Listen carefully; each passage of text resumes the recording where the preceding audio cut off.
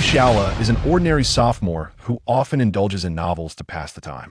His roommate recommended a popular novel titled The Path of Beast Tamers, which narrates the tale of the protagonist, Xie Shiyan, who is abandoned by his family and scorned by classmates. However, after forming a contract with his destined spirit pet, Xuanmo, he embarks on a journey of revenge, acquiring the mightiest divine dragon and ascending to the pinnacle of beast taming. Engrossed in the plot, Xiaole never anticipated that upon awakening the next day, he would find himself transformed into a mere background character from the very novel he had been reading. But what was this about awakening a cute little white cat as his spirit pet during the contract ceremony? How could he possibly survive in the ensuing narrative? Thus, Xiaole resolved to survive at all costs, determined not to become a mere cannon fodder in this story. Initially, he managed to evade the protagonist and his entourage. However, the plot began to veer off course due to a series of unforeseen events, ultimately entangling him in the protagonist's conflicts. Chapter 1. The Little White Cat at the Contract Ceremony. Xiaole was jolted awake by a piercing ringtone. Groggy, he reached out to grasp his phone on the bedside table, only to find nothing. With heavy eyelids, he opened his eyes slightly, and instead of the familiar ceiling of his dormitory, he was met with an unfamiliar off-white expanse. "Where am I?" he exclaimed, sitting upright and surveying his surroundings. The room was modest yet tidy, with a desk cluttered with thick textbooks and exam papers. Fundamentals of Beast Tamers, detailed analysis of spirit pet attributes, collection of past unified examination papers that on the wall hung a countdown poster indicating that there were 98 days until the National Beast Tamer examination. Beast Tamer? College entrance examination? A buzzing sensation filled Xiaole's mind as fragments of memories that did not belong to him surged forth. This was a modern world akin to Earth, yet its technological advancements revolved around beast taming. Humans formed contracts with extraordinary creatures known as spirit pets, living and fighting alongside them. Becoming a beast tamer was a symbol of social status and strength. And he, Xiaole, was an 18-year-old student in Class 7 of the 3rd High School of Nanjing. His parents were ordinary researchers, and his family was a modest means. His academic performance was average, and his personality, well, the memories of the original owner suggested he was somewhat introverted with a faint presence. Wasn't this the world depicted in the popular novel The Path of Beast Tamers that he had stayed up all night reading? He had become a nameless background character who scarcely appeared in the story. Damn it! Xiaole couldn't help but curse, massaging his throbbing temples. The novel recommended by his roommate had captivated him. The protagonist, Xie Shiyan, had risen from being an abandoned misfit to contracting a true dragon, slapping countless antagonists in the face, ultimately reaching the zenith of beast taming. Yet he had no desire to be part of this narrative, especially not as a character with barely any lines. Xiaole, hurry up. Today is the contract awakening ceremony. If you're late, you'll have the old teacher to answer to. A somewhat familiar male voice called from outside, accompanied by impatient knocking. The contract awakening ceremony. This had been mentioned in the novel as the most significant day for every senior student, where they would attempt to form a primary contract with a resonating spirit pet at the spring of contracts within the school's secret realm. On this very day, Xie Shiyan had contracted the seemingly unremarkable Xuanmo, which actually possessed true dragon blood, initiating his path of revenge. Xiaole hastily climbed out of bed, donning the neatly folded blue and white school uniform with a Nanjing 3rd High emblem embroidered on the left chest. Gazing into the mirror at the familiar face, Xiaole was momentarily startled to find himself still in this body. The youth had fairly delicate features, his hair slightly tousled, and his eyes reflected a mix of the bewilderment belonging to sophomore Xiaole and a hint of the naivety of senior Xiaole. I need to see. He took a deep breath, striving to calm his racing heart. Since he had been transported here, avoiding the situation was futile. According to the plot, today would be the day. Xie Shiyan shone brightly, while someone like him, a mere background character, would likely contract a nondescript spirit pet and continue living an unremarkable life. As long as he could remain inconspicuous and steer clear of the main storyline, he should be able to survive, right? At Nanjing 3rd High, in the secret realm of the Back Mountain. The spring of contracts was situated in a small valley shrouded in a faint mist, the water appearing a peculiar milky white, shimmering with tiny stars. The 7 classes of seniors, nearly 400 students, lined up by class, the atmosphere solemn yet tinged with an uncontainable excitement and tension. Xiaole stood in the back row of Class 7, his gaze inadvertently drifting toward the front of Class 1. There stood a tall, sharp-featured youth, seemingly isolated by an invisible barrier, with other students keeping their distance, their eyes filled with disdain or pity. Xie Shiyan. Even from a distance, Xiaole recognized him. As described in the novel, despite his dire circumstances, he maintained an upright posture, with eyes reflecting defiance and determination.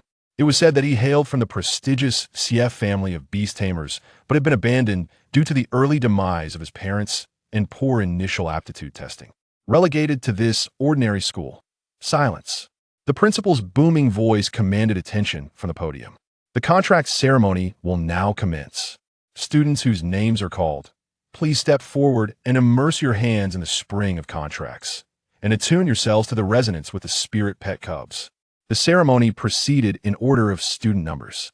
One by one, students approached the spring, dipping their hands into the water. Some quickly displayed expressions of delight as the water shimmered, and ripples emerged, summoning various spirit pet cubs, fluffy-tailed rabbits, fiery sparrows, armored turtles, and wind-blade mantises.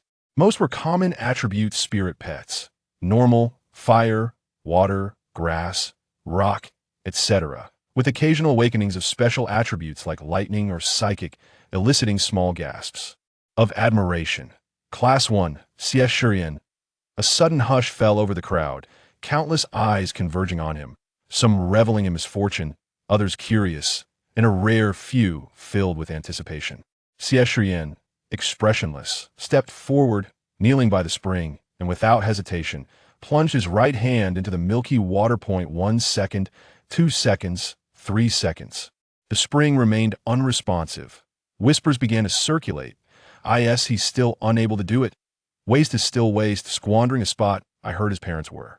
Xie Shiyan's lips pressed into a thin line, his fingers turning slightly pale from exertion. Just then, a burst of rich, inky light erupted from the center of the spring. The glow was not bright, but rather absorbed the surrounding light, revealing dark golden veins flowing within, emanating a chilling and dangerous aura. Is this a mutated attribute, dark attribute, or poison?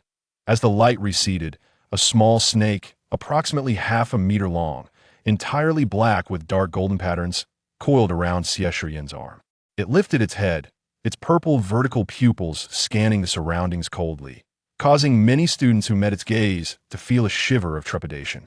Name: Shadow Snake, mutated type. Attributes: dark, poison, special dual attributes. Potential: S, possesses true dragon blood. Level: early juvenile stage. Skills: Shadow Strike, beginner. Venomous Bite, beginner. Xiaole was taken aback as lines of clear subtitles automatically appeared before his eyes. A moment of astonishment followed, and then a surge of elation. Was this his golden finger? The ability to perceive spirit pet information? How wonderful! This was undoubtedly a life-saving skill. The teacher, guiding Xie Shiyan, scanned the small snake with a device in hand, then announced, Shadow Snake, mutated type, dark and poison dual attributes. The leaders and teachers on stage exchanged astonished glances, their voices lowered in conversation. Dual attributes were already rare, and the combination of dark and poison was exceedingly uncommon and powerful in combat. Xie Shiyan's previous poor aptitude testing was likely due to the testing equipment's inability to accurately detect such a special mutated attribute. As he stroked the small snake, now named Xuanmo, a faint smile, belonging to a victor, graced his lips. He rose, and with poise, returned to his place amidst the various gazes. In that moment, the shadows surrounding him seemed to dissipate significantly. Xiaole silently withdrew his gaze. The protagonist began to shine, and as an inconspicuous bystander, he could only pray for a somewhat useful spirit pet, even if it was merely one that could assist in fetching packages. Class 7, Xiaole. It was his turn.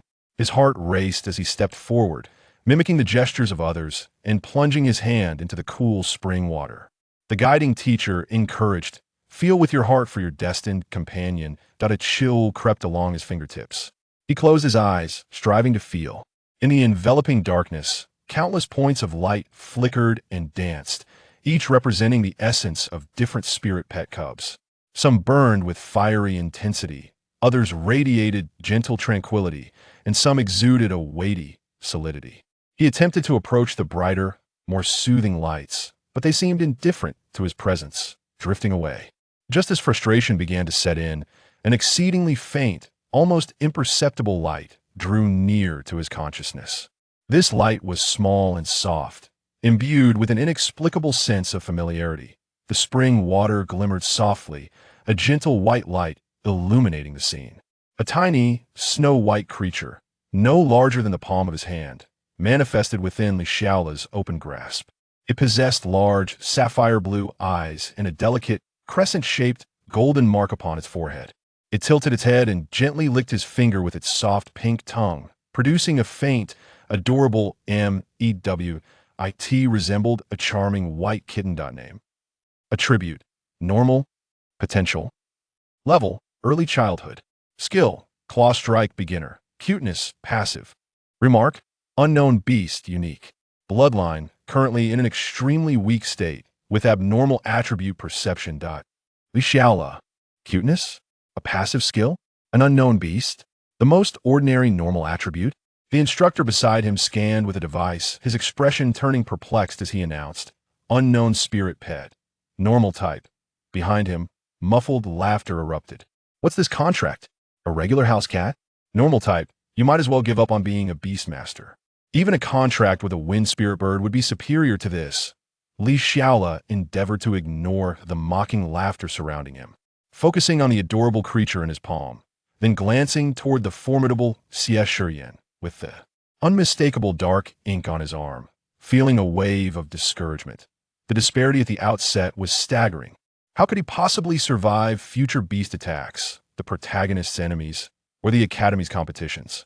The little creature seemed to sense the beast master's dismay and mewed softly, nuzzling his finger with its head, its blue eyes glistening with dependence. "Well, since you have chosen me," Xiaole sighed, forcing a smile as he gently stroked the little creature's head.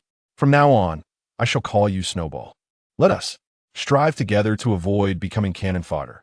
Snowball comfortably squinted its eyes, purring softly. The ceremony continued. Soon, another name captured Xiaole's attention.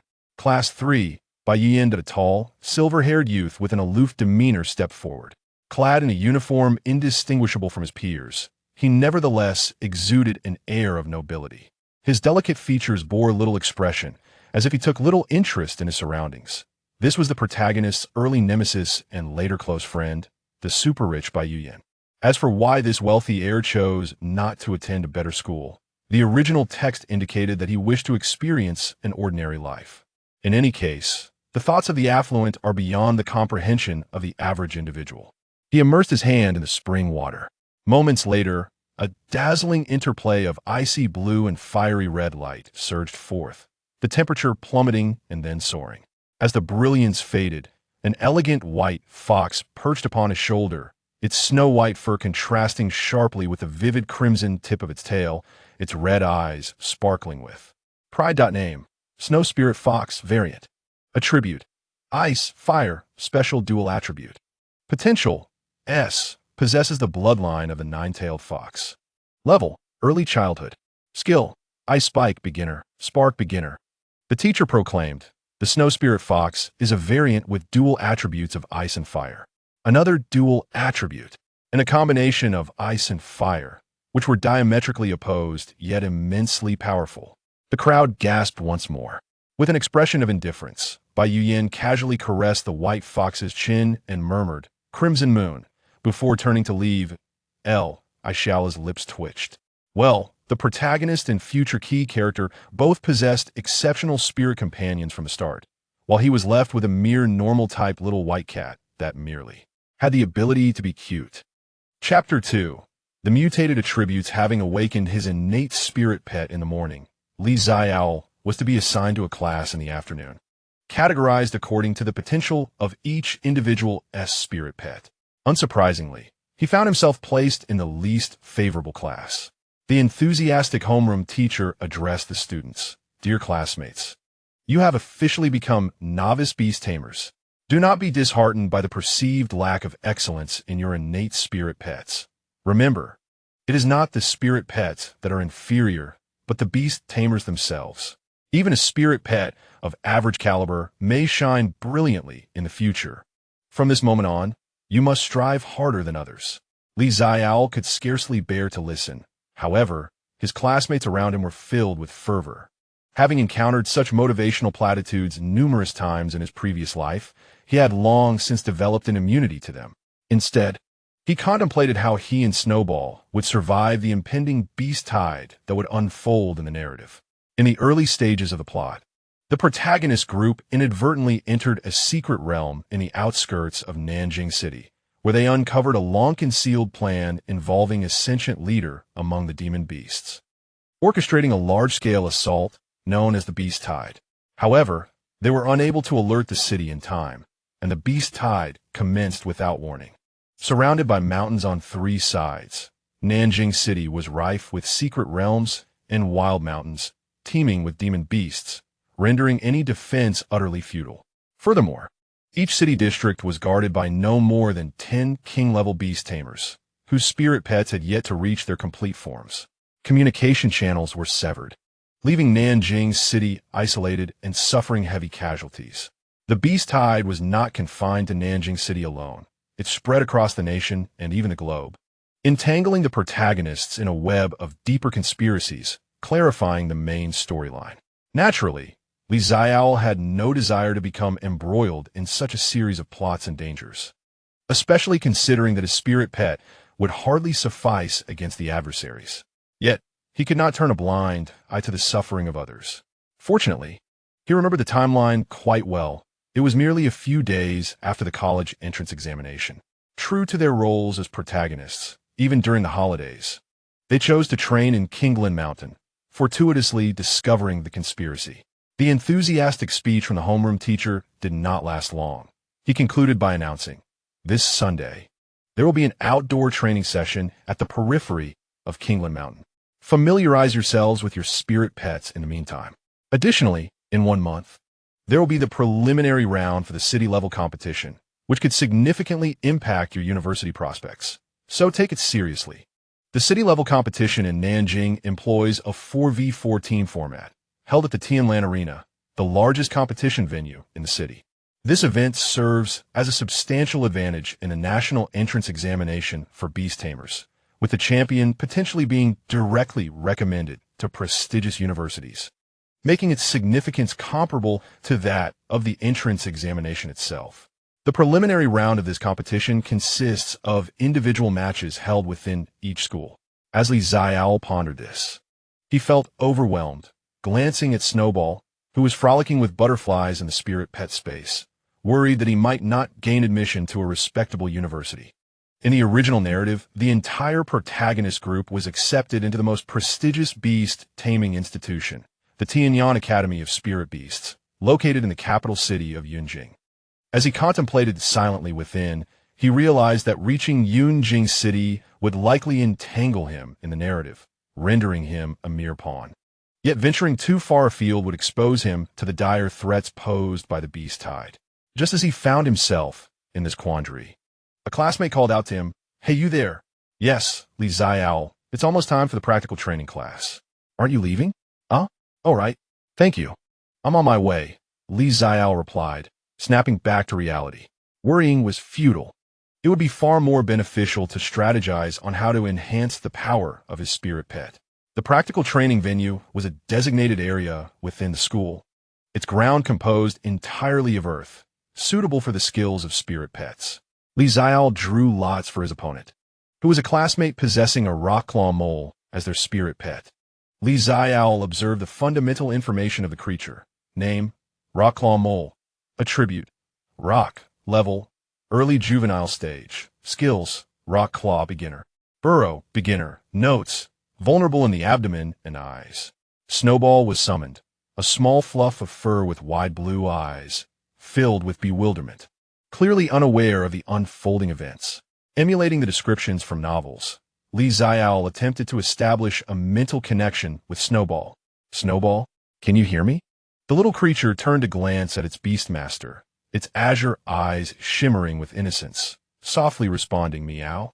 Xiaole was momentarily taken aback by Snowball's adorably passive reaction, and then instructed its weaknesses lie in the abdomen and eyes. Aim for those spots. Remember, it's all right if we can't win. Safety is paramount. Snowball acknowledged with another meow, its demeanor shifting to one of fierce determination, body coiled and poised for attack. The supervising teacher laid down the battle requirements. If one side were to lose its ability to act, the match must cease immediately. Direct commands for spirit pets to attack the opposing beastmaster were strictly prohibited. As the signal to begin was given, the opponent swiftly commanded Little Rock, use burrow. The Rocklaw mole promptly burrowed underground, leaving Snowball on high alert, scanning its surroundings. Suddenly, the ground beneath him trembled. Now use Rocklaw. Xiaole reacted instantly, shouting Snowball, quickly dodge. Fortunately, Snowball's small stature granted it remarkable agility, allowing it to leap aside while retaliating with a swipe, striking the Rocklaw mole squarely in the eye. Xiaole was pleasantly surprised by Snowball's remarkable reflexes and considerable attack power.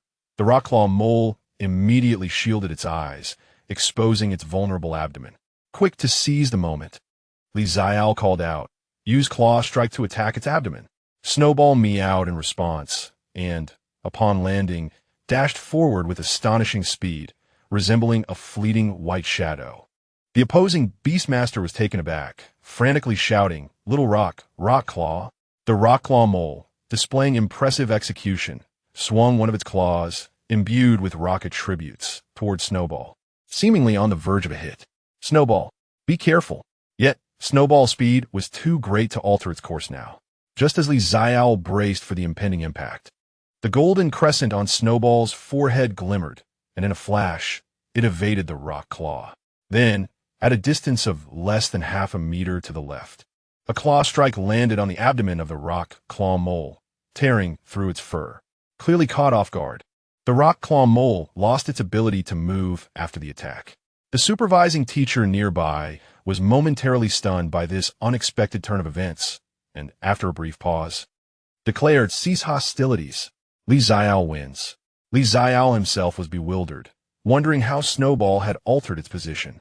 He glanced at Snowball, who had returned to his side and was now sitting on the ground licking its paws, and he noticed a remarkable change in the introduction subtitle before him. Name?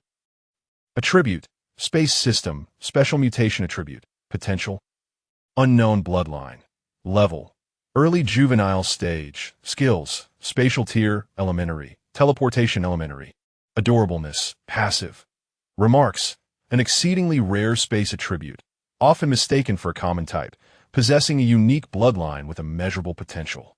The Claw Strike skill has transformed into Spatial Tier. Xiaole was taken aback. The Space System, among the rarest attributes in the original story, the Special Mutation Attributes. The Space and Time attributes were the most formidable as they harnessed the power of laws. Any creature with a space attribute could potentially become a dominant force in the future. Xiaole had not anticipated that Snowball was not only formidable, but also possessed fearsome potential. Sitting on the ground, Snowball seemed to sense its owner's emotions. Looking up, and with a gentle leap, landed in Xiaole's arms, nuzzling against his chest as if to say, I did well, didn't I? Coming to his senses, he patted Snowball's fluffy head, his heart a tumult of emotions. While its strength could certainly ensure survival, it also meant a greater likelihood of being embroiled in the unfolding narrative. Therefore, he resolved that Snowball's abilities must remain concealed from others. With this thought, he hastened his steps to leave. However, the supervising teacher, having worked for many years, could not have overlooked Snowball's anomaly. She intercepted Xiaole and inquired, Student, what about your cat? Xiaole immediately interjected. Snowball is incredibly swift. It possesses an acceleration skill. He then turned and departed, not daring to look back. For the remainder of the class, he used Snowball's exhaustion as an excuse to find a secluded corner to sit in. He held Snowball up to his face, gazing into its deep, ocean blue eyes, and whispered, "What exactly are you?" Snowball, unable to comprehend its owner's complex thoughts, tilted its small head and let out an adorable meow.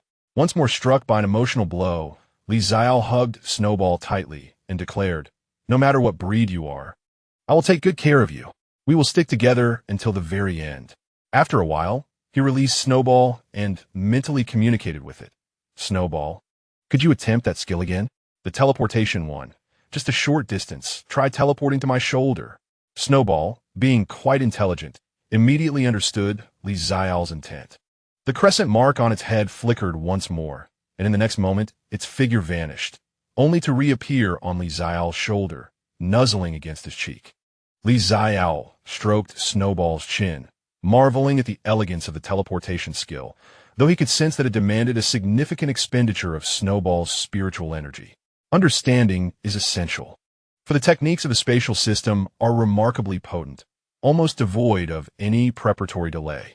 Upon returning to the dormitory after classes, Xiaole released the Snowball from the spirit pet space. Since his transmigration, the sole source of solace has been the realization that individuals endowed with the talent of beast masters are scarce, resulting in a limited number of students at the Beast Taming Academy. Consequently, the dormitories accommodate 2 individuals per room, and due to the abrupt withdrawal of his roommate from memory, he resides alone, which greatly benefits Xiaole. As for the spirit pet space, it is in subspace that every beast master acquires upon awakening their destined spirit pet. Within this realm, spirit pets can recuperate their stamina more swiftly, and it provides an environment ideally suited for their existence. Should there be multiple spirit pets, the space would be partitioned into distinct areas for their respective use. With the dormitory to himself, Xiaole cheerfully remarked, "Snowball, let us see you utilize the space tier." Obediently, Snowball extended its sharp claws, shimmering with a faint silver light. A swift motion caused the space to rend open, revealing a terrifying abyss of black. "Goodness, impressive indeed, Snowball." Xiaole could not help but ruffle the little creature's head, to which Snowball responded with a joyful meow. Xiaole fed Snowball the juvenile spirit pet food provided by the school, which the little one relished. Observing carefully, he noted that the creature was growing at an astonishing rate. This morning, it had nestled in the palm of his hand, and by evening, it had reached the size of an ordinary domestic cat. As night deepened, Xiaole lay upon his bed, his heart still fluttering with unease, pondering whether he could escape the fate of being cannon fodder. He cast a glance at Snowball, curled up and soundly asleep beside him, which brought him a modicum of comfort before he succumbed to slumber. Chapter 3. Practical Training at Kingland Mountain, Part 1. In the ensuing days, Xiaole experienced a blend of fulfillment and anxiety. He refrained from practicing Snowball skills excessively at the school as public training grounds, fearing that others might discern the truth. Fortunately, the dormitory afforded ample privacy. Each day after classes, he conducted fundamental training with Snowball within the confines of their room. He discovered that Snowball possessed an impressive capacity for learning. In just 3 short days, it could now reliably control the distance and direction of its teleportation, reaching up to approximately 5 meters, though it would exhibit noticeable fatigue after 3 consecutive uses. The potency of the space tier was equally astonishing. Xiaole procured several thick rubber blocks from the training grounds as targets. When Snowball struck, the rubber was not merely slashed into deep grooves. Rather, it appeared to be severed by some unseen force, leaving an eerily smooth edge. The expenditure of energy is still quite significant, Xiaole noted while recording data, stroking Snowball's head. Using the space tier once depletes nearly all your spiritual energy. With a soft meow, Snowball nudged his hand, signaling its determination to strive harder. Besides skill training, Xiaole seized the opportunity to augment his understanding of this world's knowledge. Although the memories of the original owner had merged, the theoretical knowledge regarding beast mastery remained tenuous. He unearthed the thick tomes, beginning with the foundational text, an analysis of spirit pet energy circuits. The beast mastery system in this realm is remarkably sophisticated, Spirit pets harness innate energy circuits within their bodies to channel elemental energy and execute various skills. The role of a beast master extends beyond merely commanding battles. It is of paramount importance to nurture the energy circuits of their spirit companions through the cultivation of mental prowess. This connection facilitates the growth of these companions while enabling the sharing of spiritual energy. Although beast masters possess their own spiritual strength, it cannot be wielded directly for offensive purposes. Rather, it serves to replenish the energy consumed by their companions. It is no wonder that the rank of a beast master is intrinsically linked to the level of their spirit companion. Xiaole pondered thoughtfully, realizing that a novice beast master corresponds to the juvenile and early growth stages of a spirit companion. Only when a beast master ascends to the intermediate level, with sufficiently formidable mental strength, can they support their companion in advancing through the later growth phases. Presently, he could barely be considered a novice among the entry-level beast masters, possessing just enough mental fortitude to engage in rudimentary communication with Snowball, and the efficiency of their energy sharing was rather limited. According to the literature, this necessitates extensive practice and practical experience. Before he knew it, Saturday had arrived, marking the eve of their outdoor training. Xiaole went to the school supply center to collect his basic equipment. Each student participating in the training received a wilderness survival kit, which contained a durable camouflage training outfit, a pair of reinforced boots, a basic first aid kit, 3 bottles of elementary energy recovery potions, a pack of compressed rations, and a water bottle. Classmate, what is the attribute of your spirit companion? Do you require specialized protective gear? Inquired the teacher, distributing the supplies casually. General type, Xiaole replied, maintaining his composure. No special protection is necessary. The teacher glanced at him, marked the general type on the registration form, and added as he handed over the backpack. Although the perimeter of Kingland Mountain is relatively safe, there are still many wild juvenile beasts. The general type lacks attribute advantages, so be particularly cautious when encountering aggressive creatures. Do not engage recklessly. Thank you, teacher. Xiaole accepted the backpack. He certainly had no intention of taking unnecessary risks. Survival was his utmost priority. Upon returning to his dormitory, he meticulously examined his equipment. Snowball, curious, pawed at the new boots, prompting Xiaole to lift him up. We are heading into the mountains tomorrow, Snowball, Xiaole stated solemnly. Remember, our objective is to complete the training safely, gather the required materials, and return unharmed. In the face of any danger, our first course of action is to use teleportation to escape. Do you understand? Meow. Snowball nodded vigorously, his blue eyes sparkling with eagerness. The days of training had sparked his interest in combat. Xiaole sighed. The little creature was still in its juvenile phase, brimming with curiosity, yet lacking awareness of danger. As a beast master, he had to maintain a constant state of vigilance. On Sunday morning, 7 buses gathered at the school entrance. The 3 weakest classes of the senior year, classes 5, 6, and 7, were scheduled for the same training session. With approximately 50 students in each class, along with accompanying teachers, over 100 individuals congregated at the school gate in a lively uproar. Dressed in his camouflage training outfit and carrying his backpack, Xiaole had Snowball resting within his spirit companion space to conserve energy. He stood among Class 7, striving to minimize his presence. Yet his gaze inadvertently swept across the crowd. He did not spot Xie Shiyan or Bai Yuyan. That made sense. They were in Class 1, a specialized class, and their training arrangements were likely different, perhaps venturing to a more resource-rich secret realm. This thought provided him with a slight sense of relief. At this stage, it was best to keep his distance from the main group of protagonists, or the buses. In order of classes, the leading teacher shouted through a megaphone. Xiaole boarded the bus for Class 7, selecting a window seat. As the vehicle set off, it departed the urban landscape. The towering buildings gradually dwindled, giving way to undulating hills and dense woodlands. Approximately an hour later, the bus halted at the entrance of a mountain access road. Here, a small clearing had been established, complete with a simple guard booth and fencing, marking one of the official entrances to Kingland Mountain. The students alighted in an orderly fashion, while the teachers began to organize them. Silence, bellowed Director Wong from the Academic Affairs Office, a stern-looking middle-aged man. Beside him lay a rhinoceros-like spirit companion, covered in earthy yellow armor, exuding a mature aura that intimidated all present students and their juvenile spirit companions. The outskirts of Kingland Mountain have been regularly cleared by the City Beast Tamer Association, ensuring that no mature wild beasts would normally appear. However, unforeseen incidents could occur in the wilderness at any moment. Director Wong's voice rang out powerfully. The objectives for this training mission are as follows. First, in groups, collect at least 3 different designated spirit plant samples. Second, each person must independently defeat at least 1 juvenile wild beast to obtain its beast core as proof. Third, you must return to the assembly point before nightfall. Entering unmarked areas is strictly prohibited. Form groups of 3, freely combine, and begin now.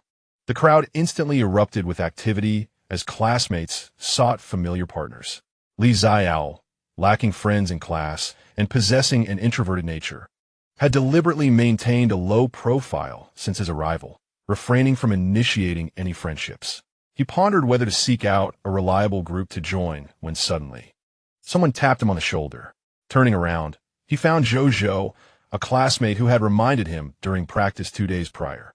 Zhou was a slightly chubby boy, whose friendly smile was disarming, and he was bonded with a grass-type vine seedling, offering decent support abilities.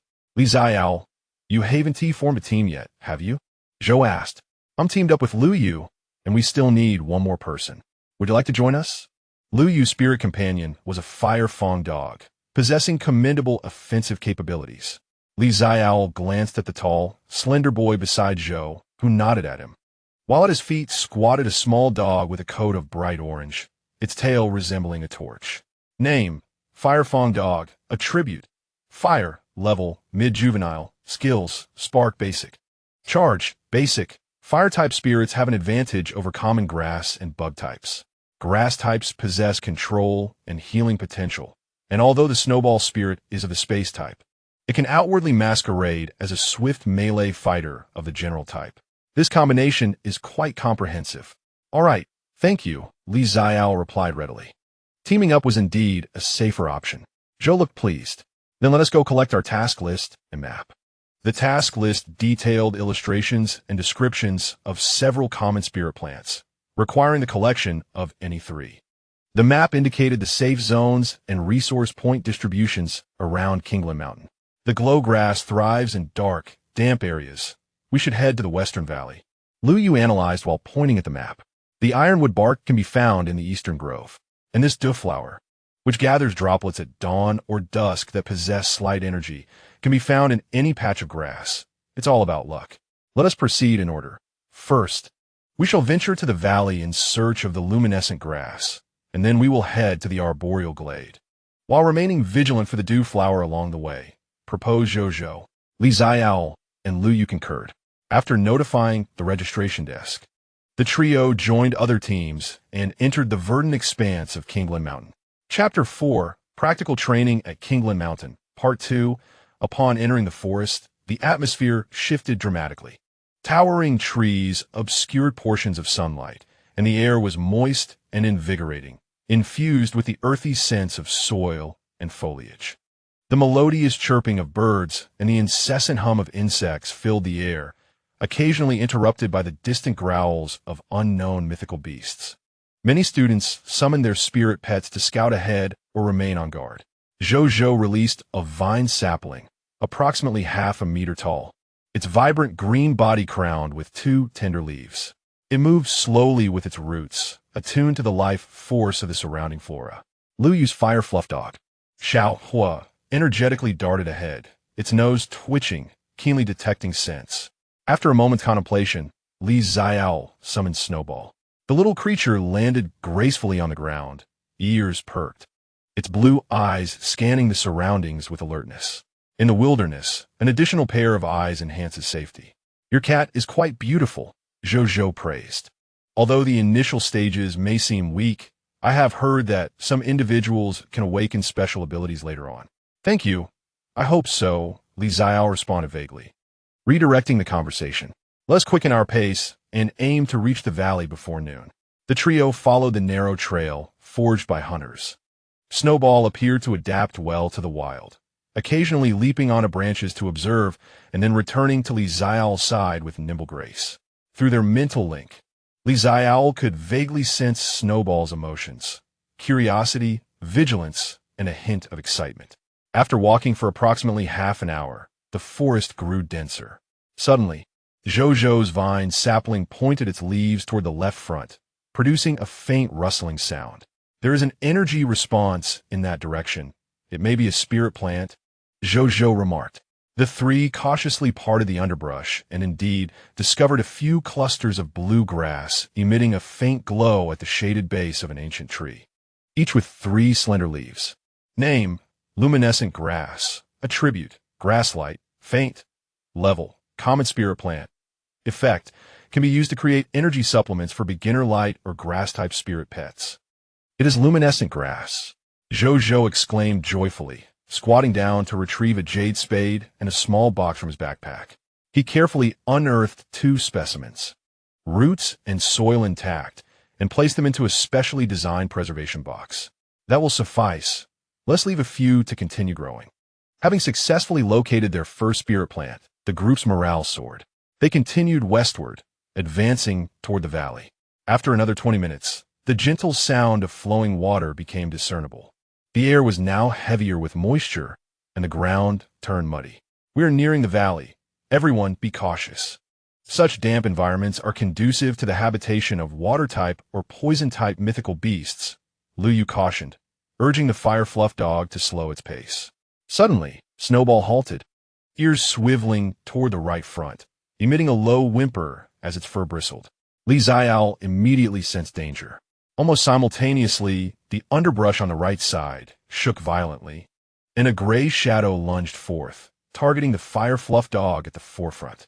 It was a creature approximately 1 meter in length, resembling a wild wolf. Yet its fur was a grayish-white akin to rock. Its fangs were sharp, and a fierce glint shone in its eyes. Name: Gray Rock Wolf. Attribute: rock. Level: late juvenile phase. Skills: rock fong, basic, charge, basic. Status: hungry, aggressive. Weaknesses: joints, abdomen, averse to water. It was the Gray Rock Wolf. Late juvenile phase. Lu Yu's expression shifted. Xiaole. Intercept with sparks. The fire sprite unleashed a fist-sized orange-red fireball aimed at the Gray Rock Wolf's face. The wolf deftly dodged by tilting its head, and the fireball struck its shoulder, leaving only a faint charred mark, proving ineffective. In terms of attributes, fire had no significant advantage over rock. Vines entangle it, Zhou commanded urgently. The vine seedlings shot out 2 slender tendrils, attempting to bind the Gray Rock Wolf's limbs. However, the wolf possessed immense strength and forcefully broke several vines with a violent struggle. Although it momentarily slowed its movements, it was not truly restrained. The Gray Rock Wolf let out a low growl and, using its powerful hind legs, lunged again, this time targeting the seemingly weakest Snowball. Snowball, evade, Xiaole urged, thinking quickly. Do not confront it directly. Use your speed to maneuver. A barely perceptible crescent flashed on Snowball's forehead as it swiftly darted sideways, narrowly avoiding the Gray Rock Wolf's pounce. The wolf missed, its claws carving deep furrows into the muddy ground. What incredible speed, Zhou marveled. Lu Yu seized the opportunity. Xiaole. Unleash a barrage of sparks to distract it. The fire sprite launched 3 or 4 small fireballs in quick succession, while they could not severely injure the Gray Rock Wolf. They struck its face and around its eyes, causing it to shake its head in irritation, closing its eyes. It fears water. Draw it toward the stream. Xie Shiyan, simultaneously issuing more specific commands to Snowball through their mental link. Snowball. Avoid using spatial rifts. It consumes too much energy. Strike at its joints, particularly the bend of its hind legs. Snowball responded with a soft meow, moving like lightning. Capitalizing on the Gray Rock Wolf's distraction from sparks, it circled to the creature's side and struck at the joint of its hind leg where the rocky armor was thinner.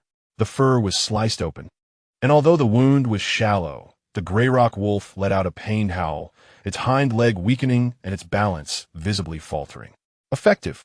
Lu Yu's eyes brightened. Xiaole. Charge at its side.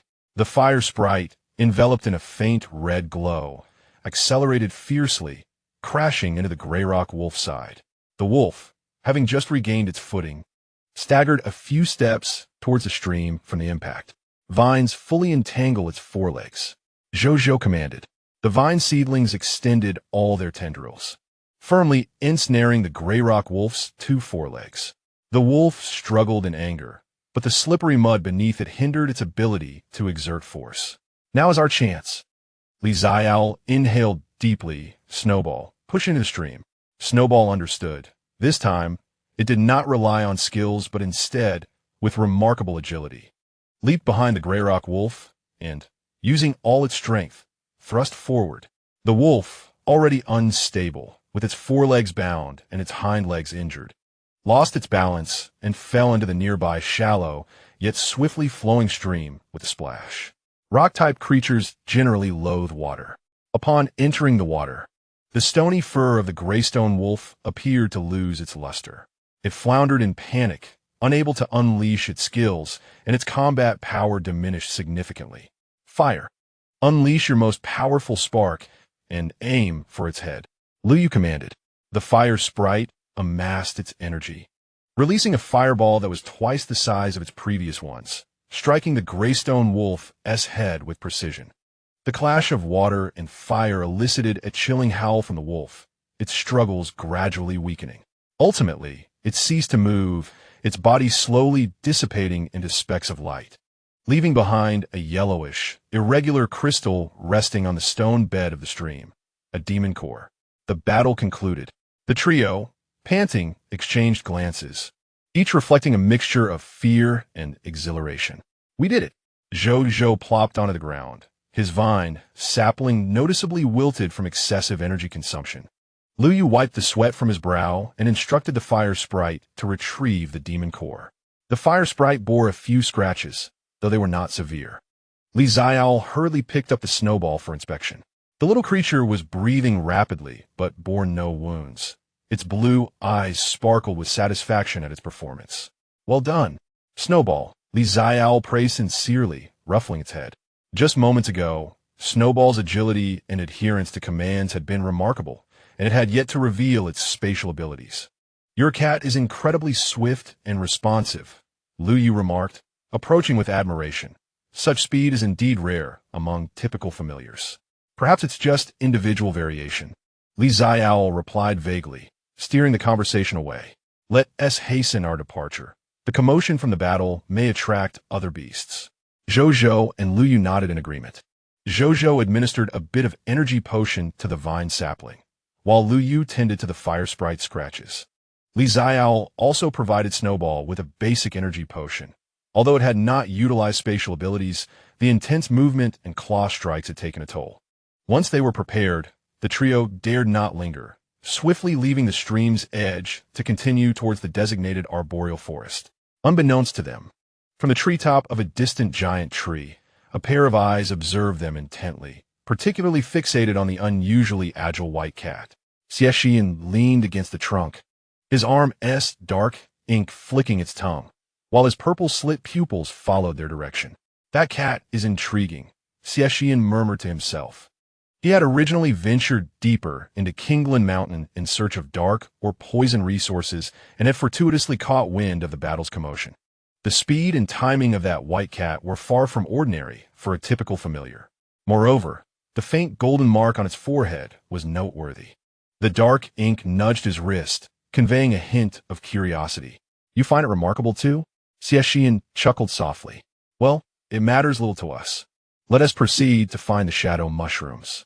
He gracefully descended the trunk, melding into the shadows of the forest, and soon vanished from sight. Meanwhile, Xiaole's group successfully reached the arboreal forest, locating the ironwood bark required for their task. On their return journey, they fortuitously discovered several dew-kissed condensation flowers nestled in a patch of grass during the twilight hours. Xiaole and Lu Yu each vanquished a rock-type and a grass-type beast, respectively.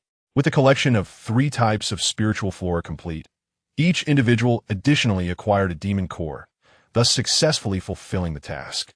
As dusk approached, the trio safely returned to the assembly point. Many groups also began to arrive, some exuberantly showcasing their harvests, while others appeared dejected, even bearing injuries. The instructors busily accounted for the participants, assessed injuries, and gathered task items.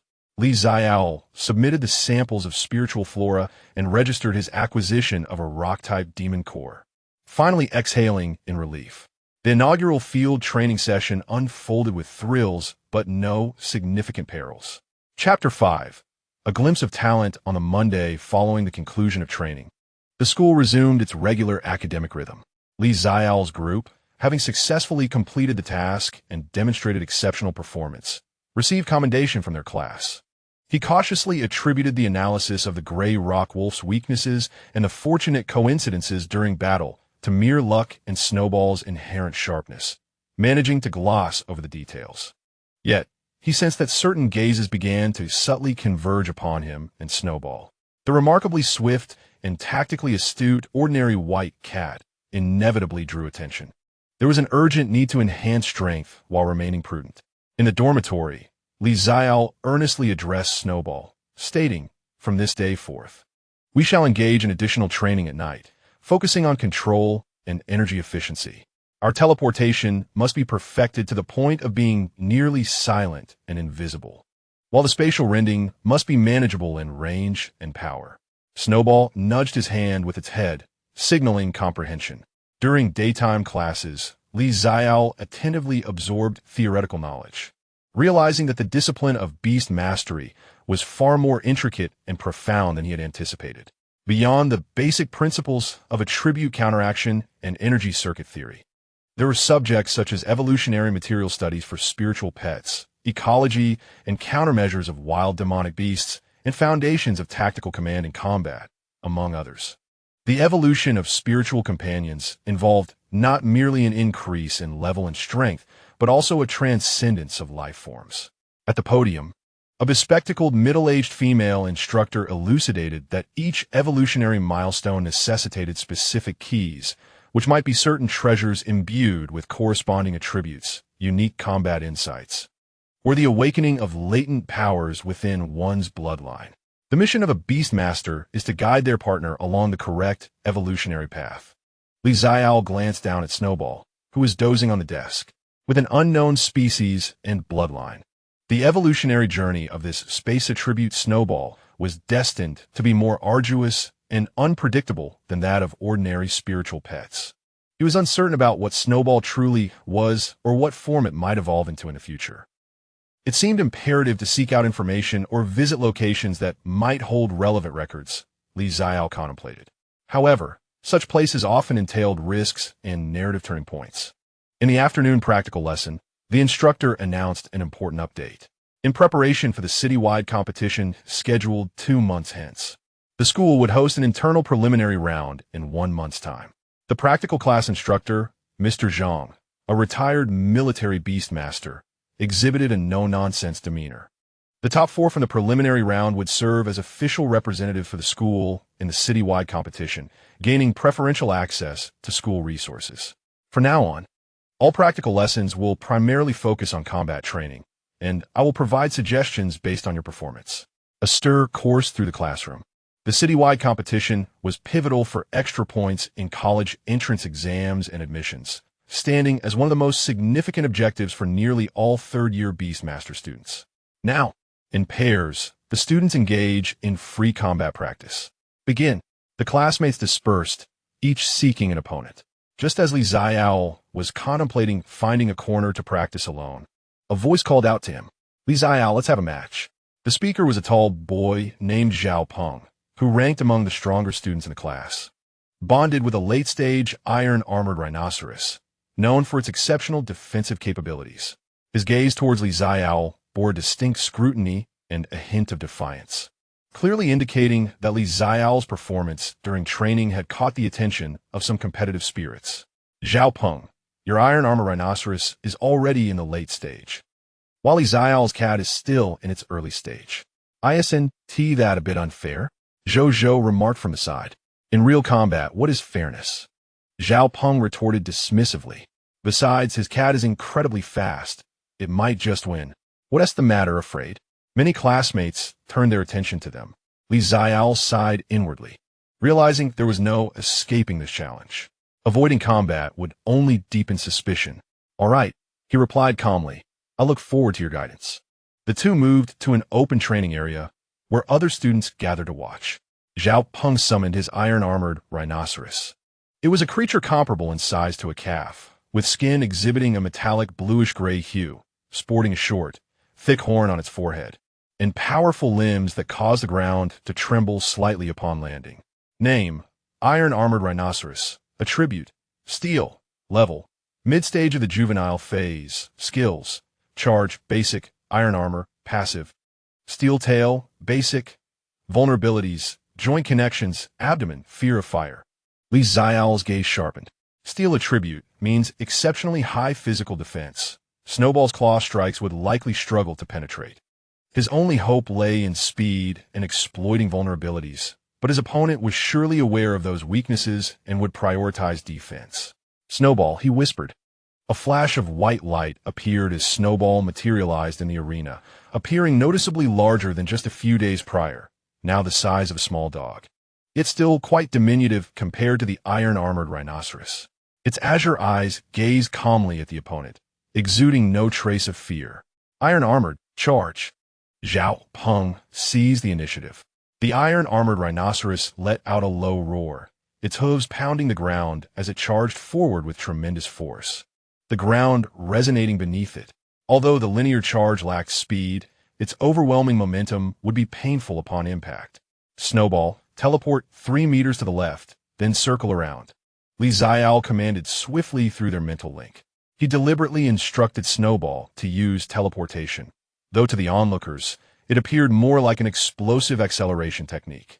The crescent mark on Snowball's forehead flickered rapidly, and its form abruptly sidestepped to the left, narrowly evading the charge path, before transforming into a white blur as it circled behind the iron-armored rhinoceros. How swift! The spectators gasped. A commendable reaction, but futile. Xiaole scoffed. Iron. Sweep with your steel tail. The iron-armored rhinoceros continued its charge, but its robust tail swung back with a metallic sheen, sweeping across a wide area behind it.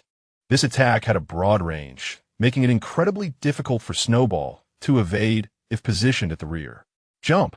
Xiaole shouted. Snowball leaped into the air, the steel tail grazing beneath its paws. However, suspended mid-air and with no leverage, it became a sitting target. Now is the time. Change direction for the charge. Xiaole seized the opportunity. The armored rhinoceros, surprisingly agile for its massive frame, abruptly halted its charge, digging its front hooves into the ground to pivot sharply, lowering its head to thrust its horn once more at the descending Snowball. Alarm surged through Xiaole and the others. However, Xiaole's gaze sharpened. The Snowball teleported to a position just above the joint of the rhinoceros's right front leg, launching a claw strike. The Snowball's form blurred in midair, reappearing directly above the knee joint of the rhinoceros's right front leg, which bore the brunt of its momentum. The joint was its relatively vulnerable point.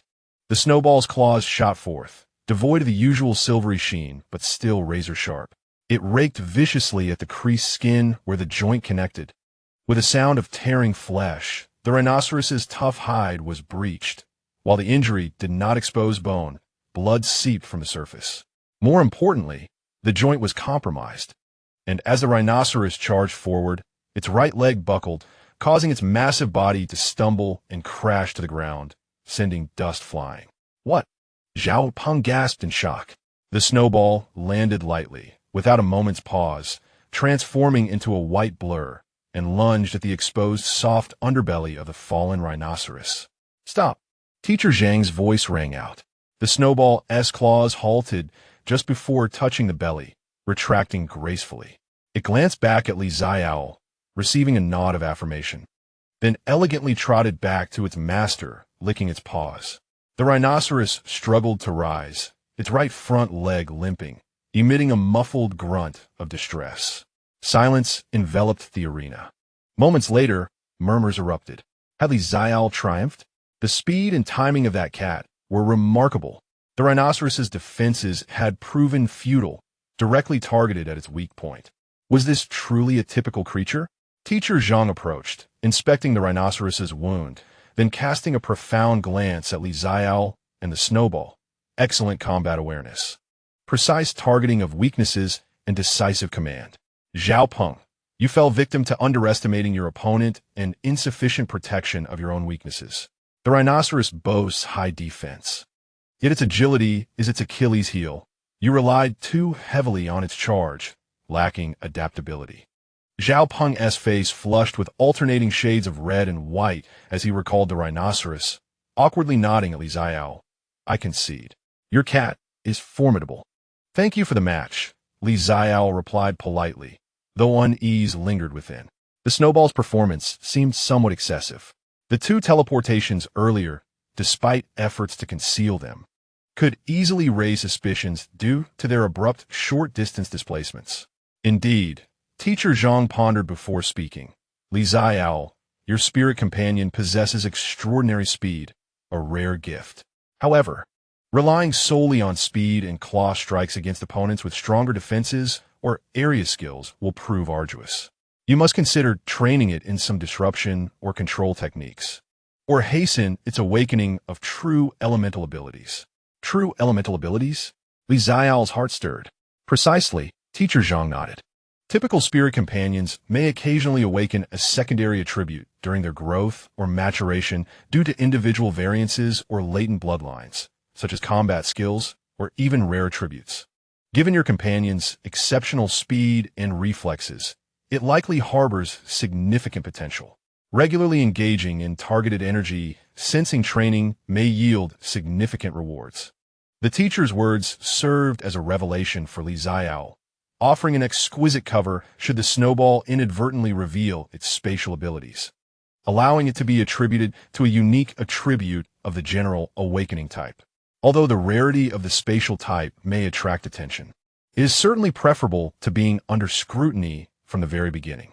Li Xiaole expressed his heartfelt gratitude to the teacher. This battle has rendered Li Xiaole well known within the class. A student with a contract for a general-type spirit pet has astonishingly defeated Xiaopeng, one of the class's top contenders. Opinions varied.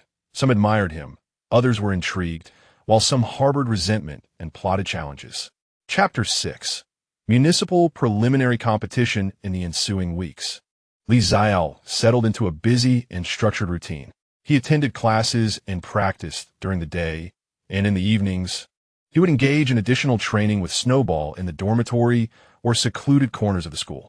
He meticulously regulated the frequency and extent to which Snowball employed spatial skills, focusing on enhancing its fundamental physical attributes, claw strike power, and the stealth and precision of its teleportation. Simultaneously, he began to consciously gather information regarding spatial types, unknown beasts, and special bloodline awakenings. The school library boasted a wealth of resources, yet records concerning rare attributes were scant and often vague. The information available online was even more chaotic, making it difficult to discern truth from falsehood. It appeared that conventional channels offered little in the way of valuable insights. Li Xiaole closed the book Rare Attribute Spirit Pets examination with a sense of disappointment. The text noted that spatial-type spirit pets are extremely rare, causing a tremendous stir upon each appearance. However, documentation regarding their specific forms, evolution paths, and ability development was virtually non-existent.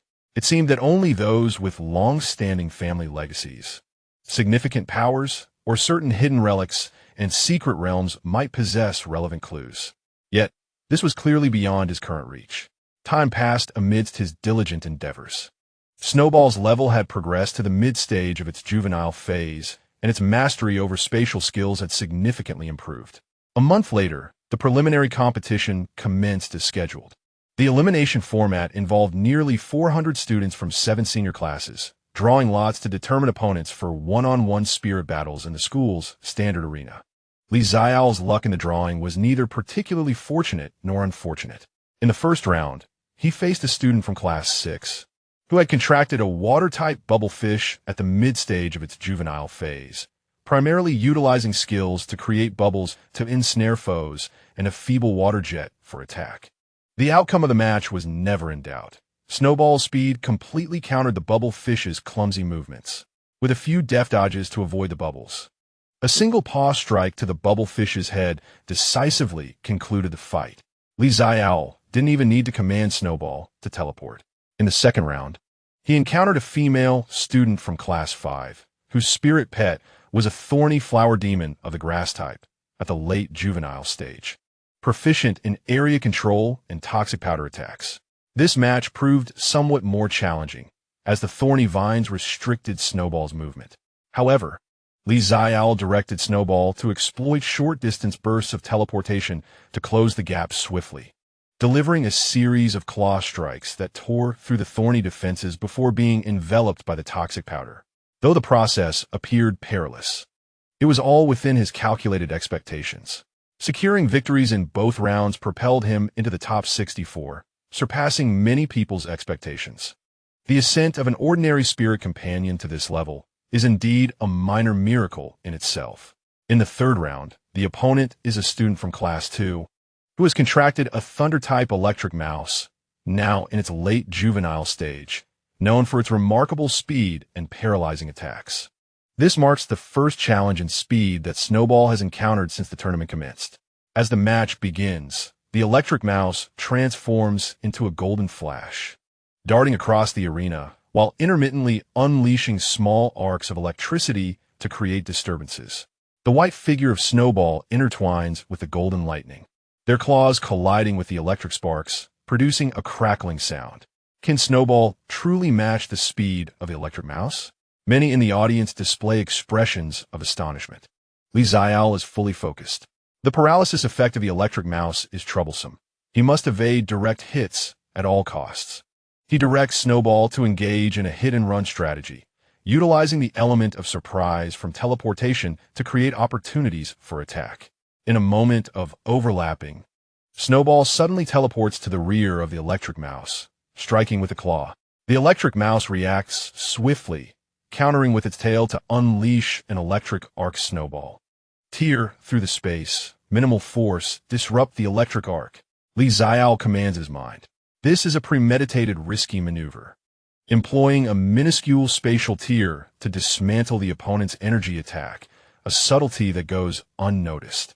The tips of Snowball's claws shimmer faintly, and in the trajectory of the incoming electric arc, it appears as if an invisible force has sliced through it, causing it to dissipate into nothingness. Snowball's momentum remains unyielding as it strikes the electric mouse. The electric mouse is sent flying. Although the injury is minor, its movements momentarily falter. Now's the time. Continuous claw strikes. Do not give a moment to breathe. Snowball shadows its opponent, claws flying. The electric mouse struggles to resist, but its rhythm is disrupted, ultimately succumbing to Snowball's claw, pinned to the ground and rendered incapable of further combat.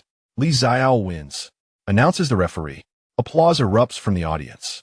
3 consecutive victories. Advancing into the top 32, Xiaole and his white feline have become the dark horse of this preliminary tournament. In the next match, Xiaole senses more inquisitive gazes upon him. That decisive claw strike that shattered the electric arc, though he attributes its effectiveness to the power of his strike, has likely drawn the attention of some discerning individuals. He resolves inwardly that he cannot afford to win again. Reaching the top 32 is already sufficiently eye-catching. Progressing further would mean encountering even stronger opponents, increasing the risks for Snowball. In the upcoming match, he must find a way to lose gracefully. However, when the draw results are announced, Xiaole is taken aback. In the next round, transitioning from 32 to 16, his opponent is Xie Shiyan. Upon seeing that name on the battle roster, Xiaole's lips twitch. Just as he feared, he has finally crossed paths with the protagonist in such an unexpected manner. This has become quite troublesome, he wryly smiles. Facing the protagonist, losing without raising suspicion becomes a monumental challenge. Moreover, Xie Shiyan possesses the dual attributes of dark and poison, making him a formidable adversary. Even if Snowball exerts its utmost effort, the outcome remains uncertain. The match is scheduled for tomorrow afternoon. That night, Xiaole finds himself unable to sleep. He lies in bed, tossing and turning as he contemplates strategies. Sensing her master's anxiety, Snowball gently hops onto the bed, curling up beside his pillow and nudging his cheek with her head. "Mew, don't worry," she seems to convey. Xiaole strokes Snowball's soft fur, sighing. "Tomorrow's opponent is exceptionally strong and quite unique. We may face defeat, but it must not be too contrived, nor should we expose our capabilities. A meticulous plan is imperative." Xuanmo appeared to grasp the situation to some extent, yet gazed at him with trust. The moonlight outside was cold and clear. Xiaole looked up at the ceiling, memories of the original narrative's descriptions of Xie Shiyan's early battles flashing through his mind. Calm, decisive, adept at leveraging both the environment and the opponent's psychology. The shadowy strikes of Xuanmo and the poisonous fangs were indeed formidable. An idea began to crystallize. Perhaps this could be the approach. Chapter 7. Confrontation with the protagonist the following afternoon. In the principal arena of the school, the match of 32-16 drew a significant crowd of faculty and students. Xiaole, the Dark Horse, faced Xie Shiyan, a dual-attribute beast master already renowned for his talent, albeit amidst controversy. The attention on this battle was palpable. Xiaole took his position on one side of the arena, inhaling deeply to steady himself. Opposite him, Xie Shiyan was already poised. The youth stood tall, his gaze sharp. A dark serpent coiled around his arm, its purple slit pupils coldly scrutinizing him. Their eyes met for a fleeting moment. A hint of faint puzzlement flickered in Xie Shiyan's eyes, quickly replaced by a surge of battle intent. Both sides prepared. The referee raised his hand. Xiaole sumunat Xuanmo. Today, Xuanmo appeared to be in excellent form, its fur gleaming and its gaze focused. The Xuanmo serpent slithered to the ground, its form slightly expanding to over a meter in length, the dark scales glimmering in the sunlight, with dark golden patterns resembling living entities. Name, Shadow Serpent. Variant, attributes, dark.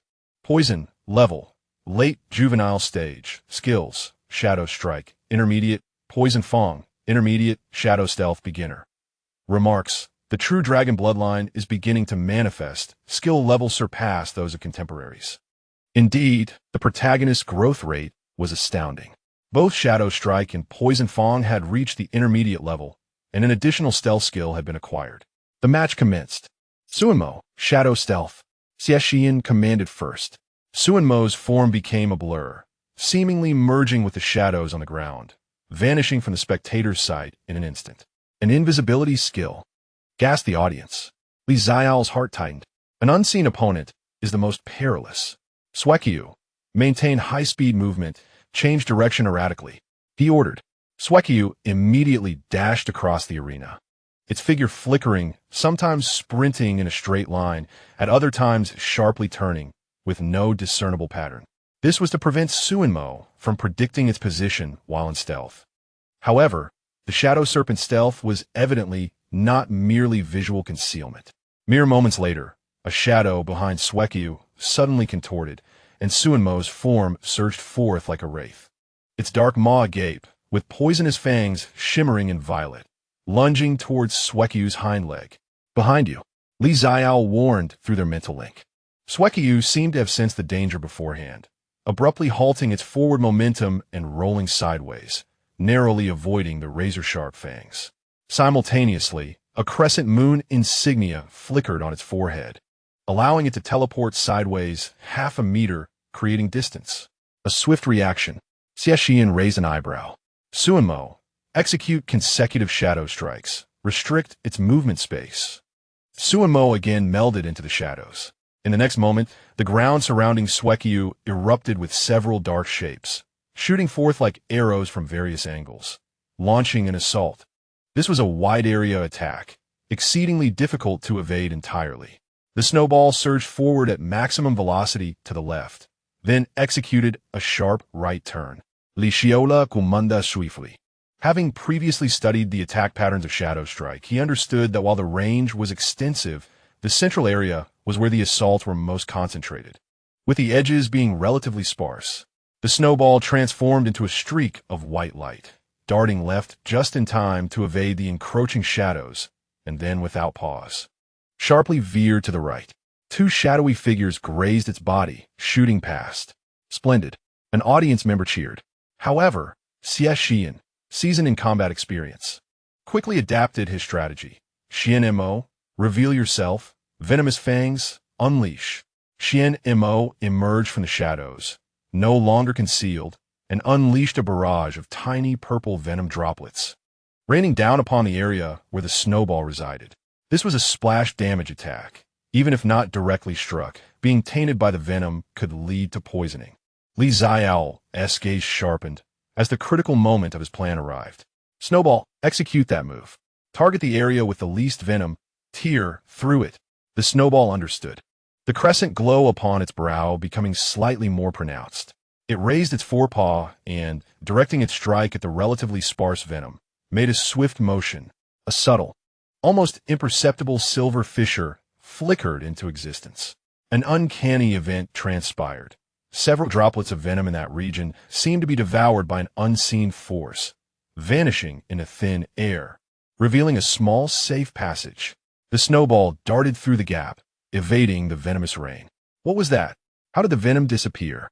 Is it a skill? Does the general category possess such abilities? The audience erupted in astonishment. The instructors also displayed expressions of uncertainty. Xie Shiyan's pupils constricted, his gaze fixed intently on the snowball. Could that spatial fluctuation be? Xiaole felt a pang of concern, fearing he had raised suspicions. He immediately shouted, "Snowball, dash forward. Claw strike." Seizing the opportunity, the snowball lunged at Xuanmo. Just as Xuanmo recovered from the brief stiffness after unleashing its skill, it attempted to evade, but was still grazed by the snowball's claws, leaving faint white marks on its scales. Xuanmo, counter with shadow strike. Xie Shiyan commanded coolly. Xuanmo's form flickered, transforming into a shadow that shot straight for the snowball. The distance was too close. The snowball couldn't fully evade and could only sidestep to block with its forepaw. Bang! The shadow collided with the white figure, sending the snowball skidding back several meters. Its forepaw trembling slightly, clearly showing signs of dark damage. Xuanmo was not unscathed either, having been scratched by the snowball, its dark energy momentarily destabilized. Now was the moment Xiaole had been waiting for. Through their mental link, he issued one final directive. The snowball staggered to a halt, seemingly poised for another attack. But suddenly its body stiffened, its movement slowed, and a look of pain crossed its face. It had been poisoned. Although it had evaded most of the venom, it seemed to have suffered a slight contamination. The venom was taking effect. The referee watched intently. Xie Shiyan furrowed his brow, sensing something amiss. He was well aware of the effects of Xuanmo's venom. If it was merely a light contamination, the onset wouldn't be this rapid or pronounced. Moreover, that disappearing venom. But the match continued. Snowball, hold on. One last attack. Xiaole urged anxiously, directing the snowball to make a feeble charge at Xuanmo. Its speed drastically reduced. Xuanmo easily dodged this sluggish assault, sweeping its tail and sending the weakened snowball crashing to the ground. The snowball struggled a couple of times, but failed to rise. Stop. Xie Shiyan wins. The referee announced immediately. Xiaole hurried on the field, cradling the weakened snowball in his arms, his face a mask of reluctance and concern. The snowball cooperatively closed its eyes, emitting faint whimpers. Xie Shiyan retracted his ink-black serpent and approached, gazing at the white cat in Xiaole's arms. After a brief silence, he quietly remarked, "Your spirit pet is quite strong." That move earlier was intriguing. A jolt of alarm coursed through Xiaole, yet he managed a wry smile. "Unfortunately, we still lost. Your shadow serpent is too formidable." Xie Shiyan said no more, merely casting a lingering look at the snowball before turning away. As Xiaole carried the snowball off the field, he felt the weight of countless gazes upon him, some sympathetic, others filled with regret, and a few inquisitive. Upon returning to the resting area, Zhou and Lu Yu gathered around him. "What a pity. You were so close." Zhou lamented. "Is your cat poisoned? Is it serious? Should we go to the infirmary?" Lu Yu inquired with concern. "It's fine. It shouldn't be severe. I'll just feed it some detoxification medicine when we get back. Xiaole replied, shaking his head. I'm already very satisfied with how far we've come. Indeed, he felt content. Losing to the protagonist was reasonable. Throughout the battle, the snowball displayed astonishing speed and reflexes, along with a claw that hinted at a special ability, showcasing its potential without being overwhelmingly powerful. Ultimately, succumbing to poison was a perfect exit. Yet, Xie Shiyan's final gaze left Xiaole feeling somewhat uneasy. It seemed the protagonist had sensed something. However, to have fought so well against Xie Shiyan, you've truly become notable, Xiaole. You and the snowball might catch the attention of universities, Zhou mused. Xiaole chuckled softly, choosing not to respond. Fame was not his desire. The preliminary rounds continued. Xiaole reached the top 32. A remarkable achievement, given that his spirit pet was of a common contract type. The school even offered a modest reward in the form of several high-quality energy potions, some monetary assistance, and internal points. Meanwhile, Xie Shiyan surged ahead, ultimately facing Bai Yuyan in the finals. The battle between ice and fire, light and poison, was spectacular. In the end, Xie Shiyan triumphed over Bai Yuyan's Crimson Moon through superior tactics and the serpent's peculiar abilities, claiming the championship of the preliminary rounds. The list of 8 students representing the school in the city-level competition was unveiled. Xie Shiyan and Bai Yuyan were at the forefront, while Xiaole, despite his defeat, was exceptionally selected as a substitute due to his outstanding performance against Xie Shiyan. Substitute? Xiaole was taken aback upon receiving the notification. Yes, there are 4 formal members and 4 substitutes. You are one of the substitutes, the homeroom teacher explained. The potential and combat skill demonstrated by your spirit pet have gained the judge's approval. Prepare well. The city-level competition is a team format, and substitutes also have the opportunity to participate. Xiaole felt a desire to refuse, but could not find a suitable reason. Moreover, being a substitute meant less exposure to risk, perhaps even a chance to gather intelligence for future beast tides. Well then, a substitute it is, he reluctantly accepted. At least, as a substitute, the pressure would be slightly lessened. The city-level competition was set to take place in a month, leaving little time to prepare.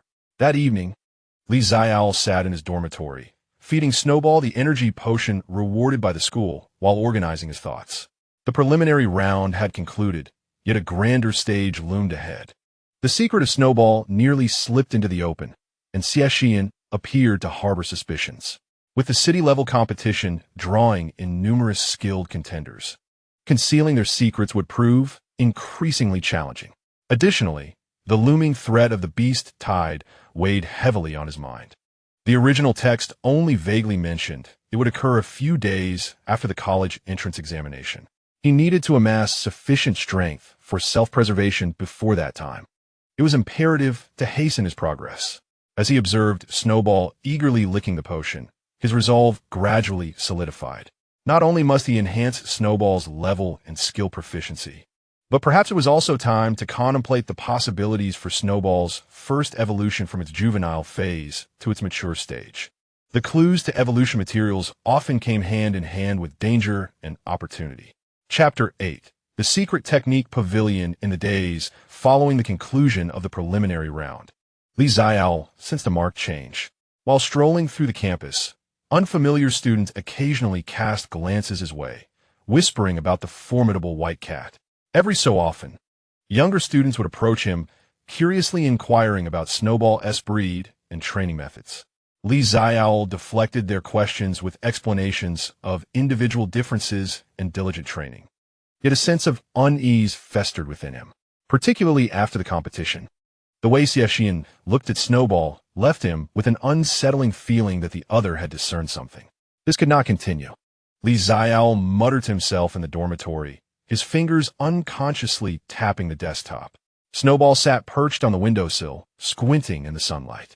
The warm afternoon rays streamed through the glass, illuminating its snow-white fur, while the crescent-shaped mark on its forehead shimmered with a faint golden hue. The little creature had grown significantly since their initial contract, now resembling a medium-sized dog, with smooth lines and well-defined muscles. Name? Attribute. Spatial system. Special mutation attribute. Potential. Unknown bloodline. Level. Mid-juvenile phase peak. Skills. Spatial tier, beginner proficient. Teleportation, beginner mastery. Cuteness, passive. Notes. Spatial control is gradually improving, enhancing distance and precision in teleportation. The latent power within its bloodline is slowly awakening. Gazing at the floating text before him, Xiaole fell into contemplation. Snowball was maturing rapidly, and its skill proficiency was steadily advancing. However, there remained a considerable distance to traverse before reaching the first evolution threshold from juvenile to mature phase. According to the prevailing norms of this world, a spirit creature must meet 3 conditions to transition from juvenile to mature phase, reaching the peak of the late juvenile level, stabilizing and maturing its energy circuit, and, most crucially, obtaining the evolution key. This so-called evolution key could entail a specific material, a particular environmental stimulus, or a transformation triggered by bloodline resonance. For a creature like Snowball, with its unknown breed and bloodline, the path to evolution was shrouded in mystery. Knock, knock, knock. The sound of knocking interrupted Xiaole's reverie. Come in. The door swung open, revealing his homeroom teacher, Mr. Li, who entered holding a folder. Mr. Li? Xiaole quickly rose. Please take a seat. Mr. Li waved his hand, pulling out a chair for himself as he settled down. I'd like to discuss the city-level competition with you. Xiaole's heart tightened, yet he maintained a facade of calm. Please speak, teacher. Your performance in the preliminary round has garnered considerable attention, Teacher Li stated forthrightly, especially in your match against Xie Shiyan. Although you lost, the combat prowess and potential of your spirit pet were noted by the school's higher-ups. Thank you for the school's acknowledgement, Xiaole replied cautiously. Thus, after deliberation, the school has decided to provide you with additional resource support. Teacher Li extracted a list from his folder. Here is the list, which includes 3 intermediate energy potions, 2 wind, attribute demon cores for accelerated training, and an opportunity to enter the school's secret skill pavilion to select skills for study. Xiaole took the list, astonished. Such resources were exceedingly generous for an ordinary student. The secret skill pavilion? He noted, intrigued by the final item. Indeed, it is a special place that houses various methods for learning spirit pet skills, Teacher Li elucidated. Typically, only formal team members are eligible for entry. As a substitute, you would not ordinarily qualify. However, given your unique circumstances, the principal has granted you this opportunity. Unique circumstances? Teacher Li cast a meaningful glance at Xuanmo. Your spirit pet is likely not purely of the general type, is it? Xiaole's heart skipped a beat as he endeavored to maintain his composure. Are you suggesting? Do not be alarmed, Teacher Li chuckled lightly. I'm not here to interrogate you.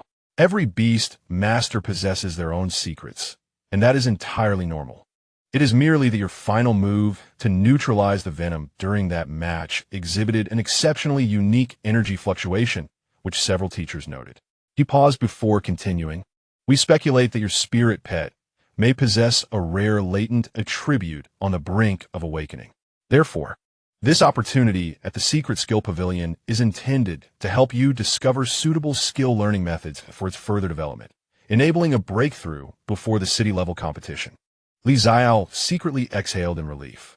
The teacher's mistaking spatial fluctuations for a latent attribute awakening served as a splendid cover. Thank you to the school. I will make the most of this opportunity, he expressed sincerely. Good, Teacher Li rose. The Secret Skill Pavilion will open tomorrow afternoon. Just bring your student ID. Additionally, before the city-level competition, all 8 team members and substitutes will undergo training together. I will share the schedule in the group. Prepare well.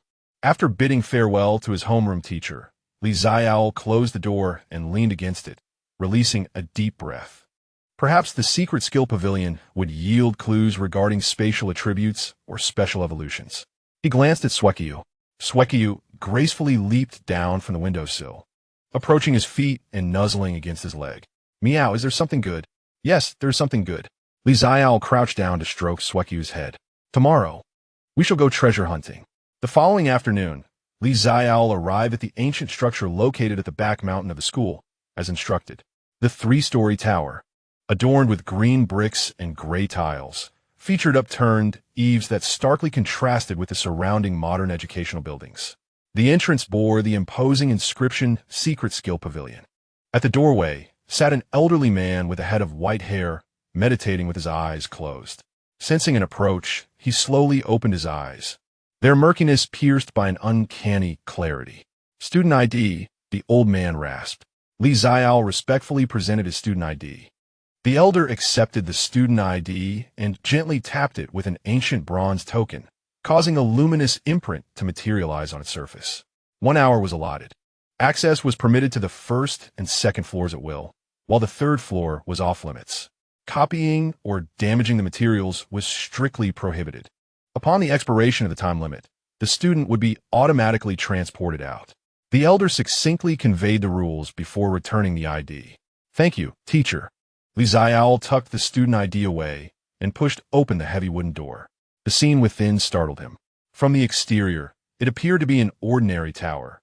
Yet the interior space was far more expansive than he had imagined. The first floor featured a vast circular hall, soaring approximately 10 meters high, with walls lined with embedded bookshelves, densely filled with scrolls, books, and jade tablets of various materials. Suspended in the center of the hall were dozens of luminous orbs, each containing floating phantoms of different items. Some displayed skill demonstrations, while others showcased intricate energy circuit diagrams. A faint scent of parchment mingled with the pulsations of energy in the air. "This is the secret technique pavilion," Xiaole murmured. Snowball was also released, the little creature curiously gazing around with wide, azure eyes. "Don't wander off. Our time is limited." Xiaole patted Snowball's head, suggesting they split up to search for information regarding special attributes, unknown bloodlines, or anything related to evolution. Thus, the boy and his cat began their exploration of the hall. Xiaole first approached the area designated for attribute classification. The labels on the shelves indicated common elements such as fire, water, and thunder, alongside collections of mutated attributes and rare attribute examinations. He pulled out the volume title collection of mutated attributes and began to peruse its pages. The paper was yellowed, suggesting it was a copy of considerable age. Spatial attributes, manifestations of the power of laws, a rarity in a millennium. Its forms of expression were diverse, potentially involving movement, defense, attack, and storage. Ancient texts indicated that spatial spirit beasts typically possessed the following characteristics: extreme sensitivity to spatial fluctuations, unpredictable movement trajectories, and attacks accompanied by spatial rending effects. Xiaole's heart raced. This description resonated profoundly with Snowball's abilities. He continued to read. The evolutionary path of spatial spirit beasts is markedly distinct from the norm, as their bloodlines tend to be unique, lacking precedents to follow. Some scholars theorize that spatial evolution may require contact with spatial nodes or fissures, or the absorption of celestial materials imbued with spatial power. Spatial nodes? Fissures? Celestial materials? These terms felt overly abstract, and the text provided no concrete descriptions. Xiaole felt a twinge of disappointment, but nevertheless committed the critical information to memory. He rummaged through a few more related texts, most of which were vague, with many bordering on legend and speculation. Before long, over half of the hour had elapsed. Glancing at the time, Xiaole resolved to ascend to the second floor. The layout of the second floor mirrored that of the first. Yet the collection was far more precious, predominantly comprising specific scrolls detailing skill acquisition methods. Each scroll was safeguarded by restrictions, requiring the expenditure of points or special permissions to view the content summaries. Xiaole scanned the labels on the shelves: attack, defense, support, and special. His gaze lingered on the special category. The number of scrolls here was noticeably scarce, and most appeared to be of considerable antiquity. He casually selected a scroll labeled Phantom Step, infusing it with a hint of spiritual energy. The surface of the scroll illuminated with a brief description. Phantom Step: create illusions to confuse opponents, concealing the true self or enabling rapid movement. Suitable for agile spirit beasts to learn. Learning requirement: the spirit pet must possess a talent for rapid movement or affinity for the illusion attribute. Although it is not a space-related skill, It may offer some insights into the movement of the snowball. Xiaole noted the scroll number. Chapter 9. Void Step, Continued Search. A scroll named Flash of the Void caught his attention. Flash of the Void, a short-distance teleportation skill that transcends conventional movement limitations. The difficulty of learning is extremely high, requiring the spirit pet to possess spatial affinity or a unique talent. Warning: improper learning may result in spatial disorder and damage to energy circuits. Xiaole's eyes lit up at the mention of Flash of the Void. Isn't this the advanced version of the snowball's teleportation skill? If he could master this, it would not only stabilize the teleportation, but also serve as a cover. Others would believe that the snowball acquired its teleportation ability through learning rather than being innately gifted. He glanced at the learning requirements: spatial affinity or special talent. The snowball perfectly fit the criteria. However, the scroll required 500 points to redeem for detailed information. Xiaole looked at his meager 100 points on his student card and had no choice but to abandon the idea. Just then, the snowball suddenly jumped down from the top of a nearby bookshelf, clutching a grayish jade slip in its mouth. Meow. This feels familiar. Xiaole took the jade slip. It was icy to the touch and bore no markings on its surface. He attempted to infuse it with spiritual energy, but the slip remained unresponsive. What is this? As he examined the slip, he discovered a line of tiny inscription on its side. Fragments of the Void Chronicles Part 3. The Void Chronicles? It sounded like a travelogue or a collection of observations. He infused more spiritual energy, and this time, the slip finally reacted, revealing a faint silver halo on its surface, which quickly dimmed. Was it necessary to meet specific conditions to activate it? Xiaole furrowed his brow. Time was running short. Please prepare to leave. A mechanical voice echoed within the tower. There was no time for further scrutiny. Xiaole glanced at the jade slip in his hand and then around him. The slip seemed to lack any protective restrictions, suggesting that it could be taken. He attempted to place the slip in his pocket without any obstruction. Snowball, let us go. Xiaole picked up the snowball and hurried downstairs. Upon returning to the entrance, the elderly man with white hair looked up at him. Did you gain anything? Yes, thank you, teacher. Xiaole bowed respectfully. The old man nodded and asked no further questions. As Xiaole stepped out of the secret technique pavilion, he finally exhaled in relief. He pulled out the grayish jade slip and scrutinized it closely. Void Chronicles. This name might be related to space. A flicker of anticipation rose within him. Since the snowball mentioned it felt familiar, it was likely something associated with the spatial attribute. Back in his dormitory, Xiaole eagerly began to study the jade slip. He attempted various methods to infuse it with different attributes of spiritual energy, used mental probing, and even tried blood oath, but the slip remained unresponsive. Odd, Xiaole scratched his head. Snowball, how did you sense that it was familiar? The snowball leaned in, touching the slip with its paw. The crescent mark on its forehead glowed faintly. Just as the crescent's radiance touched the slip, an astonishing change occurred. The surface of the slip shimmered brightly, floating from Xiaole's grasp and hovering in midair. The silver light rippled like water, coalescing in the air into lines of ancient script. Fragment 3 of the Chronicles of the Void. Recorder, Void Wanderer. As I traversed the shattered realm, I beheld a tapestry of rifts in space, a tumult of laws. By chance, I encountered a peculiar beast, resplendent in silver and blue, capable of traversing the void and tearing apart space. This creature proclaimed itself a scion of the void, claiming its kin have safeguarded the balance of space for generations, serving the sovereign of space. After 3 days of discourse, I gleaned much wisdom. Herein, I record some insights on spatial applications for those destined to understand. The text abruptly ceases, the remaining content seemingly lost to the fractured jade tablet. Yet, these few lines ignited a fervor in Xiaole, his heart racing with exhilaration. Detailed descriptions of spatial beasts are a rarity indeed. Do you recognize this scion of the void, Snowball? Xiaole inquired, glancing at Snowball. Snowball tilted its head. Its azure eyes filled with bewilderment, seemingly unresponsive. The text transformed once more, revealing an intricate schematic of energy circuits, accompanied by a segment of a cultivation mantra.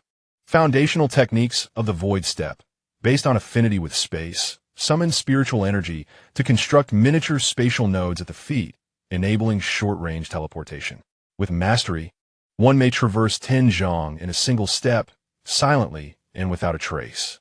Key points of practice: requires a spirit companion with spatial attributes or exceptional affinity. Initial exercises must occur in stable spatial environments. Practice limited to 3 times daily to avoid damaging the nascent energy circuits.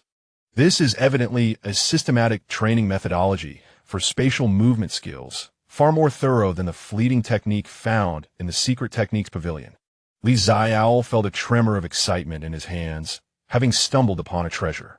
The radiance of the jade tablet gradually dimmed, the text and images slowly dissipating, ultimately coalescing into a silver light that melded into the crescent mark upon Snowball's forehead. Snowball shuddered, closing its eyes as if receiving some form of ancestral knowledge. Minutes later, it reopened its eyes, a glimmer of silver flashing within its blue orbs. Meow. Through their mental link, Xiaole sensed the vague information Snowball conveyed regarding how to conserve energy during movement, how to enhance the stealth of teleportation, and how to perceive the stability of surrounding space. Could this jade tablet be a legacy artifact specifically designed for spatial spirit companions?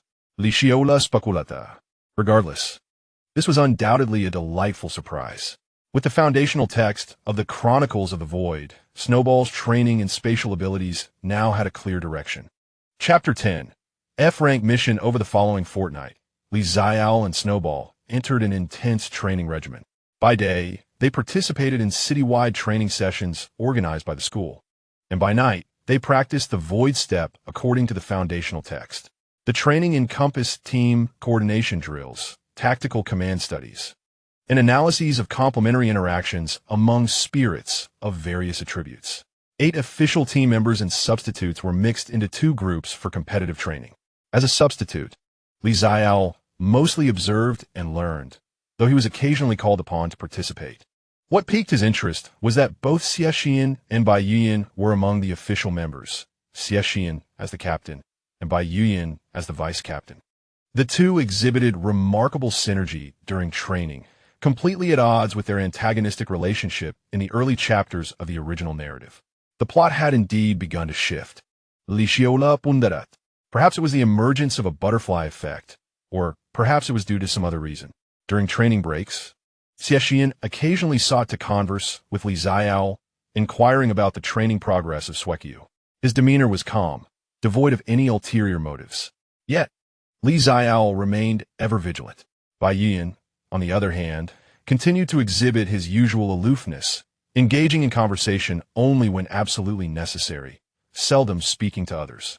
His spirit companion, Xiaole, however, got along quite well with Xueqiu. Both, being creatures of white fur, would occasionally observe one another at the training grounds, sharing a sense of mutual understanding. That evening, within the confines of the dormitory, Xueqiu was diligently practicing the Void Step. Positioned at the center of the room, it closed its eyes, emanating a soft silver glow. In the blink of an eye, its form vanished from sight, reappearing atop the desk 3 meters away. The entire process silent and nearly imperceptible in terms of air movement. Skill: Void Step beginner level. Effect: short distance spatial movement, consumption reduced by 30. Concealment enhanced by 50. Note: a legitimate spatial maneuver derived from Chronicles of the Void, possessing immense potential. Splendid. Xiaole uploada. Xueqiu, your use of the Void Step is now significantly more stable than your previous teleportation, and the energy consumption is lower. Xueqiu leaped back to his side, proudly lifting its head. After 2 weeks of training, Xueqiu had nearly reached the late juvenile stage, having grasped the fundamentals of the Void Step. However, Xiaole was acutely aware that this was merely the beginning. The city-level competition was but a month away, and according to the timeline of the original narrative, the Beast Tide would commence shortly after the examination, just days after the competition concluded. There was an urgent need to accelerate their progress. Xiaole opened his computer and logged into the official task platform of the Beastmaster Association. This was a channel his homeroom teacher had informed him about, where students could earn points and resources by completing tasks, thereby accumulating practical combat experience. The tasks on the platform were categorized into various levels. F level, suitable for novice beastmasters. E level, requiring growing spear companions. And D level, requiring mature spear companions. Xiaole filtered for F level tasks, his gaze sweeping across the list. F023. Eliminate 10 or more sewage mud monsters breeding in the sewers of the East District of Nanjing. Reward: 200 points, Water Element Core, X2. F045. Collect 10 moonlight herbs at the western hillside of Kingland Mountain. Note: moonlight foxes may be present. Reward: 150 points. Beginner Energy Potion, X3. F067. Investigate the cause of abnormal energy fluctuations at the abandoned factory in the western suburbs. Warning: suspected presence of wild spirit beast nests.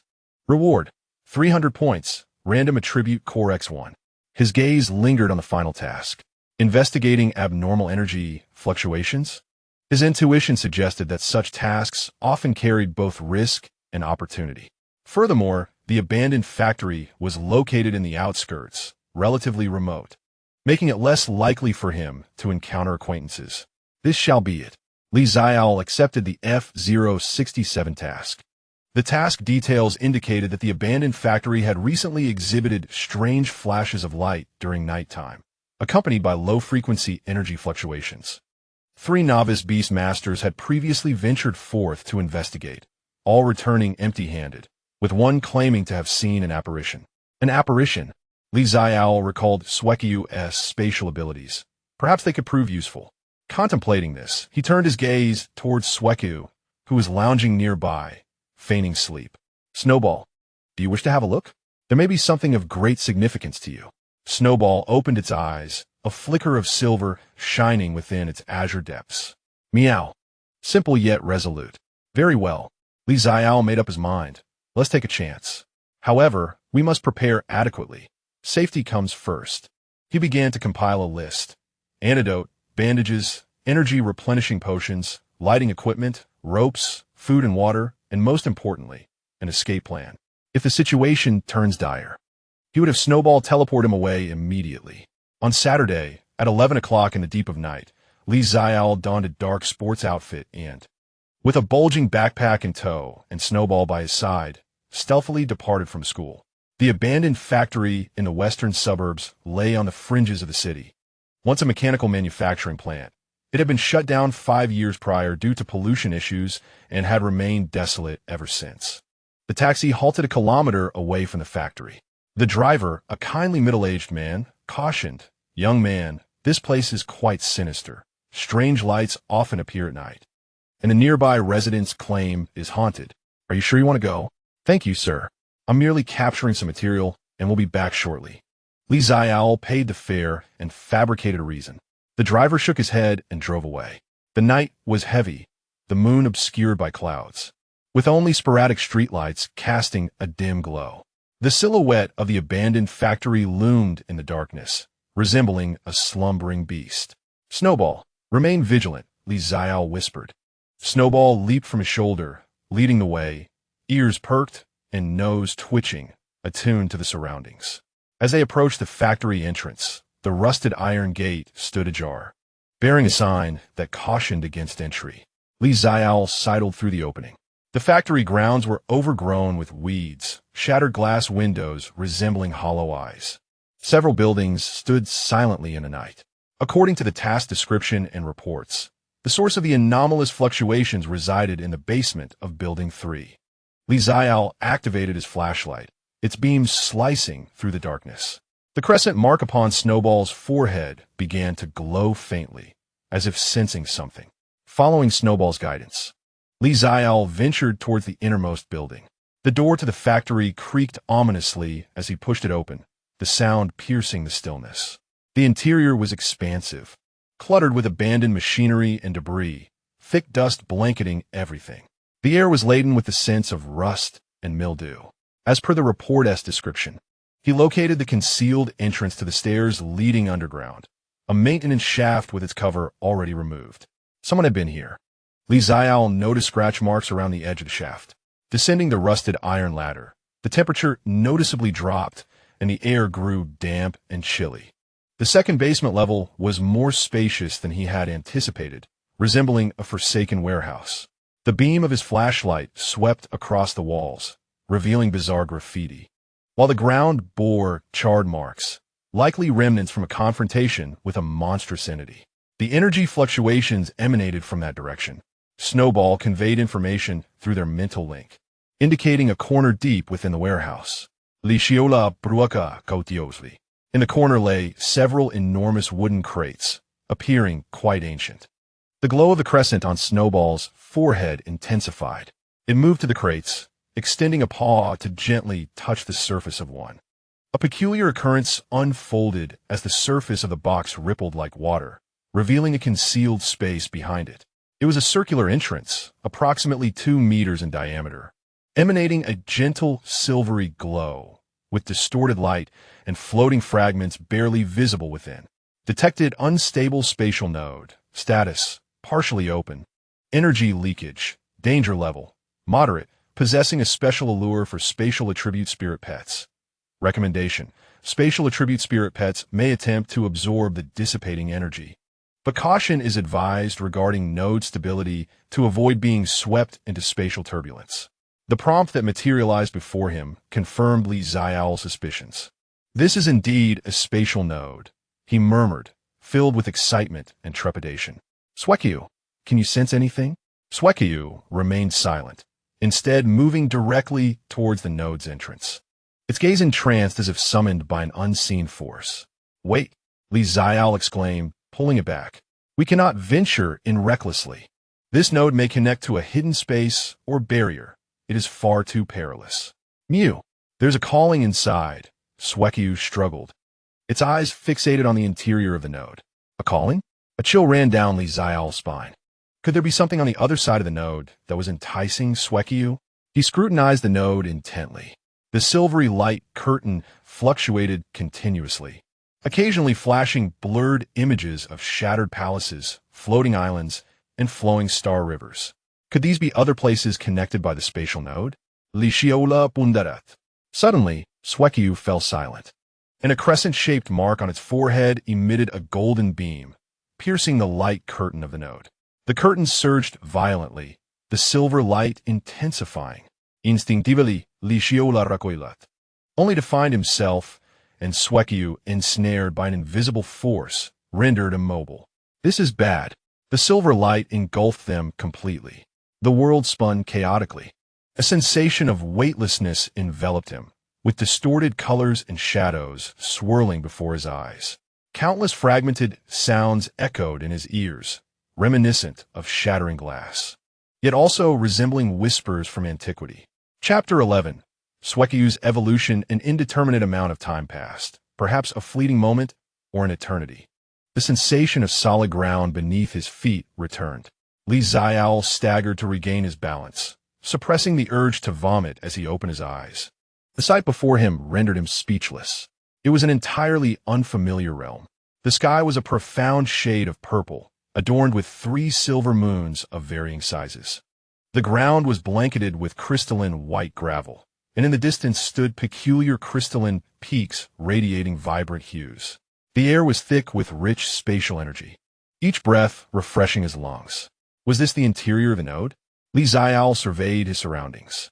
Xueqiu stood at his feet, gazing up at the sky, its blue eyes reflecting the silver moonlight, the crescent mark on its forehead emanating a glow akin to that of the moon's. Independent subspace discovered. Fractured corridor periphery. Status: stable. Manifestation of spatial laws. Description: a layer of space formed due to the instability of the spatial node, filled with pure spatial energy, suitable for the cultivation of spatial attribute spirit pets. However, unknown dangers may lurk within its depths. Hint: the flow of time in this space differs from that of the main world, with the current ratio being approximately 13. 3 hours here equals 1 hour in the main world. In the realm of independent subspace, where the flow of time varies. Xiaole absorbed the information around him. He glanced at Snowball, discovering that the little creature was greedily absorbing the spatial energy in the air. A silvery aura shimmering upon its surface, its breath steadily increasing in strength. For Snowball, this place was nothing short of sanctuary for cultivation, Xiaole mused. However, the warnings of danger kept him vigilant. Snowball, we can only operate at the periphery. We must not venture deeper, he cautioned. Snowball nodded, but continued to gaze into the depths of the space, where more potent energy fluctuations resided. Xiaole glanced at the time, noting it was 12:20 a.m. According to the time ratio of 13, he said to Snowball, "Let us remain here for 6 hours." Snowball meowed in acknowledgement. "Let us seize the moment to cultivate." He settled down cross-legged and began to absorb the spatial energy around him. Although he did not possess a spatial attribute, pure energy was beneficial to any beast master. Snowball, however, initiated a more active approach. The crescent glow on its forehead intensified, and its limbs executed intricate steps, exemplifying the advanced application of void steps. Silver motes of light gathered around it, gradually forming a spherical domain with a 2-meter diameter. Within this domain, the space slightly warped and light refracted, creating an ethereal illusion. Snowball has comprehended a new skill. Spatial domain, prototype. Effect, generates a small spatial distortion field. Within the field, ally speed is enhanced, while enemy movement is hindered. Current range, 2 meters, with continuous consumption. Note, an initial manifestation of spatial affinity. It can evolve into a more potent field as it matures. Another new skill, Xiaole exclaimed with delight. Truly, as a spatial type familiar, Snowball thrived in such an environment. Moments trickled by, and Snowball steadily progressed towards the late juvenile stage, its mastery over spatial energy becoming increasingly adept.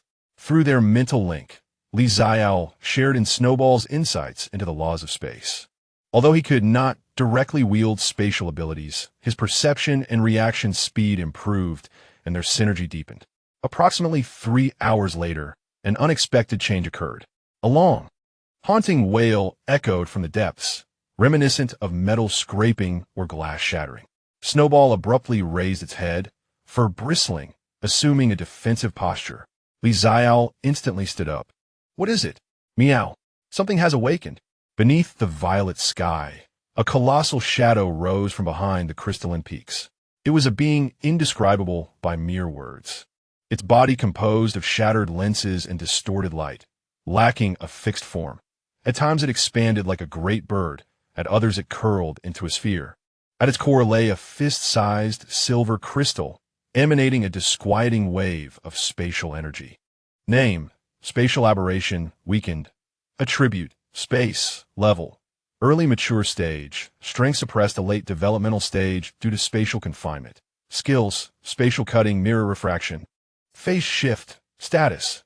Long-term imprisonment has led to energy depletion, chaotic consciousness, and aggressive tendencies. Vulnerability, core crystal. Mature stage. Xiaole gasped in astonishment. Though the power was suppressed for some inexplicable reason, the spatial beasts in the later stages of their growth are not adversaries that they can contend with at present. The aberrant creature detected their presence, and in a flash, the core crystal radiated a brilliant light. In the next instant, dozens of transparent spatial blades materialized, slicing through the air from all directions. Snowball evade. Snowball executed the void step, flickering in and out of sight, narrowly dodging the majority of the attacks. Yet, 2 of the spatial blades grazed its hind legs, leaving deep, crimson gashes. "Meow!" Snowball cried out in pain, its movements faltering. Healing spray. Xiaole took out a first aid kit from his backpack, but the distance was too great. The aberrant creature launched another assault, this time with a wider spatial shockwave, causing the white sand on the ground to rise and swirl, forming a sandstorm. "We cannot fight head-on. Retreat." Xiaole decided swiftly. Snowball, use the void step and run towards a node exit. Snowball gritted its teeth against the pain, the crescent mark on its forehead bursting forth with unprecedented radiance. No longer avoiding, it charged directly at the aberrant creature. "Snowball, what are you doing?" Xiaole exclaimed in alarm. As Snowball ran, its silvery domain expanded to its limits. It opened its mouth, emitting a piercing shriek that seemed capable of penetrating space itself. The aberrant creature's movements suddenly stalled, its core crystal flickering erratically as if affected by some interference. Seizing this opportunity, Snowball leapt high, its forepaws striking not with ordinary spatial rending, but with a blow infused with all its strength and the power of its domain. The silver claw marks tore through the air, precisely hitting the spatial structure adjacent to the aberrant creature's core crystal. Crack! A sound akin to shattering glass echoed. Countless fissures appeared in the void surrounding the aberrant creature, and its form began to disintegrate. However, the core crystal detached from the creature's body, hovering in midair. Snowball landed, staggering a few steps, nearly losing its balance. That last strike had drained all its strength. The aberrant creature completely disintegrated, transforming into a myriad of luminous particles, while the silver crystal slowly drifted towards Snowball, eventually merging with the crescent mark on its forehead. Buzz! Snowball trembled violently, a silver light erupting from within, enveloping it in a cocoon of luminescence. Snowball! Xiaole rushed over. Inside the cocoon, Snowball's essence was undergoing a profound transformation. Its level surged from mid-stage juvenile to late stage, and it continued to ascend.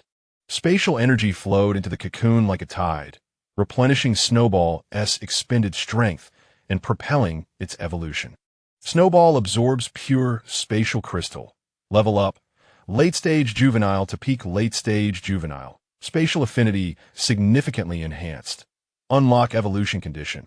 Spatial node energy infusion 11. Conditions met for evolution. Commencing first evolution. As Xiaole gazed at the shadowy figure within the cocoon, the light intensified, illuminating the entire subspace as if it were day. Xiaole squinted against the brilliant radiance. When he opened his eyes again, the cocoon had dissipated. Snowball stood there, now nearly the size of a large dog, its form more robust and graceful. Its coat, a pristine white, shimmered with hints of silver luminescence. The crescent mark on its forehead had become clearer and brighter, with intricate patterns adorning its edges. Deep within the azure depths of its eyes, a hint of silvery, enigmatic luster emerged. Name: Attribute: Spatial, Potential. Level: Early growth stage. Skills: Void step, Intermediate. Space tier, Intermediate. Spatial domain, Beginner. Spatial mark, New. Remarks: Successfully completed the first evolution. Initial awakening of the bloodline. Control over space significantly enhanced, enabling short-distance spatial teleportation. The new skill, Spatial Mark, allows for the placement of marks at specific locations, facilitating subsequent teleportation to these marked points. Current limit: 3 marks. It was a success. The Snowball had evolved into the growth stage, acquiring formidable new abilities. Snowball! Xiaole ran over with excitement. Snowball turned its head, a flicker of spirit gleaming in its eyes. With a gentle leap, it traversed a distance of 10 meters, landing before Xiaole and affectionately rubbing its head against him. Meow, I have grown stronger. Wonderful. Xiaole embraced Snowball, feeling the surging spatial energy within. However, the joy was swiftly tempered by the encroaching reality. A tremor resonated from the depths of subspace, as if more entities had been awakened by the earlier commotion. We must leave. Xiaole glanced at the time. 4 hours had elapsed in this space, and it was no longer safe. Snowball nodded, a crescent moon on its forehead emitting a beam of light, opening a portal in the void, precisely at the exit node from which they had arrived. You can control the node now?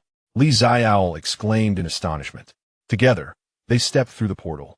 After the familiar sensation of distortion, they found themselves back in the underground warehouse of the abandoned factory. The node entrance remained, though its radiance had significantly dimmed, seemingly diminished by the removal of the crystal. We should leave this place. Xiaole, unwilling to linger, swiftly retreated with Snowball. Upon reaching the surface, the night still cloaked the world outside. Xiaole cast a final glance at the abandoned factory, his heart brimming with emotion. This adventure, though perilous, had yielded immense rewards. Snowball had successfully evolved into the growth stage, its power soaring. More importantly, they had gained a deeper understanding of the spatial attribute. It is time to return. Xiaole affectionately stroked Snowball's head, feeling more assured about the upcoming city-level competition and the beast tide. Snowball nuzzled his hand, its eyes shimmering with silver light. Chapter 12. Early release upon returning to the dormitory. The horizon was tinged with the first light of dawn. Both Xiaole and Snowball were utterly exhausted, particularly Snowball, who had just completed its evolution and endured a life-and-death struggle. As the tension eased, a profound weariness washed over it like a tide. The little creature nearly collapsed in Xiaole's arms, its eyes barely able to stay open. With a pang of affection, Xiaole placed Snowball into the spirit pet space, the environment most conducive for recovery. He himself hastily washed up before collapsing in a bed, sleeping soundly until the afternoon. When he awoke, his mind was still somewhat hazy, yet his mental fortitude felt remarkably robust, likely due to absorbing pure spatial energy in the shattered corridor. He immediately checked on Snowball in the spirit pet space. The little one remained in slumber, its breathing steady, surrounded by a gentle silvery aura, its presence stable and powerful. The early growth stage had indeed consolidated. Relieved, Xiaole began to assess the gains from this adventure. The evolution of Snowball has proven to be the most astonishing revelation. Its growth phase has witnessed a remarkable qualitative leap in strength compared to its juvenile stage. Both the abilities of Spatial Rift and Void Step have been elevated to an intermediate level, exhibiting greater power while their energy consumption has relatively diminished due to enhanced control. The newly acquired Spatial Mark skill is nothing short of a strategic masterpiece, providing a formidable advantage for tactical repositioning, relentless pursuit, or self-preservation. Most importantly, with Snowball's evolution, it now possesses a measure of self-defense against the impending city-level competition and even the looming beast tide, as Xiaole contemplated. Yet, he was acutely aware that this venture had unveiled new risks. The spatial node, the aberrant entity, and the fractured corridor clearly transcended the realm of ordinary F-class missions. Why would the Beastmaster Association issue such a task? He powered on his computer, accessed the mission platform, and submitted his completion report. In the report, he detailed an encounter with an illusory monster in the factory's underground, mentioning its defeat and the acquisition of a monster core, while omitting specifics about the spatial node. Shortly thereafter, the mission status was updated to completed, granting him 300 points and an attribute-less monster core. The association raised no additional inquiries, suggesting that discrepancies in information were not uncommon. Perhaps I am being overly cautious. Since his arrival in this realm, Xiaole felt as though he had developed an abundance of wariness, fretting day in and day out. In the days that followed, the atmosphere surrounding the city-level competition intensified. The training regimen at school escalated once more, with the 8 team members and their substitutes virtually living on the training grounds. The prowess exhibited by the evolved Snowball during practice astounded everyone. Its speed had increased, and its attacks became more fierce and unpredictable. Even when Xiaole deliberately concealed its new skills of Spatial Mark and Spatial Domain. The intermediate Void Step and enhanced Claw Strikes alone were sufficient to secure an overwhelming advantage in sparring sessions against substitutes. Xiaole, has your spirit pet evolved? During a training break, Captain Xie Shiyan approached him, posing the question directly. His gaze fell upon Snowball, who was elegantly grooming its paws not far away. The current stature and demeanor of Snowball were a far cry from the adorable little kitten it once was, now exuding an athletic grace with occasional glimmers of silver in its eyes, hinting at its extraordinary nature. Xiaole felt a slight chill in his heart, but was prepared. He nodded calmly. Yes, it fortuitously broke through a few days ago. Fortuitous? Xie Shiyan chuckled, not probing further. The power disparity among evolved spirit pets can be considerable. Consolidate well. Even substitutes may have a chance to participate in the city-level competition. I will, Captain, Xiaole replied. Xie Shiyan nodded, choosing not to elaborate further before turning to leave. The ink-black creature on his arm glanced back, its purple vertical pupils momentarily flashing with eager combativeness. Snowball sensed this challenge and met its gaze defiantly, the crescent on its forehead subtly gleaming for an instant. Meanwhile, Baiyin was busy grooming her Crimson Moon. The ice fire dual attribute Snow Ling Fox had also reached the pinnacle of its juvenile stage, just a step away from evolving into its growth phase. It seemed rather intrigued by Snowball, its crimson eyes darting over from time to time. Crimson Moon seems to take a liking to your cat. Bai Yuan rarely took the initiative to speak, his voice resonating with a chilling clarity. Xiaole also held a profound admiration for Xiaole. Li Xiaole respunda curtosely. Sensing that Bai Yuan bore no ill intent, merely a genuine curiosity. His speed was indeed extraordinary. Bai Yuan remarked, at times, an extreme velocity can unravel many seemingly flawless defenses or offensives.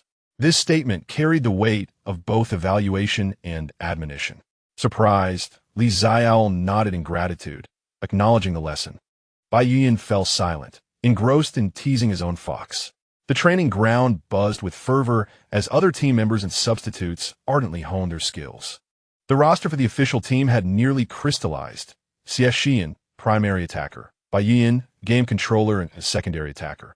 Alongside two classmates who had contracted a defensive iron wall tortoise and a supportive clear soundbell bird respectively. As a substitute, Li Xiaole's main task was to familiarize himself with team tactics, ready to step in under specific conditions, such as when rapid infiltration was required or in response to particularly challenging opponents. At the conclusion of that day's training, the instructor, Teacher Zhang, gathered all participants. The rules for the upcoming city-level competition had been announced. With a serious expression, Teacher Zhang explained that the format remained a 4v4 team battle, but this year, an arena challenge segment had been added. He activated the projector to display the detailed regulations. In the preliminary rounds, teams from various schools would draw lots to compete, with the victors advancing. Each match would see 4 participants from each side engaging in a chaotic team battle until all of one side's spirit pets were rendered incapacitated. Once the top 8 were reached in the main competition, a main commander arena system would be employed. Each side would designate 3 members as arena masters to defend, while the remaining player would act as the challenger. The challenger would sequentially face the opposing arena masters, continuing to challenge until defeated or until all masters were vanquished. Ultimately, the outcome would be determined by the number of remaining arena masters from each side. This arena format placed a greater emphasis on individual prowess and the sustained combat capability of spirit pets. Teacher Zhang underscored the heightened expectations placed upon substitute players. Should any official team member be unfit or tactical adjustments be necessary, substitutes must be ready to take their place immediately. The pressure on everyone intensified. Furthermore, Teacher Zhang paused before announcing that, in a bid to motivate the students, the school had decided to distribute partial rewards in advance. Each official team member would receive a fragment of attribute crystal corresponding to their spirit pet's primary attribute, intended to enhance skill potency or assist in breakthroughs. Substitutes, on the other hand, would each gain a single opportunity to immerse in the spiritual energy pool, accelerating the growth of their spirit pets. Attribute crystal fragments. Spiritual energy pool. The student's eyes sparkled with excitement. The attribute crystal fragments were an exceedingly precious resource, capable of directly amplifying the skills of spirit pets corresponding to their attributes. The spiritual energy pool, a cultivation treasure formed by the school's array to concentrate spiritual energy, allowed for a single immersion to equate to half a month's worth of rigorous training. The rewards would be distributed the following day. Before dispersing, Teacher Zhang had one final matter to address. He turned to Xie Shiyan and Bai Yuan, stating, Xie Shiyan and Bai Yuan, your spirit pets are also on the verge of a breakthrough, are they not? With the principal's special approval, you may apply to enter the secret training chamber once, to seek out opportunities for evolution. Of course, whether you reap benefits depends entirely on your efforts. The secret training chamber.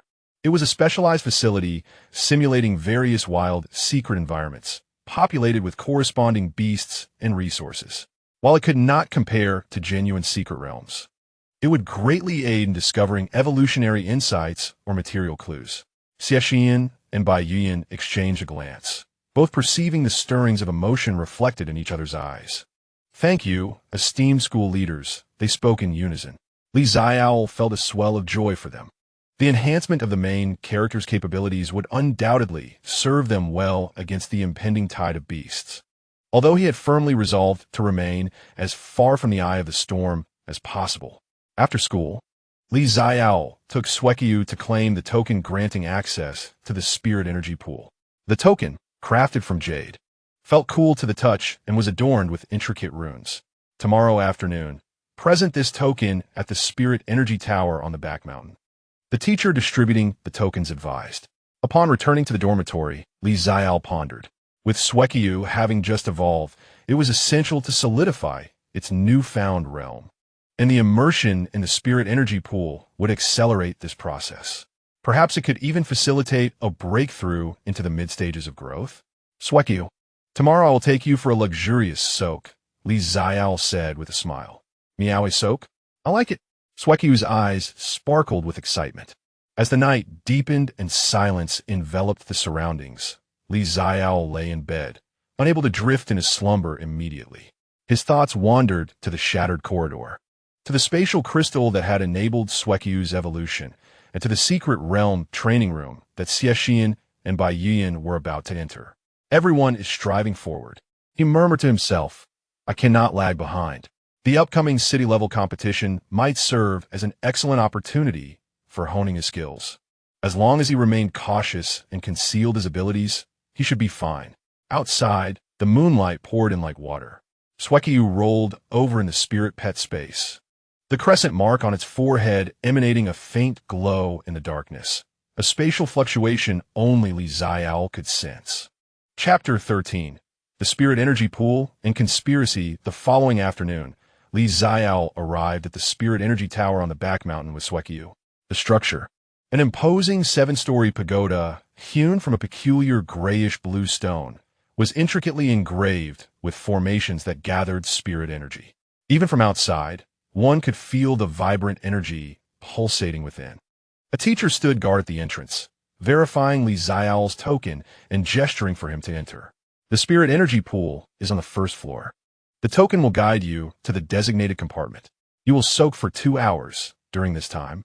Maintain a meditative state to assist your spirit pet in absorbing the energy. You will be automatically transported out once the time is up. The teacher explained in a routine manner. Thank you, teacher. As Xiaole stepped inside, the lights softened considerably. The first floor opened into a spacious hall divided into numerous semi-transparent compartments, each featuring a pool filled with a milky white spirit energy mist. The water was crystal clear, exuding a refreshing aroma that invigorated the senses. The token in Xiaole's hand began to warm slightly, directing him toward an empty compartment. He entered, and the door closed behind him, creating an intimate space. Xueqiu, come forth. A flash of white light heralded the appearance of the evolved Xueqiu at the edge of the pool. It curiously surveyed the misty waters, tentatively pawing at the surface, which rippled and released even denser spirit energy. Go on, immerse yourself and absorb thoroughly, Xiaole encouraged, gently patting Xueqiu's head. With a soft meow, Xueqiu gracefully leaped into the pool, the water rising just above its belly. It contentedly closed its eyes, its silvery fur seemingly activated, as it began to actively absorb the pure spirit energy within the water. The crescent mark on its forehead glowed softly in resonance with the energy of the pool. Xiaole also settled down by the pool, sitting cross-legged as instructed by his teacher, immersing himself in a meditative state. He endeavored to practice the rudimentary meditation technique of this world, his mental energy gradually expanding, establishing a closer and clearer connection with the snowball. He could perceive the pure spiritual energy flowing into the snowball's body like countless luminous points, circulating along its intricate and unique spatial energy pathways, continually refining and strengthening it. The snowball's aura was steadily increasing, although it still had a distance to cover before reaching the mid-stage of its growth phase. The effects of consolidating its realm and solidifying its foundation were exceedingly remarkable. Simultaneously, a small amount of the refined spiritual energy was fed back to Xiaole, nourishing his mental strength and meridians. This sensation of mutual growth was truly wondrous. Time slipped away quietly within the tranquil cultivation. After more than an hour, Xiaole suddenly felt a shift and opened his eyes.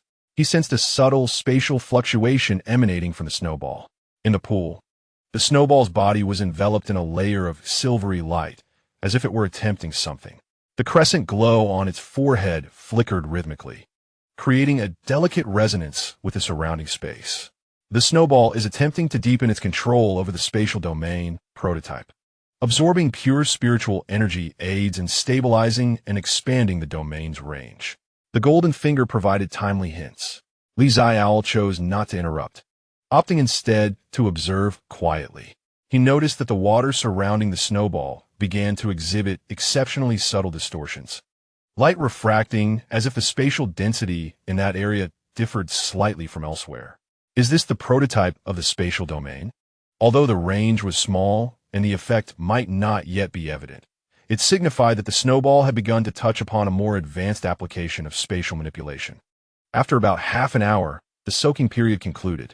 A flash of light enveloped the compartment, gently releasing Xiaole and the snowball from the isolation. How do you feel? Xiaole cradled the snowball, noticing how light its body felt. Its fur seemingly retaining a sheen of spiritual energy, and its gaze appeared even clearer and more spirited. Meow, very well. The strength has become more stable. The snowball rubbed its head against him, conveying a sense of satisfaction. Stepping out of the spiritual energy tower, Xiaole felt invigorated. This immersion had yielded significant gains for the snowball, and he himself also benefited immensely. His mental strength seemed to have grown slightly, and the connection with the snowball felt more fluid.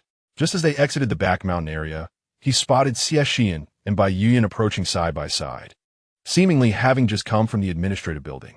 Xiaole, just out of the spiritual pool? Xie Shiyan greeted him. Indeed, Captain.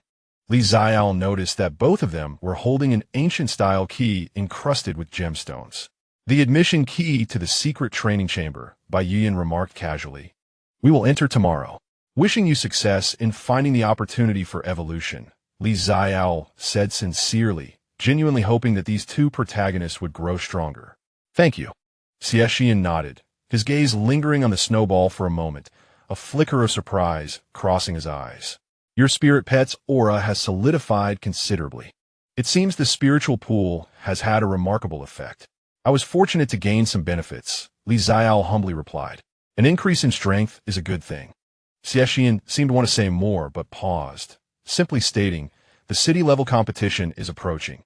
Everyone should make the most of their time. We have matters to attend to, so we shall take our leave now. Captain, farewell to bye. As he watched the two figures depart, Xiaole pondered thoughtfully. The way Xie Shiyan hesitated to speak earlier struck him as peculiar. However, he dismissed the thought and returned to the dormitory with Xuanmo. Unbeknownst to him, shortly after parting ways with Xie Shiyan and the others, two silhouettes were engaged in hushed conversation in a secluded corner of the campus. Are we certain? That lad's contract may not belong to an ordinary department. A voice, tinged with darkness, inquired. Is practically assured. The moment he neutralized the venom during the preliminary round, the energy fluctuations were remarkably distinctive, and several teachers took note. Moreover, his spiritual companion's strength has been surging at an unusual pace. Upon emerging from the spiritual energy pool today, his aura was evidently more robust.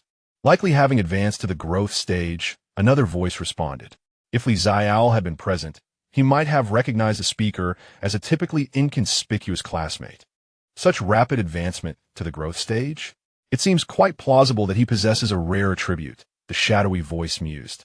Continue to observe, but do not alert the snake. The focus should remain on Xie Shiyan and Xiaole, particularly Xie Shiyan's serpent, which has garnered significant interest from the influential. As for Xiaole, should he be confirmed to possess a rare attribute, he may hold some value as well. Understood. By the way, expedite the arrangements on Kingla Mountain. The key must be prepared before our people can enter. Yes. Their voices faded as they swiftly parted ways, vanishing into the twilight. Xiaole remained blissfully unaware of these developments, immersed in his training and preparations. He was engrossed in the book he had borrowed from the library, Hypotheses on Low-Level Spatial Theory, endeavoring to devise a more systematic training regimen for Xuanmo while also exploring potential vulnerabilities within the realm of spatial abilities.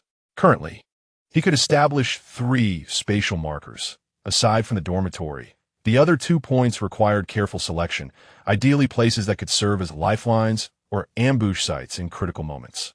The current range of his spatial domain was too limited, rendering it of little practical use in combat. However, possible developmental directions included interfering with opponent skills, deflecting attacks, or constructing temporary spatial barriers. While jotting down notes and sketches, he exchanged thoughts with Xuanmo through their mental link. Although Xuanmo could not fully grasp the theories, its instincts and affinity for space often provided Xiaole with enlightening insights. Chapter 14: Shadow Poison Python and Ice Flame Spirit Fox in the following days. Training continued, as usual. Xie Shiyan and Bai took leave to enter the secret training chamber. Their absence led to an adjustment in the training intensity. Yet the atmosphere grew increasingly tense.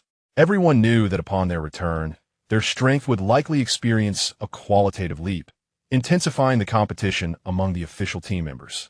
Xiaole, content to remain low-key, continued to play the role of a diligent yet unremarkable substitute. However, on unnoticed nights, he would sneak deeper into the mountains behind the school with Xuanmo, experimenting with his new skill, spatial marking, and deepening his spatial domain. He selected 2 markers, one at the dormitory, serving as a retreat, the other concealed within a rocky crevice on the mountainside, providing relative safety and distance from crowds, suitable for temporary refuge or recovery in emergencies. As for the 3rd marker, he deemed it prudent to reserve it as a trump card for the municipal competition.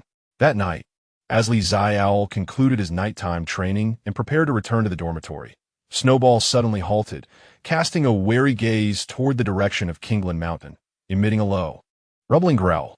"What is it, Snowball?" The crescent on Snowball's forehead glimmered faintly, conveying an indistinct message. "Meow. Over there. The space feels somewhat chaotic and uncomfortable." A sense of unease washed over Xiaole. Wasn't Kingland Mountain the site of their previous practical training? It was also one of the points of the Beast Tide outbreak in the original narrative. He focused intently on the hazy silhouette of Kingland Mountain against the night sky. Aside from the usual stillness of the forest and the occasional roar of beasts, everything appeared normal. The absence of a trigger from his golden finger indicated that there was no immediate visible threat from the monsters. Could it be an anomaly at the spatial level? Xiaole speculata. As a spatial-type spirit pet, Snowball was far more sensitive to fluctuations in space than an ordinary person. Can you discern a specific location or cause? Snowball shook its head, eyes filled with confusion and a hint of anxiety. Xiaole furrowed his brow. In the original story, the onset of the Beast Tide was attributed to the emergence of a highly intelligent leader among the monsters, who exploited some ancient relics or formations. Could the signs of such an event already be manifesting? Would it occur earlier than the timeline depicted in the original narrative? This matter could not be disclosed. He quickly resolved to keep it to himself. With no evidence at hand, and unable to explain the source of his information, voicing his concerns would only attract trouble, potentially being accused of inciting panic. Snowball, remember this sensation. If you encounter similar fluctuations in the future, inform me immediately. Also, keep a watchful eye on the spatial state around the school, especially in the direction of Kingland Mountain. Meow. Snowball nodded solemnly. With a lingering sense of worry, Xiaole returned to his dormitory. Lying on his bed, he found sleep elusive. The sense of security brought by his enhanced strength was significantly diminished by this sudden, ominous sign. Could the Beast Tide truly be evaded? For the first time, he harbored such doubts. If the crisis had already begun to brew, perhaps even in their midst, could mere evasion guarantee safety? He glanced at Snowball, curled up beside him, breathing steadily. Even in slumber, the crescent on its forehead emitted a faint, protective glow. Regardless, he resolved to focus on the upcoming competition and continue to grow stronger. Clenching his fists, his gaze regained its determination. Only with sufficient power could he possess the right to choose when unforeseen events transpired. The following day, news spread through the training grounds that Xie Shiyan and Bai had emerged from the Secret Realms training chamber. The announcement of their return swept through the competing teams like a gust of wind. When the two appeared at the entrance of the training hall, Nearly all eyes were drawn towards them. First was the change in their demeanor. The gloom and stubbornness that once clouded Xie Shiyan's features seemed to have settled, replaced by a reserved sharpness, his gaze deeper and more composed. Bai Yuyan retained his usual aloof appearance, yet an aura of alternating coldness and warmth surrounded him, making him seem somewhat unapproachable. Accompanying them, the spirit pets sparked waves of astonishment. No longer was the lengthy shadow snake coiled beside Xie Shiyan. In place of the former, a nearly 3-meter-long, bowl-sized black python appeared. Its scales shimmered with a glossy black hue, intricately adorned with dark golden patterns that flowed like a living entity. The serpent raised its head, its violet-slit eyes coldly surveying the surroundings, with 2 faint protrusions on its forehead, suggesting something was gestating within.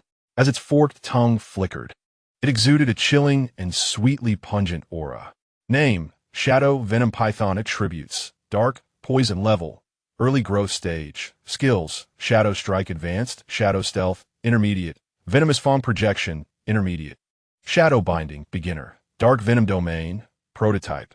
Bloodline, True Dragon Bloodline, Preliminary Activation. Remarks: After completing its first evolution, its size and toxicity have significantly increased, and it has initially mastered the ability of shadow binding, capable of releasing a small area of poisonous mist. Growth stage. The shadow snake has evolved. Its formidable presence exudes a sense of oppression far greater than that of an ordinary beast in its growth phase. The dual attributes are indeed fearsome. The crowd buzzed with admiration and awe. Meanwhile, at Bai Yuyan's feet, Chaiyu's transformation was equally astounding. The once petite, snow-white fox had now grown to over 1.5 meters in length, its fur more lustrous and fluffy, while the tip of its tail blazed with an even more vivid crimson hue. Remarkably, it had sprouted 2 tails. The 2 fluffy tails swayed gently. One emanated an intense cold, causing the surrounding air to crystallize into fine ice, while the other twinkled with warm flames, dispelling the chill. Name: Ice Flame Spirit Fox. Attributes: Ice Fire. Level: Early growth stage. Skills: Ice Spike, Intermediate, Chain Fire Spark, Intermediate, Ice Fire Shield, Beginner, Foxfire Illusion, Beginner. Ice Flame Vortex, Beginner, Bloodline, 9-tailed Fox Bloodline, Preliminary Activation. Remarks: After completing its first evolution, it has awakened its dual tails, achieving a more balanced and powerful mastery of ice and fire, capable of simultaneous or separate application. It has also acquired the ability to create a basic elemental shield and generate illusionary clones. To have 2 tails, the ability to control both ice and fire, is astonishing. Truly a prodigy of dual attributes. Gasps of astonishment echoed around. The successful evolution of Xie Shiyan and Bai Yuyan's spirit beasts into the growth stage meant that the representative team from Nanjing No. 3 had suddenly gained 2 formidable competitors.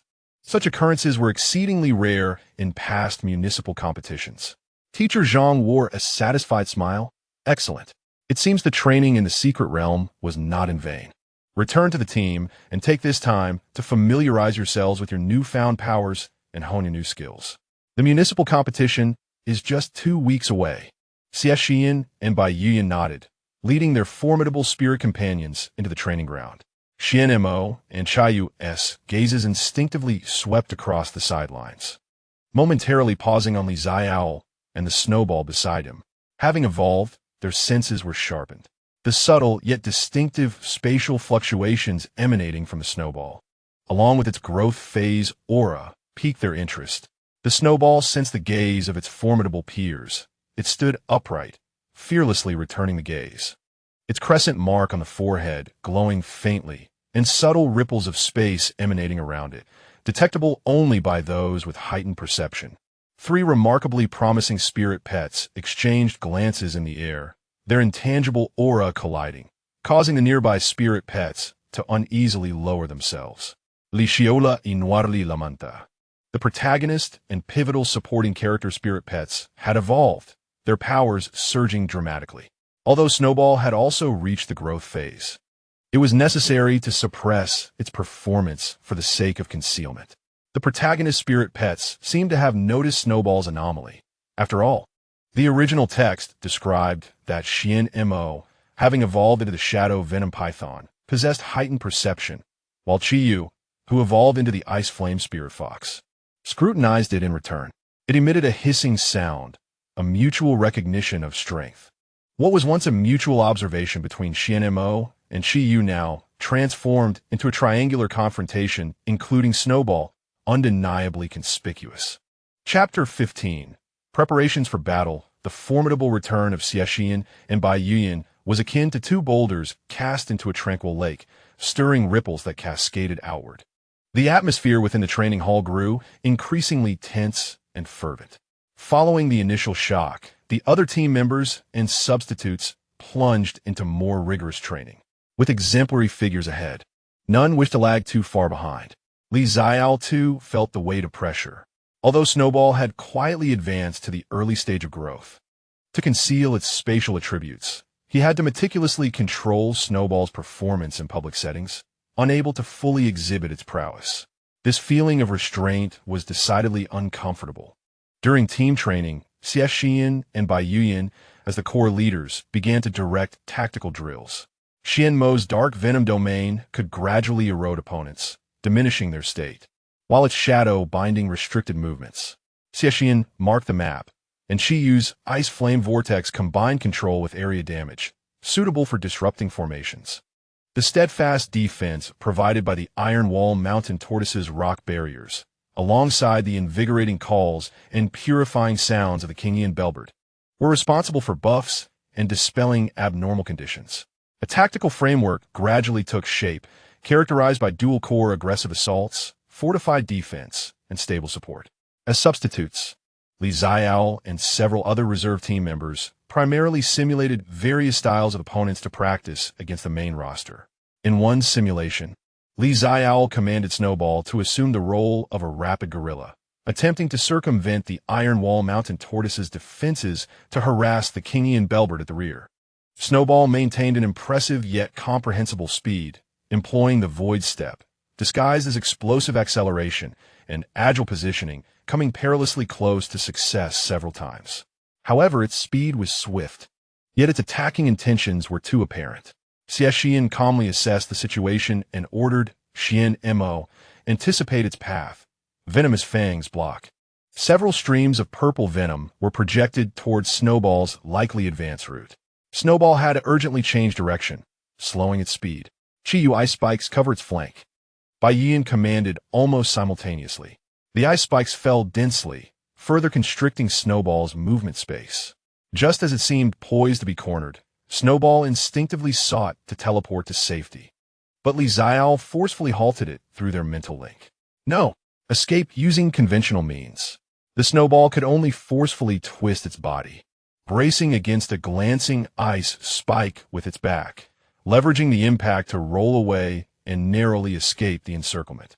However, its white fur was stained with ice shards and a trace of splattered venom, rendering it somewhat disheveled. Stop! Teacher Zhang called for a halt to the practice. Xiaole, your spirit companion possesses a clear advantage in speed, yet your approach during the charge is overly linear, making you susceptible to predictions, Zhang commented. Consider incorporating feints or learning some interference skills to confuse your opponent. Yes, teacher, Xiaole nodded in acknowledgement while tenderly checking on the Snowball's condition. Xie Shiyan approached, with Xuanmo coiling around his arm, its violet vertical pupils surveying the Snowball. Your cat reacts swiftly, Xie remarked suddenly, his tone devoid of much emotion. In such circumstances, executing that extreme evasion requires not just speed, but a high level of control over one's body. Xiaole felt a tightening in his chest, but maintained a calm demeanor. The Snowball has always been quite agile. Perhaps it's in its nature. Is that so?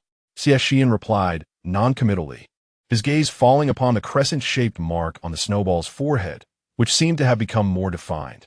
It appears to have changed after evolving. Xiaole answered without revealing any hesitation. Xie Shiyan nodded, not pressing further, and instead stated, in city-level competitions, you may encounter opponents with all sorts of peculiar abilities. Sometimes, mere speed may not suffice. If needed, I can arrange for Xuanmo to practice shadow and poison-type responses with you. It controls its venom well, and 1T inflicts serious harm. Xiaole was somewhat taken aback. Was this an expression of goodwill or a different form of probing? Thank you for your kindness, Captain. I will consider it. He did not immediately acquiesce. Xie Shiyan, not insisting, patted his shoulder before turning to guide the other team members. Xiaole watched his retreating figure, lost in thought. Was he truly acting out of a desire to enhance the overall strength of the team? Xiaole was uncertain. In the original narrative, Xie Shiyan had a somewhat extreme and suspicious personality early on due to his past experiences, yet he was inherently righteous and valued his companions. Perhaps he was overthinking it? At that moment, Baiyan approached, with Chayu following closely at his feet, their two tails gently swaying. The essence of ice and fire swirling around them. Your spirit companion, Baiyan's cool voice resonated, seems to have a keen sensitivity to energy fluctuations. Xiaole's heart skipped a beat. What was happening today? Everyone seemed to be concerned about the snowball. Chayu just informed me that while releasing the ice spike, your cat exhibited an extremely faint energy response in the instant before the spike formed, as if it had anticipated the landing point. Baiyan's tone remained steady. It sent a chill down Xiaole's spine. Spatial perception. The snowball was acutely sensitive to subtle changes in surrounding energy and space. Indeed, one of the innate talents of the spatial affinity. The formation of the ice spike would have caused a local gathering of energy and a shift in temperature, which the snowball must have sensed. Perhaps it is just more attuned to the cold. Xiaole attempted to rationalize. Aren't all felines quite perceptive? Baiyan cast a glance at him, as if silently urging him to continue his fabrication. However, he did not expose it. Instead, he merely remarked, being perceptive is a virtue. In municipal competitions, intelligence and foresight are paramount. Having said that, he departed with Chayu. Xiaole breathed a sigh of relief, feeling a profound weariness enveloping him. Concealing secrets in the presence of protagonists and significant supporting characters is truly a daunting task. Snowball, we must exercise greater restraint in public settings from now on, particularly regarding our reactions to energy fluctuations, Xiaole cautioned through their mental link. Meow, understood, but it's quite challenging, Snowball lamentingly nudged him. The following days unfolded with training as usual.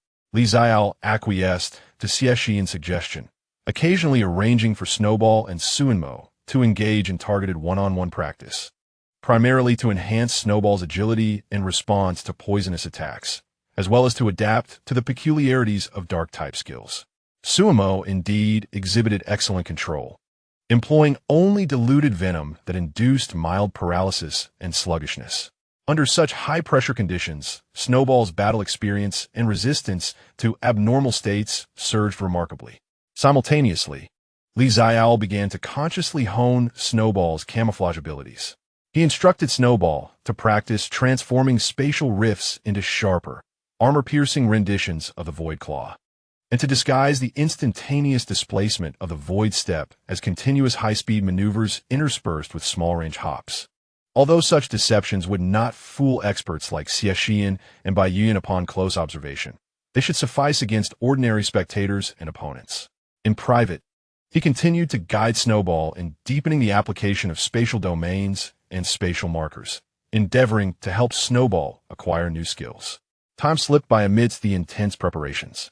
Only 3 days remained until the commencement of the municipal competition. The school convened a final mobilization assembly, distributing unified competition uniforms and gear. The uniforms of Nanjing Third Middle School were predominantly deep blue, accented with silver trim, featuring the school emblem and the name Nanjing Third Middle School embroidered on the left chest. Remember, you represent not only yourselves, but also the honor of the school. The principal proclaimed passionately from a stage, unleash your full potential, compete with style, and showcase your skills.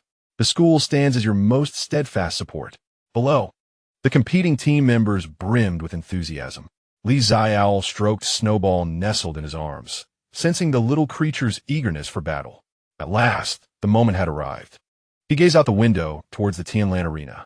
Whether fortune or misfortune, one must confront it. The municipal competition would mark the true debut of both him and Snowball in this world. Chapter 16. Tianlan Arena, the Tianlan Arena in Nanjing City. A colossal elliptical structure capable of accommodating tens of thousands of spectators was abuzz with its most vibrant moment of the year. The municipal competition for high school beast tamers across the city had officially commenced. Colorful banners fluttered outside the venue, while massive holographic displays showcased highlights from past competitions and promotional clips of various school teams. Teams, coaches, cheerleaders, and a throng of spectators from numerous schools across Nanjing City packed the arena to capacity. The atmosphere buzzed with excitement, tension, and anticipation. The bus from Nanjing 3rd Middle School came to a halt in the designated area. Xiaole disembarked with the team and, upon looking up, found the deep blue uniforms strikingly vivid under the sunlight. Wow, there's so many people, Zhou marveled, having accompanied the team as logistical support this time. Lu Yu, on the other hand, anxiously inspected his gear. It was rumored that several schools this year possessed developing spirit pets, making the competition significantly more intense than in previous years. Li Xiaolu remained silent, his gaze sweeping over the teams from surrounding schools. The vibrant hues of their uniforms and the diverse array of spirit pets, some exuding formidable auras, were striking. His keen perception swiftly processed fundamental information about each spirit. Name: Thunder Leopard, attribute: lightning, level, early growth stage, skills: flash of lightning, intermediate; Thunder Claw, beginner, static field, prototype; name: Rock Armored Giant, attribute: rock, steel, level, mid-growth stage, skills: Rock Fist, intermediate, hardened skin, passive, seismic wave, beginner. Indeed, the competition was fierce. Spirit pets in their growth stages were plentiful, with even some at mid-growth levels present. Everyone, stay sharp. Captain Xie Shiyan's voice resonated with calm authority. According to the draw, our first-round opponent is Nanjing Experimental Affiliated School. You have all reviewed their data. Their core is that waterwood dual-attributed turtle, known for its robust defense and recovery capabilities, albeit its sluggish movement. As per our strategy, we will execute a swift offensive to break through their defenses. Understood. The team responded in unison. Bai Yuyan stood beside Xie Shiyan, the two tails of Qi Yu gently swaying, the icy and fiery aura contained. Xuanmo coiled around Xie Shiyan's shoulder, its violet vertical pupil coolly surveying the surroundings. Li Xiaolu took a deep breath, retracting his snowball back into the spirit pet space to conserve energy. As a substitute, he did not need to take the field for now, yet he remained ever ready. Upon entering the arena, the cacophony grew deafening. In the center lay a standardized battleground, its surface composed of a special material designed to withstand powerful skill impacts. Surrounding it were tiered spectator stands, now filled to capacity, adorned with various banners and the incessant waving of glow sticks. The team from Nanjing No. 3 was guided to the players' resting area. The Tianlan Arena was immense, encompassing 4 battle zones, each housing 2 platforms. This time, the No. 3 team was situated in the second battle zone. When a large screen displayed Nanjing No. 3 versus Nanjing Experimental Affiliated School, the audience erupted into fervent cheers and discussions. The Experimental Affiliated School. Their turtle shell is incredibly tough. This year, No. 3 boasts a dual attribute ace. It promises to be a clash of spear against shield. Let's see who can break the stalemate first. The match commenced swiftly, beginning with a team brawl preliminary round. Xie Shiyan and Bai Yuyan led 2 formal team members onto the stage. The 4 members from the Experimental Affiliated School also took the platform, their core indeed being the massive waterwood dual-attributed turtle, adorned with twisting vines and flowing water. Beside it stood a windblade eagle, a fiery monkey, and a sonic bat. Once the referee announced the rules, the match officially began. Xuanmo, Dark Toxic Field.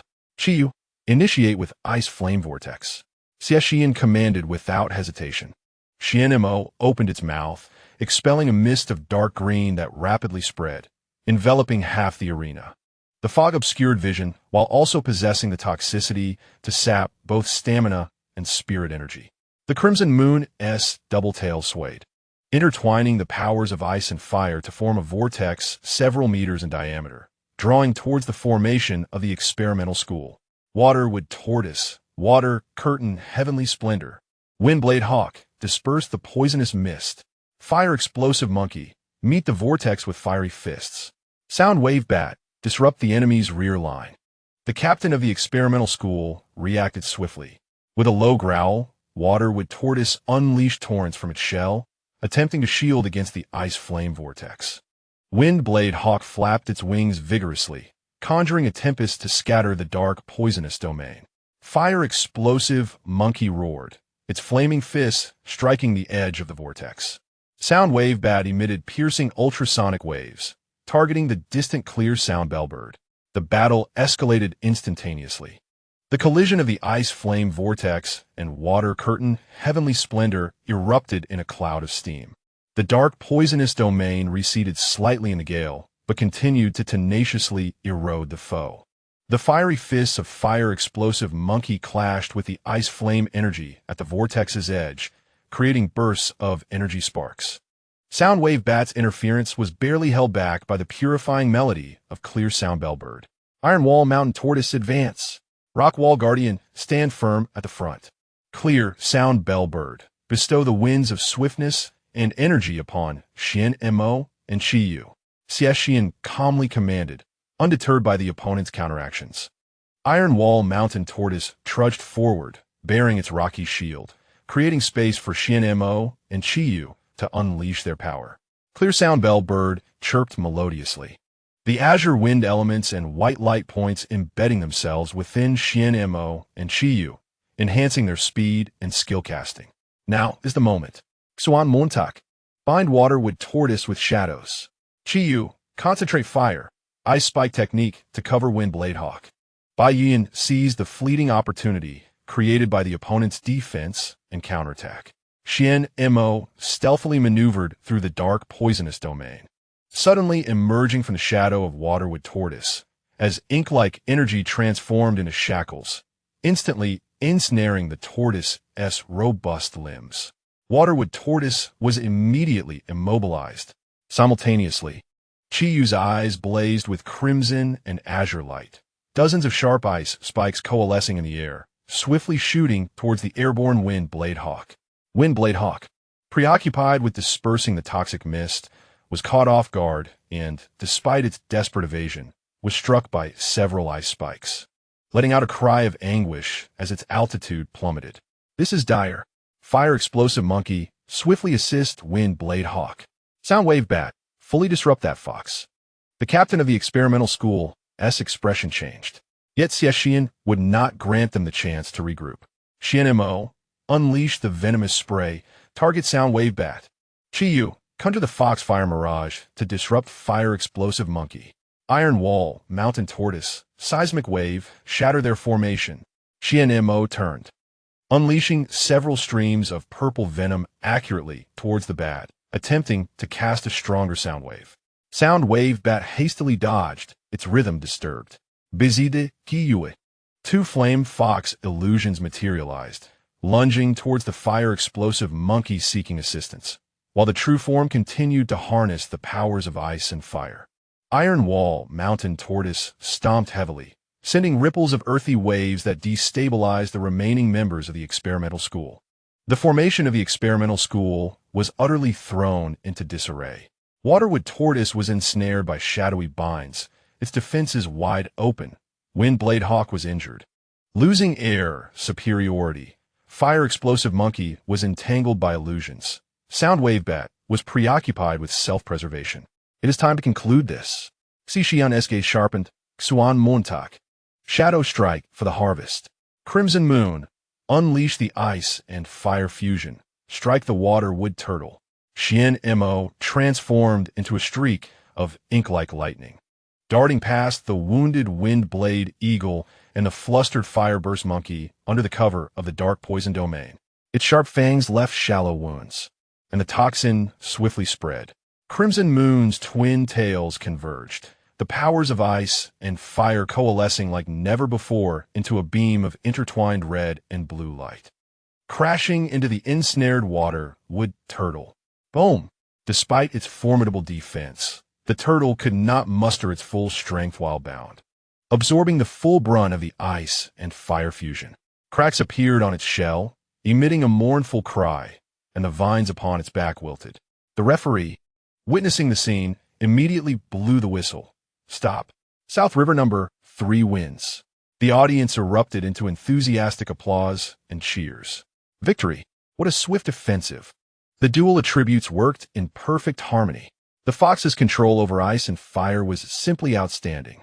No matter how resilient the experimental school's turtle shell was, it could not withstand such a fierce assault. With their first battle won, South River number 3 advanced smoothly. As the team returned to the resting area, although victorious, only Xie Shiyan and Bai appeared relatively composed. The beast masters of the Iron Wall Mountain Turtle and the Clear Sound Bellbird were somewhat breathless, their spirit companions having expended considerable energy. Well done. Teacher Zhang approached, commending their tactical execution. Xie Shiyan, Bai your coordination has become increasingly seamless. However, be mindful of energy consumption. The competition is a war of endurance. Understood. Xie Shiyan nodded, administering an energy potion to Xuanmo. Bai gently stroked Crimson Moon's head, offering it a fragment of an energy crystal imbued with ice and fire attributes. Xiaole observed silently from the side, assessing in his heart. The strength of Xie Shiyan and Bai was beyond doubt, yet as Teacher Zhang remarked, their approach leaned toward aggressive offense, leading to substantial consumption for themselves and their teammates. Should they encounter an exceptionally resilient team or be dragged into a protracted battle, issues might arise. At that moment, it was possible that substitutes would be called upon. Chapter 17. The first battle, the morale boost from the first round victory, did not endure for long. The schedule for the city-level competition was intense, and the following day, South River number 3 faced off against last year's top 4 team, South River number 1. The strength of number 1 was evidently superior to that of the experimental school. Their core lineup featured a Thunderwing Griffin at its mid-growth stage, boasting powerful lightning attacks and aerial agility, accompanied by a Nether Shadow Wolf, a Green Vine Demon, and a Lava Turtle. This constituted a mature system with balanced offense and defense, combining mobility and control. This match would be a formidable challenge. During the pre-match strategy meeting, Teacher Zhang's expression was grave as he pointed to the opponent's data. The Thunderwing Griffin is an aerial ace, incredibly fast, with a wide attack range, posing a significant threat to our backline. The Nether Shadow Wolf is elusive and must be watched at all times. The control from the Green Vine Demon and the defensive capabilities of the Lava Turtle will make it challenging for our swift offensive strategy to take effect. The atmosphere in the lounge felt somewhat oppressive. The beast masters of the Iron Wall Mountain Turtle and the Clear Sound Bellbird bore worried expressions. Their spirit companions were at a disadvantage in attributes and capabilities against the Thunderwing Griffin and the Nether Shadow Wolf. With the standard lineup, the odds of victory seemed slim. Xie Shiyan spoke gravely, his gaze sweeping over his teammates. We need to change our approach. Bai nodded slightly, his voice cool and composed. Their formation's essence lies in aerial superiority and ground control. If we cannot swiftly eliminate the Thunderwing Griffin, we risk being dragged into a war of attrition, where our endurance pales in comparison to theirs. The captain and vice-captain, what are your thoughts? Another formal team member inquired. Xie Shiyan's gaze gradually shifted to Xiaole, who was seated on the bench. Xiaole, it's your turn for this match. Upon hearing these words, the locker room fell into an immediate hush. Several formal team members and substitutes turned to Xiaole. Their expressions varied, some surprised, others skeptical, and a few curious. Xiaole himself was momentarily taken aback. Although he had prepared for this possibility, he did not expect to be called upon so early in such a critical match. Me? He confirmed. Yes, Xie Shiyan affirmed with a nod. Your spirit beast is exceptionally swift and responsive, particularly adept at handling unexpected situations and executing rapid strikes. We need someone to restrain or even attempt to attack that Thunderwing Griffin, or at the very least, disrupt the rhythm of the Phantom Shadow Wolf to create opportunities for Xuanmo and Qiyu. Bai added, while the Iron Wall Mountain Turtle has formidable defense, its movement is sluggish and it lacks aerial capabilities. The clear sound bell bird boasts strong support abilities, but is inherently fragile and requires protection. Your spirit beast possesses the highest mobility, making you the most suitable candidate for harassment and restraint tasks. Teacher Zhang pondered for a moment, glancing at the tactical board. Then at Xiaole and the quiet snowball crouched at his feet before decisively stating, "We can give it a try. Xiaole, you will replace the iron wall mountain turtle. Remember, your primary objective is not to launch a strong offensive, but to restrain, harass, and create chaos while safeguarding the clear sound bell bird in the rear, all the while seeking opportunities to disrupt the opposing core. Safety first. Do not engage recklessly." The weight of expectation suddenly descended upon Xiaole's shoulders. He took a deep breath, meeting the scrutinizing and expectant gazes of Xie Shiyan and Bai Yuyan, and nodded earnestly. "I understand, Captain, Vice Captain, Teacher Zhang. I will do my best." He looked down at Snowball. The little creature's azure eyes held no trace of fear. Instead, they sparkled with eagerness, and the crescent mark on its forehead seemed to shine even brighter. "Meow. Leave it to me. Good partner. Let's show them what we can do this time." Xiaole gently patted Snowball's head, his expression growing focused and sharp. "Since there's no avoiding this, let us engage in a good fight." The second round of the competition commenced amidst heightened scrutiny. When Nanjing No. 3 Middle School announced their lineup, a considerable stir arose among the audience and the opposing team. They've substituted? They replaced the defensive core, the iron wall mountain turtle. They put in that substitute. He performed well in the preliminaries, but the opponent is No. 1 Middle School. That white cat. It's fast, but can it withstand the Thunderwing Griffin? Is No. 3 Middle School going for an all-out offensive? The members of No. 1 Middle School were also taken aback, but quickly adjusted. The captain, who was also the beast master of the Thunderwing Griffin, smirked coldly. "They've sent in a fragile one to deliver. Perfect, let us eliminate this disruptor first, then deal with their 2 core players at our leisure." The teams took to the field. For No. 3 Middle School, Xie Shiyan, Shadow Poison Python; Bai Yuyan, Ice Flame Spirit Fox; Xiaole, Snowball, and the beast master of the Clear Sound Bellbird, Clear Sound Bellbird. On the side of the first high school, Thunderwing Griffin Beastmaster, Thunderwing Griffin; Nether Shadow Wolf Beastmaster, Nether Shadow Wolf; Verdant Vine Fairy Beastmaster, Verdant Vine Fairy; Lava Tortoise Beastmaster, Lava Tortoise. The referee's whistle sounded, and the match commenced. Thunder Owl, Ascend, prepare the storm clouds. Nether Shadow, Stealth, seek an opportunity to flank. Verdant Vine, ensnaring vines restrict the ground. Lava Shell, Molten Terrain, cover their front half. The captain of the first high school immediately issued a series of commands, clearly intending to exploit aerial superiority and control skills to divide the battlefield and eliminate opponents one by one. The Thunderwing Griffin spread its wings, lightning flickering as it soared swiftly, gathering dark clouds above. The Nether Shadow Wolf flickered, melding into the shadows of the arena, becoming invisible. The Verdant Vine Fairy wielded its vines, with countless resilient green tendrils breaking through the earth, intertwining to form an obstructive area in front of the third high school. The Lava Tortoise growled, the ground ahead turning a scorching dark red, as if magma flowed beneath, restricting movement. Crimson Moon, Ice Flame Shield, protect Kingian. Xuanmo, release the dark poison domain to its maximum extent, disrupt and corrode. Xiaole, the snowball is entrusted to you. Move freely, prioritize Kingian's safety, then seek opportunities. Xie Shiyan spoke rapidly. Crimson Moon's twin tails swayed, and a translucent shield of red and blue enveloped the Kingian lark. Xuanmo expelled a denser emerald poison mist than in the previous match, rapidly spreading to attempt to counteract part of the vitality of the vine barrier and disrupt the stealthy Nether Shadow Wolf. The Kingian lark began to sing a stirring melody, providing buffs to its teammates. Meanwhile, at the moment the match began, Xiaole had already instructed the snowball through their mental link. Snowball, use Void Step to stealthily approach the side rear of Kingian. Remain vigilant, sensing the surrounding energy and shadow fluctuations, especially guarding against that wolf and potential aerial ambushes. Do not stray from Kingian without my command. Meow. The snowball shifted slightly, the crescent moon on its forehead flickering rapidly, its figure blurring for a fraction of a second, before it silently appeared approximately 3 meters behind the Kingian lark, a distance both offensive and defensive. It crouched low, its azure eyes sharply scanning the surroundings, particularly the shadowy area of the Kingian lark and the sky.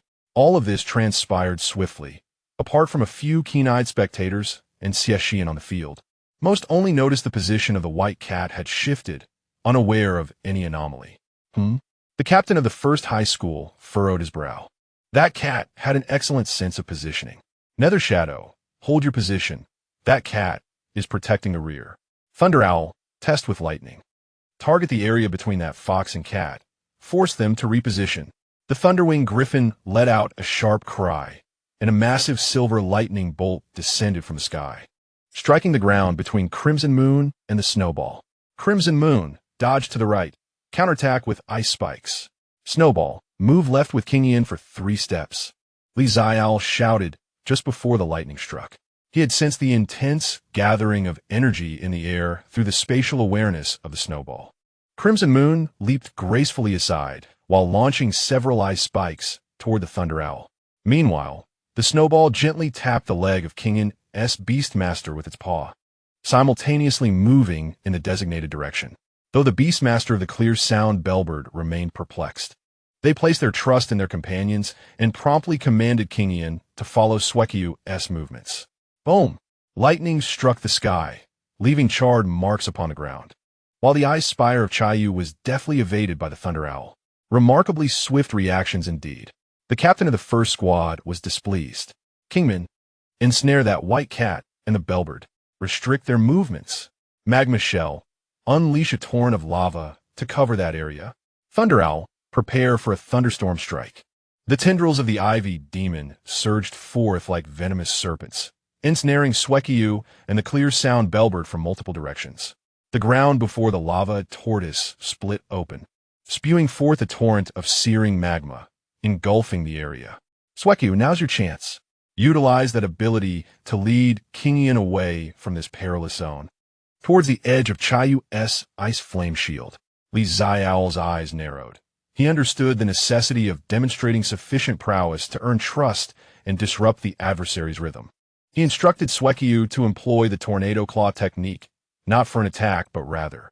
A crescent moon glimmered faintly upon Xueqiu's forehead as it raised its forepaw, and with a sweeping motion directed towards the approaching tendrils and the sweltering ground beneath. This time, the claw's wind was not entirely intangible. A faint, nearly imperceptible silver arc flickered momentarily. Swoosh! The thickest tendrils lunging at Xueqiu and the Clear Sound Bellbird seemed to be cleaved by the sharpest of blades, instantly severing into multiple segments. Simultaneously, the torrent of lava seemed to shed a layer of its intensity, the heat diminishing drastically, although the tendrils continued to grow and the molten zone remained treacherous. This maneuver afforded Xueqiu and the Clear Sound Bellbird a precious moment and a relatively safe passage. Move, Li Xiaole Kumanda. Xueqiu immediately propelled the Still Day's Clear Sound Bellbird forth at astonishing speed, bursting through the gap in the tendrils and the weakened lava aura, successfully reaching the safety zone at the edge of Xiaole's ice flame shield. What kind of claw strike was that? The tendrils and lava aura were both obliterated? Does a general type possess such formidable defensive penetration? The audience erupted in astonishment. The first squad members were equally taken aback. That claw is peculiar. The captain of the first squad's expression darkened. Ying, disregard the rear. That cat is unusual. Prioritize eliminating it. Thunder Owl, coordinate with Ying for a lightning ambush. The stealthy shadow phantom wolf received the order and swiftly altered its target, springing forth from the shadows to seize Xueqiu, who had just stabilized. Its speed was ghostly, its claws intertwined with shadowy power. Almost simultaneously, the Thunderwing Griffin soared through the air, transforming into a bolt of lightning. Diving down at an even swifter pace, its talons shimmering with electric light, forming a pincer attack alongside the Shadow Phantom. Xueqiu, be cautious. The Beastmaster of the Clear Sound Bellbird exclaimed in alarm. Xie Shiyan, and Yuyan's expressions shifted as they sought to assist, but were hindered by the persistent tendrils of the ivy demon and the lava tortoise's distant magma projectiles. In the face of this dual onslaught, Xiaole remained remarkably composed. Through Xueqiu's perception, he discerned the trajectory of the shadow phantom's ambush and the thunder owl's dive. Xueqiu, beneath you, employ the tornado claw to create a cloud of dust and an energy vortex. Then, execute the void step to the upper left, outside the Xie shield, evading the wolf's assault while countering the griffin. Such a bold command. Not only was it imperative to evade the encirclement, but also to retaliate against the aerial sovereign. Without a moment's hesitation, Snowball unleashed a powerful swipe towards the ground ahead. This time, the silver arc of light was significantly more pronounced. Boom! The earth was cleaved open, creating a deep chasm, while shattered stones and dust mingled with the chaotic energy of the rift, exploding violently.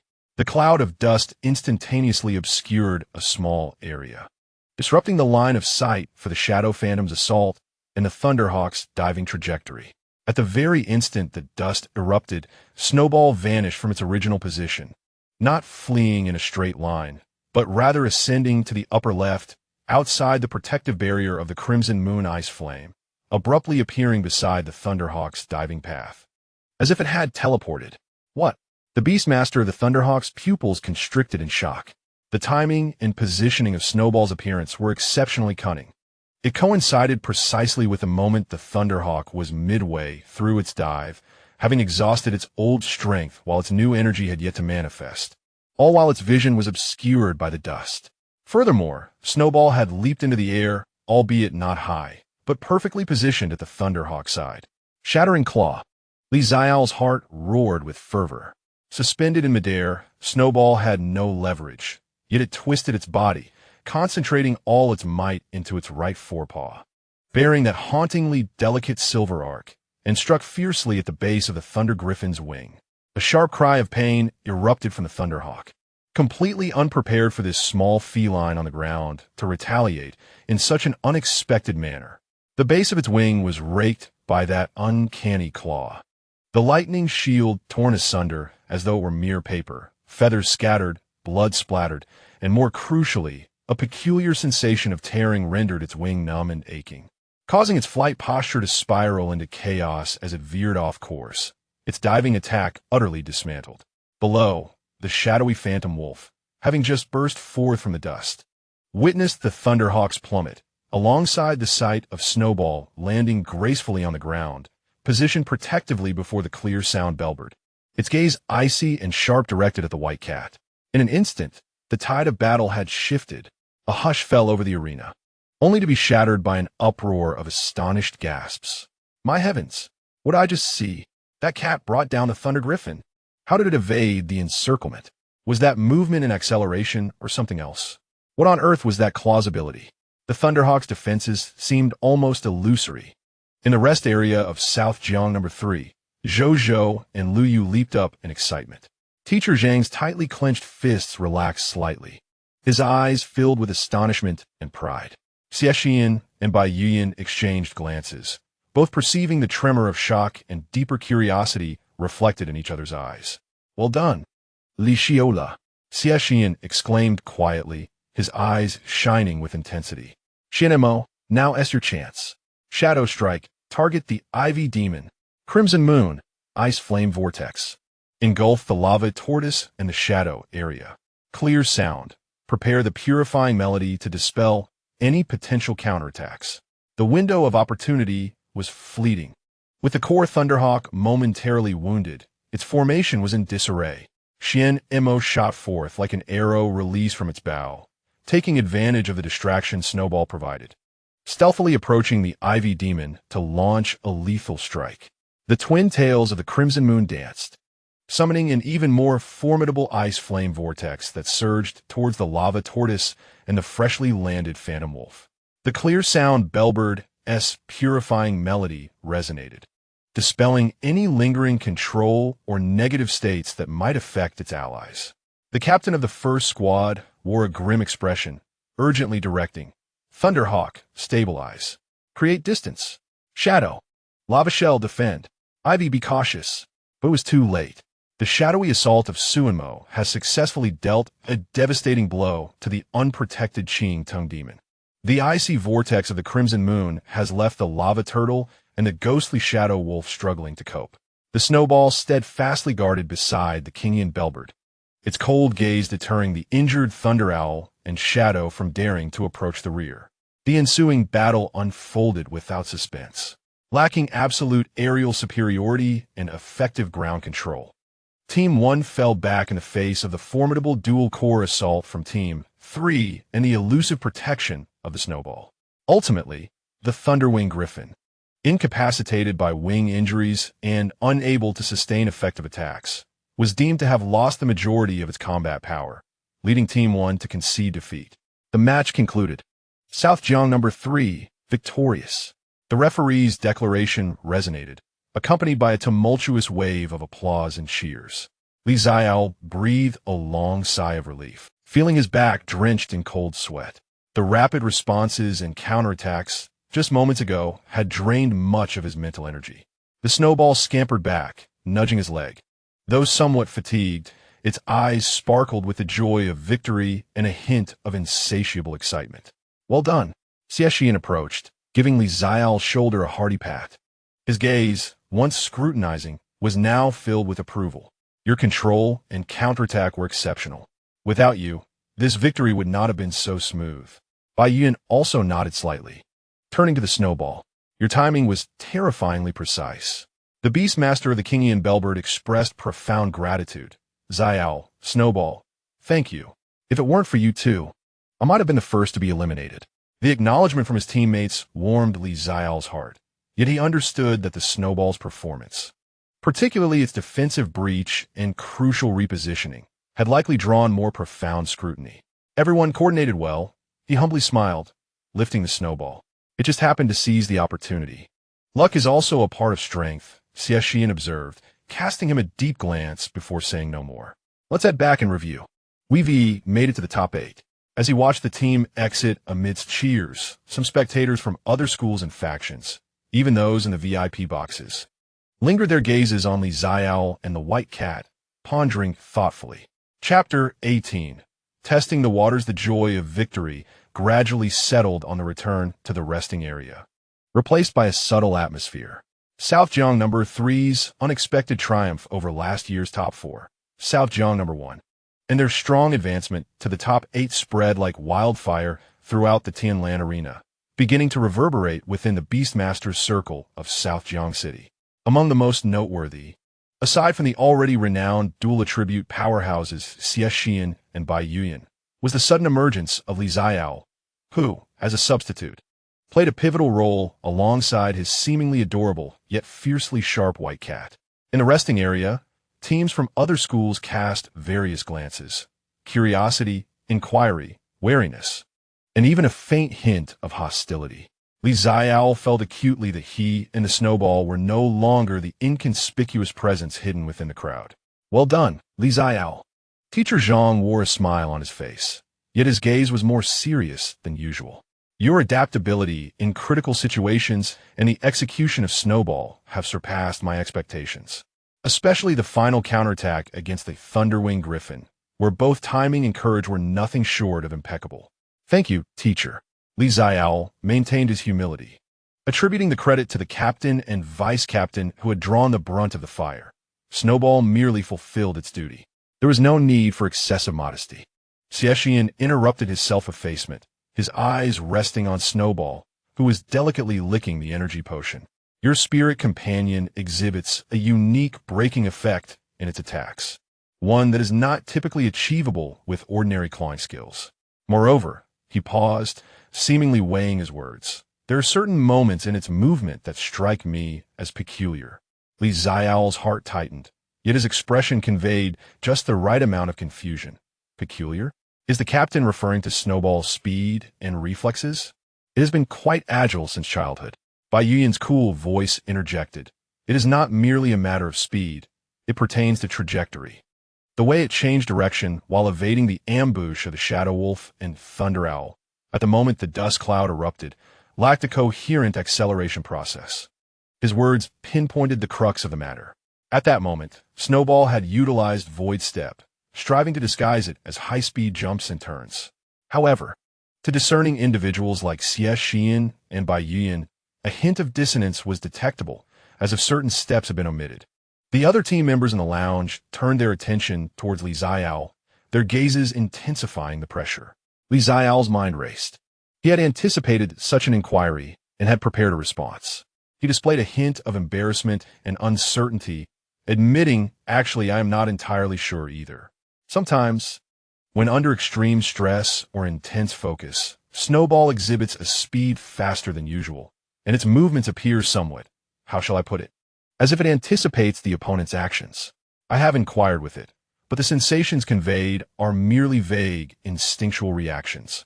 Perhaps it is a form of innate combat intuition or latent talent. He attributed everything to individual differences, latent talents, and indistinct instincts. In this world, with its myriad of spirit companions, the emergence of exceptional cases that defy conventional explanation is certainly plausible, especially in individuals with unique bloodlines. Teacher Zhang pondered, such situations do indeed occur.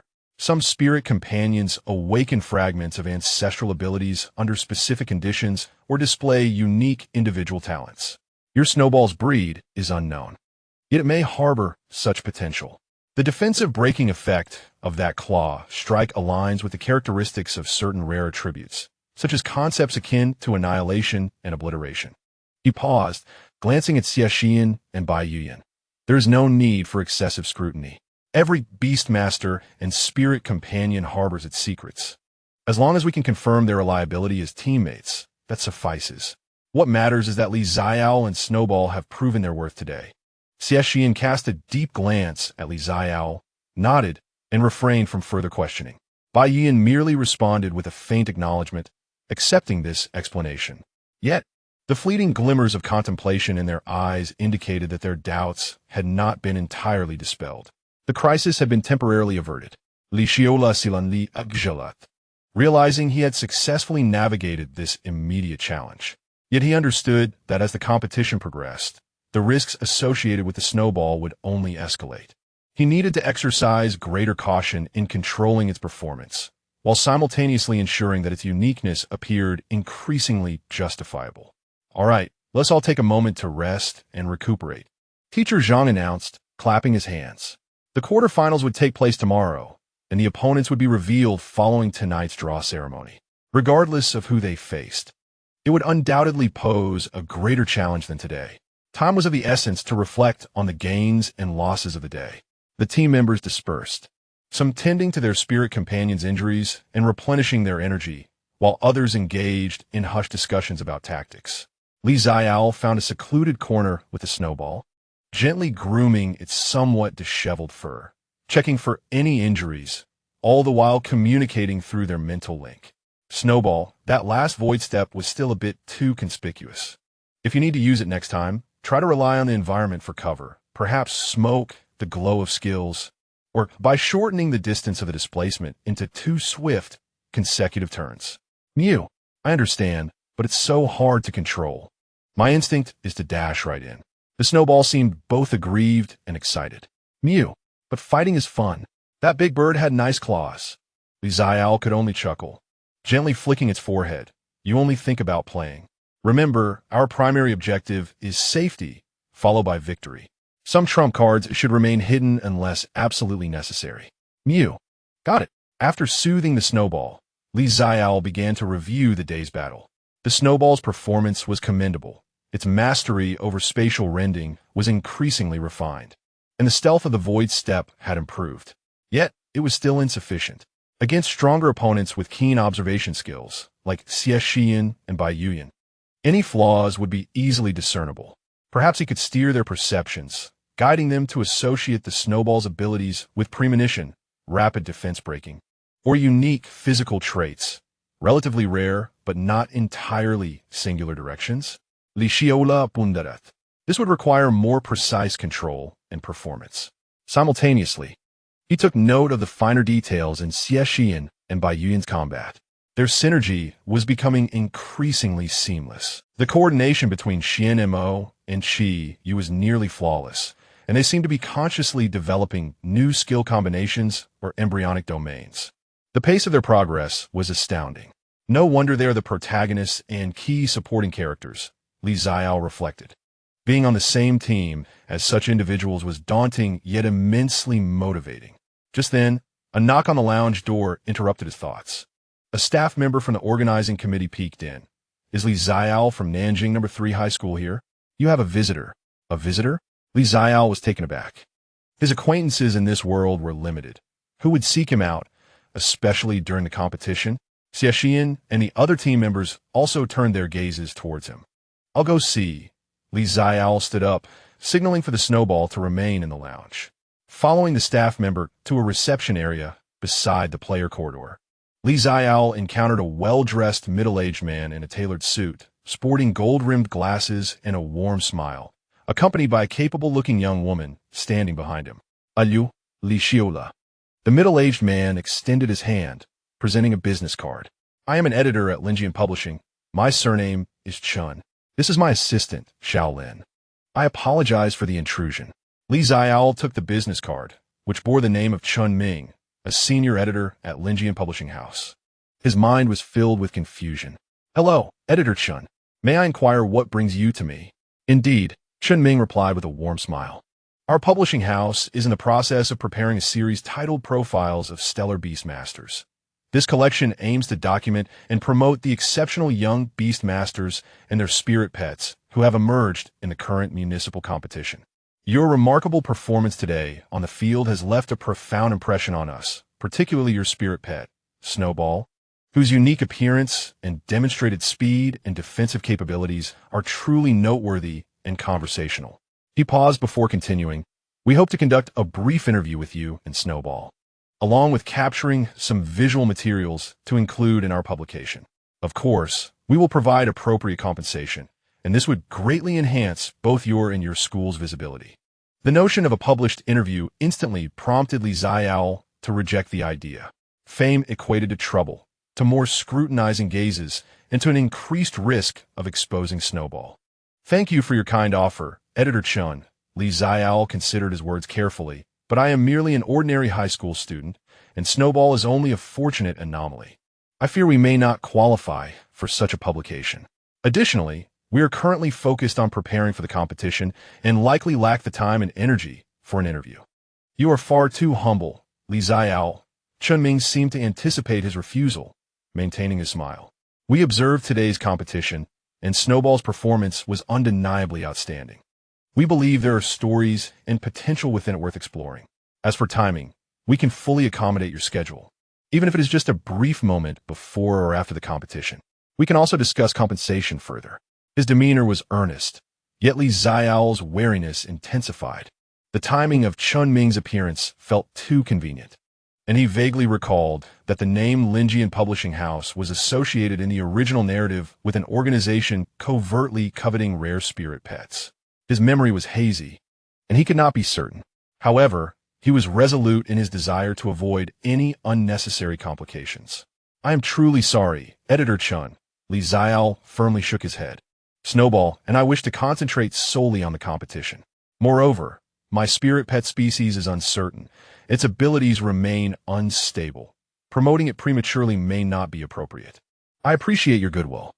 Seeing Xiaole's unyielding refusal, a fleeting glimmer of disappointment crossed Chun Ming's eyes, quickly masked.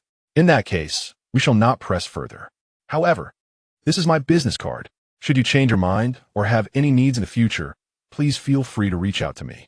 Our publishing house possesses certain resources and influence in the realm of spirit pet research." He slipped another personal card into Xiaole's hand before politely bidding farewell and departing with his assistant. Xiaole clutched the two cards, watching their retreating figures with a furrowed brow. This encounter cast a shadow over his thoughts. "I hope Linjian Publishing House is merely my overactive imagination," he mused, shaking his head as he tucked the cards into his pocket and turned back toward the lounge. He remained oblivious to the shadowed corner of the corridor where the assistant named Xiaole held a device reminiscent of a pocket watch. The screen flickered momentarily, displaying a subtle ripple before returning to its normal state. She murmured into her miniature earpiece, "Target has declined. Energy fluctuation recorded. Suspected spatial lateralization, albeit faint and undetermined. Continue observation." On the other side, Chunming spoke softly into his earpiece as he walked. "The target exhibits high vigilance and has refused the interview. However, that is inconsequential. He is not our primary objective. How is the engagement with Xie Shiyan and Bai Yuan proceeding?" Another voice emerged from the earpiece. Xie Shiyan declined politely under the pretext of preparation. Bai Yuan didn't even afford us the opportunity to speak. Nevertheless, the resonance detection of the key indicates that the setup at Kingland Mountain is progressing smoothly, with the energy convergence point already locked. Excellent. Maintain focus on the competition, particularly on the evolution of that serpent, Xie Shiyan. As for Xiaole, although he hold a lower priority, his cat is rather intriguing. Minimal observation will suffice. Understood. Upon returning to the lounge, Xiaole caught the gaze of Xie Shiyan, who inquired, "Who was that?" "An editor from a publishing house wishing to interview me and Snowball." "Idaklinat, li Xiaole raplia, succinctly." Xie Shiyan nodded. "It's wise to exercise caution. At this juncture, concentrating on the competition is paramount." Bai Yuan remained silent, gazing thoughtfully at Xiaole. After a brief respite and adjustment, the team gathered, preparing to depart the arena and return to the hotel. The matchups for the quarterfinals would be announced that evening. As they exited the arena, the setting sun cast a golden hue over the city. The throngs of people surged, their conversations vibrant and incessant. The substitute white cat from Team 3 was magnificent today. "I hear its name is Snowball. Its speed is utterly uncanny." Team 1 suffered an unjust defeat, disrupted entirely by a cat. Team 3 might just clinch the championship this year. Listening to the chatter around him, Xiaole felt a complex mix of emotions. On one hand, the acknowledgement felt gratifying. On the other, being thrust into the spotlight unsettled him. "Xiaole, over here." Zhou and Lu Yu waved excitedly from the roadside. Xiaole approached them. "You were incredible today, Xiaole. You and Snowball were nothing short of divine. Especially when you caught that thunderwing griffin. The crowd went wild." "It was merely luck," Xiaole smiled. Lu Yu chuckled. "You are far too modest. Let us head back to the hotel first. We'll watch the draw together tonight." Upon returning to their hotel, Xiaole first took Snowball back to their room. After shutting the door, he leaned against the doorframe, exhaling deeply. So much had transpired that day. The high-stakes competition, the scrutiny from both teammates and adversaries, and the unexpected interview. Each event had kept his nerves taut. "Snowball, it seems we have become somewhat famous," Xiaole remarked wryly to the cat nestled in his arms. "Meow?" Snowball tilted its head, not quite grasping its owner's concern. "Fame means that more people will scrutinize us, seeking to uncover our secrets," Xiaole elucidated. "And our greatest secret is your spatial attribute. Should it be revealed, it could attract unforeseen troubles, even peril." The Snowball, though seemingly perplexed, could sense its owner's anxiety. It nuzzled its head against Xiaole's chin, emitting a soft meow. "Fear not, I shall protect you." Feeling the unwavering trust and reliance from the little creature, warmth enveloped Xiaole's heart as he gently patted its head. "Indeed, we shall protect each other. However, we must exercise greater caution in the upcoming matches." Chapter 19. The opponent Xiaole meticulously examined the Snowball, although it had not sustained any apparent serious injuries during the match. The electric strikes from the Thunderwing Griffin and the shadowy force of the Nether Shadow Wolf had left subtle traces of energy beneath its pristine white fur. "Does it hurt?" Xiaole inquired, cautiously touching the faintly darkened marks. "Meow. A little, but it's nothing to worry about." The Snowball nudged his hand, signaling that it was fine, though its body instinctively flinched away. Xiaole retrieved the basic healing spray and energy-soothing ointment provided by the school from his backpack. This specially formulated ointment effectively alleviated energy-based injuries in spirit creatures. He sprayed the mist onto the Snowball's wounds, the cool vapor making contact with its skin, causing the Snowball to comfortably squint its eyes. "Rest well," Xiaole said as he placed the Snowball on the bed. The little creature instinctively shrank in size. Curling up in a cozy position, soon emitting gentle purring sounds. Watching the snowball peacefully slumber, Xiaole felt a softness in his heart, yet his brow remained furrowed. The day's match had indeed showcased their prowess, but had also attracted an unwarranted amount of attention. The timing and demeanor of Editor Chun from the Spirit Research Publishing House had been rather peculiar. He pulled out the 2 business cards from his pocket. The ordinary white cardstock bore embossed golden lettering, appearing quite formal, yet Xiaole sensed something amiss. Spirit Research Publishing House, he murmured, attempting to recall details from the original work. The Path of Beast Tamers is a male-oriented novel centered on the protagonist, Xie Shiyan's growth, with other supporting characters and factions not elaborated upon in great detail. While reading, Xiaole primarily focused on how the protagonist turned the tables, glossing over many particulars. However, he vaguely remembered a mention of an organization called the Spirit Research Society or something similar in the later chapters, which ostensibly conducted academic studies on spirit creatures but covertly collected blood samples of rare spirit beasts for some forbidden research. The protagonist's spirit beast, Xuanmo, had once been coveted for its true dragon bloodline. Could the publishing house's research society be a different branch of the same faction? Xiaole speculata.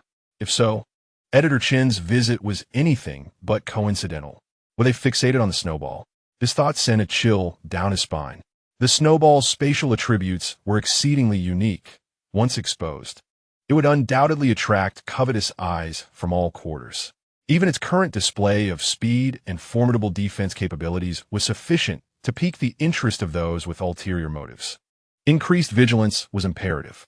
Xiaole clenched his fists, realizing that he needed not only to control their performance during the matches, but also to minimize solitary outings post-competition, thereby reducing contact with the outside world. He resolved that when he later encountered Xie Shiyan or Bai Yuan, he would subtly remind them to be cautious about similar interviews or engagements. After all, the true dragon bloodline of Xuanmo and the 9-tailed fox bloodline of Qi Yu are both exceedingly rare. While lost in thought, a gentle knock sounded at the door. "Xiaole, are you there?" "It's me, Zhou." Li Xiaolu rose to open the door.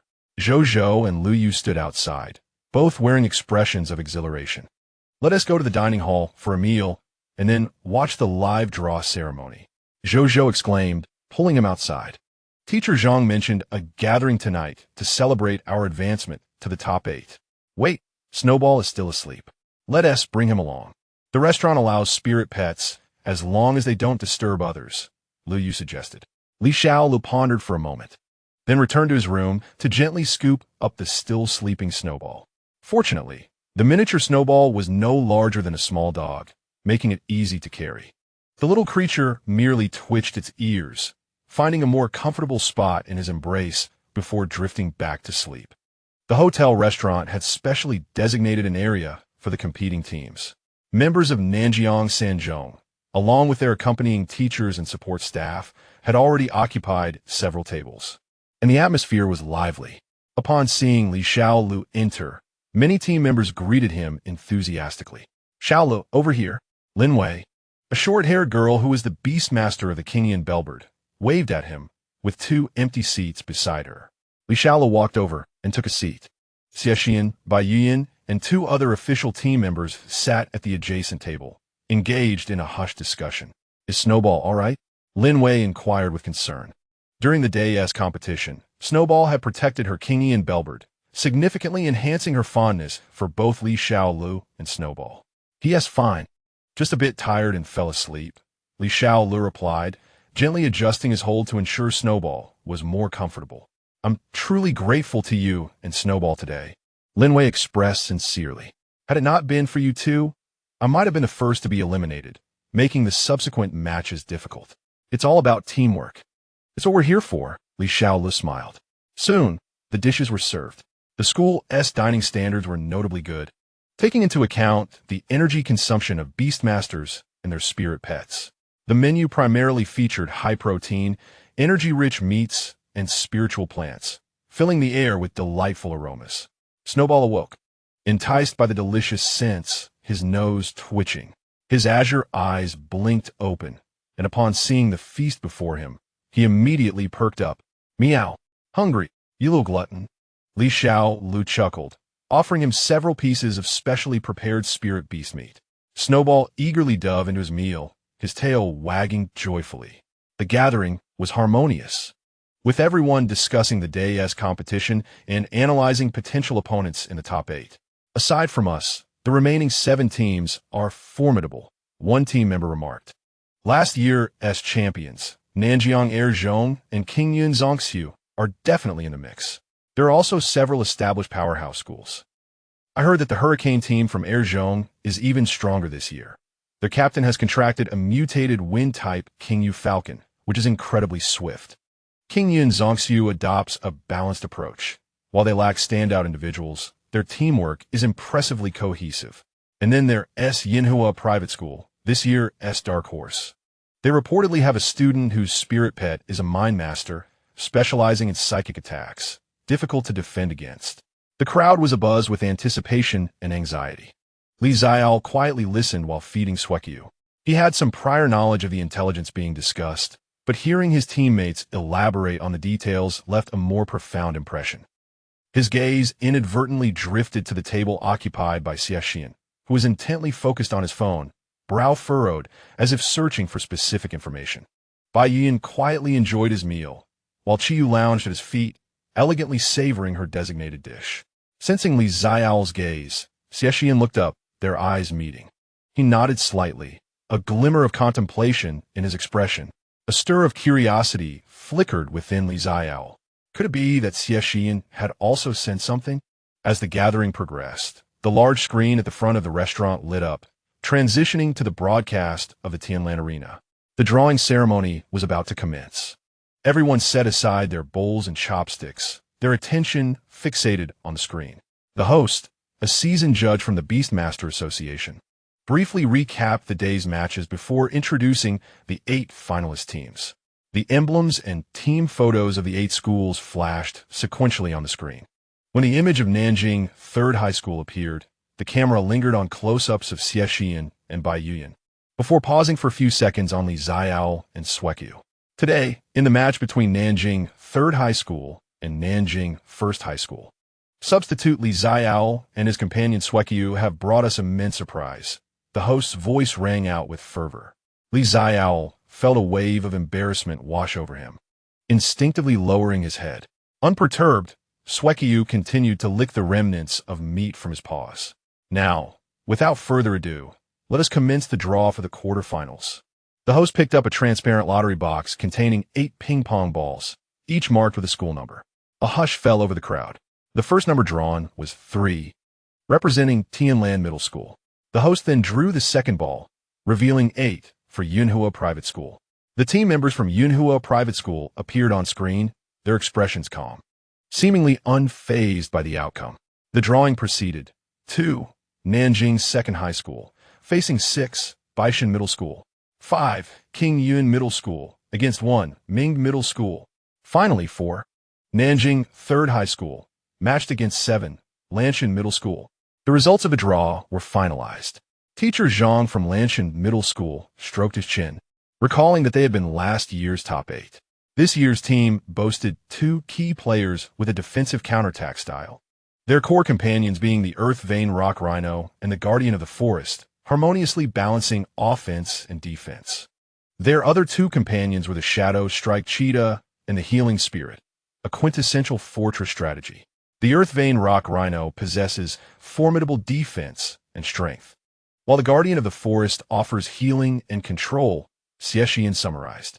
The Shadow Strike Cheetah waits for its opportunity, and the Healing Spirit ensures sustainability. It is challenging to breach their defenses swiftly. Moreover, they excel in attrition warfare. Bai Yuan added, once drawn into their rhythm, we would find ourselves at a disadvantage. The atmosphere grew tense. Having just endured a high-intensity battle against Nanjing 1st High School, the team's condition had not yet fully recovered, and now they were to face Lanshan Middle School, known for their defensive and attritional prowess. This promised to be a formidable contest. The arena's competition format favored them. Xie Shiyan analyzed, stating that if they were to engage in a competition, their defensive core could hold the fort, exhausting the challenger's stamina. Our offensive must be sufficiently incisive. aiming for a swift resolution. Teacher Zhang nodded, instructing, "Rest well tonight. Tomorrow morning, we will convene a tactical meeting to meticulously study our opponents. Now, disperse and return to your rooms for rest." The team members gradually rose from the dining hall. Xiaole, cradling Snowball, followed Zhou and Lu Yu towards the elevator. "I have heard that the Earth Vein Rock Rhinoceros from Lanshan High School possesses a rugged hide and thick flesh. There are hardly any spirit beasts of the same level that can breach its defenses," Zhou expressed with concern. "Snowball's claws managed to break through the Thunderwing Griffin's defenses today, so there should be a chance, right?" Lu Yu glanced at Xiaole. Xiaole replied with a wry smile. "The Thunderwing Griffin's defenses primarily rely on the lightning shield and feathers, while the Earth Vein Rock Rhinoceros boasts purely physical defenses reinforced by Earth-type energy, which is an entirely different concept. Moreover, Snowball's success today was somewhat fortuitous." He spoke a truth. Although the effect of spatial tearing was formidable, it too had its limits. "Let us do our utmost," Xiaole stated, harboring other plans for tomorrow's competition. Perhaps it would be wise not to let Snowball showcase too much prowess, since the opponent was renowned for their defenses. A strong offensive might not be the wisest approach. It would be better for Xie Shiyan and Bai Yuyan to tackle the challenge while he continued to play the role of a substitute, waiting for the opportune moment. Chapter 20. The competition. Upon returning to his room, Xiaole gently placed Snowball on the bed. The little creature rolled over, lying on its back with its soft belly exposed, soundly asleep and utterly unguarded. Sitting on the edge of the bed, he unconsciously stroked Snowball's warm, soft fur, replaying the day's competition in his mind. Spatial tearing was effective against the Thunderwing Griffin, but what about the Earth Vein Rock Rhinoceros, which boasted purely physical defenses? Although Snowball's spatial tearing could rend energy shields and some physical forms, the rhinoceros's defenses were not merely thick. They were a combination of rock-type energy density and structure. Moreover, today's performance had already drawn attention. Should Snowball perform any astonishing feats tomorrow, it might very well place them squarely in the focus of certain observers. Pondering the impending competition, Xiaole concluded that it would be best to maintain a low profile. He opened his phone and searched for video footage of Lanshan High School's matches.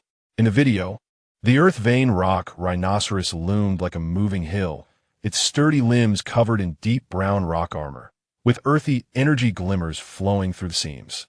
It stood in the arena, enduring relentless assaults from its opponents, with only faint white marks left on its armor.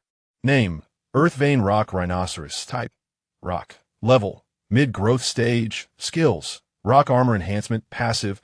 Earth Spike, Intermediate. Ground Shatter Charge, Intermediate. Rock Skin, Passive.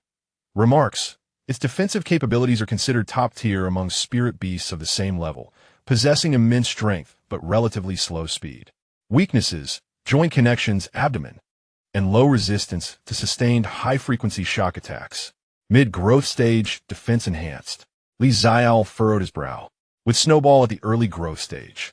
While spatial tearing is a special attribute, overcoming such top-tier defenses across even a minor realm would likely be quite arduous and energy-consuming. He then turned his attention to the other spirit beasts from Lanshan High School.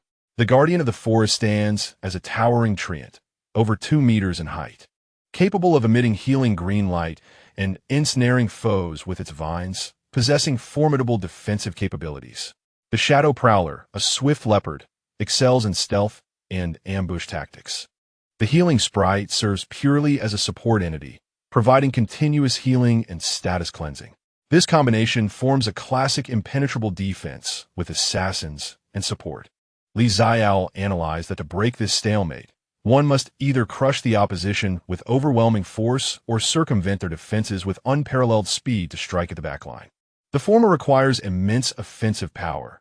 Xie Shiyan's Xuanmo and Bai Yuyan's Xiyu should suffice, albeit with time as a crucial factor. The latter necessitates extreme agility and breakthrough capability. Xuanmo theoretically could achieve this, but the risks are substantial. Were I the captain, I would likely appoint Xie Shiyan or Bai Yuyan as challengers tomorrow, relying on their formidable individual prowess to attempt a rapid breach of the enemy's defenses. As a substitute, I might not take the field unless specifically needed to replace a fatigued teammate, Li Xiaole speculated. This arrangement would afford him the opportunity to observe the strengths of other formidable teams while allowing Xuanmo to cool down and minimize its presence. As he pondered, there was another knock at the door. Li Xiaole, "It's me," came the voice of Xie Shiyan. Li Xiaole rose to open the door, revealing Xie Shiyan standing outside, with Xuanmo coiled around his arm. The evolved shadow poison python, though sizable, appeared harmonious upon him, its obsidian scales glistening with an ethereal glow under the corridor lights. "Captain, is there something you need?" Li Xiaole inquired, stepping aside to allow him entry. Xie Shiyan entered the room, his gaze sweeping over the sleeping Xuanmo before turning to Li Xiaole. "What are your thoughts on tomorrow's match? The defense of Lanshan High School is formidable. A frontal breakthrough will take time and could easily devolve into a war of attrition." Li Xiaole candidly shared his analysis. "The tournament format favors them, and the geomantic rock rhinoceros will be a tough opponent to contend with." "Indeed," Xie Shiyan nodded, settling into a chair. "Bai Yuan and I have discussed our strategy. I will take on the role of challenger tomorrow." Li Xiaole understood immediately. "Are you planning for a swift assault?" he asked. "Yes," Xie Shiyan replied, his gaze sharp. "Xuanmo's poison has a certain advantage against rock types, and the Shadow Prowler's penetrative abilities may exploit their weaknesses. I aim to establish an opening in the first arena, at the very least inflicting significant damage on the geomantic rock rhinoceros to pave the way for my teammates." He paused, looking at Li Xiaole. "However, Lanshan High School is not naive. They may adjust the order of their defenders, and it's not guaranteed that the geomantic rock rhinoceros will be the first to guard." Li Xiaole grasped his implication. The captain needed someone ready to step into the challenger position at a moment's notice or to replace a defender in poor condition. "Precisely," Xie Shiyan stated plainly. "Your Xuanmo is highly mobile and quick to react, making you well suited for unexpected situations. Be prepared to take the field at any moment during the match. If they deploy a swift spirit like the Shadow Prowler, your presence will be essential for containment." Li Xiaole felt a chill run through him. This conflicted with his desire to keep a low profile. Yet, he could not refuse. This was a team competition, and as a substitute, adhering to tactical arrangements was his fundamental responsibility. "I understand, Captain. I will ensure Xuanmo remains in peak condition," Li Xiaole affirmed with a nod. Xie Shiyan gazed at him, falling into silence for a few moments before suddenly inquiring, "Li Xiaole, what is your opinion on the editor from Linjian Publishing House?" Li Xiaole felt a tightening in his chest, but maintained a calm demeanor. "I merely think his timing is rather convenient. Considering we are currently in the midst of a competition, the publisher should wait until it concludes before conducting interviews. It is not solely about timing," Xie Shiyan remarked, gently tapping his fingers on the table. "After the competition, I received a similar invitation, as did Bai Yuan. Several star players from other schools are rumored to have been approached as well." Li Xiaole furrowed his brow. What do they intend to do? Gather information? Or perhaps select targets? Xie Shiyan's tone turned slightly frosty. "Linjian Publishing House is not as straightforward as it appears. During my time at the family, I heard certain rumors. They are connected to some clandestine research institutions and have a keen interest in the bloodlines and special abilities of rare spirit pets." He glanced at Xuanmo. "The defensive capabilities and speed exhibited by your Xuanmo today are already sufficient to attract attention. Although you claim it to be a latent talent, some may not readily believe it. They might employ various means to test and verify." Li Xiaole's heart sank. His greatest fears were manifesting. "Captain, have you encountered a similar situation before?" He ventured cautiously. A sardonic smile tugged at Xie Shiyan's lips. "When Xuanmo first awakened, someone approached me, offering a high price for purchase or collaboration on research. After I declined, they resorted to underhanded tactics. Hence, I remain vigilant against such individuals." He stood up and patted Li Xiaole on the shoulder. "Exercise caution.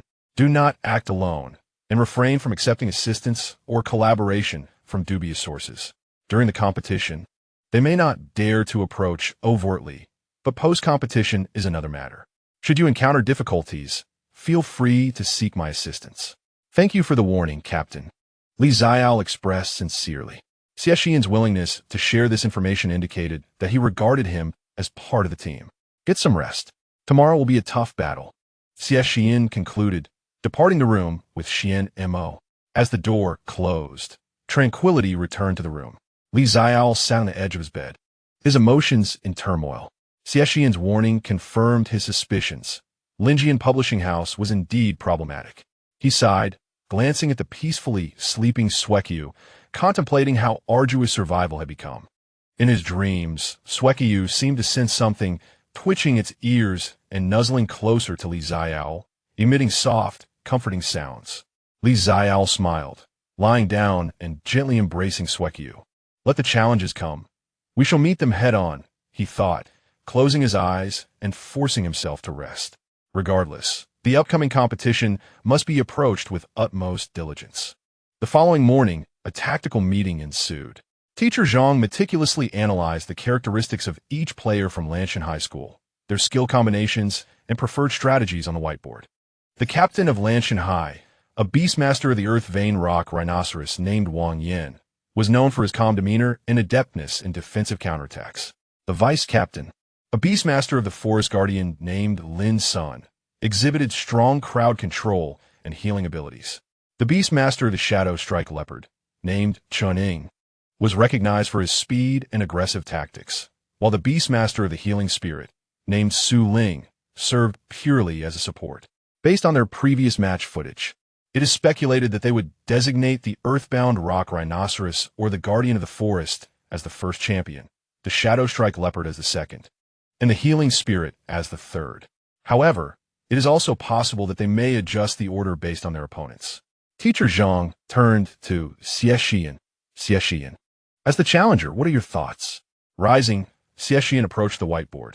My strategy is to launch a swift assault. Regardless of who the first champion is, I shall give my all to defeat them in the shortest time possible. The first arena is crucial. Bai Yian's cold voice resonated. If you can secure a quick victory, their rhythm will be disrupted. However, if it devolves into a war of attrition, it will be to our disadvantage. Therefore, we need a contingency plan. Teacher Zhang nodded. If the first arena reaches a stalemate, or if Xie Shiyan exhausts too much energy, we will need someone to assume the challenger's position and maintain the pressure. Teacher Zhang's gaze shifted to Xiaole. Xiaole, your snowball's mobility is strong, making it suitable for countering the high-speed opponent, the Shadow Strike Leopard. If they send Chun-Ing to defend, you may need to take the stage, Teacher Zhang stated. Understood, Xiaole replied with a nod. The arrangements for the champions were as follows. The first champion would be the ironclad mountain tortoise, relying on its defensive prowess to wear down the opponent. The second champion would be the Crimson Moon, utilizing its ice and fire control abilities to restrict the adversary. And the third champion would be the Clear Sound Bellbird. Teacher Zhang announced the lineup. The substitute team remained on standby, ready to adjust according to the situation on the field. Teacher Zhang emphasized in conclusion. Yes. With the tactical meeting concluded, everyone proceeded to the Tianlan Arena. The audience for the quarterfinals was larger than the previous day, and the atmosphere was even more fervent. A colossal holographic projection showcased promotional clips and highlights of the top 8 teams. The members of Lanshan High School had already arrived, clad in uniform earth-tone jerseys. Wang Yin, a sturdy young man with a resolute demeanor, stood beside the earthbound rock rhinoceros, which quietly towered like a mountain. The two teams crossed paths in the player corridor. Wang Yin glanced at Xie Shiyan and nodded. I look forward to our match. Likewise, Xie Shiyan replied calmly.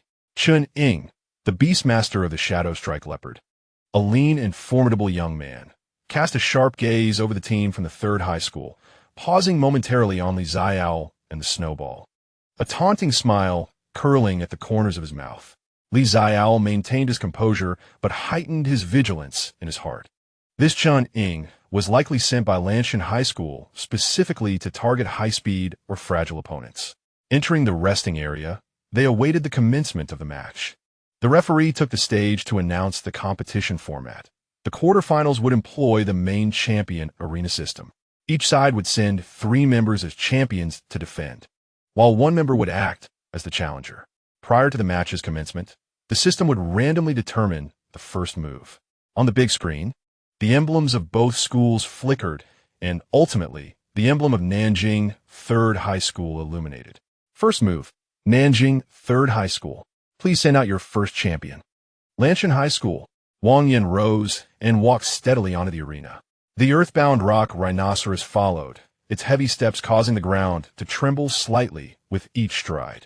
First champion of Lanshan High School, Wang Yin, with his spirit beast, the earthbound rock rhinoceros. Applause and cheers erupted from the audience. Please send out your challenger. Nanjing Third High School. Without hesitation, Xie Shiyan stood, the Xuanmo flowing from his arm, following him as he ascended the arena. In the arena of Nanjiang Third Middle School, the atmosphere ignited as the challenger, Xie Shiyan, unleashed his ethereal companion, the shadow poison python. The opening clash was an exhilarating showdown between the dual attribute shadow poison python and the formidable defensive geomantic rock rhino. Which contender would emerge victorious? Chapter 21. Entering the top 4 as the referee confirmed both participants were prepared and stepped aside, the competition commenced. Almost instantaneously, Xie Shiyan made his move. Xuanmo. Dark Poison Domain, Maximum Range. The shadow poison python exhaled a plume of deep green toxic mist that swiftly enveloped a substantial portion of the arena. This miasma not only obscured vision, but also harbored corrosive energy and venomous properties. Wang Yin remained unfazed. Geomancy, Rock Armor Enhancement, Earth Spike Formation, activate. The geomantic rock rhino emitted a low growl as its rocky armor shimmered with an intensified earthy yellow glow. Simultaneously, the ground beneath the arena trembled violently as dozens of sharp earth spikes erupted from the mist-covered area, launching indiscriminate assaults. However, Xuanmo had long since vacated its initial position.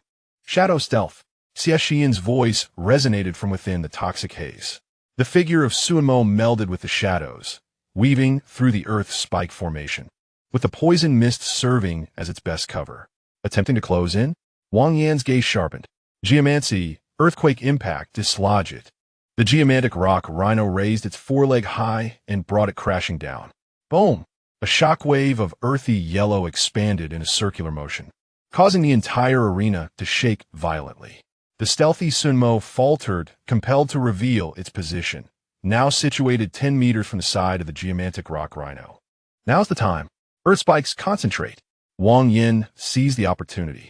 Several thicker earth spikes surged upward, precisely targeting Xuanmo's feet. Xuanmo, venomous fangs, corrode the spikes, shadow strike, disengage. Xie Shiyan commanded coolly. The shadow poison python twisted its head, releasing jets of purple venom that splattered onto the advancing earth spikes. The corrosive liquid swiftly eroded the stone, significantly slowing the spike's trajectory. Concurrently, Xuanmo transformed into a streak of ink-colored lightning, narrowly evading the attack. What an impressive reaction! The audience marveled. Yet, the defensive resilience of the geomantic rock rhino proved formidable, rendering the effects of the venom limited. If this continued, Xie Shiyan's stamina would be greatly taxed. As the spectators noted, a slight frown creased Xie Shiyan's brow. The geomantic rock rhino's armor exhibited a higher resistance to venom than anticipated. Despite several attempts to target its joints, the thick rocky armor deflected the assaults, leaving only faint traces. We cannot afford to prolong this. Xie Shiyan's eyes narrowed decisively. Xuanmo. Shadowbind. Attempt to restrict its movements. Venomous fangs aim for the eyes and nostrils. Xuanmo delved into the shadows once more, emerging from the geomantic rock rhino's shadow, as ink-like energy materialized in the chains that ensnared the rhino's limbs. Simultaneously, multiple streams of venom accurately targeted the creature's vulnerable eyes and nostrils. Rock armor, localized enhancement. Wang Yin bellowed. The armor around the geomantic rock rhino's eyes and nostrils thickened instantly. The venom splashed against the fortified armor, producing corrosive smoke, yet failing to penetrate. While the shadow bind successfully ensnared the rhino's hind legs, its immense strength allowed it to break free, shattering the chains with a powerful surge. Geomancy, charge. Wang Yin seized the moment to counterattack. The geomantic rock rhino lowered its head and charged forward like a heavy war chariot, hurtling towards Xuanmo. Although its speed was not rapid, the sheer momentum was breathtaking, effectively restricting a vast area for evasion. As Xuanmo prepared to evade, The ground beneath him suddenly erupted with spikes, sealing off his escape route. Clad in a protective layer of venom, Xuanmo braced himself for the collision. Leveraging the force to close the distance, Xie Shiyan made a daring decision. A rich, violet toxin surged around Xuanmo, forming a temporary shield while his body coiled slightly. Bang! The earth vein rock rhinoceros collided violently with Xuanmo. The venomous shield shattered instantaneously, sending Xuanmo flying. Yet he adeptly adjusted his posture mid-air, landing beside the spikes to gain momentum, propelling himself towards the rhinoceros's neck, where the rocky armor was comparatively thin and there were gaps for breathing. Shadow strike, followed by venomous fangs, Xie Shiyan commanded. Xuanmo opened his serpentine jaws, his fangs swelling with poison, the shadowy power converging to its zenith. He struck fiercely at the rhinoceros's neck. Wang Yan's expression changed drastically. Earth Vein unleashed the full armor. The rocky armor on the rhinoceros's neck radiated an intense glow. But Xuanmo's strike, fueled by all his strength and accelerated by leverage, far exceeded his previous efforts. Crack! The sound of shattering armor echoed clearly. The venomous fangs pierced through the armor, deeply embedding into the rhinoceros's neck. Roar! The earth vein rock rhinoceros let out a pain bellow, thrashing its head wildly in an attempt to dislodge Xuanmo. Yet, Xuanmo clung on tenaciously, continuously injecting venom. The referee observed intently.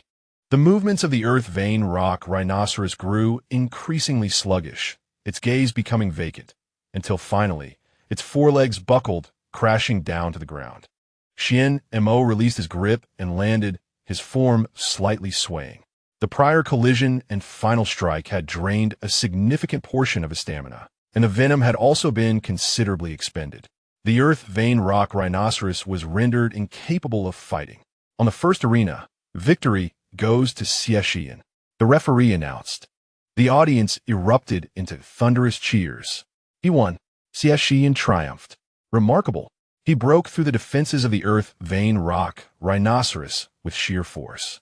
Xie Shiyan recalled Xuanmo and administered an energy potion, his complexion somewhat pale, yet his gaze remained sharp. Wang Yan retracted the earth vein rock rhinoceros and nodded at Xie Shiyan. Impressive. I'll look forward to our next encounter. Thank you, Xie Shiyan replied politely. He descended from the arena, where the team members from Nanjing No. 3 gathered around him. Captain, are you all right? Lin Wei inquired with concern. It was quite taxing, but I can manage, Xie Shiyan responded, glancing at Teacher Zhang. For the next arena, I suggest letting Xiaole take the stage.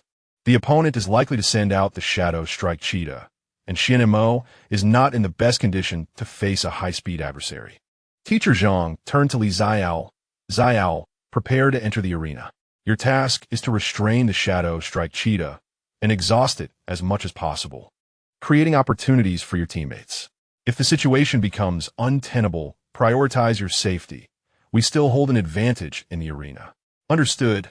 Li Xiaole inhaled deeply, patting Snowball's head. It's our turn. A crescent moon glimmered on Snowball's forehead, its gaze sharp. Is there a challenger change for Nanjing No. 3? The referee inquired. Change. Challenger Li Xiaole. Spirit companion Snowball. Li Xiaole ascended the arena with Snowball in his arms. Across from him, in the ranks of Lanshan High School, Chun-Ing stood up, a cold smirk gracing his lips. Lanshan High School's second arena champion. Chun-Ing, Spirit Companion Shadow, Strike Cheetah. A sleek, jet-black leopard with ferocious eyes leaped onto the arena, silent as a whisper. Name, Shadow Strike Cheetah. Attribute, dark, level, mid-growth stage. Skills, Shadow Strike. Intermediate, Shadow Claw. Intermediate, high-speed movement, passive, stealth, beginner. Remarks, a speed-oriented assassin. Proficient in stealth and burst damage, with relatively weak defense and average endurance in prolonged battles. At the mid-growth stage, possessing the dark attribute and exceptional speed. Li Xiaole's expression was grave. Snowball's speed matched that of its opponent, yet it was at a slightly lower level, placing it at a disadvantage in direct confrontation. Moreover, the opposing entity possessed stealth capabilities, which complicated matters. The match commenced. No sooner had the referee's words faded than Xuanmo sprang into action. Shadow stealth flank. The shadow strike cheetah flickered, seemingly melding into the light, and instantaneously vanished from the arena. Snowball, remain vigilant, enhance spatial awareness, commanded Xiaole through their mental link. Snowball crouched low, its cerulean eyes scanning the arena, the crescent on its forehead faintly glowing. It sensed a surge of dark energy moving rapidly, its trajectory erratic. To the left? No, merely a feint. To the right. Snowball, right rear, rending claw. Without hesitation, Snowball pivoted and struck with its claw at the empty space behind it. A silvery arc cleaved through the air. Bang! The shadow strike cheetah was forced out from the void, narrowly evading the rending claw, its eyes reflecting a flicker of surprise. Could it truly anticipate the shadow's position? Xuanmo furrowed his brow. Shadow, high-speed movement, continuous strikes. Do not give it a moment to react. The shadow strike cheetah transformed into a streak of black light, darting across the arena, launching relentless assaults from various angles, each strike fierce and cunning. Aimed directly at Snowball's vital points. Snowball executed the void step to perfection, its form flickering across the arena, narrowly dodging each attack, occasionally countering with rending claw, forcing back its opponent. So swift, both spirit beasts moved with incredible speed. Their actions were nearly imperceptible. That white cat could actually keep pace with the shadow strike cheetah. Gasps erupted from the audience. Xiaole focused intently. Through Snowball's spatial awareness, he could barely track the movements of the shadow strike cheetah. But the rhythm of its attacks was too rapid, leaving Snowball in a defensive position. This could not continue. Snowball's stamina would deplete faster than its opponents, and being under constant pressure would inevitably lead to a flaw. The rhythm must be disrupted. Xiaole's gaze sharpened. Snowball, feign a weakness, left foreleg pretend to be sluggish. Snowball understood, and after a dodge, intentionally hesitated slightly as its left foreleg touched down. Xuanmo's eyes lit up. An opportunity. Shadow strike, target the left foreleg.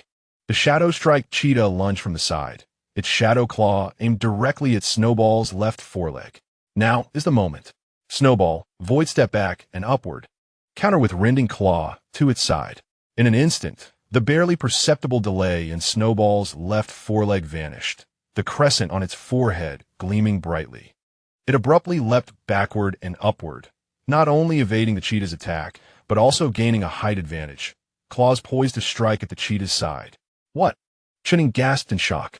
The shadow strike cheetah had missed its target, its momentum spent, struggling to evade in mid-air, barely twisting to absorb the impact with its back. Slish! The rending claw sliced across the cheetah's back, spraying blood and tufts of black fur into the air. Although it did not inflict a fatal injury, the pain caused the cheetah to momentarily falter. Snowball, pursue. Strike repeatedly, commanded Xiaole, seizing the opportunity. As Snowball landed, it immediately pounced, claws flashing. The shadowy cheetah, caught off guard, struggled to respond, its rhythm disrupted, and it bore additional wounds. Shadow, create distance. Xuanmo urgently called out. The shadowy cheetah leapt backward with all its might, increasing the space between them, blood oozing from its back wounds, its breath becoming ragged. The two sides faced each other in a temporary standoff. Beautiful. Xiaole capitalized on the moment to counterattack. The cat's movement was peculiar. How did it suddenly leap to that position? The shadowy cheetah was injured, and the advantage had shifted. The audience buzzed with chatter. Xuanmo's expression darkened. He had not anticipated Snowball's swift reaction and adaptation, nor did he foresee that what appeared to be an opening was, in fact, a trap. Time was of the essence. Gritting his teeth, Xuanmo commanded, Shadow, unleash the maximum power of Shadow Claw, combined with Shadow Strike, to decide the victor in one blow. With a low growl, the shadowy cheetah summoned dark energy that surged around its body, focusing entirely on its front paws, which transformed into two solid black blades. It vanished once more. But this time, Xiaole could distinctly sense a powerful dark energy rapidly approaching, its trajectory direct. It was a linear assault, a full-force strike. Snowball, prepare. Counter with that. Then retaliate. Xiaole's eyes were resolute. The opponent was desperate. Snowball could not retreat. Doing so would lead to a passive position. Moreover, he needed to provide Snowball a chance to demonstrate its strength under extreme circumstances, enabling it to unleash enhanced defensive capabilities. Snowball stood firm, the crescent glow on its forehead intensifying, silver arcs of light gathering on its claws, the spatial energy subtly fluctuating. Here it comes. The shadowy cheetah's silhouette emerged directly ahead, its black blades descending with a force capable of tearing through anything. Tear the space apart, Xiaole shouted through their mental link. Snowball met the black blades head-on, striking with all its might. This time, the silver arcs were no longer faint but solid as a crescent, colliding directly with the black blades. Boom! The clash of shadows and silver light erupted. Energy turbulence engulfed the arena. As the dust settled, a shadowy figure was sent flying, crashing heavily to the ground. It was the shadowy cheetah, its black blade shattered, its paws a gruesome sight, evidently having suffered greatly in the previous confrontation. Snowball was also forced back several steps, its front paws trembling slightly, yet remained standing. As the dust cleared, onlookers beheld the shadowy cheetah struggling to rise, only to stumble and collapse, clearly unable to continue the fight. In contrast, Snowball, though panting, retained a keen gaze. Upon confirmation, the referee announced loudly, "The shadowy cheetah has lost its combat capability." In the second arena, Xiaole emerges victorious. "We won. Xiaole has triumphed once more." What are those cat's claws made of? They shattered even the shadow claw. The cheering erupted from the rest area of Nanjiang No. 3 High School. Xiaole exhaled in relief, recalling Snowball and gently stroking its slightly trembling front paws. "Well done, Snowball. You performed admirably." "Meow, my paws are a bit numb." "But we won." Snowball nuzzled against his hand. With a grim expression, Chuning recalled the shadowy cheetah, casting a deep glance at Xiaole before turning to exit the stage. After suffering 2 consecutive defeats, Lanshan Middle School found itself in a dire predicament. They were left with only 2 champions, the Guardian of the Forest and the Healing Spirit, while Nanjing No. 3 Middle School still had 3 champions yet to compete. The referee inquired whether Lanshan Middle School would replace their challenger. The team captain, Wang Yin, rose with a grave expression. "Yes, we will change." The new challenger was Lin San, accompanied by the Guardian of the Forest. They dispatched their vice-captain in hopes of leveraging the Guardian's control and healing abilities to reclaim a victory. On the side of Nanjing No. 3, Teacher Zhang turned to Bai Yuyan. "Yuyan, it's your turn. Use ice and fire to suppress it. Do not allow it any opportunity for healing or control." Bai Yuyan nodded and ascended the arena with Chayu.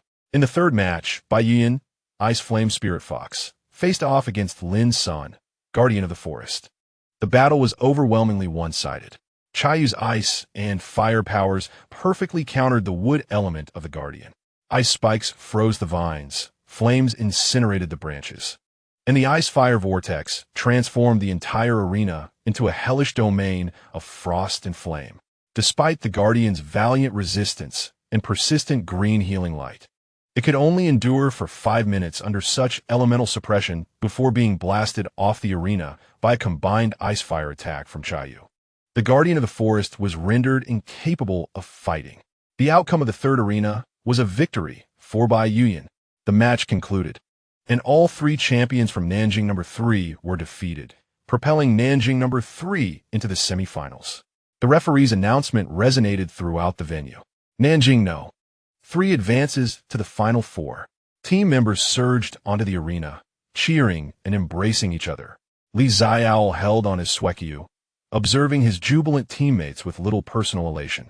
The recent battle, marked by Suekyu's formidable sky-splitting claw and its peculiar final maneuver, was likely to draw even more scrutiny.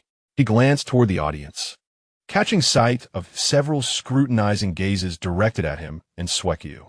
Chapter 22, Celebration Banquet. The joy of advancing to the semifinals reached its zenith upon returning to the hotel. The school administration sent congratulatory messages and generously approved additional funds for celebration.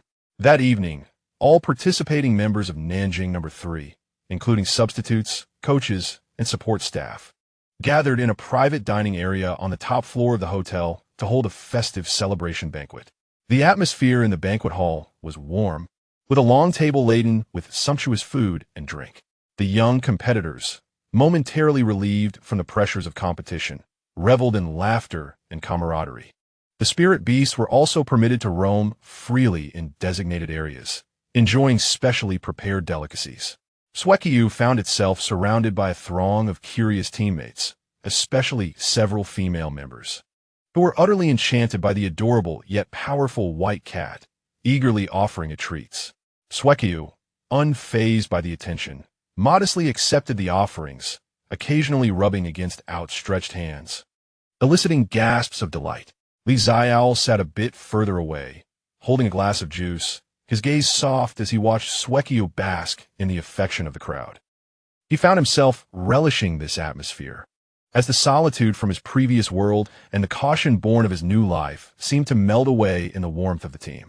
"You performed admirably today," Xie Shiyan remarked, approaching with a cup in hand and taking a seat beside him. Xuanmo had not followed, likely summoned back to the spirit beast space for rest. "Thank you, Captain. It was mainly Xuanmo's effort," Xiaole replied with a smile. "But not just Xuanmo." Xie Shiyan gazed at him, acknowledging that your command and foresight are indeed pivotal. When faced with an opponent like the Shadow Strike Leopard, composure outweighs mere strength. Xiaole, feeling a tinge of embarrassment from the praise, deftly shifted the topic. The captain must be experiencing greater fatigue. The Earth Vein Rock Rhinoceros is no easy adversary. Indeed, Xuanmo requires ample recovery time. Xie Shiyan nodded in agreement, eschewing humility. The contenders in the top four, whether from the second high school or Yunhua, would not yield any respite compared to Lanshan. Their conversation meandered through discussions of the competition and forthcoming opponents, gradually shifting to other subjects. "I heard from Zhou that you are rather reticent and prefer training alone?" Xie Shiyan inquired casually. Xiaole's heart skipped a beat, yet he maintained his composure. "Yes. I am more accustomed to pondering alone. Training with Xuanmo requires a tranquil environment." "I understand." Xie Shiyan sipped his drink, his gaze drifting towards Xuanmo, surrounded by admirers. "It is indeed unique, not only in ability, but also in character, possessing the loyalty and dependence of a spirit beast while exuding an independent wisdom." This remark stirred something within Xiaole. It seemed that Xie Shiyan often, almost inadvertently, redirected discussions towards Xuanmo. "Are you well-versed in spirit beasts, Captain?" Xiaole aventura tentatively. "Not so much research as familiarity. I have simply encountered many and contemplated them deeply." For a fleeting moment, a shadow crossed Xie Shiyan's eyes, as if recalling an unpleasant memory, but he quickly regained his composure. In places like the Xie family, the lineage, potential, and value of spirit beasts are calculated with precision, often at the expense of appreciating the spirit beasts themselves. His tone carried a subtle hint of irony and detachment. Xiaole recalled Xie Shiyan's tribulations in the original narrative, understanding the shared plight they bore, both possessing extraordinary spirit beasts, yet needing to conceal them with utmost caution. "I believe that training and battling alongside partners, solely for the purpose of self-improvement and victory, is quite fulfilling," Xiaole murmured softly. Xie Shiyan glanced at him, a faint smile curving his lips. "Indeed, it is quite good." At that moment, Bai Yuan approached, maintaining his characteristic cool demeanor, with Chayu quietly trailing at his side, seemingly oblivious to the surrounding clamor. He held a small preservation box containing cut ice, attribute spirit fruits that emanated a gentle chill.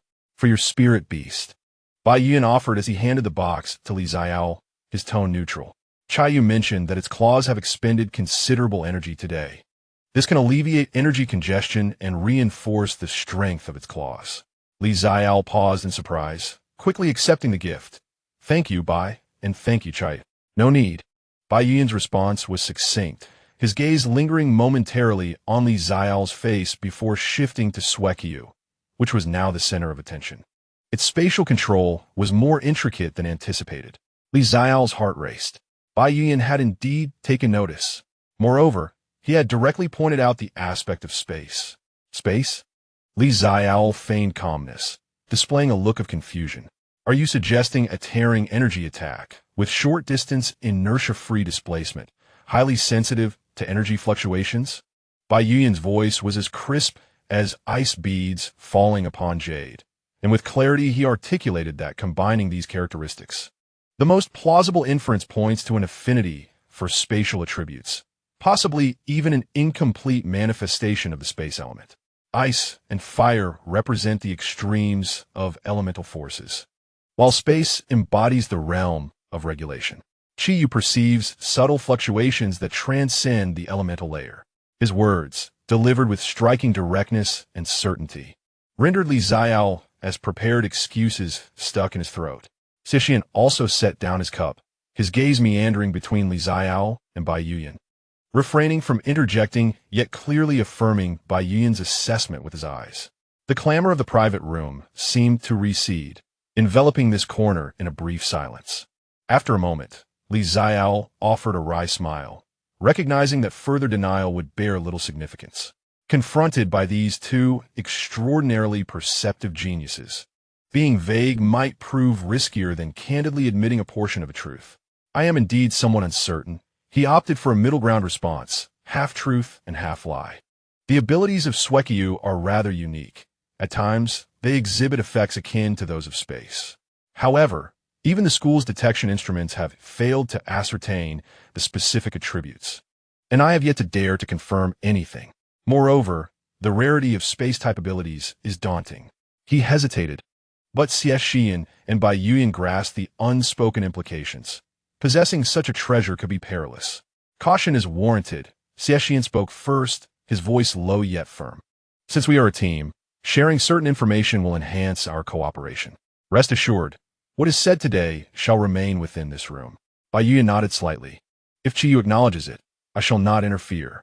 Their affirmations eased Li Xiao's taut nerves.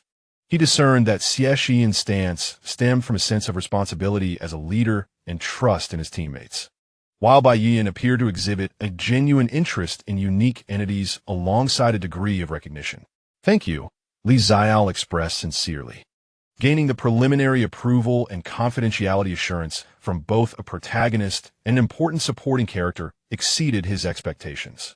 However, after the municipal competition, the attention on you will undoubtedly increase, Xie Shiyan cautioned.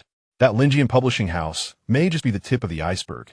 You need to expedite the rationalization of Xueqiu's uniqueness or acquire sufficient strength for self-preservation.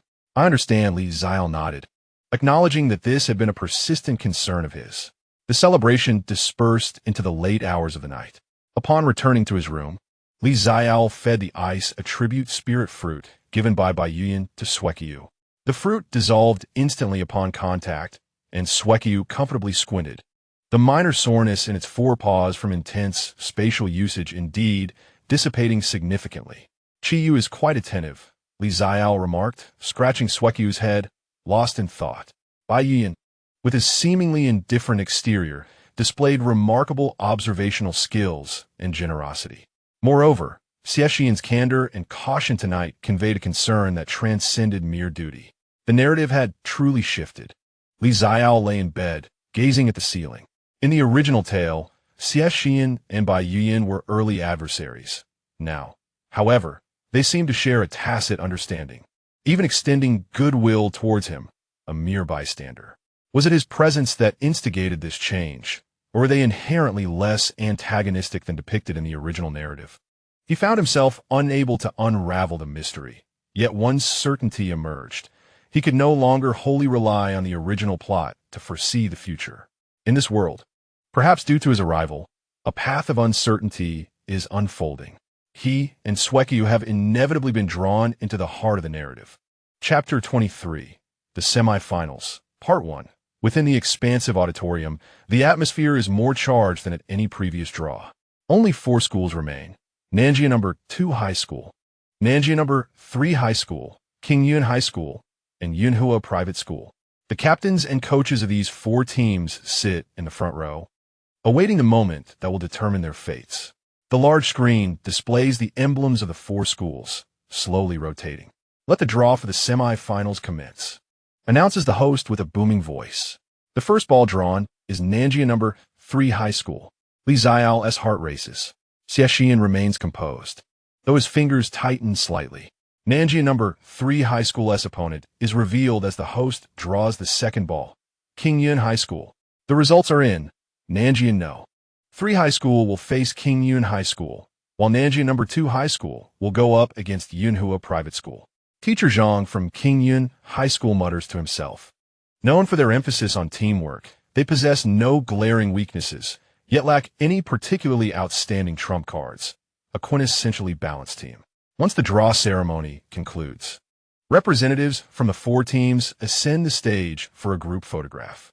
The captain of Qingyun High School, a bespectacled and refined young man named Lu Ming, approaches Xie Shiyan and extends his hand, expressing his eagerness for their impending clash. They shake hands. Lu Ming's gaze briefly lingers on the team members behind Xie Shiyan, pausing momentarily on by Yuyan and Li Xiaole before smiling and remarking, "Your trident is quite formidable. We shall prepare diligently." Trident? Li Xiaole is momentarily taken aback. "It's what the outside world calls you," Lu Ming explains. Xie Shiyan's aggressive offense, by Yuyan's control, combined with your swift strikes, create 3 distinct offensive points that are difficult to defend against. This designation leaves the members of Nanjia number 3 High School exchanging glances. "Vemos yet amos it." The media certainly has a knack for naming things, Zhou whispers. Nevertheless, it is quite fitting, Lin Wei adds with a smile. On the bus back to the hotel, Teacher Zhang begins to outline their strategy. Everyone is well acquainted with Qingyun High School's profile. Their strength lies in the synergy of the whole being greater than the sum of its parts. While each individual may not possess peak personal strength, their coordination is exceptionally high, with seamless skill transitions. To counter such a team, we have 2 approaches. He holds up 2 fingers first. Use superior individual strength to disrupt their rhythm. Second, achieve better coordination than they do, thus imposing tactical dominance. He turns to Xie Shiyan. "What is your perspective, Xie Shiyan?" The first approach, Xie Shiyan responds without hesitation. Their coordination is built on familiarity and extensive training, making it challenging for us to match them in a short time. However, our individual strengths, Xuanmo, Chayu, and Sueku's speed, can attempt to break through at specific points. What about the specific tactics? Teacher Zhang inquires.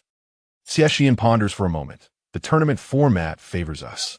I can act as the challenger, aiming to swiftly defeat their first champion to disrupt their strategy. If we encounter a lineup proficient in teamwork, we may need Xiaole to step in and use speed to disrupt their formation. Once again, it falls on him. Li Xiaole chuckles inwardly. Since avoidance is not an option, he resolves to win the match while striving to remain inconspicuous. All right, it's settled. Teacher Zhang made the decision. This afternoon will be dedicated to free training, followed by a tactical meeting in the evening. Dismissed. Upon returning to his room, Li Xiaole placed Snowball on the bed and lay down himself, staring blankly at the ceiling. The title Trident lingered in his mind, evoking a sense of wonder. In the original narrative, he was merely an unnamed passerby. Yet now he found himself one of the Trident members alongside the protagonist Xie Shiyan and his close friend Bai Yuyan. "Snowball, do you think we are being too ostentatious?" He turned his head to observe the little creature licking its fur. Snowball paused, tilting its head. "Meow. Is that so? Isn't winning a good thing?" "Winning is indeed favorable, but with excessive attention comes increased troubles." Li Xiaole sighed. That Linjian publishing house, along with the gazes fixated on us during the competition, leaves me feeling uneasy. Snowball leaped over, nuzzling its head against his face. "Mew, fear not. I shall protect you." Li Xiaole chuckled, embracing Snowball. "All right, you protect me. However, we must continue to grow stronger." He sat up, retrieving his phone to search for detailed information on the members of Qingyun Middle School's team. Lu Ming, Spirit Companion, Rock Armored Bear, excels in defense and control, serving as the tactical fulcrum of the team. The other 3 members each have contracts with Gale Swallow, Flame Hound, and Clear Stream Turtle. As expected, it is a classic combination of the 4 elements. Li Xiaole analyzed. The Rock Armored Bear controls the field, the Gale Swallow disrupts and accelerates. The Flame Hound serves as the main offensive force, while the Clear Stream Turtle provides healing and defensive support. There are virtually no shortcomings. Yet, weaknesses are evident. He continued to ponder. Each individual's personal strength is not top tier, and should their synergy be disrupted, their combat effectiveness would significantly decline. Furthermore, their spirit companions possess fixed attributes, making tactical variations potentially limited. The crux lies in how to break their coordination. Snowball speed and spatial abilities might play a crucial role in this regard. Snowball, come here. Xiaole beckoned. Let us simulate a scenario. He arranged simple formations with chairs in the room, prompting Snowball to attempt a swift raid on the backline clear stream turtle or to interfere with the gale swallow's flight path. Snowball frolicked with joy, darting and leaping between the chairs, occasionally executing astonishing directional changes with its void step. Very good. Xiaole recorded the data. Your void step can now reach a distance of 8 meters, but requires a rest after 3 consecutive uses. Just as they were practicing, a knock sounded at the door. Xiaole, are you there? It was Xie Shiyan's voice. Xiaole opened the door to find Xie Shiyan and Bai Yuyan standing outside, both wearing serious expressions. Team leader, by classmate, please come in. As they entered the room, Xie Shiyan got straight to the point. We have just received news that there has been a situation at Yunhua Private School. What kind of situation? Their key player, the one contracted with the spirit mentalist, developed a high fever this morning and was sent to the hospital, Xie Shiyan explained.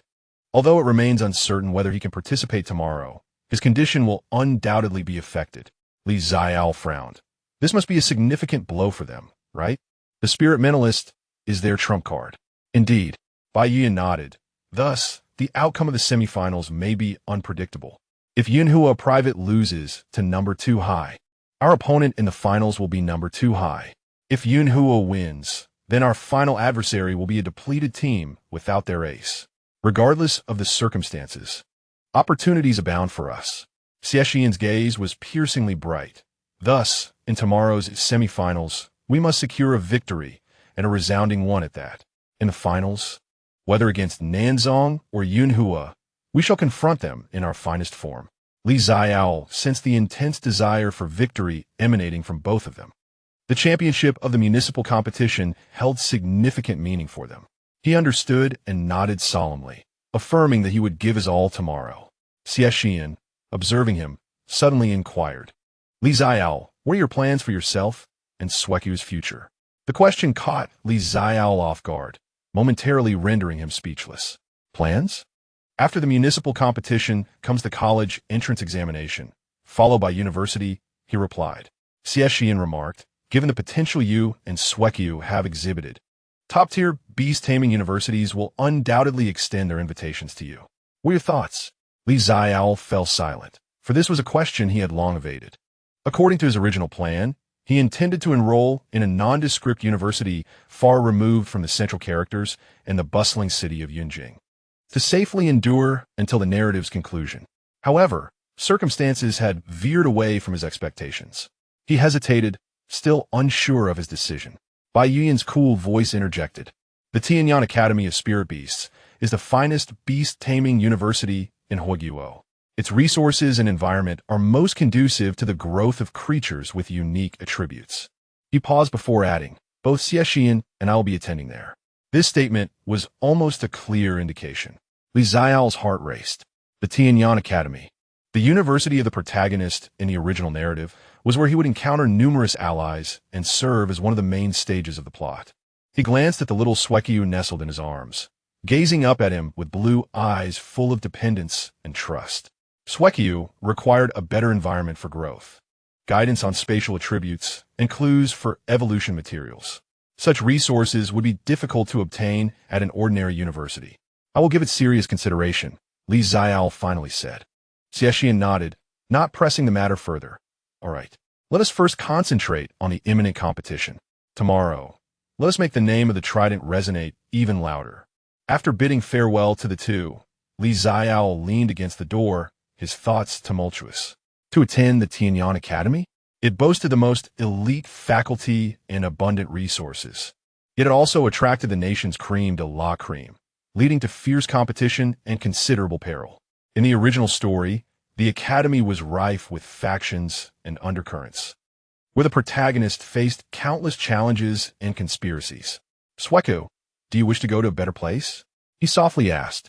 Xueku nuzzled his hand, responding meow wherever you are. I shall be. Ayuli Xiaole chuckled, warmth flooding his heart. Yet, before pondering these future dilemmas, he needed to first triumph in this match and secure the municipal championship.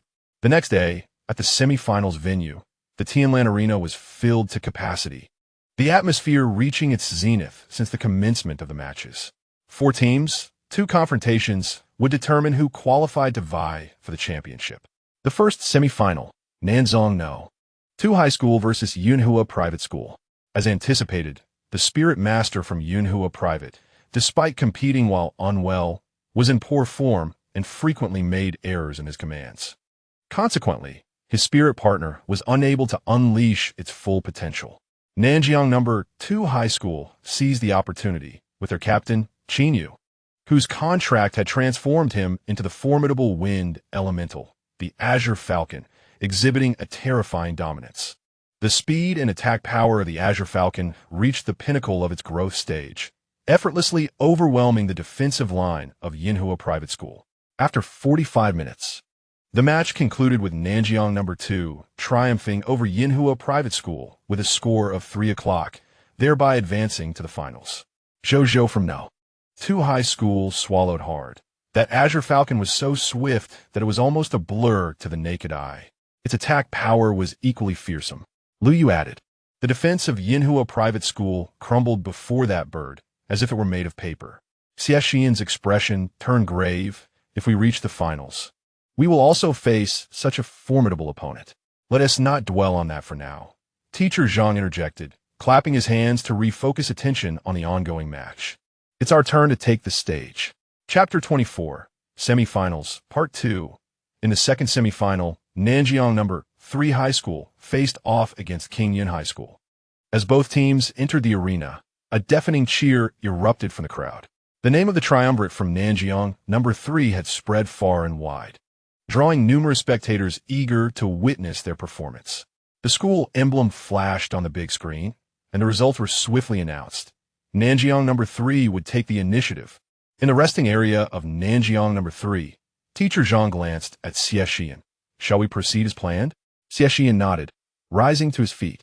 Xuanmo slithered down from his wrist, its body unfurling into a magnificent python over 3 meters long, its dark scales glistening with an eerie sheen under the lights. Challenger from Nanjiang No. 3, Xie Shiyan, Spirit Pet Shadow Venom Python. Xie Shiyan confidently stepped onto the stage, eliciting a fervent applause from the audience.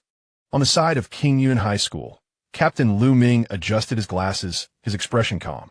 He too rose, accompanied by a robust brown bear, towering at around 2 meters, its body encased in a thick layer of rocky armor. First champion of Qingyun High School, Lu Ming, Spirit Pet Rock Armored Bear. Name, Rock Armored Bear. Attribute, Rock, Level, Mid-Growth Stage. Skills, Rock Fist, Intermediate, Rock Wall Defense, Intermediate, Seismic Wave, Beginner. Earth-S Grasp, Beginner. Remarks, exceptional in defense and strength, adept at controlling the battlefield, yet somewhat sluggish in speed. On the stage, the 2 spirit pets faced each other. The rock armored bear stood steadfast like a mountain, its dark yellow eyes fixated on the perilous black python opposite it. Xuanmo elegantly coiled its body, its purple vertical pupils shimmering with a chilling light, exuding an unsettling aura with each flick of its tongue. The match commenced. The referee waved his hand. Xuanmo, Dark Venom Domain. Xie Shiyan took the offensive. Xuanmo opened its mouth, releasing a cloud of dark green venom that swiftly spread, attempting to envelop the entire arena. Rock Armor, Rock Wall Defense, isolate the venom. Lu Ming commanded with composure. The rock-armored bear let out a low growl, striking the ground with its paws as thick rocky walls surged from the earth, enclosing itself and Lu Ming, shielding them from the venom's encroachment. Simultaneously, it did not remain on the defensive, but launched an active assault. Seismic Wave. The rock-armored bear struck the ground once more, sending yellowish ripples radiating outward from its position, causing the entire arena to tremble, even making the rock walls shudder. Xuanmo wobbled, compelled to abandon its coiled stance. Now is the moment.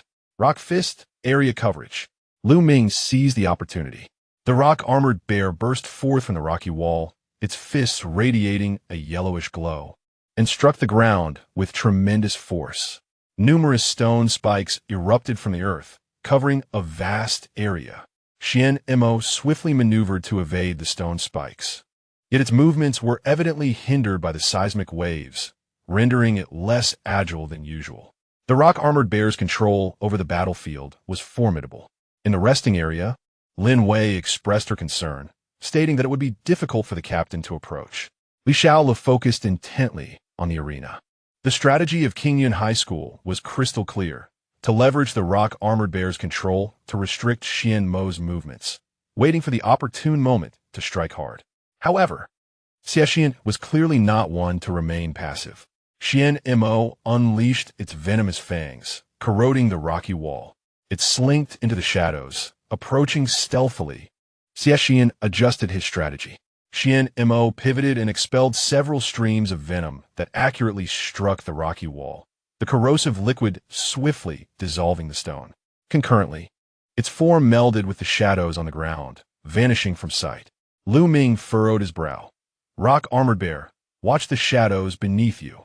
Earth's grasp. The rock-armored bear slammed its palms into the ground again, rendering the arena floor as soft as quicksand, attempting to ensnare the stealthy Xuanmo. Yet, Xuanmo's mastery over shadows had vastly improved. It deftly navigated through the quicksand, emerging from the shadows behind the rock-armored bear. Shadow strike. Xuanmo transformed into a streak of inky lightning, lunging for the nape of the rock-armored bear. Rock wall defense, localized reinforcement. Lu Ming reacted with remarkable speed.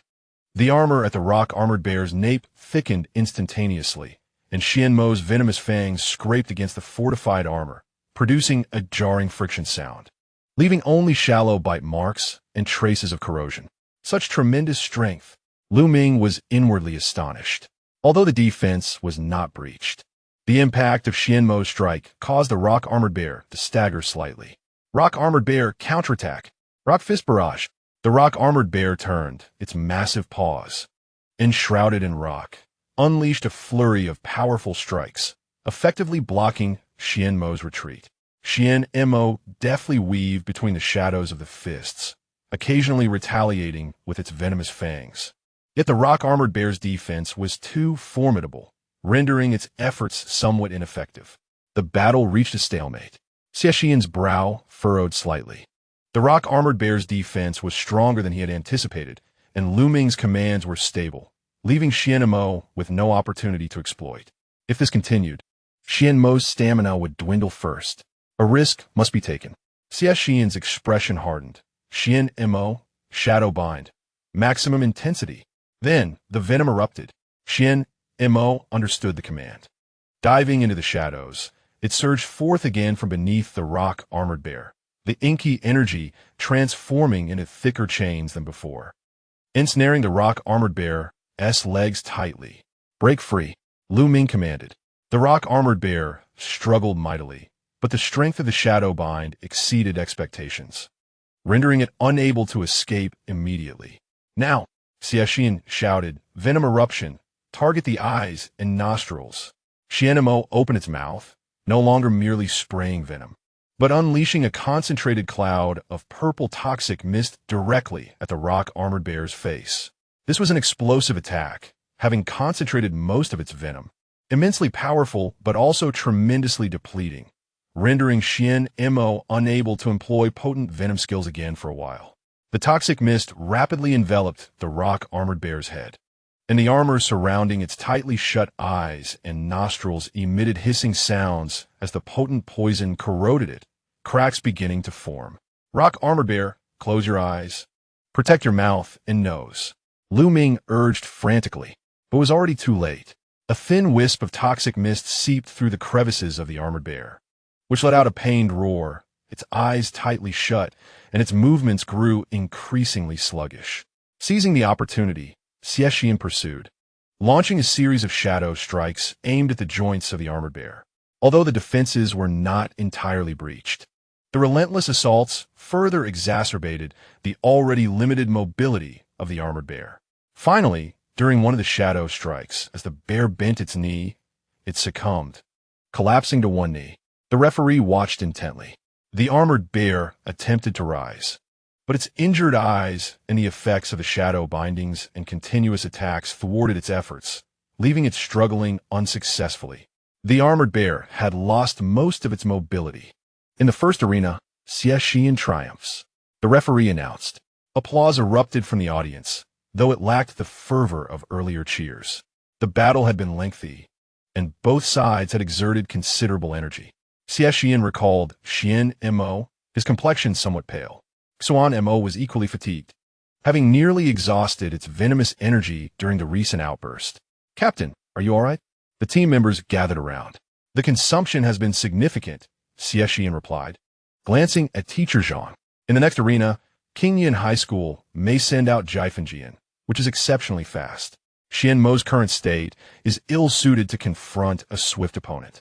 I suggest we let Xiaole take the stage. Teacher Zhang nodded and turned to Li Xiaole. Xiaole, prepare to enter the arena. Xie Shiyan is incredibly fast, adept at harassment and attrition. Your task is to contain it and create opportunities for your teammates. If possible, attempt to defeat it. Understood. Li Xiaole inaladepui. Gently patting Snowball's head. Challenger from Nanjing, third high. Do you wish to change? The referee inquired. Change, challenger. Li Xiaole, spirit pet Snowball. Li Xiaole embraced Snowball as he approached the arena. Across from him, within the ranks of Qingyan High School, a tall, slender boy stood up, accompanied by a lithe swallow with azure feathers. Second arena champion of Qingyan High School, Zhao Feng, spirit pet Xie Shiyan. Name, Xie Shiyan. Attribute, wind. Level, mid-growth stage. Skills, wind blade, intermediate, high-speed movement, passive, hurricane strike beginner, winds protection beginner. Note, speed type spirit pet. Proficient in aerial harassment and rapid strikes with weak defenses. Xie Shiyan circled in the air, emitting a sharp call, its gaze keen. The match begins. Zhao Feng commanded. Xiao Feng, ascend and use wind blade harassment. Xie Shiyan flapped its wings, soaring to a high altitude above the arena, and unleashed several pale blue wind blades that rained down upon Snowball's location. Snowball, evade and look for an opportunity to close in. Li Xiaole directed. Snowball darted, weaving through the storm of wind blades with remarkable speed, narrowly avoiding the onslaught. However, Xie Shiyan maintained aerial superiority, preventing Snowball from launching an attack, leaving it in a position of passive evasion. This won't do, Li Xiaole frowned. Snowball, try using rending claw to strike at the wind blades, creating a chaotic energy flow to disrupt it. Snowball understood the command, occasionally clawing at the incoming wind blades while avoiding them. The silver gleam of rending claw clashed with the azure glow of the wind blades, resulting in a chaotic burst of energy that indeed disrupted Xie Shiyan's flight. Observing this, Zhao Feng adjusted his strategy. Xiao Feng, use Hurricane Strike for a close-range attack. The swift wind swallow transformed into a streak of azure light, diving from the skies with a velocity several times greater than before. It constantly adjusted its trajectory mid-dive, moving erratically and rendering predictions nearly impossible. Snowball, be cautious. Activate full spatial awareness. Li Xiaole's focus intensified. A crescent glow illuminated Snowball's forehead as its deep blue eyes locked onto the azure streak. Through its spatial perception, it discerned the violent fluctuations in the air currents surrounding the wind swallow and the gathering of energy. Now, Snowball, take 2 steps to the left front and predict with the Rift Claw. Without hesitation, Snowball lunged to the right front while simultaneously swiping its claw towards the empty space on the left. A bizarre scene unfolded as the wind swallow's trajectory fortuitously collided with the position Snowball had anticipated for its claw swipe. What? Zhao Feng exclaimed in astonishment. The wind swallow sensed the impending danger and desperately flapped its wings to change direction. But the speed of its dive and the force of inertia rendered only able to awkwardly tilt its body. Swish! The silver gleam of the rift claw brushed past the edge of the wind swallow's wing, causing a few azure feathers to fall and leaving a faint trace of blood. Although the injury was not severe, The wind swallow's flying posture was disrupted, causing its dive attack to naturally collapse. How could it predict Xiao Feng's trajectory? Zhao Feng found it hard to believe. The wind swallow's hurricane assault was exceedingly swift and unpredictable. Even he could not fully foresee it. Gasps arose from the audience. That cat has succeeded in predicting once again. It always seems to know the opponent's attack route in advance. What kind of talent is this? Is it a gift of foresight? Li Xiaole felt a sense of relief in his heart. Snowball's spatial perception could not only detect energy fluctuations, but also, through subtle changes in air currents and energy disturbances, predict the trajectories of high-speed moving objects to a certain extent. Of course, such predictions were not infallibly accurate and demanded considerable mental effort. After sustaining an injury, the wind swallow became far more cautious, refraining from reckless dives and instead resuming its tactics of high-altitude wind blade harassment. However, Snowball had already devised a counter-strategy. Snowball continued to use the Rift Claw to disrupt the wind blades and create areas of energy turbulence. Then, attempt to follow the command I deliver through our mental link. Snowball nodded, evading the wind blades while consciously using the Rift Claw to generate energy disturbances in certain areas of the arena. Gradually, several zones of unstable energy turbulence appeared above the arena, affecting the wind swallow's speed and agility when flying through these regions. Now, Li Xiaole's Gaza Sharapanat. Snowball. Execute consecutive short-distance displacements with void step, approaching the rock pillar at the edge of the arena, then propel upwards. The crescent on Snowball's forehead flickered as its figure executed 3 rapid, short-distance teleports, instantly covering a distance of several meters and appearing beside a half-buried rock pillar left from the previous battle. With a powerful push from its hind legs against the pillar, its body soared like a cannonball into the sky. This unexpected maneuver took everyone by surprise. No one anticipated that a ground-based spirit creature would suddenly attempt to leap into the air. The wind swallow was adjusting its flight within an energy turbulence zone, and, caught off guard, Snowball had already reached the same altitude as it. Tear through the space. Li Xiaole Silanli Urja. In the midst of the air, the Snowball, unable to leverage its surroundings, twisted its body, channeling all its strength into its right forepaw. With a shimmering silver arc, it struck fiercely at the Gale Sparrow. The Gale Sparrow hastily attempted to evade, but the proximity was too great. It was still caught by the sweeping claw winds, resulting in a flurry of feathers falling and a new wound appearing on its abdomen. Blood oozed from the injury, with the healing process slowed by the rift in space. More critically, this blow disrupted its balance, causing the Gale Sparrow to descend erratically. The referee, observing the condition of the Gale Sparrow, announced, the Gale Sparrow can no longer continue fighting. On the second platform, Li Xiaole has triumphed. A wave of cheers erupted from the South River No. 3 High School's resting area. Xiaole is incredible. He actually knocked an aerial unit down. How did the Snowball achieve that leap in displacement? Victory. 2 consecutive wins. The audience was in an uproar. Li Xiaole recalled the Snowball, gently stroking its head. You did well, my dear. Meow. The Snowball responded joyfully, rubbing against his hand. With 2 consecutive victories, South River No. 3 High School was riding high. Conversely, Qingyan High School found themselves in a dire predicament, left with only 1 champion and 1 challenger, the Flamehound and the Clear Stream Turtle. Lu Ming stood up, adjusting his glasses, a hint of anxiety coloring his expression. The 3rd champion, Wang Yin, with the Spirit Pet Flamehound. Qingyan High School dispatched their main attacker, attempting to reclaim a victory with the Flamehound's aggressive assault. On the South River No. 3 side, Teacher Zhang turned to Bai Yuyan. Yin, you go.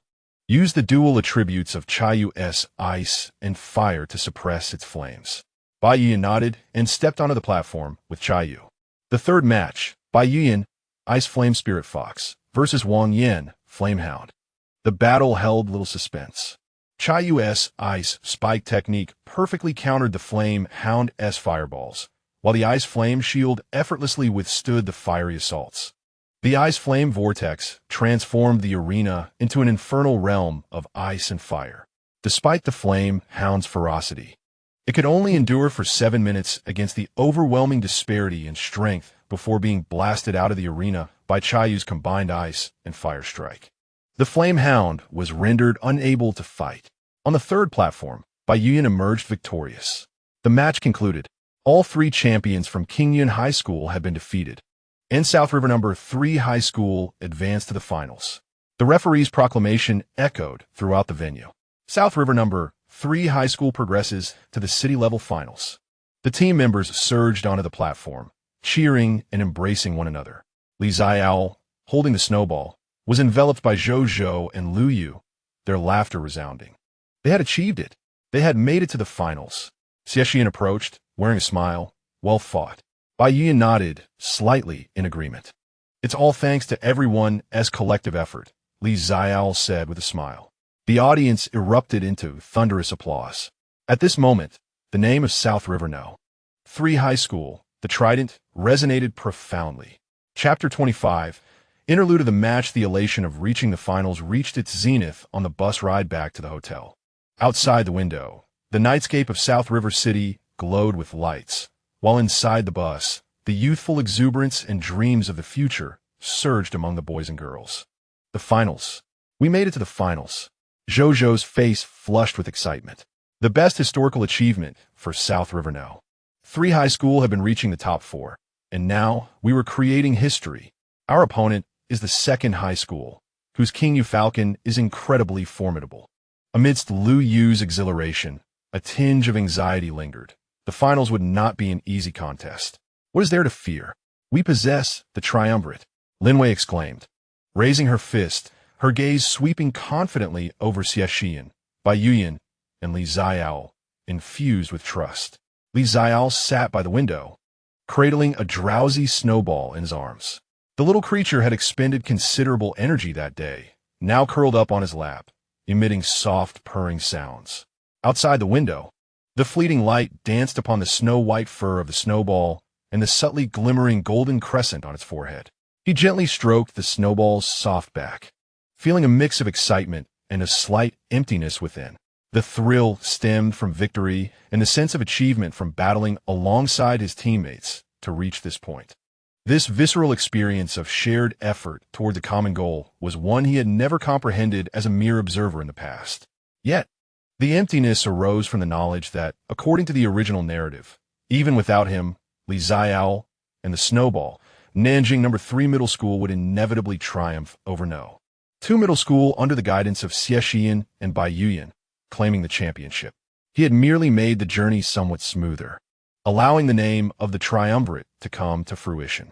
However, the difference between experiencing this firsthand and merely reading about it was profoundly distinct, Xiaole mused. The victory celebrations, briefly mentioned in the book, now felt vibrantly alive.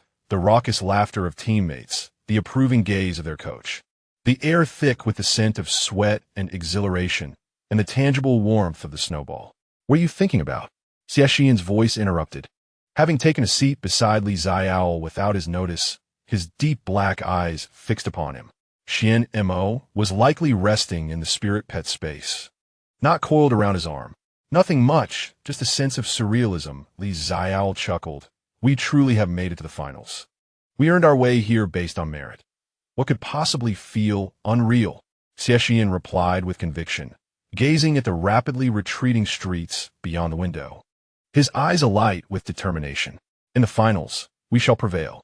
Yes, we must win. Xiaole nodded in agreement. The bus rolled into the hotel parking lot. The doors swung open, and the team disembarked in an orderly fashion. Upon entering the lobby, a wave of enthusiastic applause and cheers enveloped them. Welcome back, our little heroes.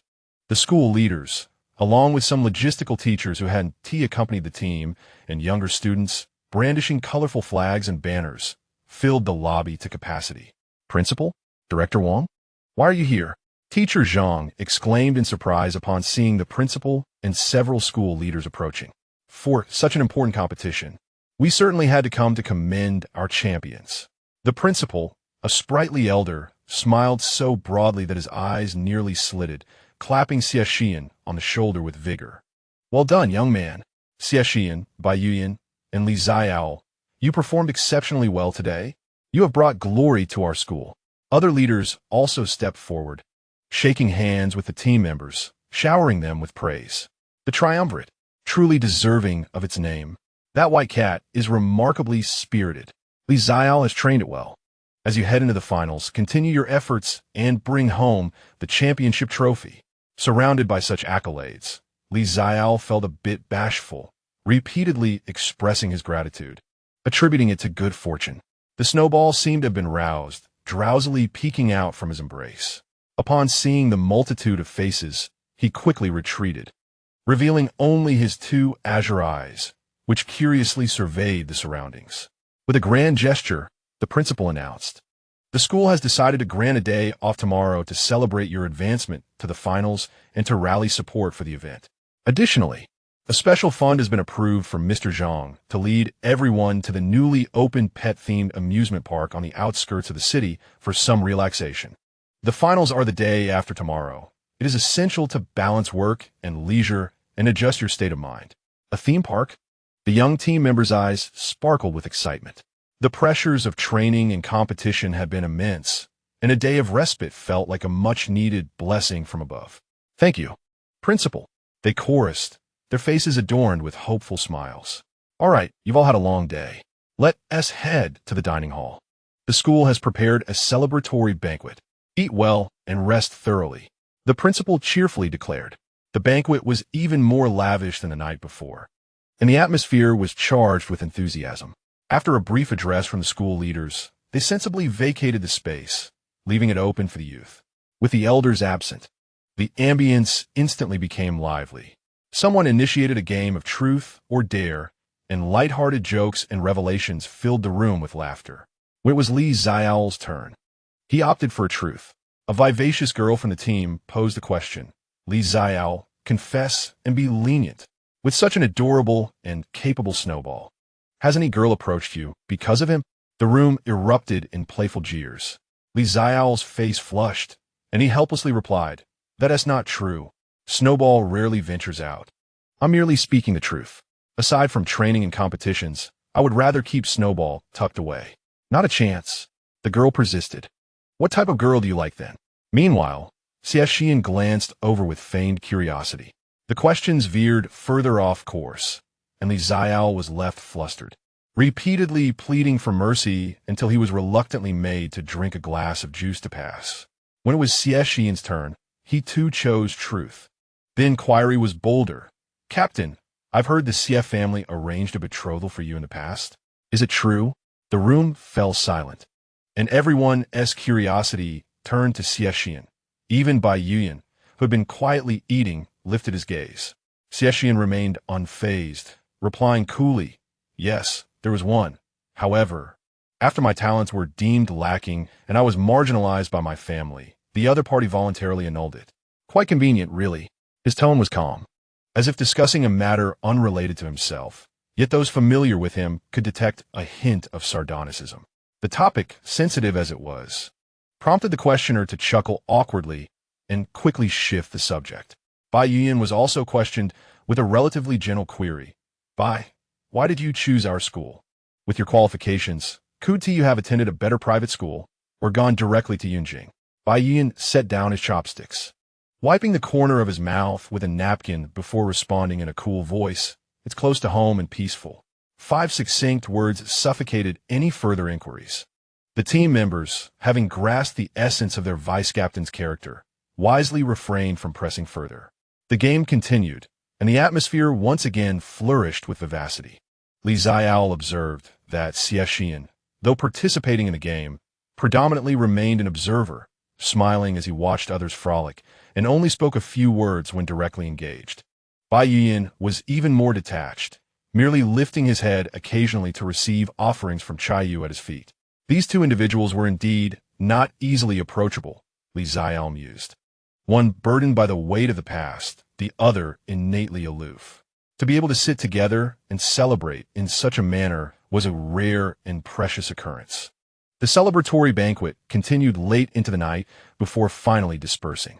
Upon returning to his room, Xiaole gave Xuekyu a brief wash, completed his own ablutions, and when he lay on the bed, His body felt as if it had been disassembled, yet his spirit was exceptionally invigorated. He found himself reminiscing about the pet-themed amusement park, a smile involuntarily gracing his lips. Since his arrival in this world, he had either been adapting to his surroundings or training vigorously in preparation for competitions, his nerves perpetually taut. The prospect of spending a day purely in play seemed quite delightful. Xueqiu, tomorrow we shall visit the amusement park. Are you excited? He turned to stroke Xueqiu's head, already weary and struggling to keep its eyes open, merely mewed softly in acknowledgement, its tail giving a gentle flick.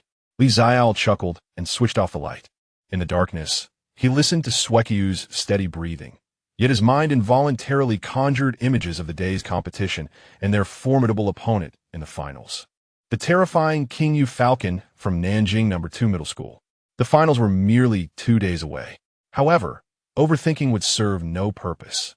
It was better to rest well and enjoy a carefree day tomorrow. With that thought, Xiaole yawned, allowing sleepiness to wash over him as he gradually drifted off. Chapter 26. The pet-themed amusement park morning sunlight streamed through the hotel curtains, casting mottled patterns upon Xiaole's face. As he drowsily opened his eyes, the first thought that crossed his mind was the joy of a day off. No early morning training, no tactical analyses, and no anxiety over revealing Xueqiu's secret. Stretching languidly, he felt a long-lost sense of relaxation enveloping him. Beside him, Xueqiu was already awake, perched on the pillow, its sapphire-blue eyes fixed intently upon him. Upon noticing his awakening, it promptly nestled closer, nuzzling his cheek with its damp nose. Meow. Good morning. Let's go play.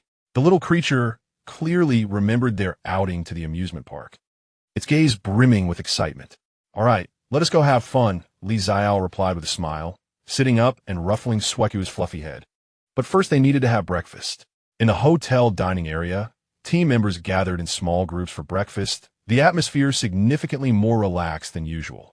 Dressed in casual attire rather than their standard team uniforms, the youthful faces of the boys and girls appeared particularly vibrant in the morning light. Xiaole, Karing Atrai, found a window-side seat with Xueqiu. Just as he took a few bites, two figures sat down across from him, Xie Shiyan and Bai Yuyan. Xie Shiyan had traded his usual dark sportswear for a simple white t-shirt and black casual pants, accentuating his upright posture. The sharpness in his features softened slightly in the morning glow, yet the innate confidence and composure that radiated from him remained strikingly evident. Xuanmo had shrunk in size, quietly coiling around his arm. Bai Yuyan, dressed in a light, gray, casual outfit that exuded an air of luxury, perfectly complemented his cool and noble demeanor. His silver hair glistened softly under the sunlight, and although his delicate features bore little expression, they seemed to convey a hint of relaxation compared to his usual aloofness. Qiyu crouched on the chair by his feet, its two fluffy tails swaying gently, exuding an elegant and tranquil presence. Good morning, Xie Shiyan greeted as he placed his plate down. Good morning, Captain by classmate, Xiaole responded promptly. Bai Yuyan nodded slightly in acknowledgement, then proceeded to dine leisurely, his refined movements reminiscent of one savoring gourmet cuisine. Xueqiu was curious about Qiyu, peeking out from Xiaole's lap and letting out a soft mewl. Qiyu glanced at it with its crimson eyes, the tip of its tail barely twitching in response. Xiaole noted that Xie Shiyan's breakfast was quite simple. Milk, eggs, whole grain bread, nutritionally balanced but devoid of extravagance. In contrast, Bai Yuyan's plate boasted an array of exquisite fruits and seemingly expensive delicacies. Xiaole, do you have anything special you wish to play with today? Xie Shiyan casually inquired, offering a small piece of specially made energy jerky to Xuanmo. I haven't thoroughly examined the park's guide map yet, Xiaole admitted honestly, thinking to take Xueqiu around. It would surely enjoy that. The Spirit Pet theme park featured numerous attractions and experience zones designed specifically for various types of spirit pets. The northern area has simulated glacier and volcano environments, suitable for ice and fire attributes. The western zone offers jungle adventures and wind tunnels, ideal for grass and wind attributes. The eastern section comprises a water park and a simulated thunderstorm zone. The central area contains a variety of comprehensive amusement facilities and performances, Bai Yuan articulated coolly, wiping his mouth with a napkin. His detailed knowledge of the park surprised Li Xiaole. My classmate seems to know quite a bit. My family has invested. Bai Yuan replied succinctly. Li Xiaole thought, well, the world of the wealthy was beyond his understanding. Xie Shiyan chuckled. It seems we have a tour guide today. Bai Yuan did not respond, but did not object either. After finishing their meal, everyone gathered in the lobby. Teacher Zhang counted the heads and emphasized safety precautions, keeping personal belongings secure and watching over their spirit pets, before reminding them to assemble by the entrance at 5 o'clock in the afternoon. Subsequently, the group boarded a bus arranged by the school, heading towards the Fantasy Spirit Realm theme park located on the outskirts of the city. The park sprawled across a vast area, with the towering spires of castles, winding roller coaster tracks, and various uniquely shaped buildings visible from afar. A massive sign adorned with vibrant lettering proclaimed Fantasy Spirit Realm, accompanied by an array of adorable or fierce cartoon representations of spirit pets. On this weekend, a long queue had already formed at the entrance, bustling with excitement and energy, though the team members were dressed casually. Recent viral videos from the municipal competition had made them particularly recognizable, especially Xie Shiyan and others. Look, it's Xie Shiyan and his team from number 3 middle school. Who are they? Don't you know? It is indeed the team that has entered the finals of the Tianlan Arena. The trident is present. Their spirit pets are so magnificent. The team members, somewhat uneasy, accepted the curious gazes and hushed whispers. Li Xiaole instinctively clutched the snowball in his arms tighter, and the snowball seemed to share the discomfort of being observed, snuggling closer to him. Let them be. We shall enjoy ourselves. Xie Shiyan maintained his composure, leading the way towards the team passage. With a prior reservation from the school, they swiftly passed through the ticket gate and entered the amusement park. Upon stepping inside, it felt as though they had entered a fantastical otherworld. Joyful music danced around them, with meticulously trimmed plants and lifelike spirit pet sculptures lining the paths. Colorful balloons and bubbles floated in the air, while the distant sounds of roller coasters whooshing and visitor screams filled the atmosphere. Wow! The team members were instantly captivated by the enchanting scene before them, momentarily forgetting their embarrassment of being watched, eagerly gazing about. The snowball also peeked out from Li Xiaole's embrace, its cerulean eyes wide with wonder. Where shall we go first? Someone inquired. Teacher Zhang waved his hand grandly. Free activity. Remember the gathering time. Form teams of 2 or more, and be cautious. Yay! Everyone cheered and promptly dispersed in small groups. Zhou and Lu Yu ran over. Xiaole, would you like to join us? We want to ride that abyssal plunge roller coaster. Li Xiaole glanced at the twisting track that plunged almost vertically, swallowing hard. I think I'll take the snowball for a stroll in the gentler areas first. Haha, then we shall go ahead. Zhou and Lu Yu, undeterred, scampered off, brimming with excitement. Li Xiaole sighed in relief. He felt a bit apprehensive about such thrilling rides, as he pondered which direction to take. Xie Shiyan's voice resonated beside him. Bai Yuan and I plan to explore the comprehensive area to see the performances and exhibitions. Would you care to join us? Bai Yuan stood beside him, silently agreeing. Li Xiaole was slightly taken aback, but nodded in affirmation. Sure. Accompanying these two, he need not fret about losing his way or encountering any troubles. Moreover, there was no fear of being swept into any unforeseen drama. The trio set off together. Xuanmo still coiled around Xie Shiyan's arm, while Chayu elegantly followed in Bai Yuan's wake, and the snowball, cradled by Li Xiaole, curiously surveyed its surroundings.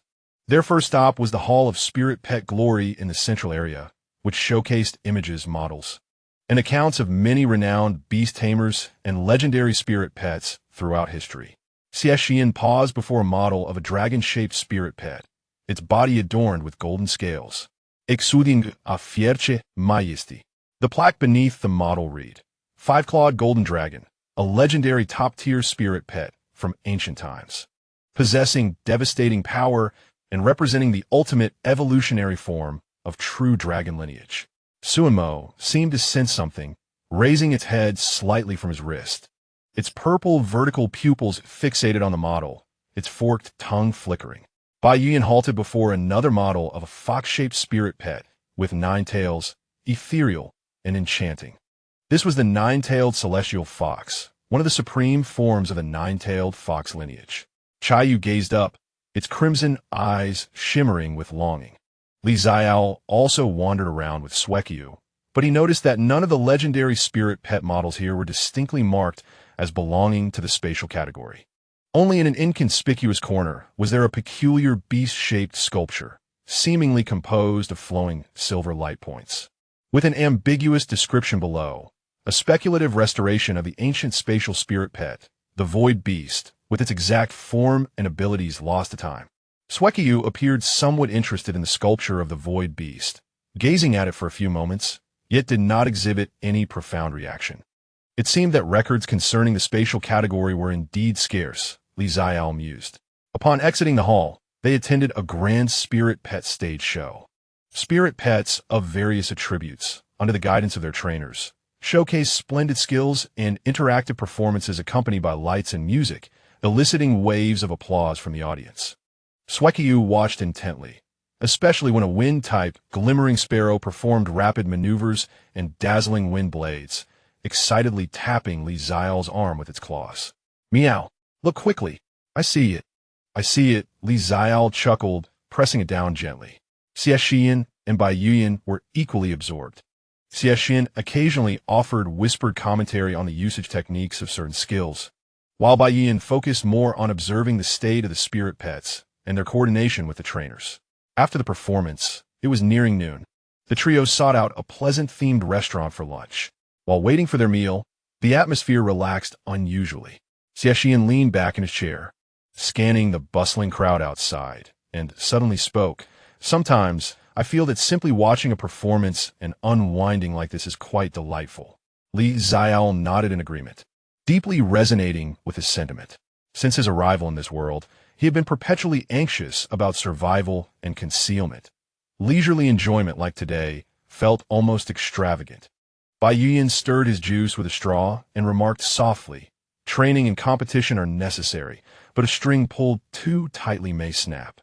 Hearing this from him prompted both Xiaole and Xie Shiyan to glance at him, surprised that this seemingly otherworldly young gentleman would express such a thought.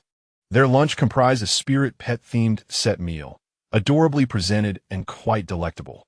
They even prepared special, unseasoned meat patties and energy jelly for the spirit pets. Xueqiu relished its meal, while Xiaole ate elegantly in small bites, and Xuanmo was fed several pieces of high-energy dark attribute jerky by Xie Shiyan. Following their meal, the afternoon's agenda was more relaxed. They ventured into the interactive area for adorable pets, where many gentle, juvenile spirit pets could be approached and fed. Xueqiu took a keen interest in a fluffy cloud sheep, nudging it with its nose. The cloud sheep, unafraid, let out a soft bleat and nuzzled against Xueqiu.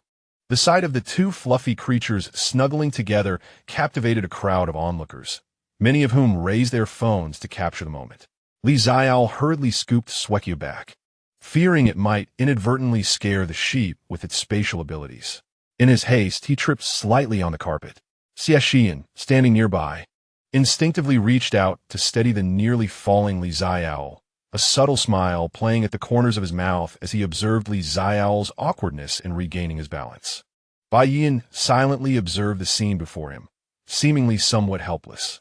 Subsequently, they ventured into the Resonance Experience Chamber, a place akin to a sensory experience center. Upon entering various rooms, one could simulate environments corresponding to different attributes, such as the warm fervor of fire, the chilling sharpness of ice, and the howling flow of wind. Xiaole accompanied Snowball into the unknown attribute experience room of the general category. Inside, soft lights and soothing music created an ambience intended to relax the spirit pets.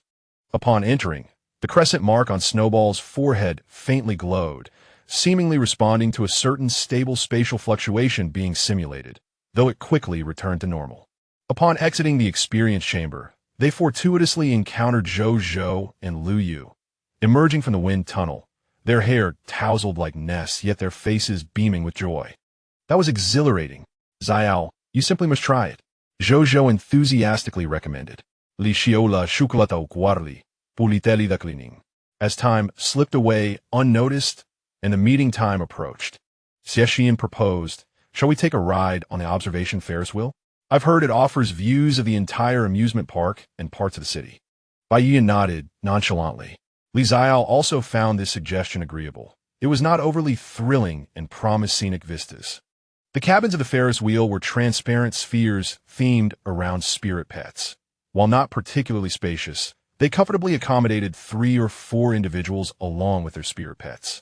As the cabin ascended slowly, the park's panorama unfolded below, a vibrant tapestry of colors, swarms of people resembling ants, and the distant skyline of the city, all basking in a warm golden glow cast by the sun. Snowball, perched by the glass window, captivated, while Chayu sat quietly beside, gazing down contemplatively. Xuanmo lounged on Xie Shiyan's arm, appearing somewhat languid. The cabin enveloped them in tranquility, broken only by the gentle hum of machinery. As Li Xiao gazed out, he suddenly felt that this moment was exceptionally serene and beautiful. There was no tension from competition, no anxiety from hidden secrets, only companionship with friends and spirit pets. Admiring the ordinary yet enchanting scenery. After the finals, Xie Shiyan broke the silence, asking, "What are your plans?" Li Xiao turned his head. Xie Shiyan, looking out the window, had a profile sharply defined by the setting sun, declared, "My goal has always been the Tianyan Spirit Master Academy.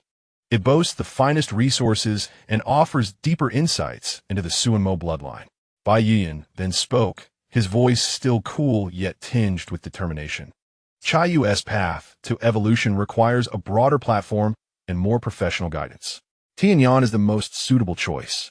Upon finishing their statements, both pairs of eyes inadvertently fell upon Li Xiao. The cabin once again descended into silence, save for the soft creaking of the Ferris wheel as it ascended. An invisible pressure enveloped them. Li Xiao sensed that this was not a casual inquiry, but rather a formal invitation, or perhaps an expectation. He looked down at Snowball in his arms, who gazed up at him with clear, azure eyes filled with reliance and trust. Snowball needed to grow, required the legacy of the spatial attribute, and sought a safe haven, all of which were difficult to attain in an ordinary university. Although the Tianyan Spirit Master Academy came with unknown risks and fiercer competition, it undeniably represented the best choice available at present. Moreover, after spending these days together, he had developed a sense of belonging towards Xie Shiyan, Bai Yiyan, and the entire team. The thought of wandering alone with Xueqiu in unfamiliar places no longer held the same allure. Taking a deep breath, he met their gazes and spoke slowly.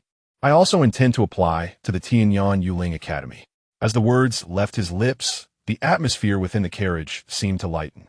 A radiant and sincere smile emerged on Xie Shiyan's face, dispelling the usual composure and sharpness that adorned his features, making his joy particularly infectious. "Excellent. We shall do this together." Bai Yiyan nodded slightly, a glimmer of satisfaction flickering in his eyes. Qiyu turned to Xueqiu and let out a soft sound. Xueqiu responded with a meow, the two little creatures seemingly communicating in their own unique way.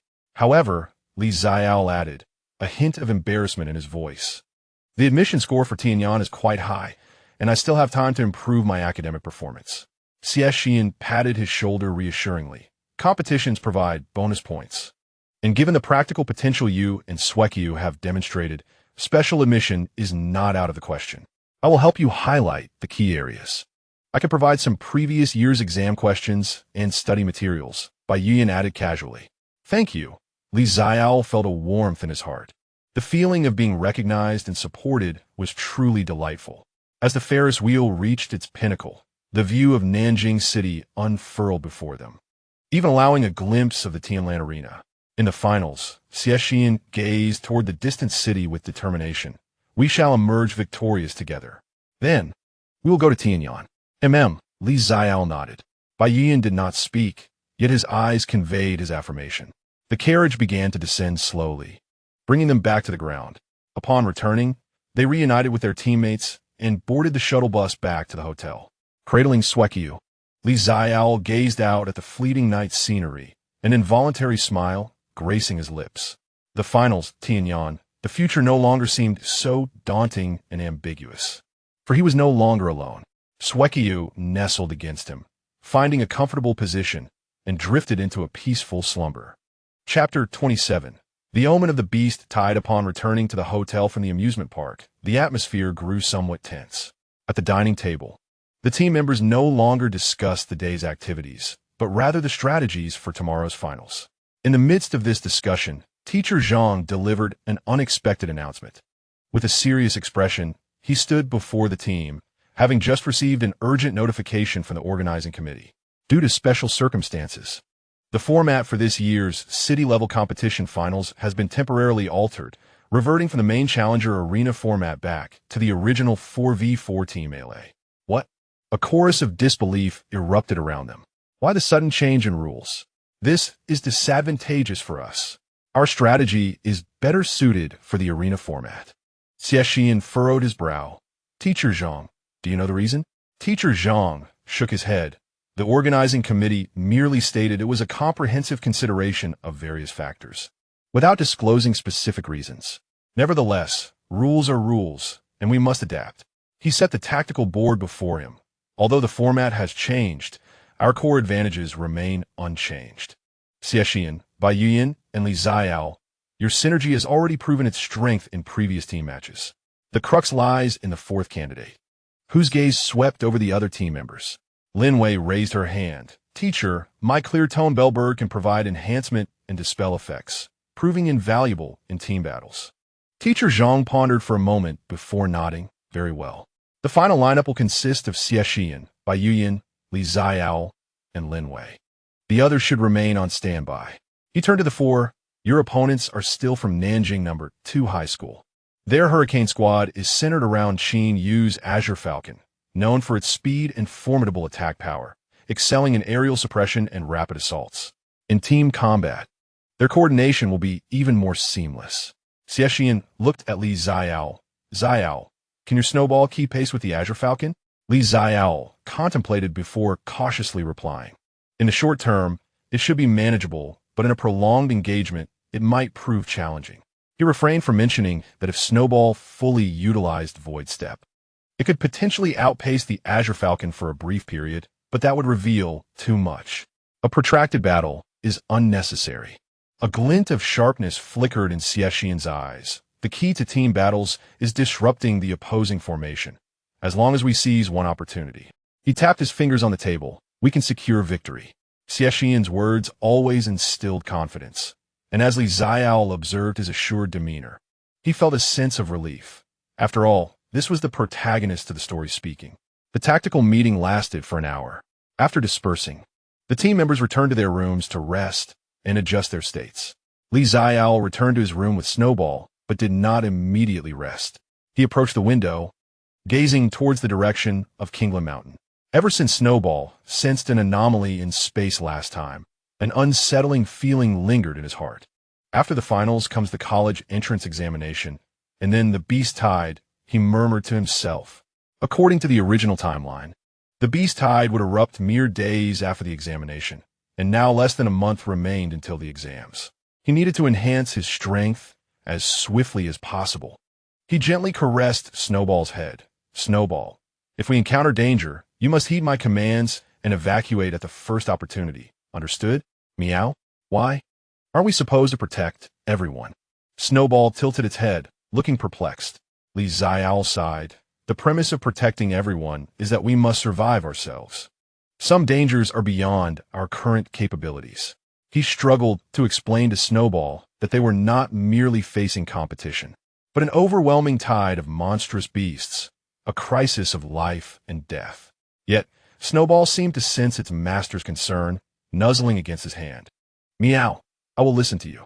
The next morning marked the last adaptive training before the finals, with the ultimate showdown scheduled for the afternoon. On the training ground, Xie Shiyan suddenly called out to Li Xiaole, who was about to leave. Xiaole, wait a moment. Li Xiaole turned to see Xie Shiyan and Bai Yuyan approaching, both bearing serious expressions. What is the matter, Captain? Xie Shiyan glanced around to confirm no one else was present before lowering his voice. Bai Yuyan and I just received news from our families that the beast activity around Nanjing City has been unusually frequent lately. Li Xiaole's heart jolted. Unusually frequent? Bai Yuan nodded, handing his tablet to Xiaole, pointing to several locations on the screen. Kingland Mountain, the northern suburban forest, and various regions within the Xiling secret realm have shown signs of agitation among the wild beasts. Some have even vacated their original habitats. The Beast Tamer Association has heightened its vigilance, yet the precise cause remains elusive. Could this be an omen of a beast tide? Xiaole blurted out. As soon as the words left his mouth, he regretted them. As an ordinary student, he should not be familiar with the concept of a beast tide, which is only circulated among the upper echelons in military circles. Indeed, both Xie Shiyan and Bai Yuan turned sharply towards him, their gazes piercing. "You are aware of the beast tide?"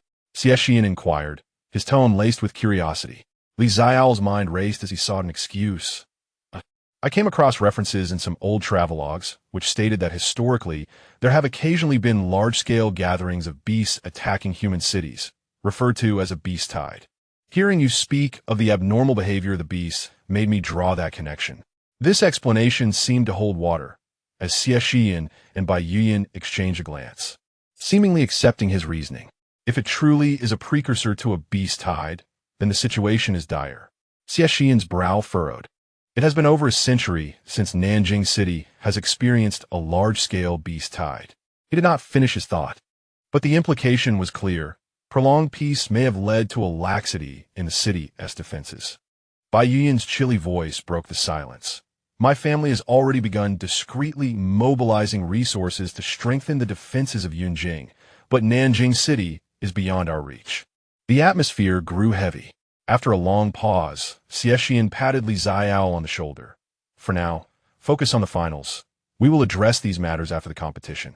Remember, do not disclose this information to others, lest it incite panic. I understand, Xiaole nodded, yet the unease within him only intensified. In the original narrative, the outbreak of the beast tide was sudden, with almost no forewarning. But now, signs have emerged. What does this imply? Will the beast tide arrive prematurely, or explode with greater ferocity? He did not know the answers. All he could do was strive to grow stronger and prepare for the worst. Chapter 28. The finals. The Tianlan Arena in the afternoon buzzed with excitement. Tens of thousands of spectators filled the colossal venue to capacity, banners fluttering and cheers reverberating through the air. The central battle zone had undergone special modifications, with the ground laid with high-strength composite rock plates. 12 floating platforms hovered above, designed for spirit pets to leverage their power, while massive crystal columns stood at the corners, monitoring energy fluctuations. Everything heralded that this would be a pinnacle clash unlike any previous ones. In the resting area of Nanjing No. 3 Middle School, Xie Shiyan sat at the edge of a bench, with Xuanmo coiled beside him, its violet vertical pupils quietly observing the arena. One of his hands rested on Xuanmo's cool scales, his fingertips unconsciously tapping out a rhythm, that of Xuanmo's heartbeat. Bai Yuan stood by the window, sunlight casting his silver hair into a pale gold. Chayu crouched at his feet, its twin tails gently swaying, the mingling sense of ice and fire creating a subtle alternation of warmth and chill in the air. He remained still for a long time, like an exquisitely crafted statue. Lin Wei repeatedly checked the wings of the Kingian bellbird, her palms slightly damp with sweat, yet her gaze remained relatively composed. In the corner, Xiaole sat quietly on a tactical chair, Snowball resting peacefully on his lap, its pristine fur gently rising and falling beneath his palm. He remained silent. Since last night, an uncanny premonition had lingered, not one of anxiety. He was well prepared for the tension of the city finals, but rather something more distant and elusive, akin to the humidity in the air before a torrential downpour, or the first undercurrent surging towards the shore from the depths of the ocean. Snowball's ears perked up. It lifted its head, its cerulean eyes gazing toward the direction of Kingland Mountain. Meow, it uttered softly. Xiaole looked down, meeting its gaze, and in that fleeting moment, an understanding washed over him. You sense it too, don't you? Snowball offered no reply, merely burying its head deeper into his hand. I will protect you. Yes, I know. Footsteps drew near. Xiaole raised his head, surprised to find Xie Shiyan standing before him, backlit and unreadable. Tension? Not too much. Instinctively, Xiaole straightened his back. Xie Shiyan sat down beside him, not meeting his eyes, his gaze fixed on the crystal column at the center of the arena. Undergoing final adjustments. I had a dream yesterday. He spoke softly, imbued with a quality that Xiaole had never encountered before, almost tender. I dreamt that Xuanmo had transformed into a true dragon, immense, with black scales and golden patterns, its eyes burning like cold flames in the abyss. It coiled among the clouds, casting a shadow over the entire city. He paused. I asked it what it was waiting for, and it replied, "For an old friend." Xiaole remained silent. Upon waking, I thought the dream rather foolish. Xie Shiyan turned his head slightly, a hint of a smile gracing his lips, though it remained subtle. A dragon is a dragon, and a snake is a snake. Even if that day were to come, who knows how many years it would take. At one T, Xiaole blurted out. Xie Shiyan appeared momentarily taken aback.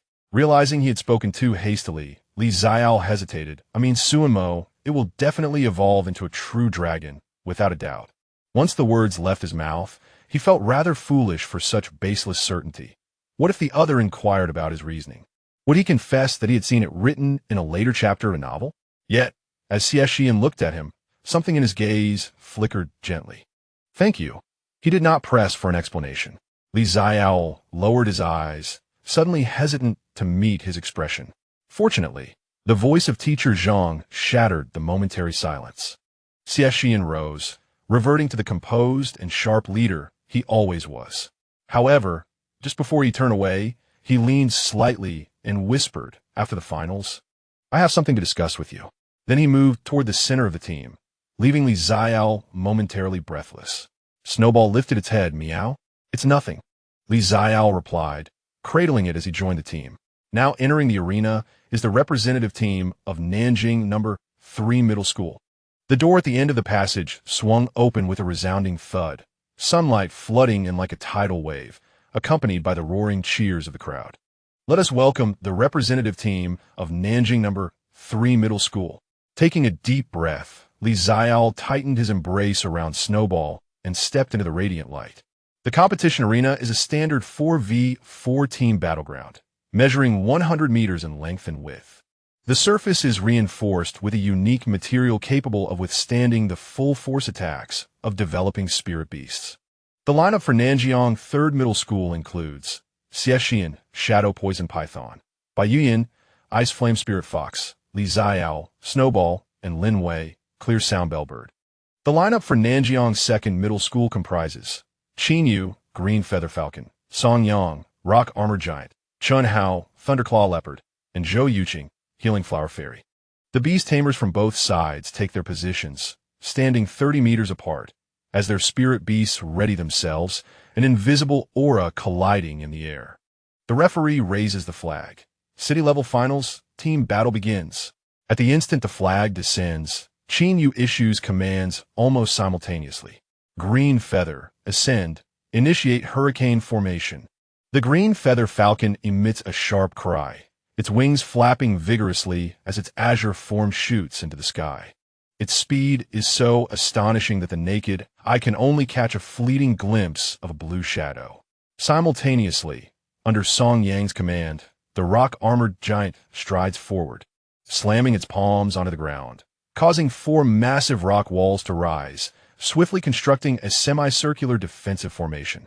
The Thunderclaw Leopard crouches low, silver-blue arcs of electricity dancing between its claws, poised for action. The Healing Flower Fairy's roots burrow into the earth, a soft green glow beginning to spread. This is a standard defensive counterformation, executed with flawless professional synergy. However, Xie Shiyan does not afford them the opportunity to complete their setup. Xuanmo, cover the entire field with dark poison domain. Qi Yu, interrupt the connection of the rock walls with ice flame vortex. Snowball, infiltrate the rear and disrupt the Healing Flower Fairy. Xie Shiyan's commands are rapid and precise. Xuanmo opens its mouth, releasing a surge of dark green poison fog that swiftly envelopes a large portion of the battlefield. The rock walls may block most physical impacts, but they cannot prevent the insidious poison from permeating through. Qi Yu's twin tails swirl, intertwining the powers of ice and fire. as a 5-meter diameter ice flame vortex crashes into the newly erected rock walls. Frost freezes the rock, while flames scorch the structure, causing the hardened walls to emit cracking sounds under the elemental onslaught. Meanwhile, Snowball, amidst the spreading poison fog, has transformed into a white blur, bypassing the front line and charging directly at the healing flower fairy. Not a chance. A glint of cold light flashes in Xie Yu's eyes. Green feather, intercept. The green feather falcon dives from above, its wings generating 2 sharp wind blades that cross and block Snowball's advance. Snowball, dodge right, instant acceleration. Xiaole almost shouts teleport, but catches himself. The crescent shape on Snowball's forehead flashes swiftly, its form suddenly veering sideways in the face of the descending wind blades, moving with such speed that it leaves an afterimage in the air. The wind blades slice through the void, and the green feather falcon's pupils constrict. Confident that this strike would suffice to hit most ground spirit beasts, yet it did not anticipate the uncanny reflexes of this white cat. Nevertheless, its combat instincts are equally sharp. After missing its strike, the green feather falcon does not hesitate. It slightly retracts its wings, tightening its turning radius to spiral back for another dive. Snowball, ignore it. Keep pushing forward. Xiaole grits his teeth. Snowball trusts its master's judgment and disregards the approaching azure lightning from behind, exerting every ounce of speed to charge directly at the healing flower fairy. At the very moment when the claws of the azure-feathered falcon were about to graze the back of the Snowball, a resonant voice echoed, "Crimson Moon, Ice Spear Barricade." A multitude of sharp ice spears shot forth from the flanks, precisely covering the falcon's pursuit trajectory.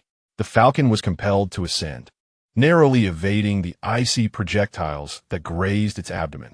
In this fleeting moment, the Snowball surged forward, closing the distance to within 5 meters of the healing flower spirit.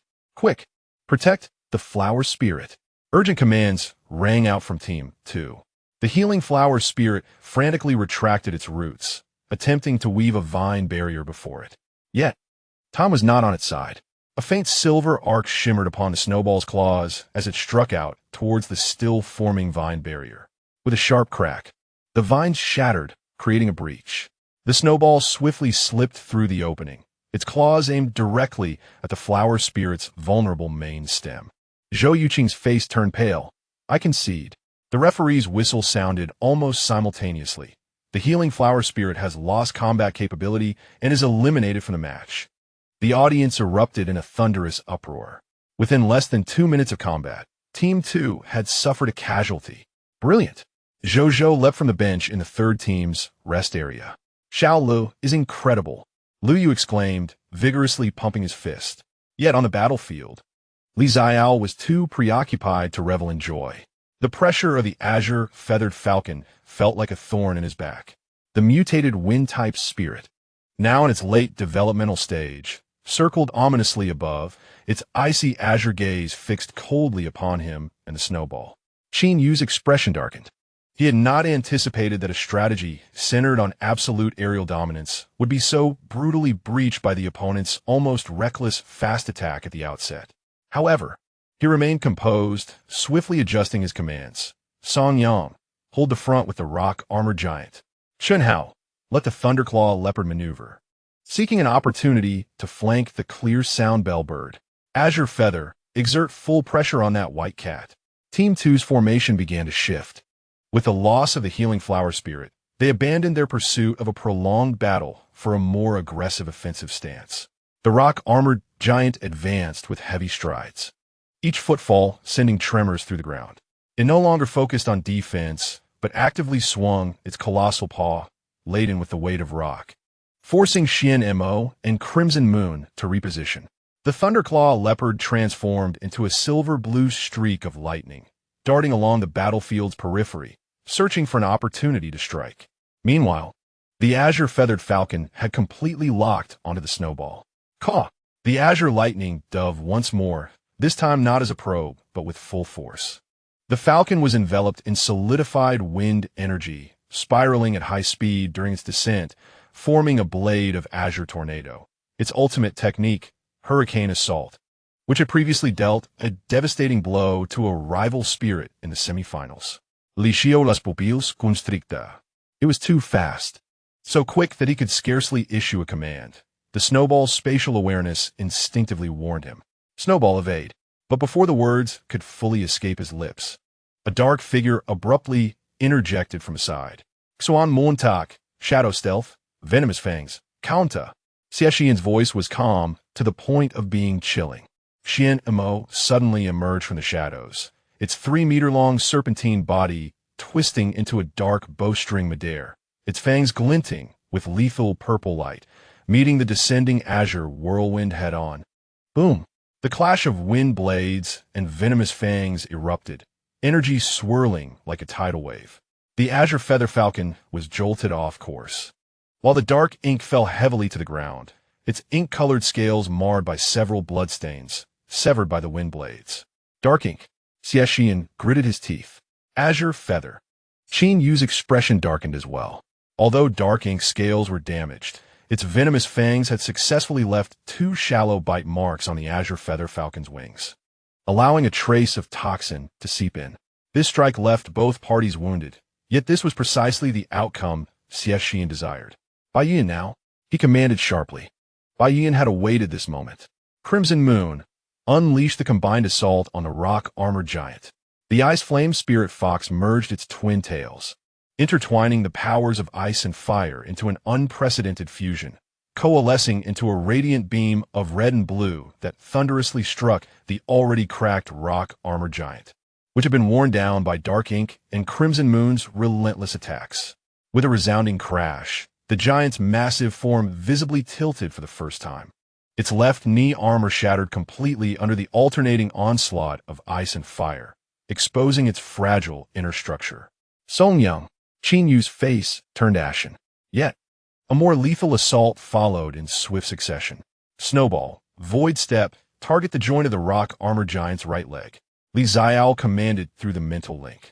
Snowball's form vanished once more, this time, amidst the chaos of the battlefield. With everyone's attention diverted, hardly anyone noticed its physics-defying instantaneous displacement.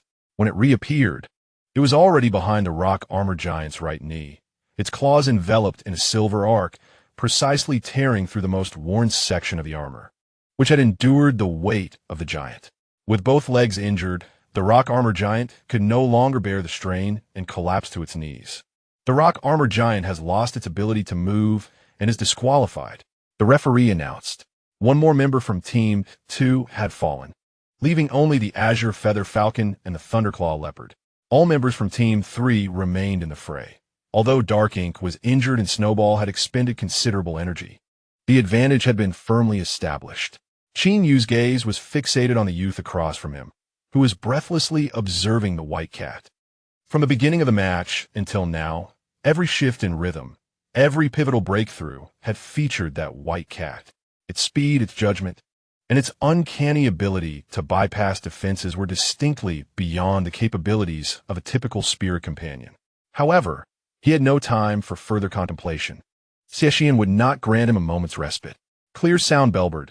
Invigorate the team with your call. Dark Ink, can you still fight? Dark Ink raised its head from the ground, its purple vertical pupils ablaze with indomitable fighting spirit. Blood continued to seep from its wounds, yet its stance showed no sign of retreat. Good. A glimmer of admiration flashed in Xie Shiyan's eyes. For the final charge, aim for the Azure Feather Falcon. Crimson Moon, create a vortex of ice and fire to block its escape. Bai Yian moved in perfect harmony. Snowball, follow behind Dark Ink. Wait for it to breach the defenses. Then strike. Xiaole issued the final command. 3 spirit companions lunged from 3 directions, simultaneously targeting the last azure figure in the sky. The Azure Feather Falcon flapped its wings desperately, wind blades pouring down like a torrential rain. However, it had succumbed to the poison. Its speed reduced to less than half of its peak. It repelled Dark Ink's initial assault and evaded Crimson Moon's ice spikes. Yet it could not dodge the white lightning that struck from an unexpected angle. Snowball's claws left a 3rd wound on its flank. The azure-winged hawk emitted a mournful cry as it fell to the ground. Qin Yu closed his eyes, his voice hoarse. We have lost. The referee's whistle pierced the silence, declaring the conclusion of the match. The victors are Nanjiang number 3 Middle School. A thunderous cheer, akin to a roaring tide, engulfed the entire arena. Xiaole embraced the snowball that lunged towards him, standing amidst the field. He observed his teammates rushing towards him, witnessed the rare radiant smile on Xie Shiyan's face as he extended his hand, saw Bai Yuan nod slightly, and felt Qi gently nuzzle the snowball's head. Suddenly, he realized that this experience of traversing worlds was not as dreadful as he had once thought.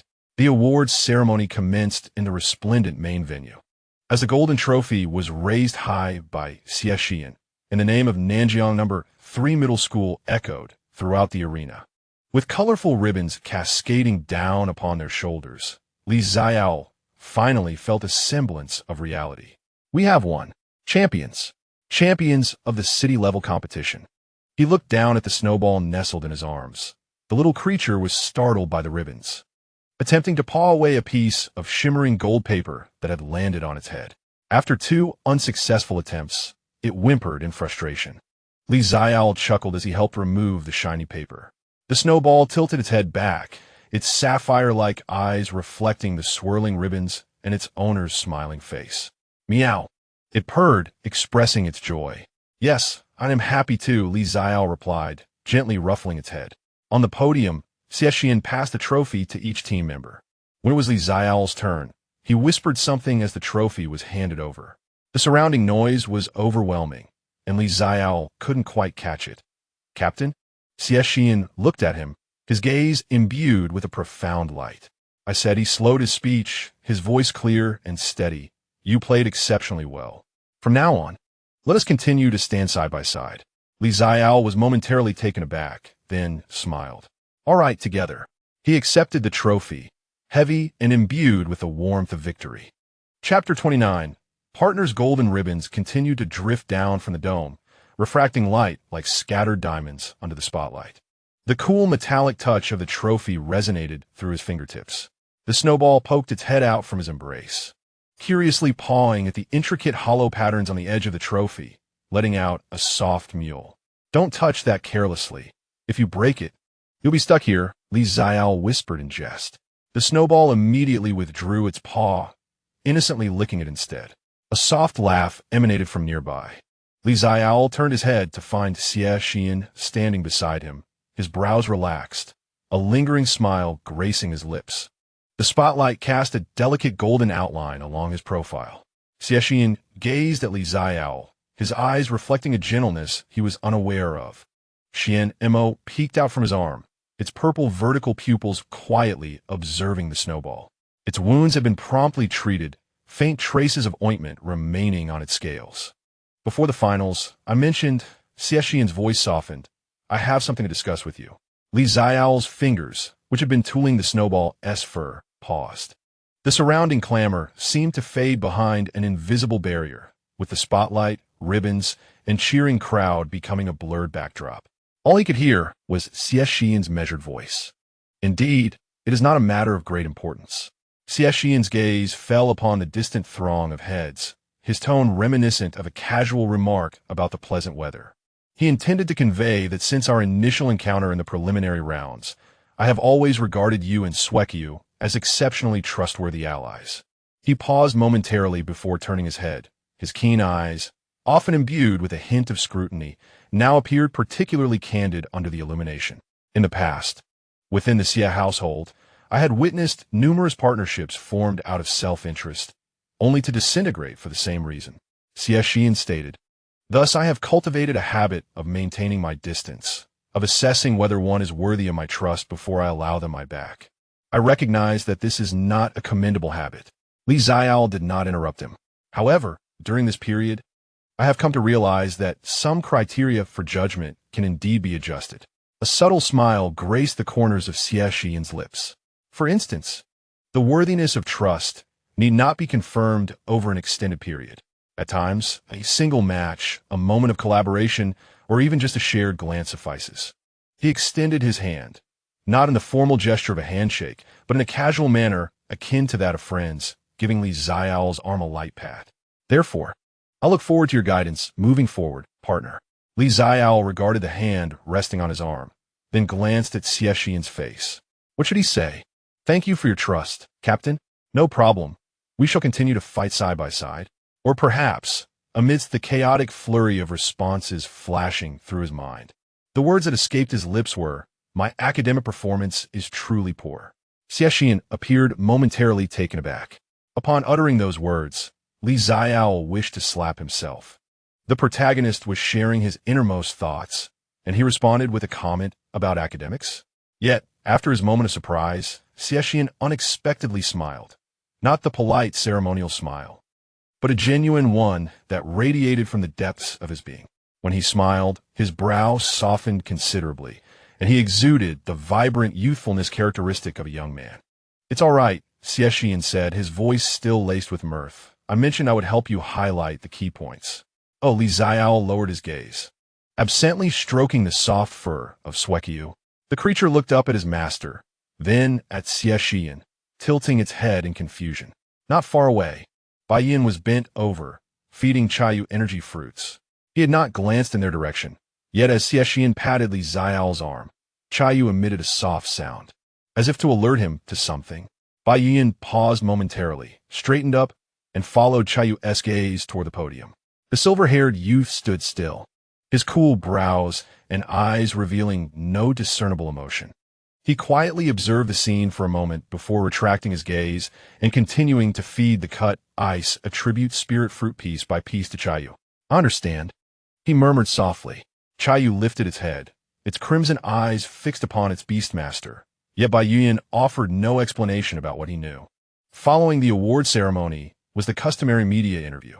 As the dark horse champions of this year, Nanjing Sanzhong attracted a multitude of reporters, with Xie Shiyan and Bai Yin encircled by several mainstream media outlets, inundated with incessant questions regarding dual attribute spirit pet cultivation insights and strategic approaches for the finals. Xiaole originally intended to slip away amidst the chaos, but was apprehended by an astute journalist. Excuse me, are you Xiaole? I am a reporter from Beastmaster Weekly. May I have a moment of your time for a brief conversation? Xiaole froze in place, cradling Snowball, who was busy grooming its paws. Could he possibly decline? The journalist clearly offered him no chance to refuse, as a recording device was already thrust into his view. In today's finals, your spirit pet, Snowball, showcased remarkable performance, particularly in the opening phase where it swiftly eliminated the healing flower fairy, marking a pivotal moment in the match. How do you typically train Snowball's speed and reflexes? Xiaole's mind raced, thinking, well, just practice more. The journalist waited, sensing the absence of elaboration. What specific training methods do you employ? Running, dodging balls, and some agility training. Xiaole recalled the training methods of pet dogs from his previous world, which he himself enjoyed. I've heard that Snowball's breed is still unknown. Another journalist squeezed in. Some experts speculate that it may possess a rare hidden attribute. What are your thoughts on this? Xiaole's heart raced. Just then, a hand reached over his shoulder. Neither too heavy nor too light. Apologies, but the team needs to rest, came the firm yet respectful voice of Xie Shiyan from above, asserting an undeniable authority. Post-match interview time is limited. I hope you all understand. He slightly shifted, positioning himself protectively in front of Xiaole, though the journalists were reluctant. They felt it inappropriate to press further. Xie Shiyan politely nodded at them, guiding Xiaole through the crowd toward the resting area. Thank you, Captain. Xiaole sighed in relief. Xie Shiyan glanced at him. In the future, if you encounter questions you prefer not to answer, simply state that it pertains to training secrets and cannot be disclosed. They won't be able to press you. I've learned. Bai Yin was already waiting at the entrance of the resting area, holding an energy supplement. Upon seeing Xiaole approach, he directly handed it over. Snowball expended a lot of energy today. This will expedite recovery. His tone remained calm and unassuming. Thank you, Xiaole accepted it, suddenly pondering whether Bai Yin was overly attentive to him and Snowball. In the original narrative, he did not seem like the type to concern himself with teammates. Xiaole scratched his head awkwardly. It seems I have been under your care for quite some time. Snowball punctuated the moment with a timely chirp, as if in agreement.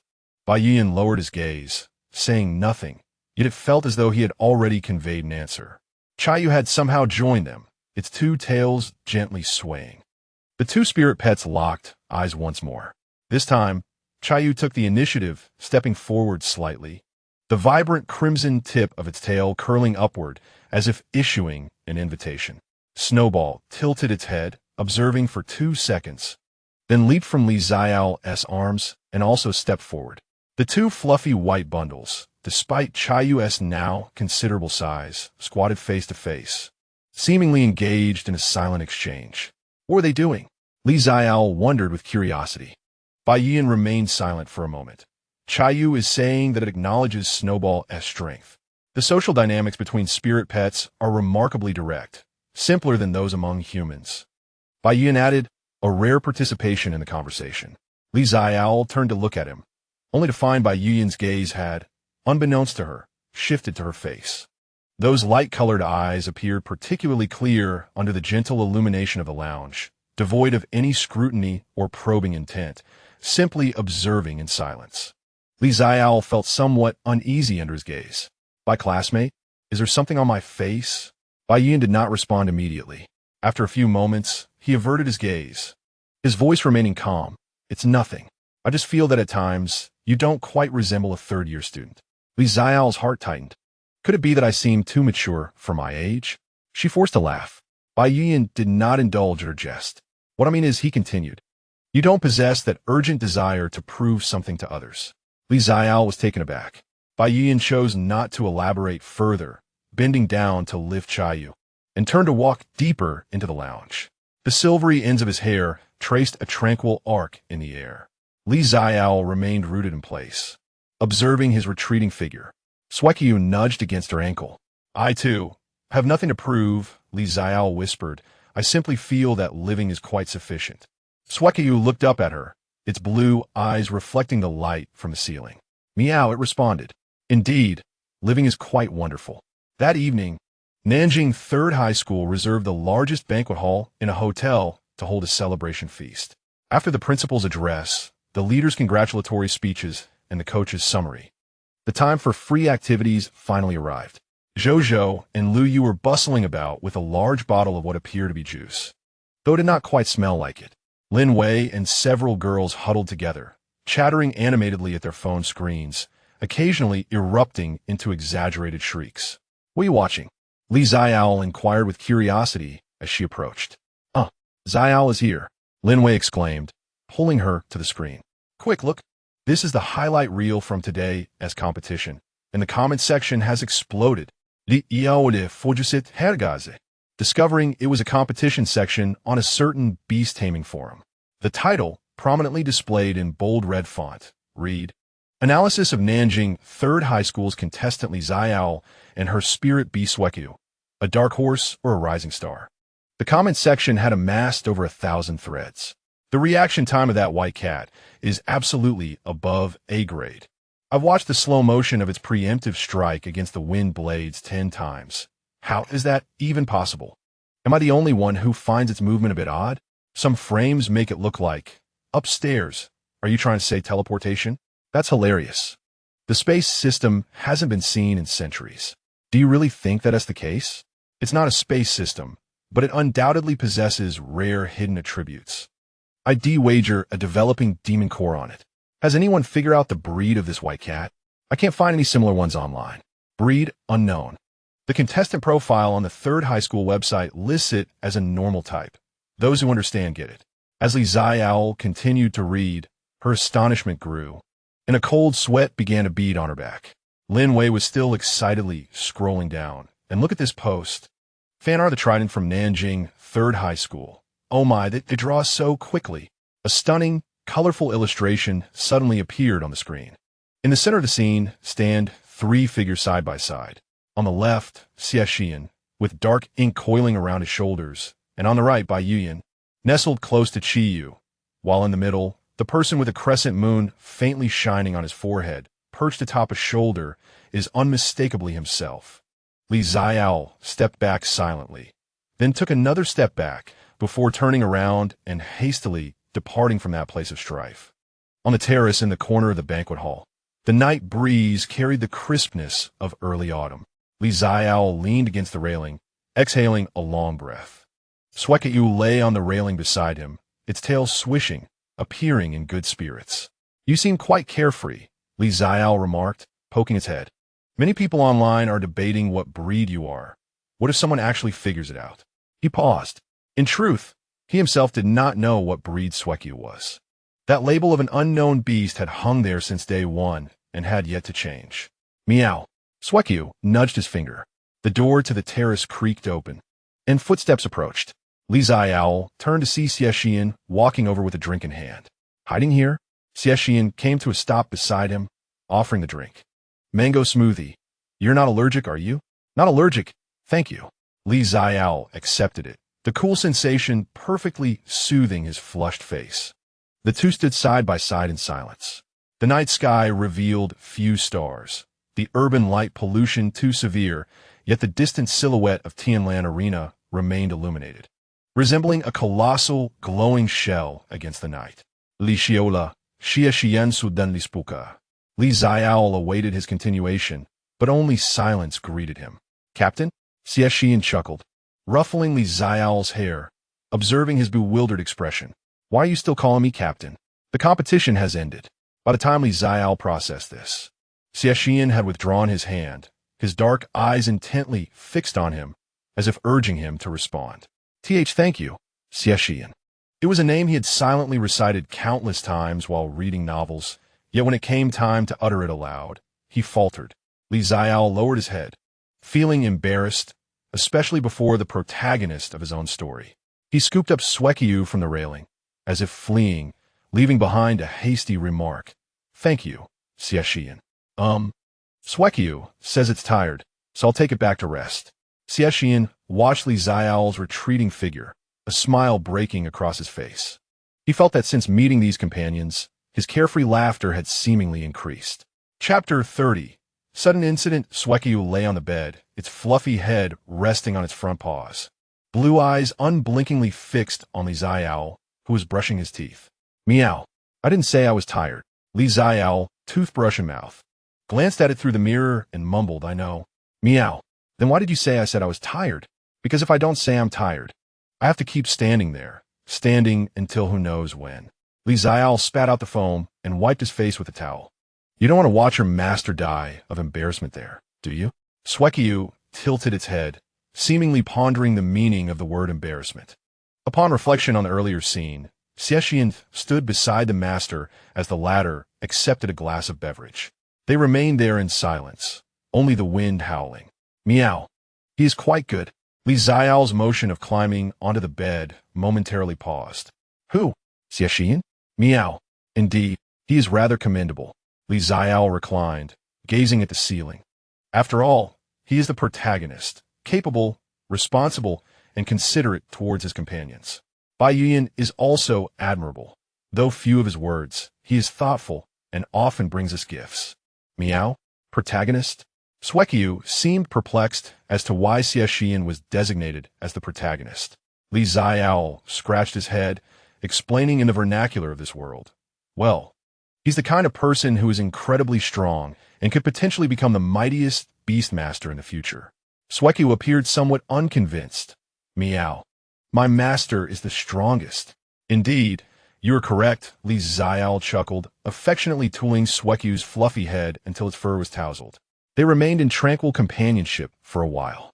Outside, the night was thick with distant, indistinct sounds of revelry, remnants of a celebration yet to disperse. Xiaole's thoughts drifted back to that evening on the terrace. Xie Shiyan stood beside him, both gazing at the distant arena. They said nothing, yet the silence was not awkward but rather imbued with a strange serenity.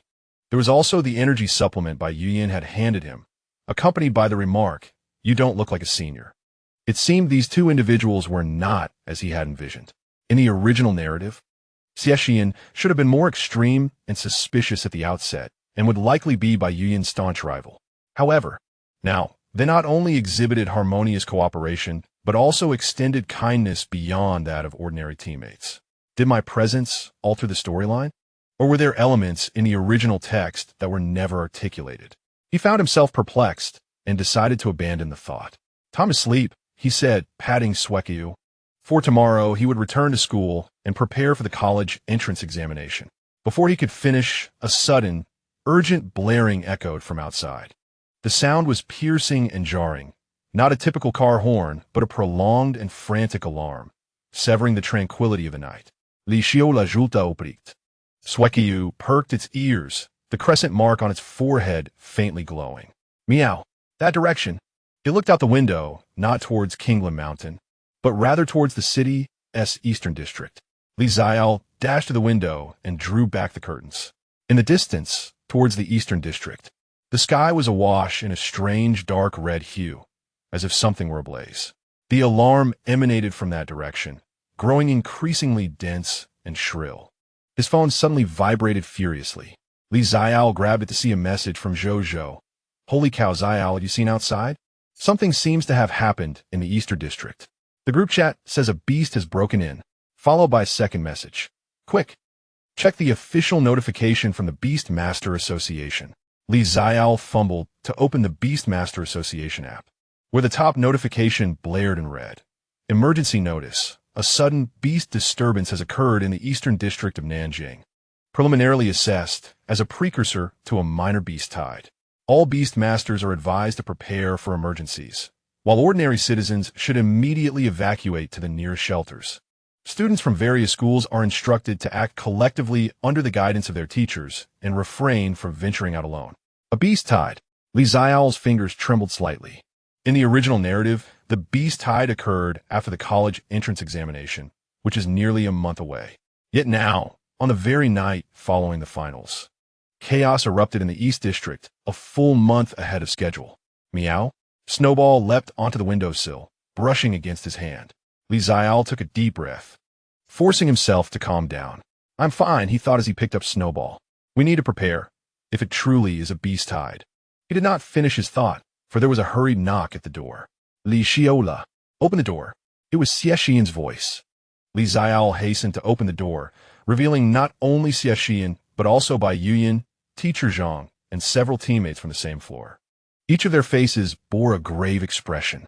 "You received the notification as well?" Xie Shiyan inquired. Xiaole nodded. "Something has happened in the East District." Teacher Zhang raised a hand to signal for silence. "I have just contacted the school. The principal's directive is for all participating team members to remain on standby and not act independently. The Beastmaster Association and the military have already intervened. Our foremost priority now is to ensure our safety." "But teacher," Lin Wei's voice quivered, "my family's home is in the East District." Teacher Zhang's expression was serious, yet tinged with helplessness. "Lin Wei, your family has already been notified to evacuate. Communication has not yet been severed. Please call to confirm their safety." Lin Wei immediately took out her phone, trembling as she dialed. The atmosphere in the corridor was stifling. Bai Yuyan leaned against the wall, silent, while Ziyu quietly crouched at his feet, the light from the corridor reflecting in his crimson eyes. He averted his gaze, obscuring his expression, but his fingers tightened slightly at his side. Xie Shiyan stood beside Xiaole. The dark, ink-like creature, Xuanmo, had slithered down his arm, transforming into its battle form. Its 3-meter-long serpentine body coiled on the corridor floor, its purple vertical pupils alertly scanning the outside. Xiaole noticed that Xie Shiyan's brow was furrowed, his gaze fixed on the dark red sky over the East District. "What are you thinking?" Xiaole whispered. Xie Shiyan remained silent for 2 seconds before responding. "I was pondering whether the alteration in the finals format tonight is related to this." Xiaole was taken aback. The format change from a one-on-one champion arena to a 4v4 team melee had been justified by the officials as a comprehensive consideration of various factors. If signs of beast unrest had already begun to surface at that time, then perhaps concluding the competition early to allow everyone to return to their hotels was a precaution against potential danger. "It is possible," Bai Yuyan's voice interjected from beside them. He had approached unnoticed. "The information from my home indicates that the scope of abnormal beast activity has been expanding over the past few days. Kingland Mountain, the northern suburbs, Xiaole. Now it has reached the East District. It is a beast tide." Xie Shiyan's voice was soft yet resolute, not a precursor, but the beast tide itself. is merely of a smaller scale, confined to the East District for now. Xiaole's heart sank further. In the original story, the beast tide engulfed the entire city of Nanjing, its topography surrounded by mountains allowing beasts to surge into the city from multiple directions simultaneously. If the outbreak is currently confined to the East District, it suggests that something far more terrifying lies ahead. Mr. Zhang's phone rang once more. Upon answering, he listened intently, his expression shifting dramatically. What? Is this certain? All right, I understand. After hanging up, he gazed at the gathered team members, inhaling deeply before speaking. The recently confirmed news indicates a significant gathering of monstrous beasts in the direction of Kingland Mountain. The military has already mobilized, but the numbers are overwhelming and the defense lines may not hold. The city is beginning a comprehensive evacuation. Kingland Mountain. Xiaole instinctively turned to Snowball, who was fixated on that direction, a palpable sense of vigilance and unease evident in its cerulean eyes for the first time. Its ears drooped low, emitting a faint, barely audible whimper that only Xiaole could discern. Snowball, what do you sense? Meow. A multitude is approaching. How many? Xiaole inquired aloud. All eyes turned toward him, and he realized he had unwittingly voiced his internal question. He had no time to elaborate, merely fixating on Snowball, awaiting its response. Snowball closed its eyes, the crescent mark on its forehead beginning to flicker rhythmically. Moments later, it opened its eyes, releasing a prolonged, tremulous meow. Many, far more than it can express through simple emotions, it conveyed through their mental link, imparting an overwhelming sense of dread to Xiaole. His complexion paled. What is it? Xie Shiyan grasped his arm. What did Snowball tell you? It said. Many Xiaole struggled to articulate, more than we could possibly imagine. In the vicinity of Kingland Mountain, it may not just be signs. It has likely already commenced. No sooner had he spoken than a deep, thunderous roar echoed from afar. The sound resembled the growl of a colossal beast or the rumble of a landslide, rolling in from the direction of Kingland Mountain, causing the hotel's windows to tremble. The corridor lights flickered ominously. Everyone into your rooms, Mr. Zhang commanded sternly. Secure the doors and windows and draw the curtains. From this moment on, no one is to leave the hotel without my explicit orders. The team members hurriedly retreated to their respective rooms. At the moment of turning, Xie Shiyan briefly squeezed Xiaole's wrist. If anything arises, seek me immediately. He then led Xuanmo into the adjacent room. Bai Yin lingered at the end of the corridor, pausing at his door to cast a glance back at Xiaole. His light-colored eyes appeared especially profound in the dimly lit hallway. His lips moved slightly as if he wished to say something. Yet ultimately, he remained silent and entered his room. Xiaole returned to his room, cradling Snowball, and as he closed the door, his legs weakened, nearly causing him to falter. Leaning against the door, he gasped for breath, while Snowball nudged its head against his face. I'm fine, he croaked. I just didn't expect it to happen so soon. He had anticipated a month's time to alert the protagonists, to prepare in advance. But now there was no opportunity left. Chapter 31. The summons the night breeze seeped through the cracks of the window, carrying with it a scent of something charred. Xiaole sat at the edge of the bed, Snowball curled in his embrace, and neither spoke a word. In the distance, muffled rumblings occasionally echoed, reminiscent of thunder, yet suggesting something far more ominous. The glow of the mobile screen illuminated his face as he repeatedly scrolled through the official notifications from the Beast Tamer Association.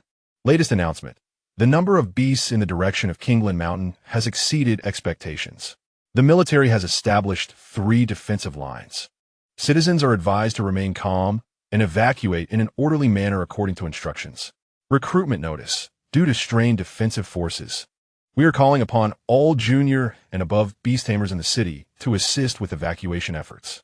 Recruitment points are set at designated locations across various districts. Interested individuals should bring their identification and report there. Xiaole's finger lingered over the last notice, recruitment. He stared at those 2 characters for a prolonged moment. Snowball lifted its head, nudging his chin with its damp nose. Do you wish to go? Xiaole remained silent. He was indeed afraid. Since his arrival in this world, all his caution, all his evasion, and all his meticulousness had been aimed solely at survival. Now outside, a genuine beast tide loomed, a catastrophe that had devastated Nanjing City in the original narrative. He should remain in this room, secure the doors and windows, and wait for the turmoil to pass. Yet, he recalled the vivid depictions within the original text. Ordinary individuals lost amidst the beast tide. Beast tamers who had fought valiantly, yet failed to hold the lines. Neighborhoods submerged in waves of monsters. Could he truly remain indifferent? Even if he could shelter in his room until the military and those elite beast tamers resolved the crisis. Could he face the eyes of those who had lost loved ones once dawn broke, and he emerged unscathed? Snowball rose from his lap, its front paws resting on his shoulder, blue eyes fixed intently upon him.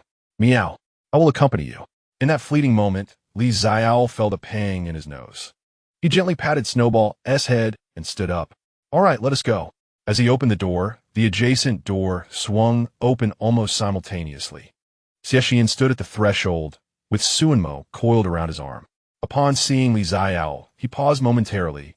Then his gaze fell upon the bag on Xiaole's back and the snowball in his arms. You are heading to the recruitment point? Xiaole nudda. Xie Shiyan did not inquire further, but simply stated, together. Meanwhile, Baiyan's door also opened.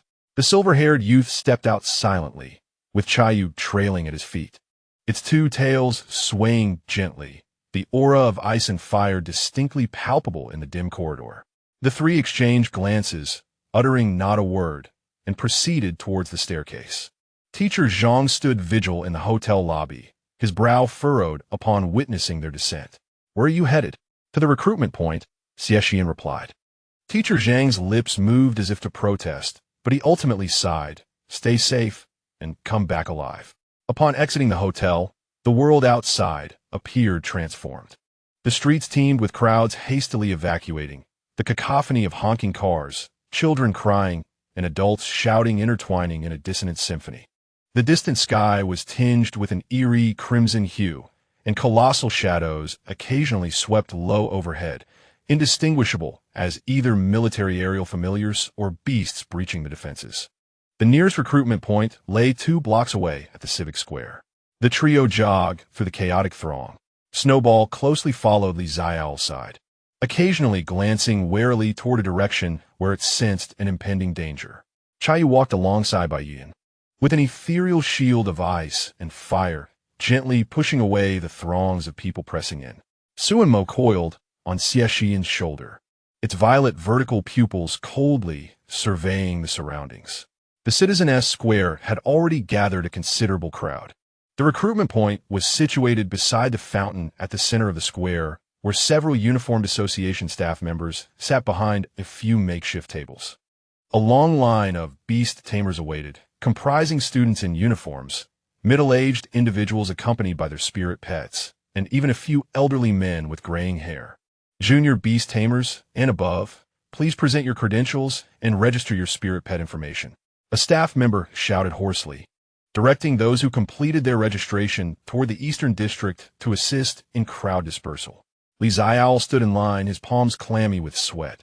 Snowball sensed his anxiety and nudged his leg with its head. Meow, do not fear. I'm not afraid, Xiaole whispered, uncertain whether he was reassuring Snowball or himself. When it was their turn to register, the staff member glanced at their student IDs, his brow furrowing. High school seniors? We have already passed the Beast Tamer qualification certification, Xie Shiyan interjected calmly, his tone imbued with an undeniable certainty, complemented by his experience in city-level competitions. The staff member observed the dangerous black python coiled around Xie Shiyan's arm, then glanced at the ice-fire dual attribute white fox beside him, as well as the white spirit pet cradled in Xiaole's arms, adorned with a golden mark on its forehead. Very well. He scribbled a few words on the registration form. Eastern District, Evacuation Point 12. The nearby residential area was densely populated, necessitating personnel to verify evacuation status door-to-door. Be cautious.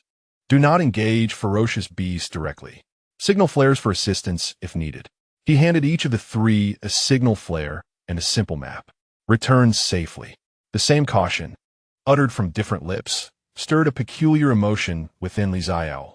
He grasped the signal flare tightly and followed Xie Shiyan and Bai Yuyan as they raced toward the Eastern District. The streets in the Eastern District were far more chaotic than those in the city center. The buildings were older, the alleys narrower, and the fleeing crowd more congested. Xiaole witnessed a mother desperately sprinting forward while clutching her child, followed closely by a panicked small spirit pet. He saw several young people working together to lift a blocking electric scooter, and he observed an elderly man slumped by the roadside, forcibly assisted away by two passers-by. The 12th evacuation point is in that nearby community, Xie Shiyan said, consulting the map with a steady voice. We will split up and confirm each building.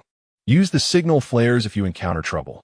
Xiaole nodded, clutching Snowball as he dashed toward the nearest residential building. The corridor was dim, with emergency lights flickering erratically. He ascended floor by floor, knocking on each door as he climbed. Is anyone there? Please evacuate immediately. Most doors were already ajar, revealing empty rooms. Occasionally, a few households still had occupants, mostly elderly individuals with limited mobility or frightened children too scared to venture outside. Xiaole and Xueqiu assisted each other in descending the stairs, escorting them to the assembly point at the entrance of the community. Xueqiu exhibited remarkable agility in the narrow corridor, effortlessly leaping over obstacles blocking the stairs and tapping on doors that were out of reach with its tiny paws. Meow, there are people here. Xiaole rushed over, and through the crack of a door, he glimpsed a terrified face, a young boy, around 7 or 8 years old, huddled alone in the corner. Where are your parents? Xiaole crouched down, striving to soften his tone. They told me to wait here, saying they would return soon, the boy replied, his eyes brimming with tears. A pang of sadness struck Xiaole's heart. He extended his hand. Shall I take you to find them? The boy hesitated, glancing at him and then at the gentle-looking snow-white spirit at his feet. Xueqiu gently meowed and nudged its head against the boy's hand. Finally, the boy reached out, allowing Xiaole to lift him into his arms. As they descended, a sudden, thunderous noise erupted from outside. Xiaole dashed to the window, witnessing flames soaring into the sky in the distance, towards the direction of the defense line. Countless shadows surged amidst the fire, crashing against the frail barrier like relentless waves. His heart sank. Chapter 32. Assistance. After that deafening roar, the previously orderly evacuation descended into chaos. The air filled with screams, cries, and the shrieks of spirit pets.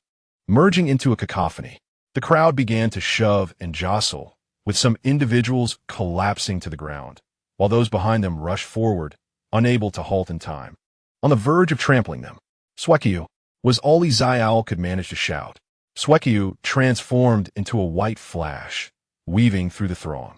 It shielded the fallen with its body, nudged aside the crowd with its paws, and the crescent mark on its forehead shimmered amidst the turmoil, gently pushing away the feet that were about to crush those on the ground. 3 individuals were rescued from the tide, sitting in shock on the ground. Head that way, Xiaole urged, clutching the boy as he pointed towards a relatively spacious alley. Don't crowd, walk slowly along the wall. Some recognized him, the boy in the school uniform, and the remarkably swift white spirit. It's the contestant from today's competition, the one from 3rd middle school. Follow them. The crowd began to heed his guidance, gradually restoring order amidst the chaos. Xiaole led the few individuals through the alley, escorting them to a safe zone. Another thunderous roar echoed in the distance. The flames drew nearer. He had no time to contemplate further, continuing to sprint towards the assembly point while cradling the boy. Xueqiu trotted closely at his side, occasionally glancing back at the direction of the flames, an emotion in its blue eyes that Xiaole had never witnessed before. The assembly point was situated on the playground of a primary school, where hundreds had already gathered. Military personnel maintained order, distributing supplies, and registering missing persons. Xiaole entrusted the boy to a young female soldier in uniform, who appeared to be just in her early 20s, her complexion somewhat pale, yet her movements efficient. I'll take care of the child. You should go over there to register your information, she said, accepting the boy and nodding to Xiaole. Thank you for your efforts. Suddenly, a commotion erupted nearby. Xiaole looked up and noticed a group of people gathered outside the playground fence, their arrival unknown to him. They were clad in matching uniforms, adorned with an unfamiliar school emblem. At the forefront stood a bespectacled young man, exuding an air of refinement. He crouched down, intently examining an injured spirit creature, an eagle of silvery gray hues, its feathers marred by charred marks, its wings seemingly wounded and quivering slightly. The young man's movements were gentle.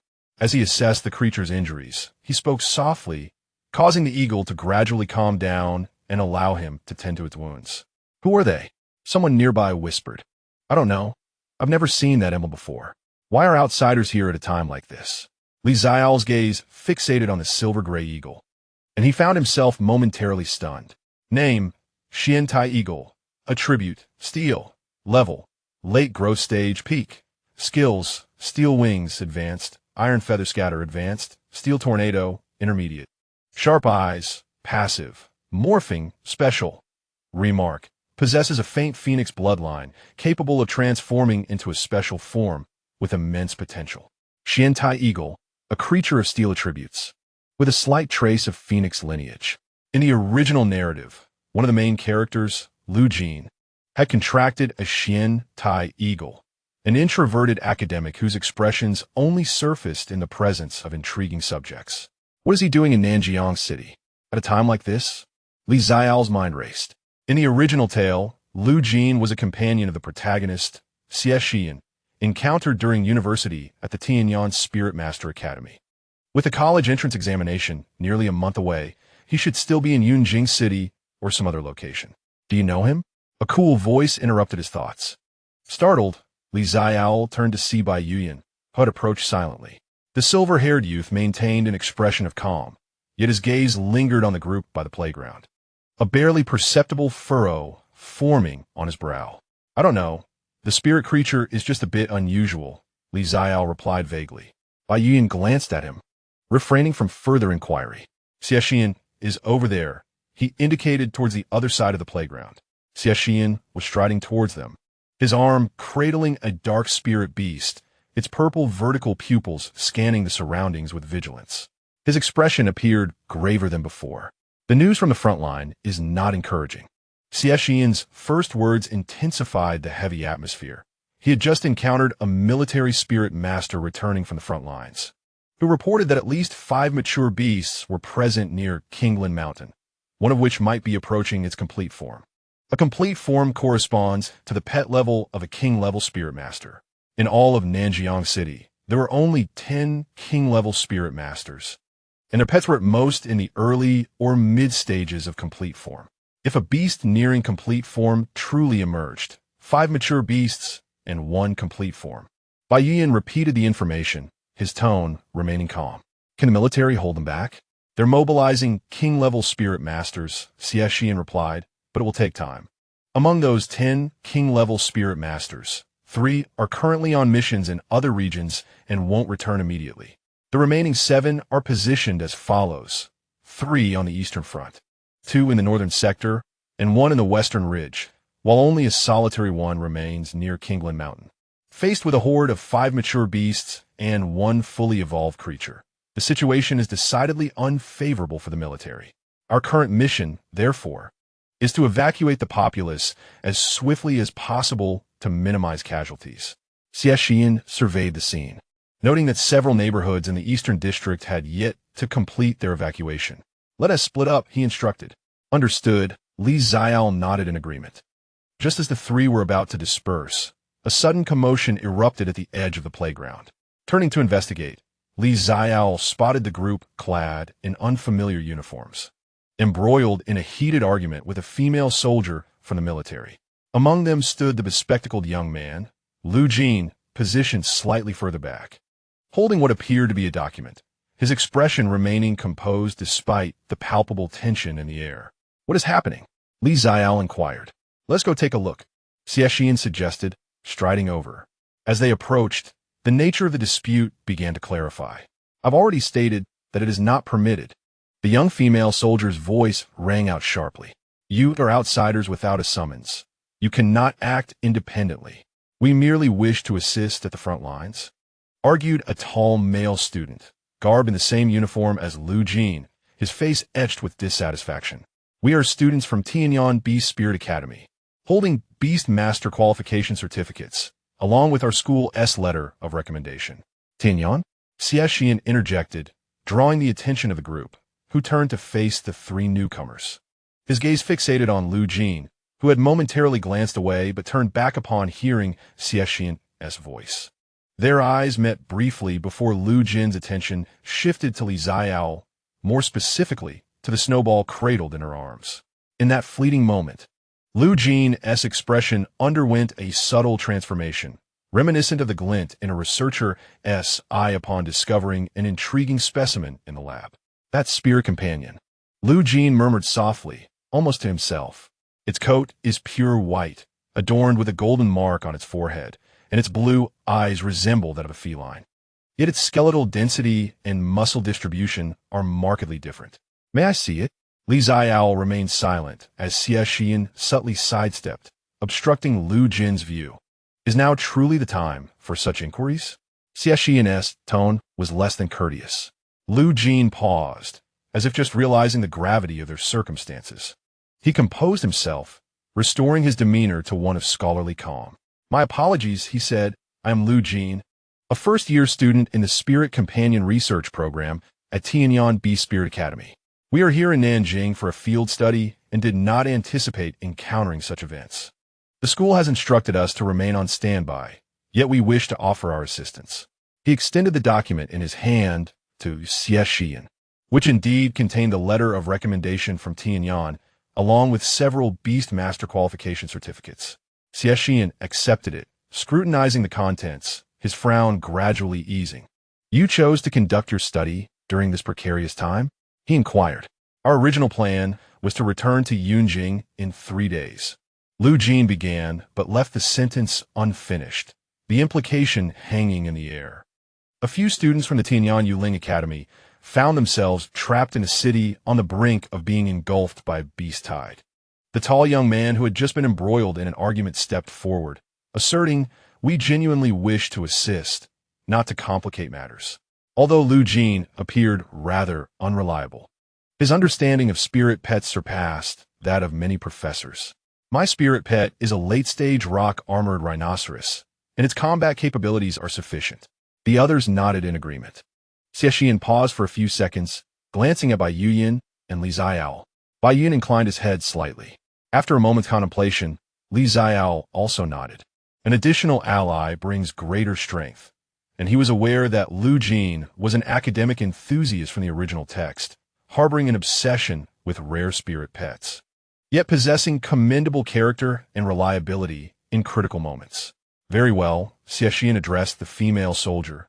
They will accompany us. I will take responsibility if anything occurs. After a moment's hesitation, the female soldier ultimately stepped aside. Lu Jin emerged from the group and positioned himself beside Li Xiaole.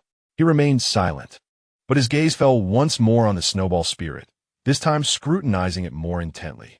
The snowball felt somewhat uncomfortable under his gaze and instinctively nestled closer to Li Xiaole. It's remarkably intelligent, Lu Jin remarked, his tone imbued with genuine admiration, and possesses keen perception. When we passed earlier, it glanced at me 3 times, each time coinciding with my attention being directed toward it. A twinge of anxiety gripped Li Xiaole. This individual's observational skills were exceedingly sharp. Perhaps it was merely coincidence, he replied vaguely. Lu Jin regarded him with a knowing glance, refraining from contradiction, merely adjusting his glasses while the corners of his mouth curled into a subtle smile. Perhaps. Xie Shiyan stepped forward, creating distance between Li Xiaole and Lu Jin. Without casting a glance at Lu Jin, he addressed Li Xiaole. Let us proceed. There are still several residential blocks to inspect. Li Xiaole nodded, cradling the snowball as he followed. Behind them, Lu Jin remained stationary, observing their retreating figures, his gaze oscillating between Xie Shiyan and the snowball, ultimately resting on Bai Yuyan's ice-fired dual-attribute white fox, which also captivated his attention. Intriguing, he murmured to himself. The tall young man approached, giving Lu Jin a light pat. Lu Jin, stop daydreaming. We must go. Lu Jin nodded and followed suit. though his gaze intermittently lingered on the young boy ahead, who was cradling a white cat. The streets of the Eastern District had grown even more desolate. Most residents had evacuated, leaving only a few lingering in uncertainty. Xiaole and his companions divided into two groups, meticulously checking the unlit windows of each home. Xiaole teamed up with Xie Shiyan, while the Snowball and Xuanmo trailed beside them. "That Lu Jin," Xie Shiyan suddenly inquired, "do you know him?" "I do not." Xiaole shook his head, though his spirit pet is quite extraordinary. "Indeed, it is unique," Xie Shiyan responded, "and his observational acumen is impressive." He noticed the Snowball at first glance. A knot tightened in Xiaole's stomach. "What are you implying?" Xie Shiyan fell silent for a few moments before replying, "Nothing. I merely sense that his gaze towards you is somewhat peculiar. Perhaps he finds the Snowball intriguing."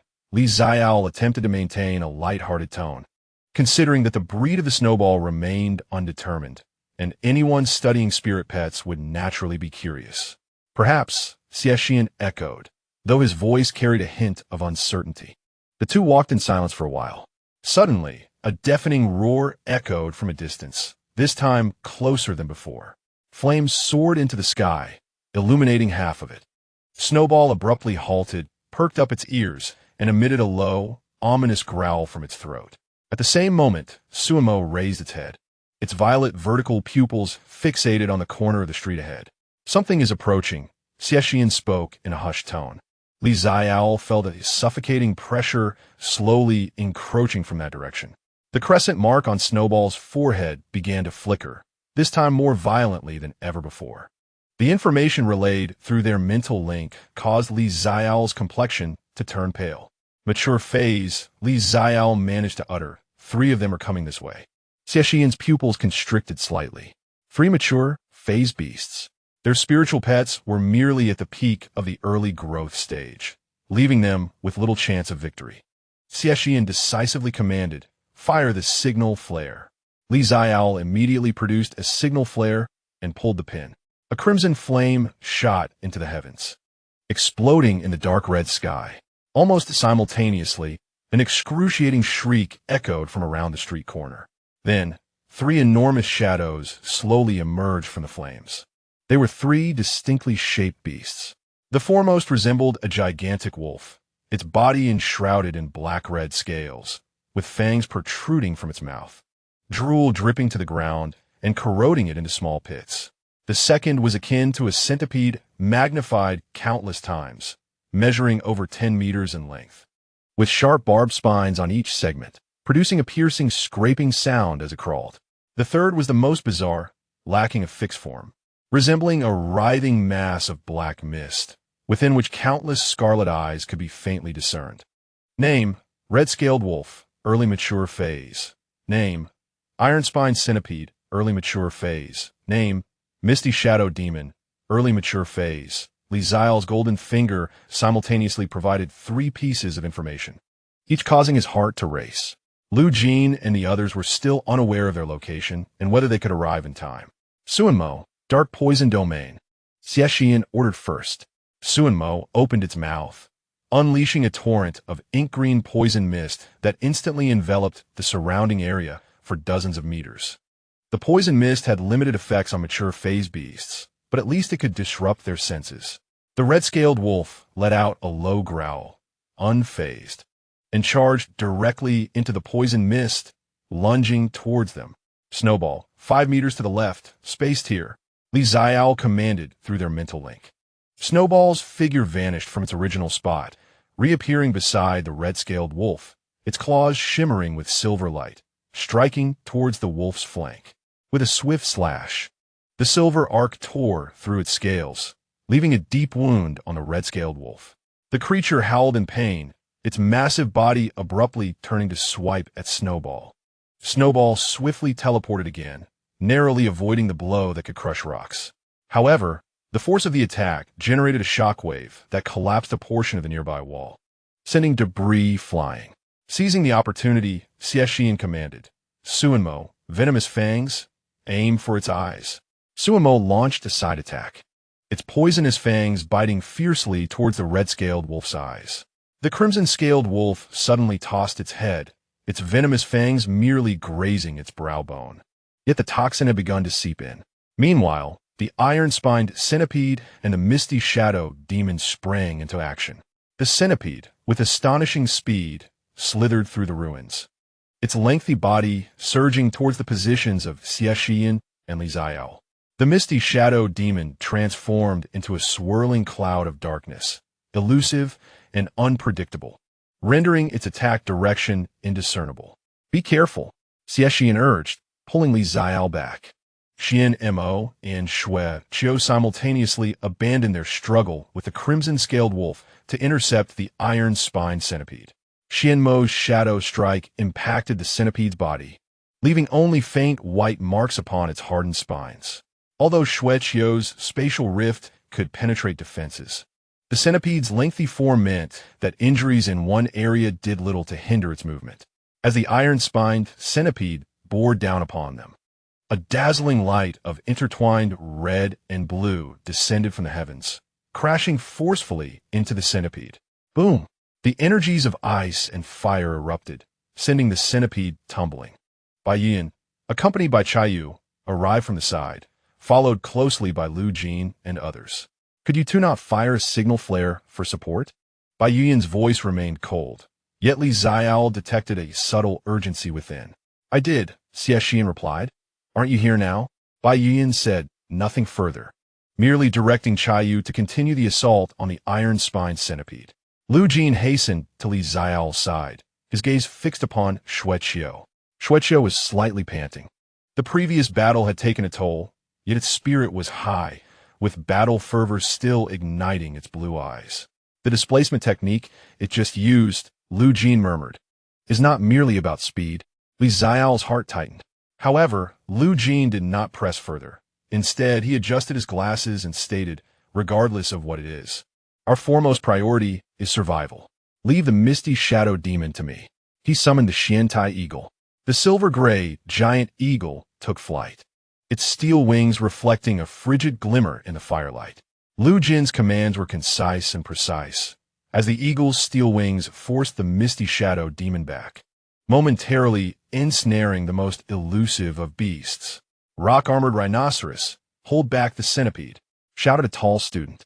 A massive rock-armored rhinoceros charged forward with heavy steps, clashing directly with the iron-spined centipede.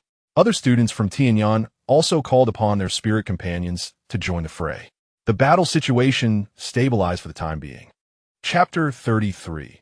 Elimination after being repelled once again by Chayu's combined ice and fire assault. The iron-spined centipede merely rolled over twice before regaining its balance. Although the struck areas of its lengthy body were charred and blackened, its surrounding spines remained menacingly intact. "This creature's defenses are exceedingly strong," Bai Yuan remarked, his brow furrowing slightly. Chayu landed on a nearby ruin, its two tails swaying gently, its crimson eyes fixed intently on the colossal centipede. Xiaole could not afford to respond, for the crimson-scaled wolf lunged at them once more. Its speed was blinding, even with a wound inflicted by Xuanmo. It moved with the swiftness of lightning. The blackish-red scales glimmered in the firelight, and the drool dripping from its fangs corroded every inch of ground it traversed. Xuanmo dodged to the right and looked for an opportunity to strike at the gap in its scales on the left hind leg. Xiaole quickly relayed the command through their mental link. The silhouette of the snowball vanished once more, only to reappear at the right flank of the crimson-scaled wolf. As the wolf's claws descended, it leapt sideways, simultaneously striking at the wolf's left hind leg, where the previous battle had inflicted a grievous wound. The silver arc of its claw sliced expertly into the gash, further tearing the already damaged scales and leaving a deep mark that exposed the underlying bone. The crimson-scaled wolf emitted a chilling howl of pain. Its left hind leg buckled, disrupting its running form. It swiftly pivoted, its blood-red eyes fixating intently on the elusive, rapidly moving white figure. Yet, the snowball had already vacated its original position. Employing the void step, it executed two rapid short-range displacements through the ruins, appearing in varied locations each time, rendering the wolf incapable of locking onto its target. "Splendid," Xie Shiyan exclaimed quietly, simultaneously directing Xuanmo. "Now, Shadow Strike. Target its right foreleg joint. Xuanmo transformed into a streak of inky lightning, surging in from the side. Its venomous fangs aimed squarely at the wolf's exposed right foreleg joint, revealed as it lunged for the snowball. With a crack, the fangs pierced the scales, injecting a copious amount of venom. The wolf's right foreleg weakened, and its massive form could no longer sustain itself, crashing to the ground with a resounding thud. However, being a mature beast, despite its injuries, its ferocity remained undiminished. It opened its cavernous maw, gathering a sphere of black-red energy, the demonic power cannon. "Take cover," Xie Shiyan shouted. Xiaole's heart skipped a beat. The demonic power cannon was one of the self-destructive skills of mature beasts, compressing internal energy for a singular explosive release. Though inflicted irreversible harm upon itself, its power was potent enough to raise an entire small building. The snowball was merely 20 meters away, far too close. "Snowball, teleport. Maximum distance, come toward me." Xiaole nearly screamed his mind. The crescent mark upon the snowball's forehead erupted with unprecedented brilliance, and its form vanished from its previous location, reappearing before Xiaole just as the black-red energy sphere was unleashed from the wolf's maw, hurtling toward the spot where the snowball had just been. Boom!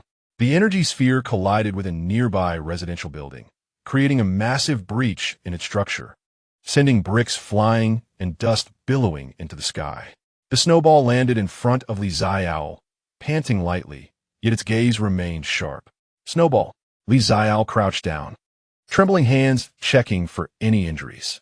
The snowball nuzzled against his hand, emitting a soft meow, as if to say, "I am unscathed." Meanwhile, on the other side, the Xiantai eagle, under Lu Jin's command, was engaged in a fierce battle with a mist shadow demon. The demon's form was uncanny, resembling an amorphous cloud of black mist, elusive and intangible. Ordinary attacks could not harm it. Yet, the Xiantai eagle's steel wings, imbued with the sharpness characteristic of metal, managed to tear away wisps of mist with each strike. "Zhen Tian, steel tornado." Lu Jin's voice remained calm, as though facing not a mature and bizarre beast, but merely an ordinary experimental specimen. The Xiantai eagle abruptly brought its wings together, its steel feathers standing erect, and commenced a rapid rotation. A silver-gray whirlwind formed in the night sky, enveloping the mist shadow demon within its grasp. The mist was torn and shattered by a whirlwind. The mist shadow demon emitted a piercing shriek, and countless scarlet eyes flickered wildly within the fog. "It works," the tall boy exclaimed with excitement. Yet in the next moment, the mist shadow demon abruptly expanded, transforming into a massive cloud of darkness that enveloped a radius of dozens of meters, completely swallowing the Iron Hawk. "Heavenly Guardian." Lu Jin's expression finally shifted. The sound of metal grinding echoed from within the black mist, and the silhouette of the Iron Hawk flickered in and out, seemingly struggling desperately. "Scarlet Moon, Ice Flame Vortex, aim for the center of the black mist," Bai Yuyan decisively commanded. The Ice Flame Spirit Fox brought its twin tails together, intertwining red and blue energy into a colossal vortex that thunderously collided with the black mist, causing it to churn violently under the pressure of ice and fire. At last, a clear and resonant cry of an eagle emerged from the black mist. The Iron Hawk burst through the fog, soaring into the sky. Its steel feathers bore several signs of corrosion, but overall it remained unharmed. It circled in the night sky, its silver-gray form appearing particularly valiant in the glow of the flames. The mist shadow demon was gravely wounded by the ice flame vortex, the black mist shrinking by half, and those scarlet eyes dulled significantly. It began to retreat, attempting to flee the battlefield. "Don't let it escape," Xie Shiyan shouted. "This beast will return to report." A student from Tianyan summoned a whip vine creature that extended its tendrils from the ground to intercept the mist shadow demon. Although its elusive form could not be hindered by ordinary vines, it managed to delay the demon for a few crucial seconds. Xuanmo immediately plunged into the shadows, emerging along the retreat path of the mist shadow demon, delivering a powerful shadow strike to its core. Simultaneously, the snowball teleported to the side, tearing a massive gash in the black mist. The mist shadow demon shriek suddenly ceased. The black mist began to dissipate, revealing a pulsating mass of black substance the size of a fist at its core. After struggling for a moment, the substance finally lay still, transforming into a pitch-black demon core that fell to the ground. "It's dead." Lu Jin approached, picked up the demon core, and examined it closely. It was a high-quality dark-type demon core from a mature mist shadow demon, highly valuable for dark-type spirit pets. "Are you still concerned about this?" Xiaole looked at him in disbelief. Lu Jin adjusted his glasses, his expression remaining calm. "Just recording data." The iron-spined centipede was still engaged in a fierce struggle with the tall boy's rock-armored rhinoceros. While the rhinoceros had astonishing defenses, its movements were relatively clumsy. The iron-spined centipede nimbly circled around it, occasionally using its barbed stingers to strike at the sides of the rhinoceros, which was already marked with several wounds, bleeding profusely. "This won't do. If this continues, the rhinoceros will collapse first," the tall boy exclaimed anxiously. Xie Shiyan surveyed the battlefield. The scarlet-scaled wolf was injured, exhausted, and barely a threat, and the mist shadow demon had been defeated. All that remained was this most troublesome iron-spined centipede. "Everyone, concentrate your fire and eliminate the centipede," he commanded decisively. Including Xiaole and the other Tianyan students, all spirit pets unleashed their attacks simultaneously upon the iron-spined centipede. The centipede emitted a sharp screech, its massive body writhing violently. Snowball's silver claws slashed through its midsection, with a previously hard exoskeleton instantly cracked open, and dark green bodily fluid erupted forth. The struggles of the iron-spined centipede gradually ceased. When it finally lay still, everyone was so exhausted that they could barely stand. The snowball stumbled a few steps and leaned against Xiaole's leg, gasping for breath. The void steps and spatial rifts it had utilized that night had far exceeded any training or competition it had ever undergone. Xuanmo lay on the ground, its scales marred by numerous wounds inflicted by the crimson-scaled wolf, its breath shallow. The fur of the crimson moon was disheveled, oscillating between the frigid and fiery auras. Clearly drained of energy, the Xiantai eagle perched on Lu Jin's shoulder, its silver-gray feathers ruffled in places, eyes weary. The rock-armored rhinoceros lay flat on the ground, panting heavily.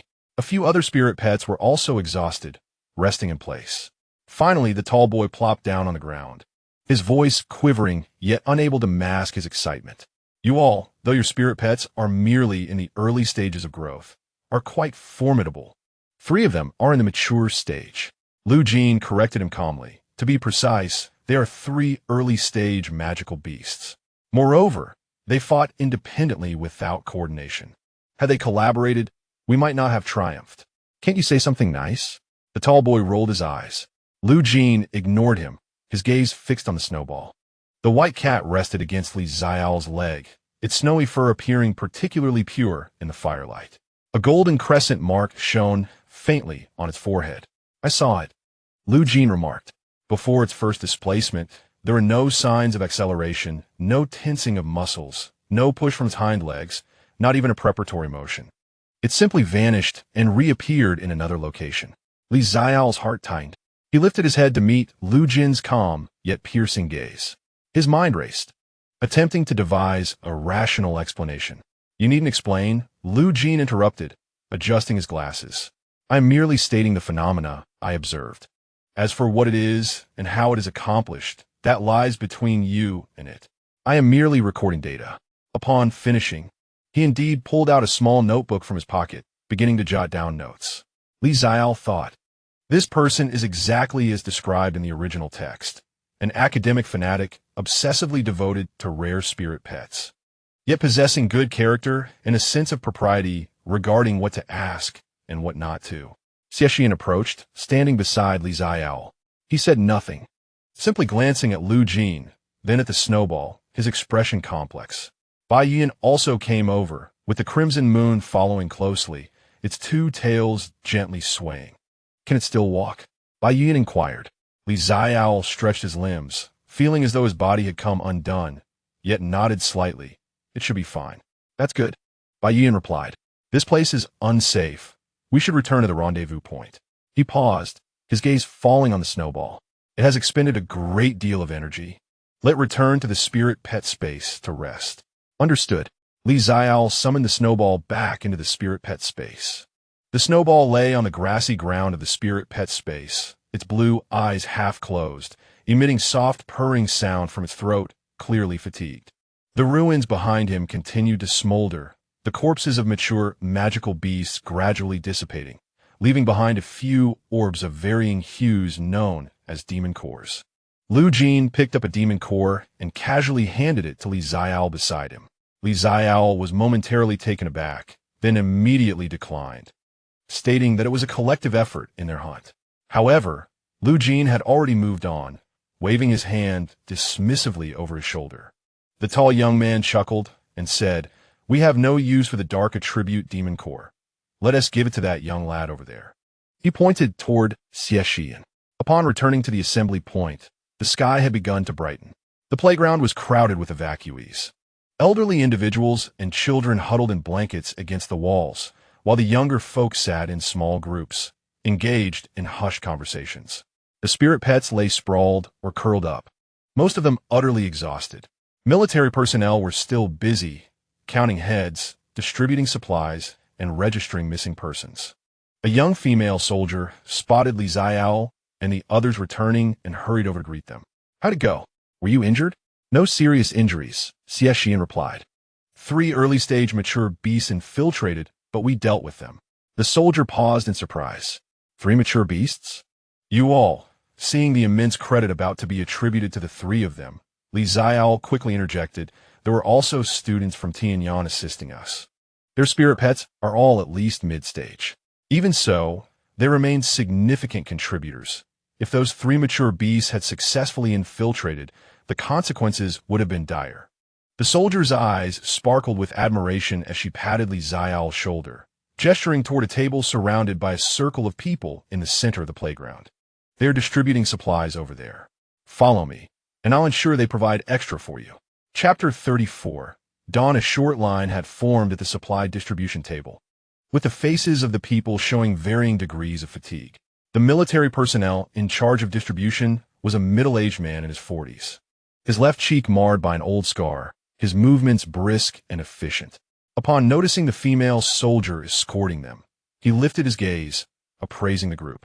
His eyes lingered momentarily on Xuanmo and Qiyu before shifting to the students clad in Tianyan uniforms. "These youngsters also ventured in a battle?" he inquired of the female soldier. "Not just ventured. They single-handedly eliminated 3 mature beasts that managed to infiltrate," she replied, her tone laced with evident admiration. The middle-aged man's expression shifted as he reassessed the group of youths. His gaze ultimately settled on Xie Shiyan, the young man standing at the forefront. Although his complexion was somewhat pale, he stood tall and composed, his gaze steady, with a dark python coiled around his arm, its vitality waning yet still alert. "Impressive." The middle-aged man nodded, retrieving several boxes from beneath the table. Energy potions, healing salves, and nutritional supplements, 1 portion for each. Those with severely injured spirit pets may claim special grade healing potions. Xie Shiyan accepted the box and expressed his gratitude. The man gestured dismissively, his gaze falling once more on Xiaole, his lips moving as if he wished to say something, but ultimately sighed instead. "Being alive is what matters," he remarked. Xiaole was taken aback for a moment, then comprehended the unspoken depth of his words. This middle-aged man had undoubtedly witnessed too many young beast tamers charge to the front lines, never to return. He hugged the little snowball creature in his arms, which had insisted on emerging from the spirit space to accompany him. At this moment, nestled in his embrace, her cerulean eyes half closed, she breathed steadily. Once the supplies had been distributed, a few individuals found a relatively quiet corner to settle down. The playground was increasingly crowded, as citizens from the Eastern District and nearby areas were evacuated here. Distantly, muffled sounds occasionally echoed, signs of activity beyond the defensive line, though they had grown sparse compared to before. The defenses appear to have stabilized. Leaning against the wall, Xie Shiyan gazed upward at the sky, which was beginning to lighten with dawn's first light, indicating that it would not expand further for at least a while. Bai Yuan remained silent, quietly administering energy potions to Chayu. The creature extended its pink tongue, delicately licking the potion, its two tails swaying gently, an expression of utter enjoyment gracing its features. Lu Jin sat a short distance away, still clutching his small notebook, sketching and jotting down notes in the faint light. His Xian Tai eagle, which he had named Jintian, perched on his shoulder, its silver-gray feathers shimmering softly in the morning glow. A group of Tianyan students gathered on the opposite side, engaged in hushed conversation. A tall boy named Fong Lai was gently applying ointment to his rock-armored rhinoceros, careful not to cause discomfort to the large creature. Xueqiu stirred in Li Xiaole's arms, shifting to a more comfortable position. Let it rest well. Xie Shiyan's voice chimed in from beside them as he offered a bottle of energy potion, just received, for it to sip. Li Xiaole accepted it with a soft thank you, bringing the potion to Xueqiu's mouth. The little creature sniffed, extended its tongue to taste a drop, and then began to drink slowly. The distant sound of birdsong filled the air, and the horizon gradually brightened into a pale orange hue. Bai Yuan, having approached them at some point, stood silently by, gazing at the skyline as it lit up. The sun is about to rise, he remarked. Xie Shiyan stood up and moved to his side. Li Xiaole hesitated for a moment, then also rose with Xueqiu in his arms, positioning himself beside the two. The three stood side by side, gazing toward the eastern sky. Gradually, the morning light crept in, first orange, then golden red, ultimately transforming into a gentle warmth. This radiance spilled over the playground, caressing the weary individuals, the curled-up spirit creatures, and the three young men standing together. The sunlight dazzled Xueqiu, who squinted and nestled closer into Li Xiaole's embrace. Chayu raised a front paw, licking its gleaming fur under the morning light.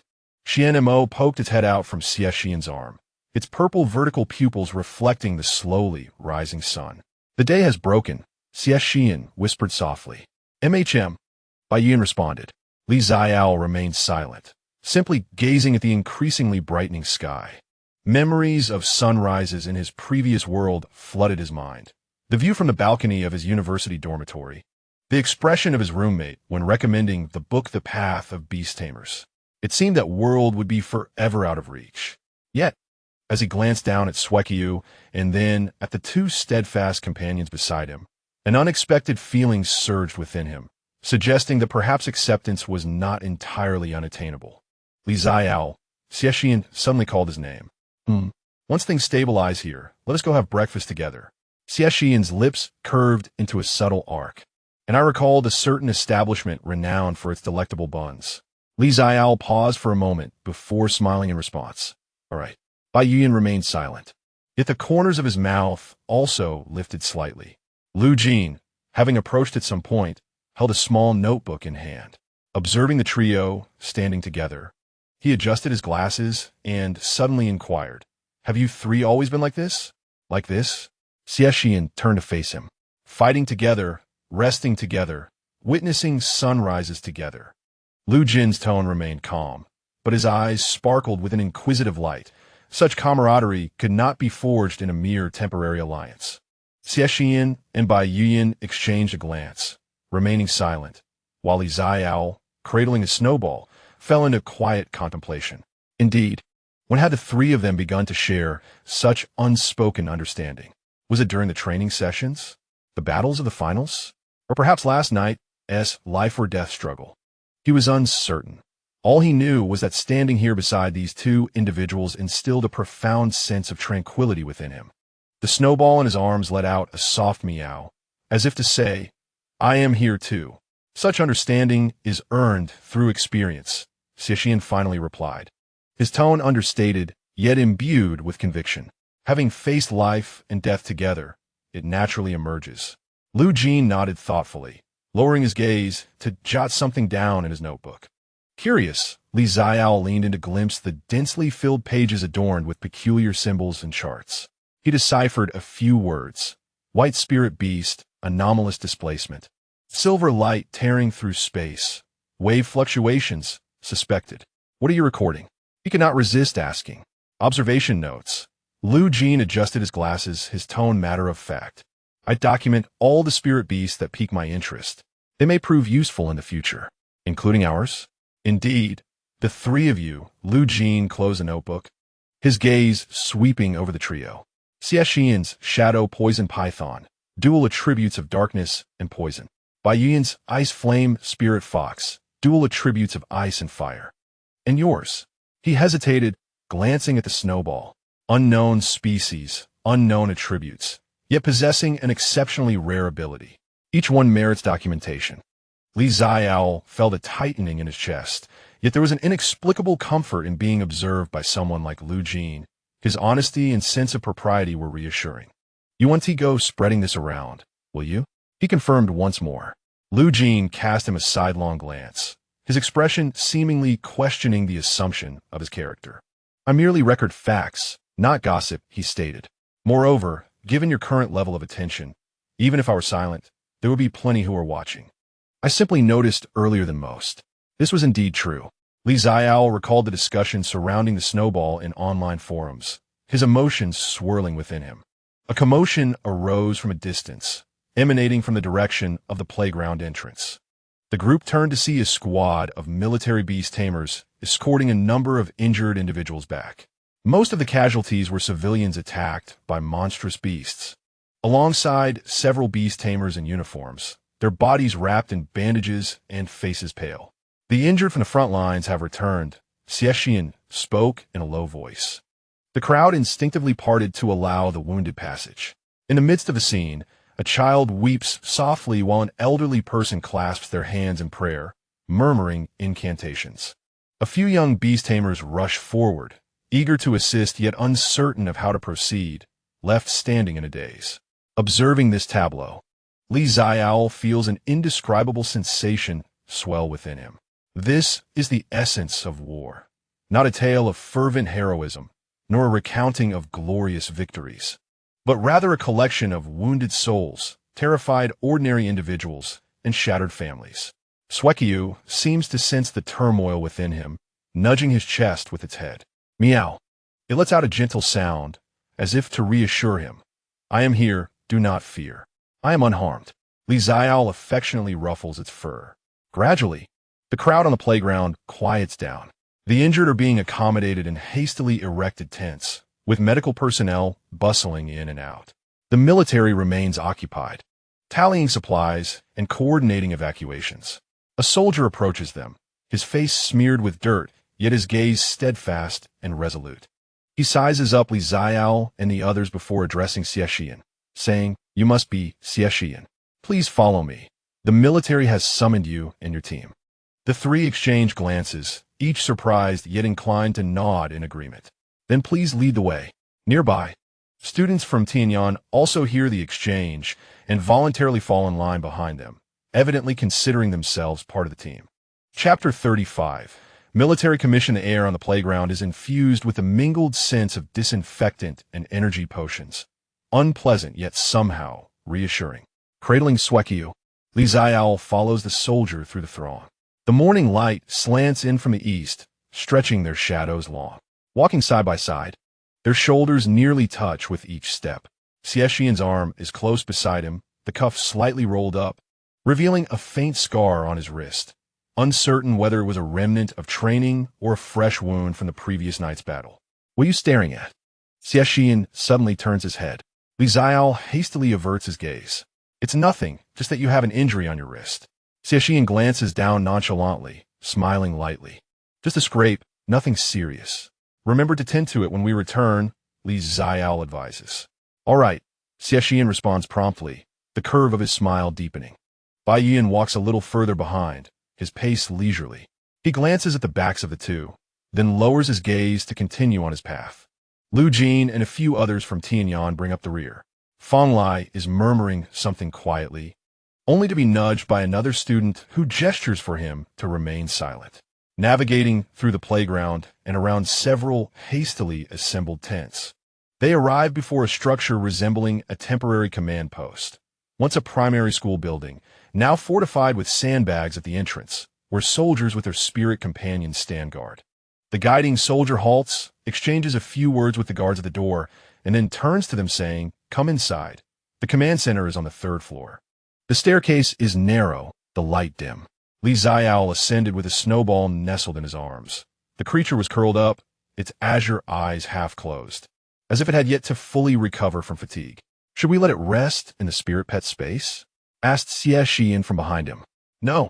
It wishes to remain outside," Xiaole replied, casting a glance at the snowball. Xie Shiyan nodded in understanding and fell silent. At the end of the third-floor corridor, a half-open wooden door allowed light to spill into the dim passage. The soldier leading them knocked gently before announcing, reporting, "The individuals have arrived." "Come in," came the reply. Upon entering, they found themselves in a modest-sized room. A rectangular wooden table dominated the center, strewn with maps and assorted documents. A figure stood by the window, his back turned to them, only turning upon hearing their entrance. He appeared to be a middle-aged man in his 40s, clad in military attire, with 3 stars adorning his epaulets, a detail revealed in the original text, indicating his status as a senior beast master within military, corresponding to the highest level of spirit pets in their maturity phase. His countenance was stern, marked by an old scar that extended from his brow to the corner of his eye, lending a certain sharpness to his features. "You must be the students from South Jiang number 3, he remarked, his gaze sweeping over the trio before settling on the group behind them, including several students from Tianyan. "Please have a seat." Xiaole found a spot to sit, while the snowball poked its head out from his embrace. Its curiosity piqued despite its evident weariness as it surveyed the unfamiliar environment and the unfamiliar soldier. "I am Zhou Zhen, the deputy commander of the Beastmaster Corps in the South Jiang City military," the middle-aged man stated straightforwardly. "You're likely aware of the events from last night." The others nodded in affirmation. After a brief silence, Zhou Zhen continued, "I have summoned you to request your assistance." "Assistance?" Xie Shiyan furrowed his brow. "Our spirit pets are merely in the early stages of maturity. The front lines require fully matured beast masters." "Not for the front lines," Zhou Zhen countered, shaking his head. "This is for behind enemy lines." The group exchanged glances, momentarily taken aback. Wasn't that even more perilous? He picked up a map from the table, indicating several marked red dots. "These are known beast lairs, most of which lie deep within the Qinglan Mountains. Our reconnaissance teams have confirmed that 3 of these lairs are currently breeding new beast populations." "Breeding?" Lu Jin interjected, his tone revealing clear interest. "Are these mother lair-type beasts?" Zhou Zhen regarded him thoughtfully before nodding. "Preliminary assessments suggest they are corrupted mother trees. In their mid-maturity phase, while they lack combat capabilities, they excel in reproduction and control. If not addressed promptly, they will incessantly spawn new beasts. The current onslaught is merely the first wave. Subsequent waves will follow." "So you wish for us to eliminate the mother lair?" Xie Shiyan inquired. "Not merely to eliminate it," Zhou Zhen clarified, "but to find a way to slay the mother lair-type beasts within. Our forces are concentrated on the front lines, and we cannot spare enough elite teams to infiltrate the depths." He glanced at them, his eyes lingering on Xie Shiyan. "Though your spirit pets may not be of high level, your unique abilities, harmonious teamwork, and agility make you the prime candidates for this infiltration mission." A silence enveloped the room for several seconds. Xie Shiyan turned his gaze towards Bai Yuyan, who nodded slightly in response. He then looked at Xiaole, who was also observing him. Xiaole opened his mouth, intending to say something, yet found himself at a loss for words. "I do not wish to impose upon you," he said, retracting his gaze to the map before him. This was a perilous mission, and success was not guaranteed. However, if the mother tree was not dealt with, Nanjing City could face a relentless wave of monstrous beasts for several weeks, leading to even greater casualties. He lifted his head, surveying the group of youths, his eyes burdened with a profound seriousness. "You may refuse. Given your age and rank, no one would fault you for it. Yet, should you choose to embark on this journey," he paused momentarily, "I can assure you, on behalf of the military, that substantial rewards await you, both in wealth and renown." The room fell silent once more. In truth, they were still students. Wealth and fame were not of paramount importance to them. Zhou Zhen, clearly aware of this, exhibited a hint of earnestness in his gaze. Xiaole gazed down at Snowball, who was also looking up at him. In those azure eyes, his own reflection mingled with the light filtering through the window. He recalled the little boy he had rescued from the corridor last night. The elderly individuals huddled and trembling in the playground, and the middle-aged soldier who had simply wished for survival. "I will go," he heard himself declare, not for the sake of reward, but for the future self he wished to be proud of. Snowball emitted a gentle meow and nuzzled his hand. Xie Shiyan cast him a glance, something unspoken flickering in his eyes before he turned to Xie Shiyan. "I will accompany you as well." Bai Yuan remained silent, merely nodding slightly.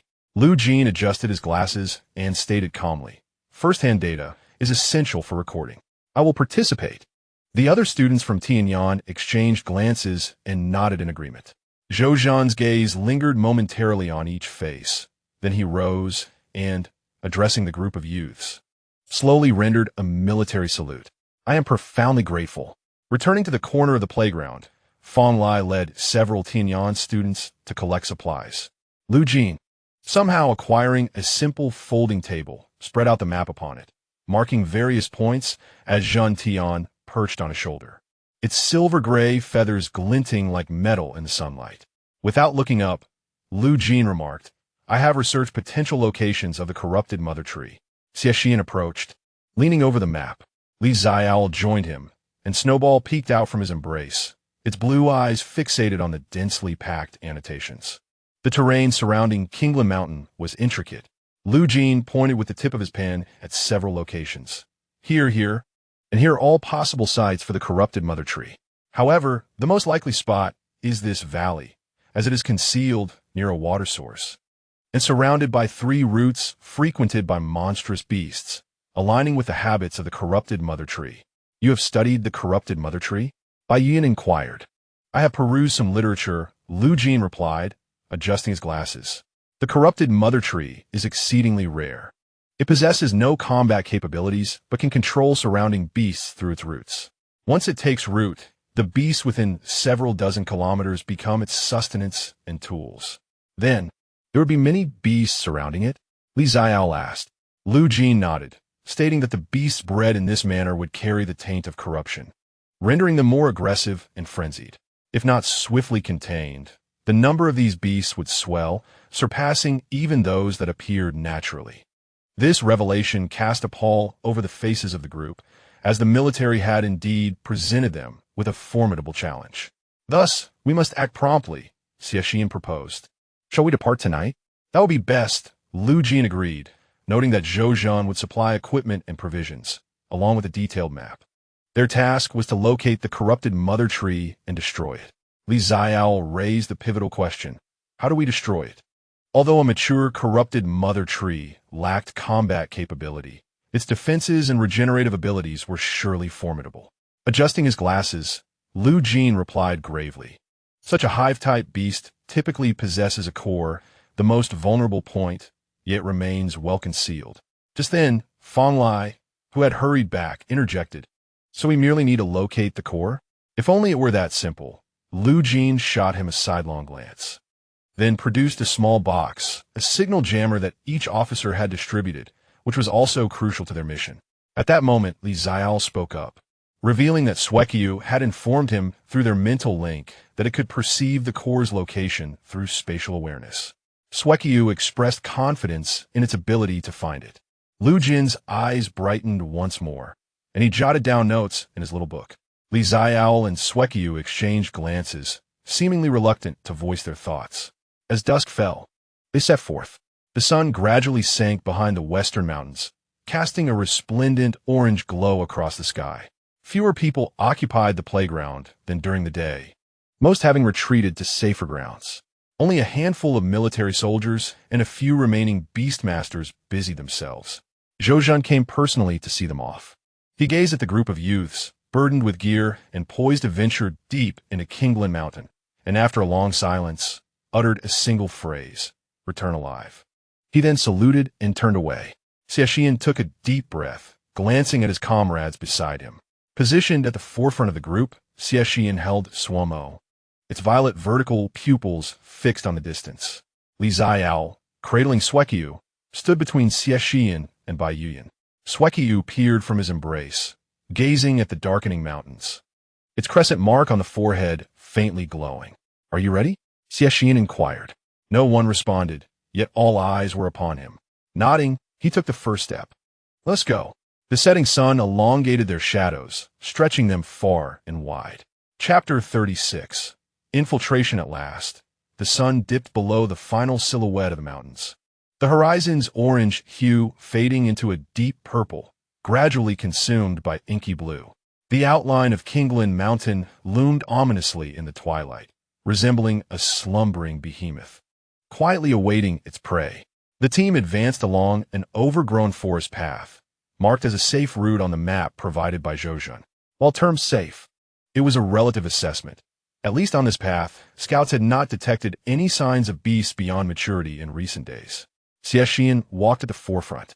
As Xuanmo slipped from his arm to the ground, its serpentine form, over 3 meters in length, gliding silently over the fallen leaves. The violet vertical pupils glimmered with an eerie light in the darkness, its forked tongue occasionally flicking out to capture every suspicious scent in the air. Bai Yuyan followed closely behind, the shield device at his waist reflecting faint moonlight, while the conspicuous white fur of his red moon companion was tucked away in the spirit pet space. Xiaole walked in the middle of the group. Although the snowball was also white, its spatial perception was vital, and it remained beside Xiaole, alert and vigilant. He glanced down at the snowball, which happened to look up, its blue eyes twinkling in the darkness like 2 stars fallen to the mortal realm. It nuzzled against Xiaole's calf before returning its focus to the surroundings. Lu Jin trailed behind Xiaole, holding a palm-sized device and occasionally glancing down at it. This was an energy detector provided by the military, capable of sensing energy fluctuations from beastly entities within a radius of 500 meters. At that moment, the screen displayed only a few faint light spots, all safely beyond their immediate vicinity. Fong Lai and several students from Tianyan brought up the rear, their spirit pets safely stowed away, as their ability to shrink in size was limited, preventing exposure. Energy fluctuations detected within 100 meters ahead, Lu Jin suddenly murmured, as a new flickering light spot appeared on the device's screen, indicating a low-level presence, late juvenile stage, numbering 3. The group halted. Xie Shiyan listened intently for a few seconds before nodding at Xiaole. Xiaole understood, looking down at the snowball.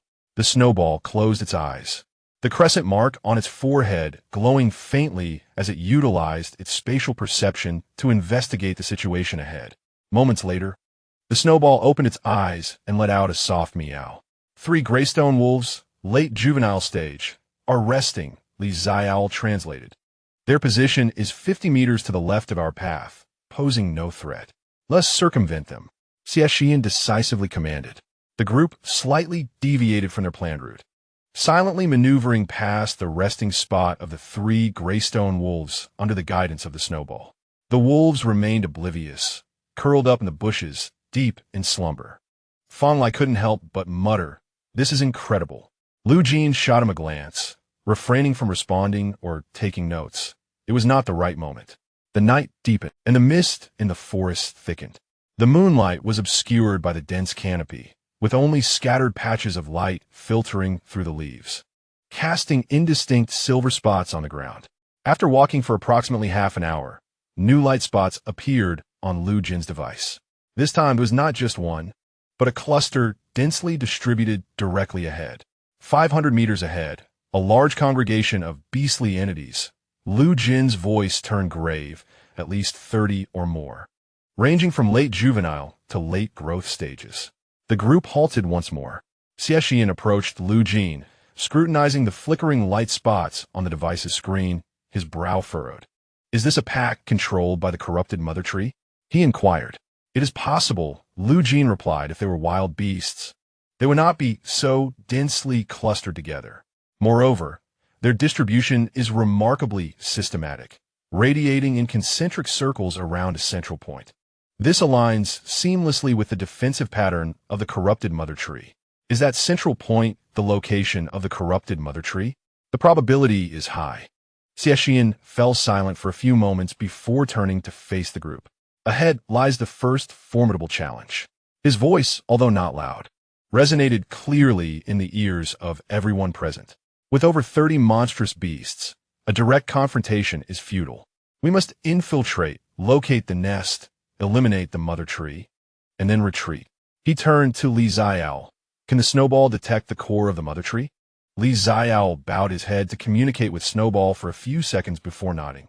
Yes, but we need to get within 300 meters. We're still too far away. Then, let us first close the distance to 300 meters. Xie Shiyan instructed, Lu Jin, can you devise a route through the beast horde? Lu Jin scrutinized the instrument screen for a considerable time before shaking his head. It cannot be guaranteed. The distribution of these beasts is too dense, leaving virtually no gaps. To pass through, we would have to provoke them. The atmosphere grew tense.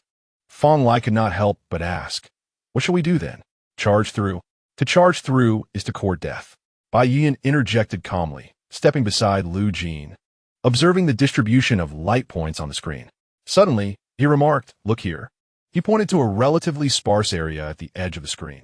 The number of beasts here is fewer than in other areas, and their levels are relatively low. If we enter from here, we might be able to breach the central region while alarming the fewest beasts. Lu Jin's eyes lit up as he swiftly calculated on the instrument.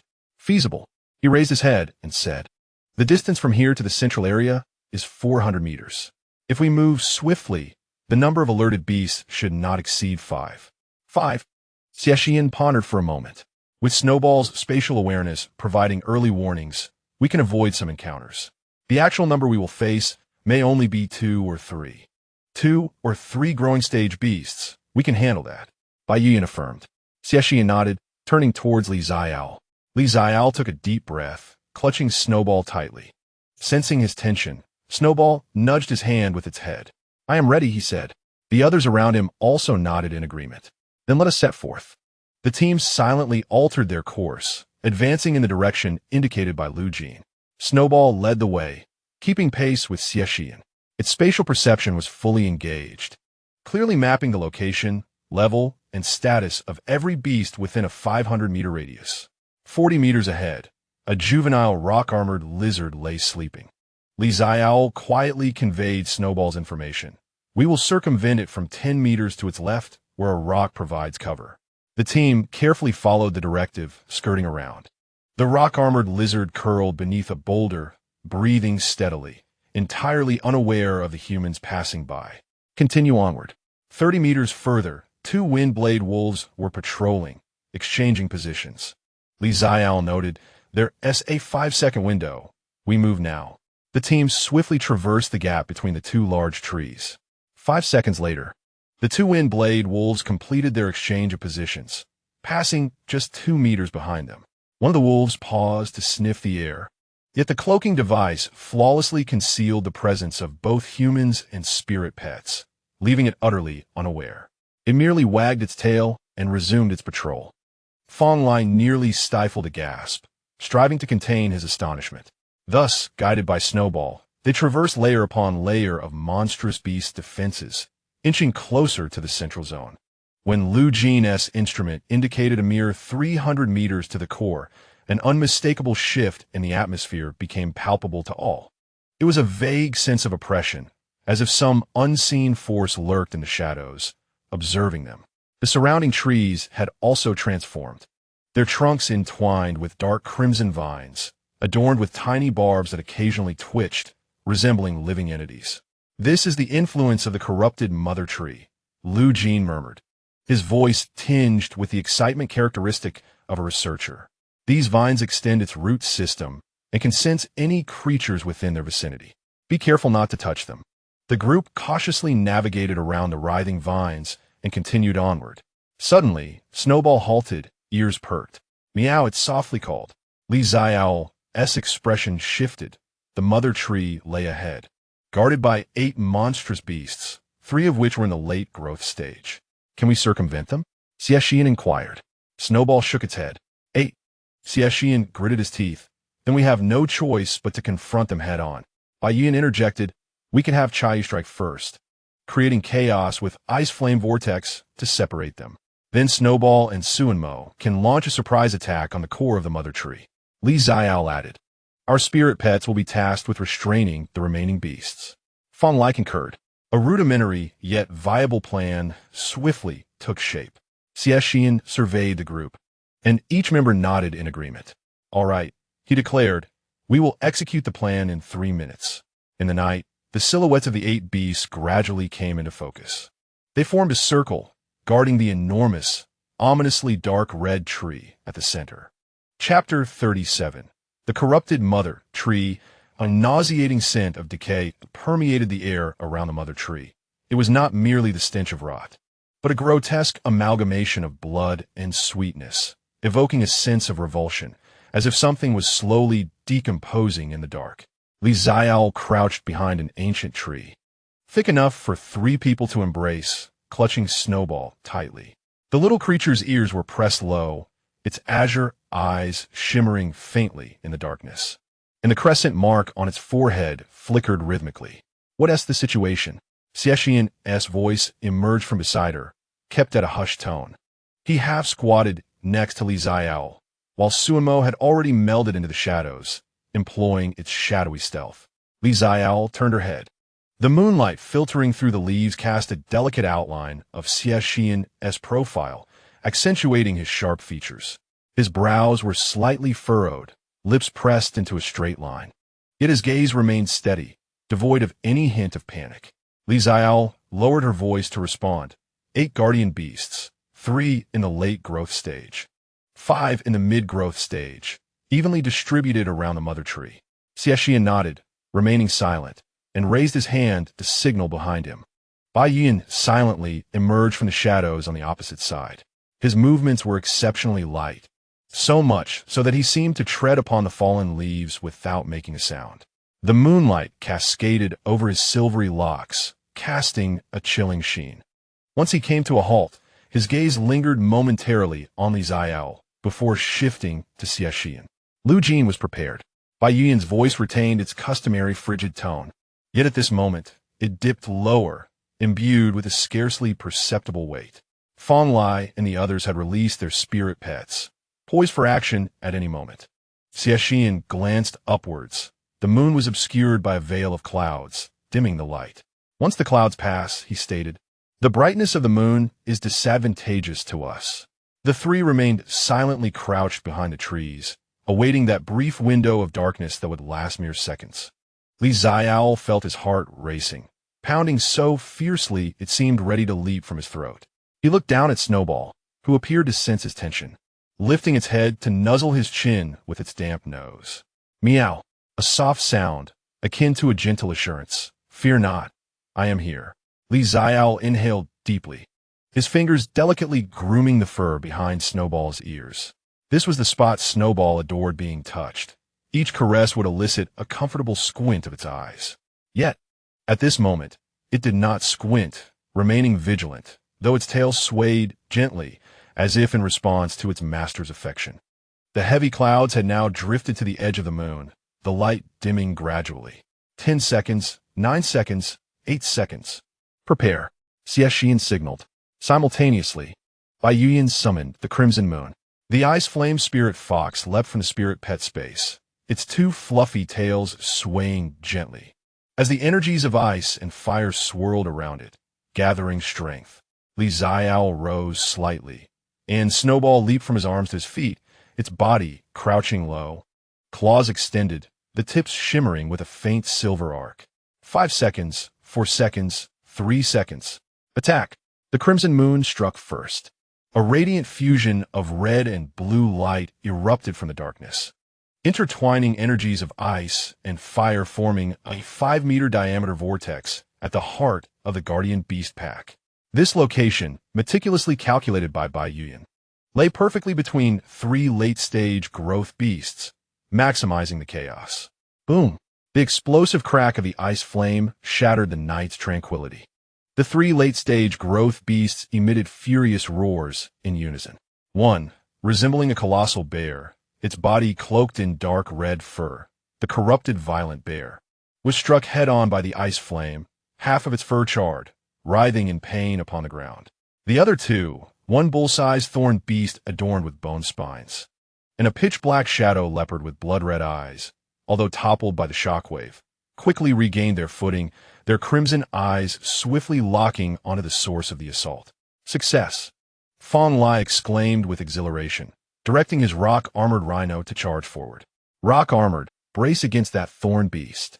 The rock-armored rhino advanced with heavy steps, colliding directly with the thorn beast. The two massive spirit pets crashed together, rock and bone spines sparking in a dazzling display. Meanwhile, the spirit pets of several other Tianyan students also sprang into action. A thunder-patterned tiger, enveloped in shimmering silver-blue arcs of electricity, lunged at another beast in its mid-growth stage. A wind sparrow circled above, unleashing razor-like gusts that fell like rain, forcing the two encroaching creatures to retreat. A vine creature emerged from the ground, extending countless tendrils to ensnare a sluggish rock-armored lizard. The battlefield was instantly plunged into chaos. However, Xie Shiyan and his companions had no interest in these beasts. Go! Xie Shiyan commanded softly, propelling himself and Xuanmo towards the direction of the corrupted mother tree. Xiaole followed closely, with Snowball racing by his side. Swift as a flash of white lightning, Bai Yan, alongside Chaiyu, was responsible for covering the flanks, accurately intercepting every beast that dared approach with ice spikes and flames. The outline of the corrupted mother tree grew increasingly distinct. It was an enormous, bizarre tree, dark red all over, towering at least 10 meters high, with a trunk so thick that it would require a dozen people to encircle it. Its branches twisted and spread outwards, rather than reaching for the sky, resembling countless struggling arms. Even more eerily, those branches were laden with cocoons of various sizes, dark red and translucent, each cradling the embryonic form of a beast. Some were already taking shape, writhing within their cocoons, while others remained mere blurs of flesh and blood. Xiaole felt a surge of nausea. Snowball had sensed the location of the core. Meow. 3 meters off the ground to the left. It closed its eyes, and the crescent mark on its forehead burst forth with brilliance. That light pierced through the darkness and the gnarled branches of the corrupted mother tree, illuminating a fist-sized crimson point at the base of the trunk. There, Xiaole shouted to Xie Shiyan. Yet at that moment, a massive shadow lunged towards Xuanmo from the side. It was the corrupted bear, now in its late growth stage. It had evidently been lying in wait, lurking in the shadows for this very moment. Xuanmo. Xie Shiyan's voice was urgent. Xuanmo reacted with unparalleled swiftness, activating shadow stealth almost instantaneously, merging into the shadows and narrowly evading the colossal paw capable of shattering rock. However, the bear's true target was not it. The paw pivoted mid-air, descending upon Xiaole and Snowball. Xiaole. Xie Shiyan's voice coincided with the bear's strike. Xiaole had no time to react, only managing to hold Snowball tightly. A tremendous force collided from the side, not from the bear's paw, but from a person. Xie Shiyan rammed into him with his shoulder, and they both tumbled aside. Boom! The paw struck the ground where they had just stood, creating a deep crater 2 meters in diameter, with debris flying everywhere. Xie Shiyan shielded Xiaole with his back as stones the size of fists struck him, emitting dull thuds. He grunted, but did not budge an inch. Xie Shiyan. Xiaole gazed at him in panic. Xie Shiyan looked down at him. In the moonlight, his face appeared somewhat pale, yet his gaze remained steady, even curling into a faint, reassuring smile. It's fine, he said, his voice slightly muffled. He then rolled to his feet, simultaneously directing Xuanmo. Shadow strike. Venomous fangs attack its left eye. Xuanmo emerged from the shadows, its venomous fangs lunging fiercely towards the left eye of the raging bear. The beast violently shook its head, and though the fangs only grazed its brow, it was enough to divert its attention. Now, Snowball. Xiaole commanded instinctively through their mental link. The crescent mark on Snowball's forehead radiated brilliantly, and a potent silver light coalesced around its claws. In an instant, its form vanished from its original position, reappearing behind the bear, and taking advantage of its momentum, it struck at the beast's nape with a swift claw. The silver arc sliced through the bear's thick neck, its heavy, decayed fur tearing apart as if made of paper, blood gushing forth. The bear let out a thunderous roar of agony, its massive body swaying before it collapsed with a resounding crash. Yet, Snowball did not linger. The moment it touched the ground, it activated its void step again, this time appearing directly beside the trunk of the corrupted mother tree, right in front of its core. Snowball raised its paw, the silver light coalescing once more.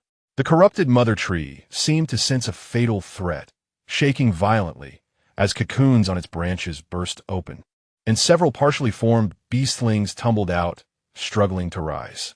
But it was too late. Snowball's paw descended rapidly, the silver arc precisely traversing space to pierce the inner core. A sharp sound pierced the air, akin to something being torn asunder. The corrupted mother tree emitted a strange, human-like scream, beginning to collapse from within. Dark red sap erupted from the fissures, while the twisted branches flailed like dying arms before withering and snapping. The surrounding beasts under its control shrieked in agony, their crimson eyes gradually returning to normal, and, as if suddenly awakened, they perceived the imminent threat and instinctively fled in all directions. We succeeded. Xiaole could barely maintain his balance. Snowball leapt down from the trunk, staggering a few steps before making its way back to him, its breath weak and each inhale appearing laborious, as the earlier strike had nearly exhausted all its strength. Snowball. Xiaole crouched down, trembling hands cradling the creature. Snowball lifted its head, rubbing against his hands, letting out a faint meow, as if to say, "I did it." Return it to the spirit pet space to rest. Xie Shiyan approached, his complexion paler than before, blood seeping from where debris had struck his back, yet his voice remained steady. "This place is unsafe. We must retreat." Xiaole nodded, returning Snowball to its spirit pet space. The moment Xie Shiyan turned, Xiaole caught sight of the injury on his back. It was not severe, but neither was it light. The school uniform bore several gashes from the debris, revealing bloodied skin beneath. "You're back. It's just a superficial injury," Xie Shiyan interrupted, patting his shoulder and redirecting him to move on. Not far away, Baiyun was commanding Qiyu to fend off the last beast that attempted to approach. He noticed the two approaching, his gaze lingering momentarily on Xie Shiyan before glancing at Xiaole and giving a slight nod. Lu Jin and Fong Lai also gathered around them in succession. Fong Lai bore several wounds upon his armored body, yet his spirit remained resilient.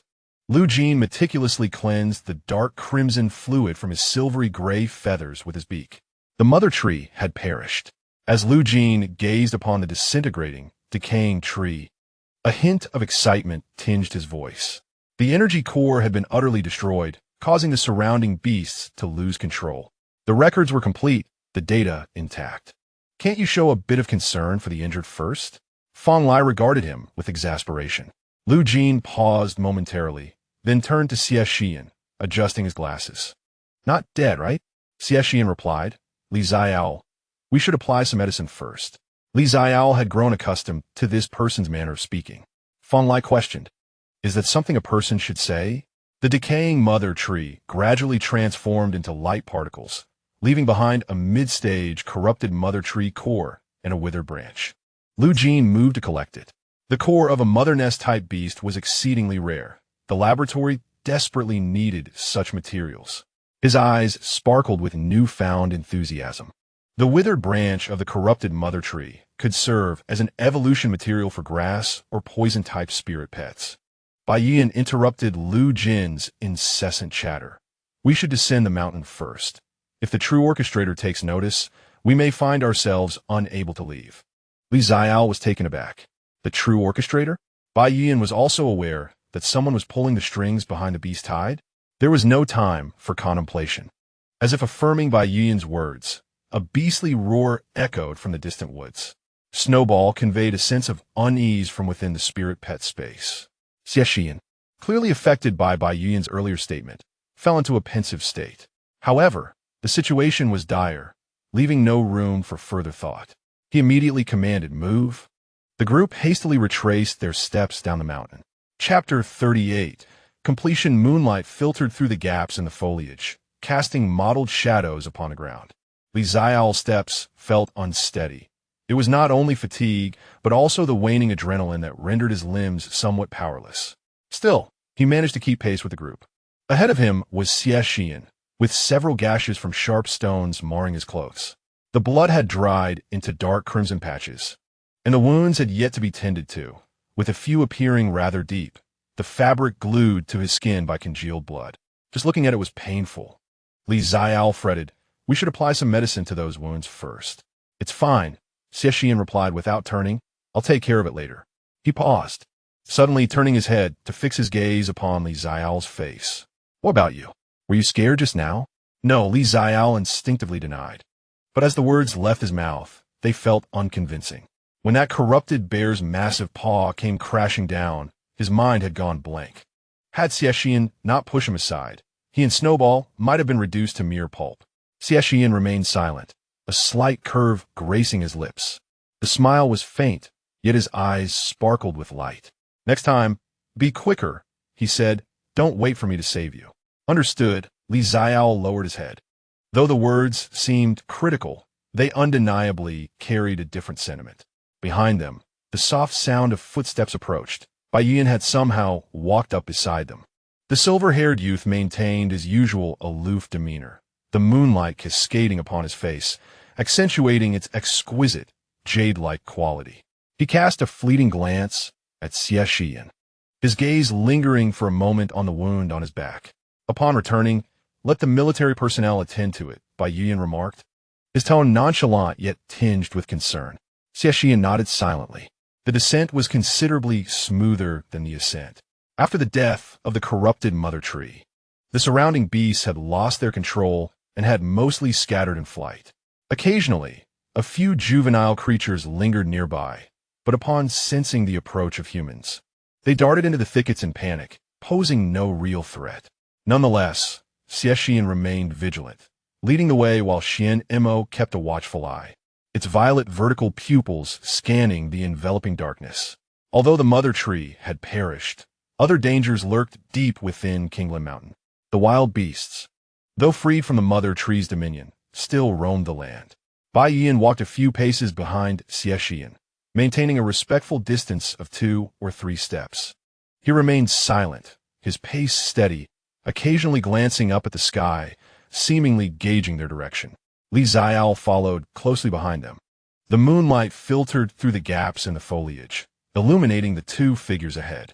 The tension was evidently less than when they had arrived, and he began to ponder how Bai Yiyan had discerned that the beast tide was, in fact, being manipulated by human hands. In the original narrative, the protagonists only discovered this aspect after reaching the mid-story arc, realizing that not only did a highly intelligent beast leader orchestrate the chaos, but humans were also pulling the strings behind the scenes. Could it be information provided by the Bai family? In the original tale, the Bai family indeed possessed extensive knowledge, even being aware that Xie Shiyan's Xuanmo bore the bloodline of a true dragon. "What are you contemplating?" Xie Shiyan's voice suddenly broke the silence, drawing Xiaole from his reverie. He noticed that Xie Shiyan had slowed his pace, turning his head to regard him. The moonlight glimmered in his eyes, rendering his black irises even more profound than usual. "Nothing," Xiaole shook his head, just a bit fatigued.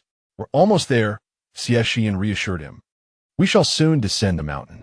Zhouzhen has arranged for someone to meet us." He paused briefly, adding, "Upon our return, make sure to get a good night's sleep." Xiaole nodded. "Thank you."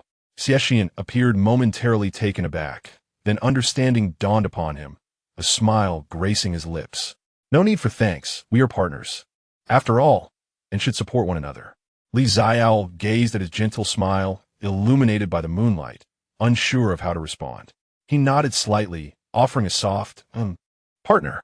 At last, they emerged from the forest. At the foot of the mountain lay an expansive area, where several military off-road vehicles were parked by the roadside, their headlights glowing brightly against the darkness. A few individuals stood nearby, promptly approaching as they spotted the trio's emergence. Leading the group was a military officer in his 30s, adorned with 2 stars on his epaulets. His expression was serious, yet his eyes conveyed concern. "You're back." He hurried to Xie Shiyan's side, swiftly scanning each individual. "Casualties?" "No losses," Xie Shiyan replied. "A few sustained minor injuries that require attention." The officer visibly relaxed, nodding in acknowledgement. "Good. Let's get in the vehicles and discuss further." He paused, casting another glance at Xie Shiyan. his gaze momentarily fixating on the wound on his back. The wounds were quite severe. I will have the accompanying military doctor examine them thoroughly later. Xie Shiyan nodded, said nothing further, and turned to board the vehicle. Xiaole, cradling Snowball, followed closely behind, glancing back at the direction of Kingland Mountain. The forest had completely melded into the night, revealing no signs of anomaly. The engine of the off-road vehicle roared through the darkness. Leaning against the window, Xiaole watched the silhouettes of the forest swiftly retreating outside. Snowball was resting in the spirit pet space, utterly exhausted from the powerful strike that had nearly depleted all its spatial energy. "It's all right," he murmured, as if addressing both Snowball and himself. "We're back." Snowball stirred slightly in its sleep, emitting a faint purring sound. Beside him, Xie Shiyan leaned back in his seat, eyes closed, seemingly resting as well. The wound on his back had been hastily treated by military personnel, wrapped in a bandage. A corner of the white gauze peeking out from beneath his clothing. Xiaole's gaze lingered on that bandage for a while. Upon returning to the assembly point, the military had arranged tents for them to rest, but even in his exhaustion, Xiaole mustered his spirits and approached Bai Yuyan. The latter had evidently anticipated his approach. Lifting the tent flap, he simply said, "Come in." Once inside, Xiaole did not employ any euphemistic language, as it was unnecessary in front of Bai Yuyan. He got straight to the point. "What do you mean by the true manipulator?" Bai Yuyan paused in silence for a few seconds. The soft glow of the tent's lamp softened his features. "News from my family," he replied in his usual calm tone. In recent months, the frequency of unusual beast activity around Nanjing City has markedly increased, and there appears to be a discernible pattern. This is not merely a natural migration. Someone is covertly instigating it. Can we identify who it is? Xiaole inquired. Bai Yuyan met his gaze, a certain indefinable quality reflected in his eyes. "Not yet," he admitted, "but it is clear that their ambitions extend beyond Nanjing City. Kingland Mountain is merely the beginning. If we cannot stop them this time, there will surely be more unforeseen events to follow." He did not elaborate further, but the implication was unmistakable.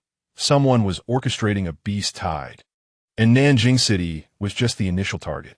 Xiaole recalled the Linjian publishing house and the times when Snowball had occasionally mentioned unusual energy fluctuations nearby.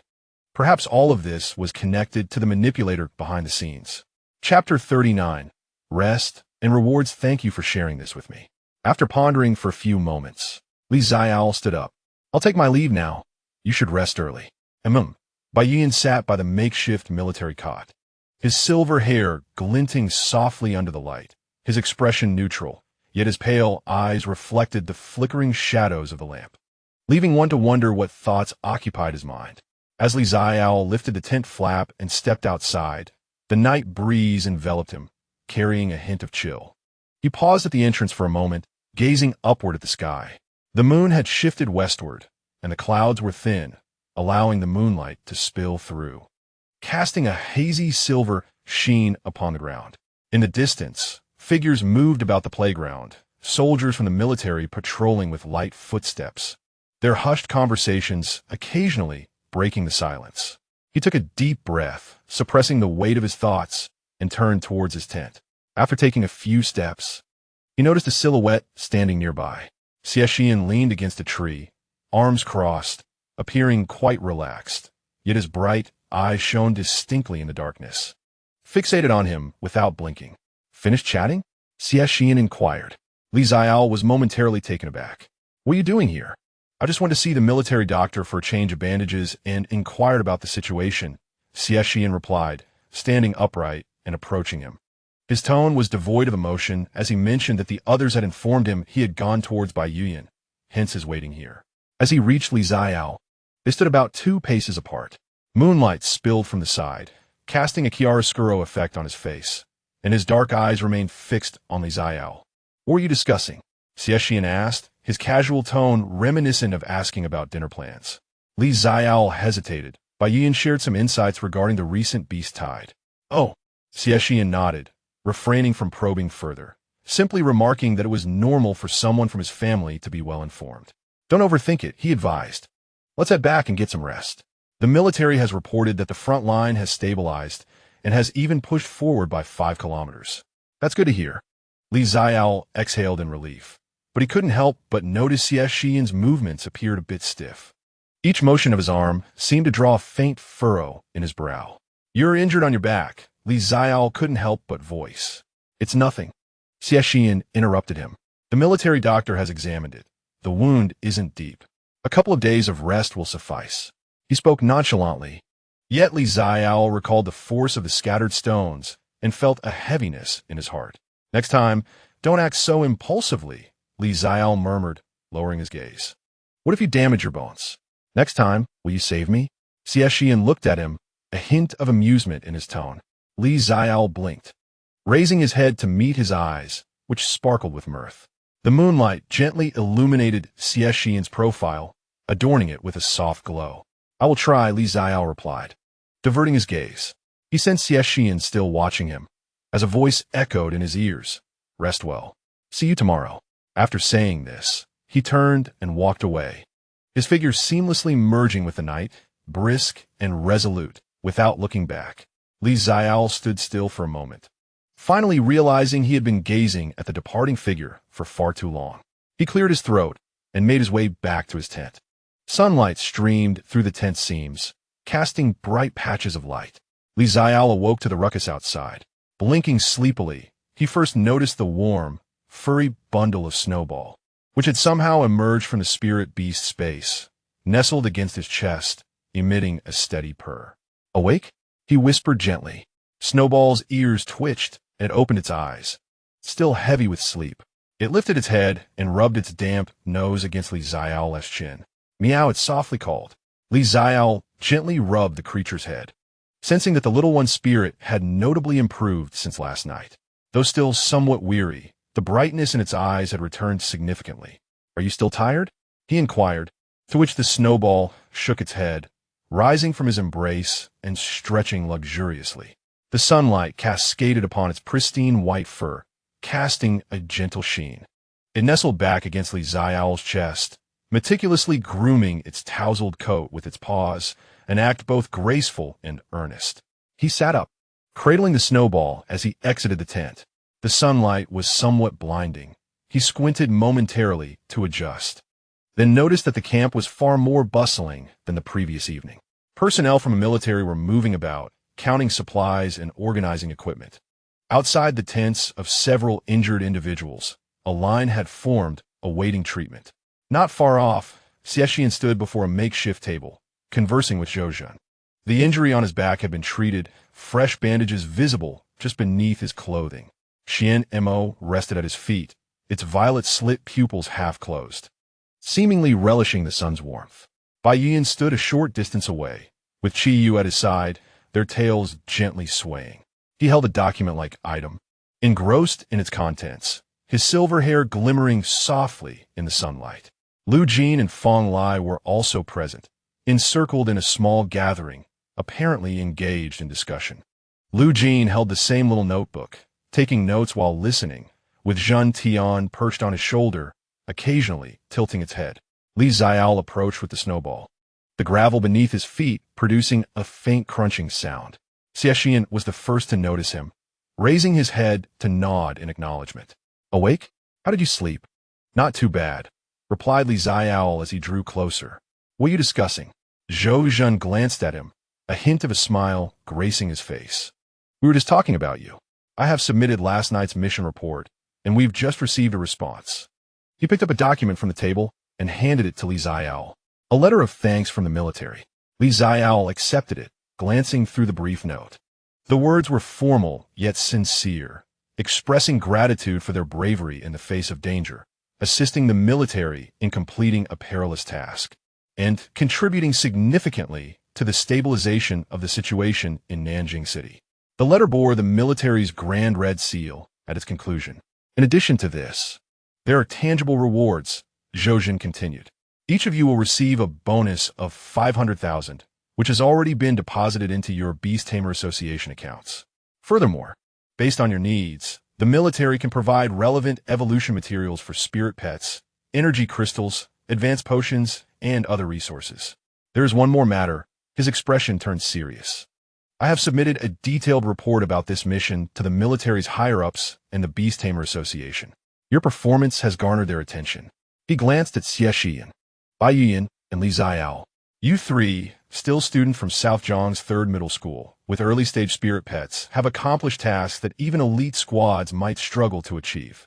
This record is sufficient to attract the favor of any beast taming university. Xie Shiyan's gaze flickered slightly. Are you saying? He ventured cautiously. The Tianyan Academy of Spirit Studies has already contacted me. They are quite interested in the 3 of you. He turned his gaze towards Lu Jin. Along with his observational notes, not only provided crucial information, but also recommended you to Tianyan. Lu Jin, with an impassive demeanor, adjusted his glasses as if performing an entirely routine action. If you are agreeable, Tianyan can initiate the special admission process. Zhou observed the 3 of them. They would not need to partake in a unified college entrance examination and would be admitted directly, of course, contingent upon their consent. The surroundings fell silent for a few seconds, with several students from Tianyan casting their eyes upon them. Having fought together, they recognized the capabilities of the trio and felt a sense of anticipation in becoming alumni alongside such formidable individuals. Li Xiaole's mind was a blank slate. Tianyan's Spirit Beast Academy, the finest university for beast tamers in Huoguo, was the school of the protagonist in the original narrative and one of the principal stages of the plot. Previously, he had discussed this matter with Xie Shiyan and Bai Yuyan while on the Ferris wheel, but it had merely been idle chatter. He never expected it to evolve into a tangible choice so swiftly. He glanced at Xie Shiyan, who was also looking back at him. In those deep black eyes lay a profound glimmer, as if asking, "Do you remember our words?" He then turned to Bai Yuyan, whose silver hair remained cool and aloof, though the corners of his lips curved into the slightest smile. Li Xiaole opened his mouth, his voice somewhat hoarse. The snowball in his arms lifted its head, nuzzling his chin. Meow. It let out a gentle sound, as if to say, "Wherever you wish to go, I shall accompany you." Taking a deep breath, Li Xiaole addressed Zhou. "I wish to go." Xie Shiyan's lips curved further upward, his smile deepening as he echoed, "My original goal was indeed Tianyan." Bai Yuyan nodded slightly, saying nothing, but his agreement was palpable. "Very well," Zhou affirmed, gathering the documents. "It is settled then. Once affairs here are resolved, you may report directly to Yunjing City. Due to the special admission, you can commence your studies early and acclimatize to the environment." He paused briefly before adding, "The specific timing will be communicated to you by Tianyan. For now, take these days to rest well. The defenses of Nanjing City have stabilized, and the remaining matters can be entrusted to the military." Chapter 40. The dust settles, the sunlight gradually became more intense, and the camp was alive with the bustle of people coming and going, the clamor incessant. Li Xiaole stood still, cradling the snowball, watching Zhou put away the documents, his mind still buzzing. The phrase is Tianyan's Spirit Beast Academy, special admission. An exemption from the college entrance examination amalgamated into a surreal sensation. What is this? Have you become foolish with joy? Xie Shiyan's voice drifted from beside him, laced with amusement. Li Xiaole turned to look at him, noticing how Xie Shiyan tilted his head slightly, sunlight streaming from behind him, casting a delicate golden edge along his silhouette. "It's just a bit sudden," Li Xiaole admitted candidly. Xie Shiyan nodded, choosing not to elaborate further. He simply reached out, placing a warm hand upon Li Xiaole's shoulder, lingering for 2 or 3 seconds before withdrawing it. "A good thing," he remarked. Li Xiaole lowered his gaze, catching sight of a thin cut on Xie Shiyan's finger, likely a remnant from last night's battle, now covered with a delicate scab. He stared at the wound for a couple of seconds, uncertain of his own thoughts. Bai Yuyan had approached them at some point, exuding an air of aloofness typical of him. Yet, within his usually inscrutable eyes, there flickered a hint of brilliance. Qiyu trailed at his feet, her fluffy tails swaying gently as she occasionally glanced up at her beastmaster before lowering her head again. "I will speak to the Bai family on that matter," Bai Yuyan announced, his tone remaining nonchalant. "For early admission, certain arrangements must be made." His words, though lightly spoken, held weight. Li Xiaole understood the implications behind arrangements, accommodation, resources, mentors, and safety. With the Bai family's capabilities, these were trivial matters. I appreciate your assistance, Xie Shiyan replied. Bai Yin slightly shook his head, his gaze shifting from Xie Shiyan to Li Xiaole. His pale eyes sparkled under the sunlight, resembling the crystalline surface of a frozen lake in winter. He regarded Li Xiaole, his lips parting slightly as if to speak, but ultimately, he merely nodded, saying nothing. Li Xiaole felt somewhat uneasy under his gaze. Lowering his eyes and absently grooming the fur of Snowball, who contentedly squinted and emitted soft purring sounds. Not far away, Lu Jin was engaged in conversation with Feng Lai and others. His voice was low, but occasionally words like core structure, energy circuit, and evolution pathway drifted over, clearly academic in nature. Zhen Tian perched on his shoulder, its silver-gray feathers glinting like metal in the sunlight. The hawk occasionally tilted its head, seemingly listening intently to its beast master while pondering profound questions. Feng Lai looked bewildered, and the surrounding Tianxi students shared expressions of confusion. Could you not simplify it a bit? Feng Lai finally interjected. Lu Jin adjusted his glasses, his expression remaining calm. I have already endeavored to simplify it as much as possible. Li Xiaole couldn't help but chuckle. Snowball lifted its head in his embrace, nudging his chin with its damp nose as if to inquire, what is amusing you?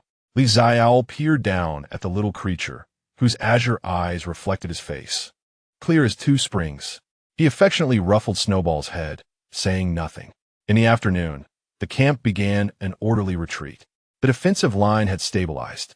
The demon beasts had retreated deep into Kinglan Mountain, and Nanjing City was temporarily safe.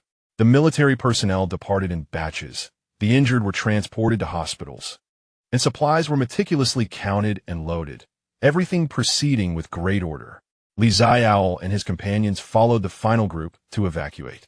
As they boarded the vehicle, the city's skyline receded behind them. Snowball lay on Li Xiaole's lap, resting its head on his arm, deep in slumber. Xie Shiyan sat beside him, eyes closed in repose. Although his back injury had been treated, it was still healing. He had to sit slightly turned to avoid jostling the wound. Occasionally, his brow would furrow, but he kept his eyes shut. Li Xiaole gazed at his profile, suddenly recalling the massive paw of the corrupted bear that had struck down last night, and the moment Xie Shiyan had hurled him aside. At that time, Xie Shiyan had not even considered his own injury. What are you staring at? Xie Shiyan's voice broke the silence, startling Li Xiaole. He hastily averted his gaze, only to discover that Xie Shiyan had opened his eyes at some point, tilting his head to observe him. Within those dark eyes danced a hint of amusement. Despite just waking, his gaze was remarkably clear. No, it's nothing. Li Xiaole's voice was slightly hoarse. I just wanted to see how your wound is. I'm fine, Xie Shiyan replied, stretching his shoulders. Much better than this morning. As he moved, a corner of the bandage peeked out from beneath his clothing. Li Xiaole gazed at the circle of white gauze, falling into silence for a couple of seconds. Thank you, he suddenly uttered. Xie Shiyan paused in surprise, then smiled. Though faint, the smile softened the sharpness of his features. I already said we're partners, he remarked, extending his hand to pat Li Xiaole's shoulder as he had done in the morning. No need for thanks. Li Xiaole nodded, choosing silence thereafter. By the time they returned to Nanjing Third High School, dusk had set in. The setting sun bathed the entire campus in a warm orange hue. The windows of the teaching building reflecting golden light, and the playground lay deserted. The security guard at the entrance recognized them and quickly approached as they disembarked from the vehicle. You're back. Is everything all right? The guard, a man in his 40s, wore a concerned expression. We've been quite anxious these past few days, especially hearing the situation in the East District is fine now, Xie Shiyan reassured him. The defenses have stabilized, and the monsters have retreated. The guard visibly relaxed, nodding repeatedly. That's good, that's good. The principal and others are in the administration building. You should hurry along. The administration building was located on the eastern side of the campus, a modest 3-story structure adorned with ivy, appearing somewhat aged. As the trio entered, they spotted the principal emerging from his office upon reaching the second floor. He was a man in his 60s, with graying hair but a spirited demeanor. He approached them briskly, his gaze sweeping over each individual before resting on Xie Shiyan. Ah, It's wonderful to see you back, he exclaimed, repeating his sentiments with fervor as he patted Xie Shiyan on the shoulder, then shifted his attention to Bai Yuyan and Li Xiaole. The military has already informed the school about your situation. I'm aware of everything. Well done. You've brought honor to our school. His voice carried a note of excitement, and his eyes glistened with unshed tears, though he quickly regained his composure. Come in, let us take a seat. He stepped aside to clear the way. I've had refreshments prepared. We can chat over tea. The principal's office was simply yet elegantly furnished. A bookshelf along the wall was filled with various books and documents, and a potted pothose on the windowsill showcased lush, verdant leaves. On the coffee table lay several plates of exquisite snacks and freshly brewed tea, the fragrance wafting gently through the air. Once seated, the principal personally poured tea for them. The military mentioned you are headed to Tianyang? He inquired straightforwardly as he settled into his chair. Xie Shiyan nodded. Yes, we've been specially recruited. The principal sighed, a mixture of pride and reluctance crossing his features. Tianyang is an excellent institution, the finest beast-taming university in Huoguo. Your admission there is a remarkable achievement. Indeed, a significant milestone. He paused, his gaze thoughtfully traversing the trio. In all these years since the establishment of Nanjing Third High School, it's the first time we've had students specially recruited by Tianyang. 3 at once, no less. He took a moment, his eyes assessing each of them. I know you all possess great talents. A small place like Nanjing cannot hold you. Regardless of how far you venture, this will always be your alma mater. Should anything arise in the future, feel free to seek me out. The three exchanged glances and nodded in unison. Thank you, Principal, Xie Shiyan expressed. The principal waved his hand and turned to Li Xiaole. Li Xiaole, I remember you, he said with a twinkle in his eye. Your white cat performed exceptionally well during the preliminaries. I sensed that this child was extraordinary, and indeed, I was not mistaken. Li Xiaole smiled shyly. Xueqiu is indeed remarkable. It seemed that Xueqiu sensed the praise from within the spirit pet space and slightly twitched its ears. The principal chatted a bit longer with them, inquiring about the battle from the previous night and their future plans. Only when dusk began to settle did he rise to see them off. Take a good rest for a few days, he advised at parting. There should be news from Tianyang soon, and when you head to Yunjing, the travel expenses will be covered by the school. The three acknowledged and bid farewell. Upon exiting the administrative building, the sky had darkened. The campus streetlights flickered to life, casting soft golden halos. The distant chirping of insects filled the night with an extraordinary stillness. The three walked side by side along the path on campus. Moonlight filtered through the leaves, casting dappled shadows on the ground. Xueqiu had somehow emerged from the spirit pet space, trailing behind Li Xiaole, occasionally glancing up at the moon. What are the plans for tomorrow? Xie Shiyan suddenly inquired. Sleep, Li Xiaole replied without hesitation. Xie Shiyan paused momentarily, then chuckled. Is that all? What else could there be? Li Xiaole rubbed his eyes, exhausted from the past few days. He must sleep until he naturally awakens tomorrow. Xie Shiyan seemed to concur with the sentiment and turned to Bai Yuyan. Bai Yuyan had no particular plans either, stating calmly, rest. Li Xiaole glanced at Xie Shiyan and added, patience should rest even more. You shouldn't be thinking about sneaking and training. His words were not without basis, as the protagonist of the original narrative was indeed quite diligent. Xie Shiyan's lips curled into a slight smile, though it was unclear if he took the advice to heart. Moonlight enveloped the three, elongating their shadows, while Xueqiu followed closely at Li Xiaole's feet, occasionally stopping to sniff the flowers and grass by the roadside before hastening to catch up. In the distance, the barking of a dog echoed, belonging to the old dog kept by the security guard at the school gate. The chirping of insects persisted, the night breeze remained constant, and everything felt so tranquil, so ordinary. Yet, unbeknownst to them, the plot would no longer unfold in the usual manner. Chapter 41. Farewell and departure. Li Xiaole was jolted awake by his phone vibrating. It was not an alarm, but a barrage of message notifications, ringing incessantly 7 or 8 times, dragging him from the depths of slumber. Squinting, he reached for his phone. The screen glaringly bright, crammed with messages. Zhou, Xiaole, you've been specially recruited by Tianyang? Zhou, What on earth have you three been up to these past few days? Zhou, Link, Sancha Jijuan from Nanjing know. 3 Middle School has received a special recruitment from Tianyan, the first of its kind in this city. Zhou, awesome bro. Xiaole was somewhat bewildered. Had the news spread so swiftly? In the following moments, messages from Lu Yu, Lin Wei, and other classmates flooded in. Even from a few who rarely spoke, all expressing shock, congratulations, and a desire for camaraderie. Xiaole stared at the screen for 5 seconds, still not fully awake. Yet his fingers instinctively scrolled upwards. The forum post titles were increasingly sensational. Breaking news. The trio from Nanjiang number 3 Middle School secures special admission to Tianyan, setting a city record. Exclusive analysis. Why Tianyan chose Xie Shiyan by Yuyan and Xiaole. Trident's complete history, from city champion to military missions. What level of operation is this? He casually clicked on one, and the comment section was already filled with hundreds of replies. What? Special admission to Tianyan? Who are these three? Nanjiang number 3 Middle School has been on fire this year. Who is Xiaole? I've never heard of him before. Upstairs. You don't even know about the Trident? Did you see that white cat in the finals? That's his. It's said to be of unknown breed. The forum has been trying to uncover it for days without success. An unknown breed with rare attributes and a military task record. No wonder Tianyan is vying for it. Xiaole glanced at it a few times before exiting, placing his phone beside his pillow and lying back. Xuanmo, nestled on his chest, stirred slightly from his movement, mewing in discontent and shifting to a more comfortable position to continue sleeping. The sunlight streamed in through the curtains, casting a bright spot on the wall. It was already past 8 in the morning. He had slept for a full 12 hours. After returning from the principal's office last night, he had fallen asleep almost immediately.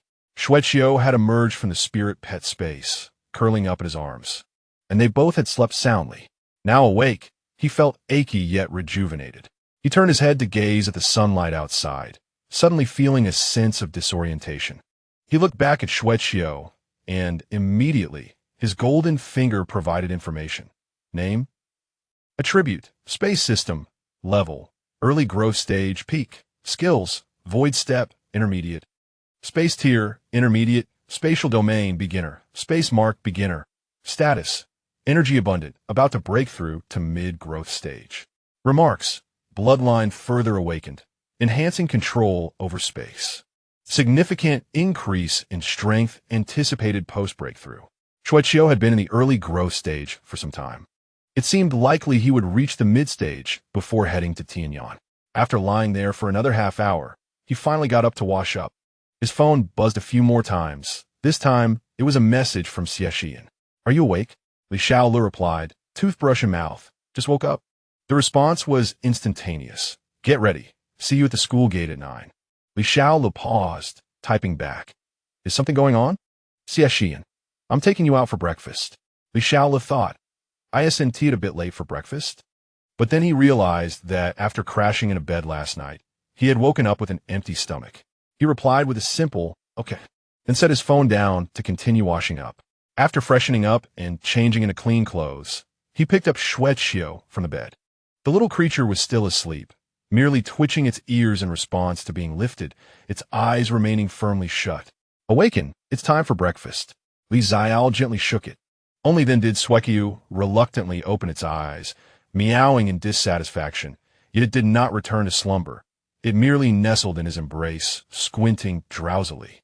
As they exited the dormitory, a warm wave of sunlight enveloped them, casting a comforting glow. The campus was tranquil, with only a few staff members passing by, nodding in acknowledgement. Following the beast tide, schools in Nanjing City had granted students a break, allowing them to return home for recuperation.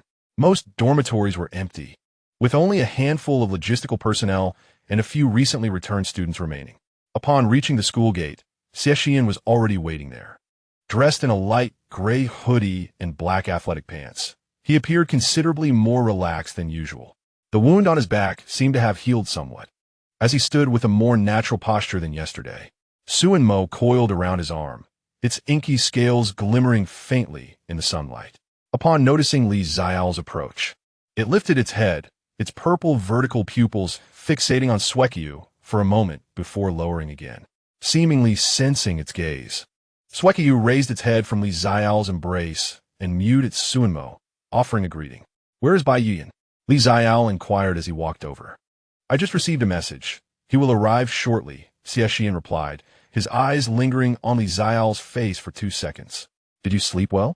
"Yes," Li Xiao nodded. "And you? How is your wound?" "Not too bad," Xie Shiyan responded, stretching his shoulders. "The medication from the military doctor has proven effective. I'm feeling much better today." The two waited at the school gate for a short while until they spotted Bai Yuyan approaching from a distance. The silver-haired youth was clad in a white shirt, layered with a light blue thin jacket, appearing more relaxed than usual. Qiyu trotted alongside him, its fluffy tails swaying gently, the white fur gleaming brilliantly in the sunlight. Upon reaching them, Bai Yuyan scanned their faces before giving a slight nod. "Let's go," Xie Shiyan said, leading the way forward. The bun shop Xie Shiyan mentioned was nestled in a narrow alley within the old city, not far from the school, easily reachable within a 10-minute walk. The alley was constricted, with walls bearing the marks of time. The bun shop lay deep within the alley. It was modest in size, with a few simple tables and chairs outside. Steam wafted from the steamer, releasing an enticing aroma that wafted through the air. The proprietress, a woman in her 50s wearing an apron, was busy making buns at the entrance. Upon seeing Xie Shiyan approach, her eyes sparkled. "Little Xie has come." "Oh, you brought friends," she greeted warmly. "Please have a seat. Today we have freshly steamed pork buns and ones filled with red bean paste." "Thank you, Aunt Shun," Xie Shiyan acknowledged, guiding the two to a table by the entrance. Li Xiao sat down with Xueqiu, curiously surveying the surroundings. Although the shop was small, it was clean, with several handwritten menus adorning the walls, the handwriting somewhat crooked yet earnest. Steam rose from the steamer, carrying the delightful sense of dough and meat. The proprietress soon brought out several baskets of buns, steaming and inviting, with thin skins and generous fillings. "Eat them while they're hot. They won't taste as good once they cool down," she smiled, placing the buns down. She then glanced at Xueqiu in Li Xiao's arms and Qiyu squatting beside Bai Yuyan, exclaiming, "Oh, these two little creatures are truly beautiful, as white as snow." As the snowball opened its eyes, it mewed softly at the shopkeeper, seemingly in acknowledgement. The shopkeeper, beaming with joy, exclaimed, "What a clever little one. Wait here. I shall fetch you some dried meat." She turned and swiftly returned with a small dish of treats, placing it on the table's edge. The snowball sniffed the air, gazing up at Li Xiao with an inquisitive look. "Go ahead and eat," Li Xiao encouraged with a smile. At that, the snowball lowered its head and began to nibble delicately. Qiyu approached as well, her tail swaying gently as she elegantly picked up a piece of the meat. Xuanmo slid down from Xie Shiyan's arm, joining them. The trio of spirit pets gathered around the small dish, each indulging in their own morsels. A rare moment of harmony. Xie Shiyan watched them with a smile, taking a bite of his bun. Bai Yuyan also picked up one. His movements refined as he took a small bite, savoring it. Sunlight streamed in at an angle from the alleyway, casting a soft glow upon his silver locks. The three sat together, enjoying their buns and exchanging the occasional word. Li Xiao's phone, tucked in his pocket, vibrated again. He instinctively picked it up to find a message from Lu Jin. After a brief moment of surprise, he recalled exchanging contact information with Lu Jin just before their parting the previous day. "Lu Jin, I had intended to stay a few more days, but the school has arranged for us to return today. What about you?" Li Xiao replied, still waiting for notification. "Lu Jin, all right, just so you know, the Spirit Pet Research Project is mine now. Don't agree to anyone else." Li Xiao. He was still so persistent.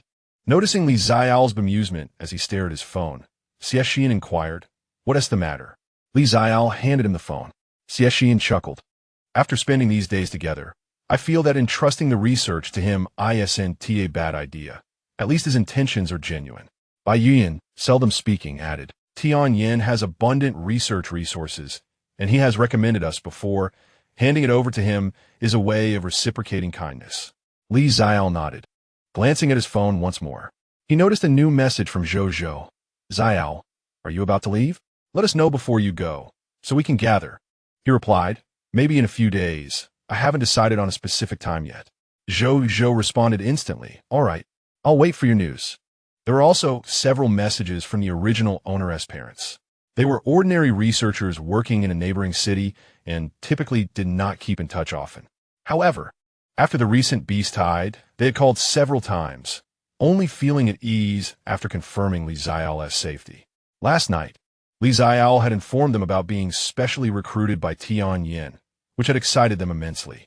Yet, communicating with his parents still felt somewhat awkward, and with their busy schedules, their conversation was brief and filled with polite inquiries about each other's well-being. Just as Bai Yuan was engrossed in his phone, he suddenly spoke up. Tianyin messaged, "We report in 5 days." The following days passed peacefully and fulfillingly. With the school on break, devoid of training and tasks, Li Xiaole relished a rare period of leisure. Each day began with him waking naturally, followed by leisurely strolls around the school with the snowball. Occasionally, he would visit the library to peruse books on spirit beast theory. In the evenings, he practiced skills with the snowball at the training ground, though the intensity was low, primarily focusing on consolidation and proficiency. On the eve of his departure to Yunjing, Li Xiaole shared a meal with his teammates, Lu Yu and Zhou, who had participated in several municipal competitions. The following morning, Li Xiaole packed his belongings and sat in his dormitory, lost in thought. His possessions were few, a handful of changes of clothes, some essential items, and a few small toys that Snowball cherished. The bonus from the military had already been deposited, a substantial sum sufficient for him to sustain himself in Yunjing for a while. Suddenly, his phone buzzed.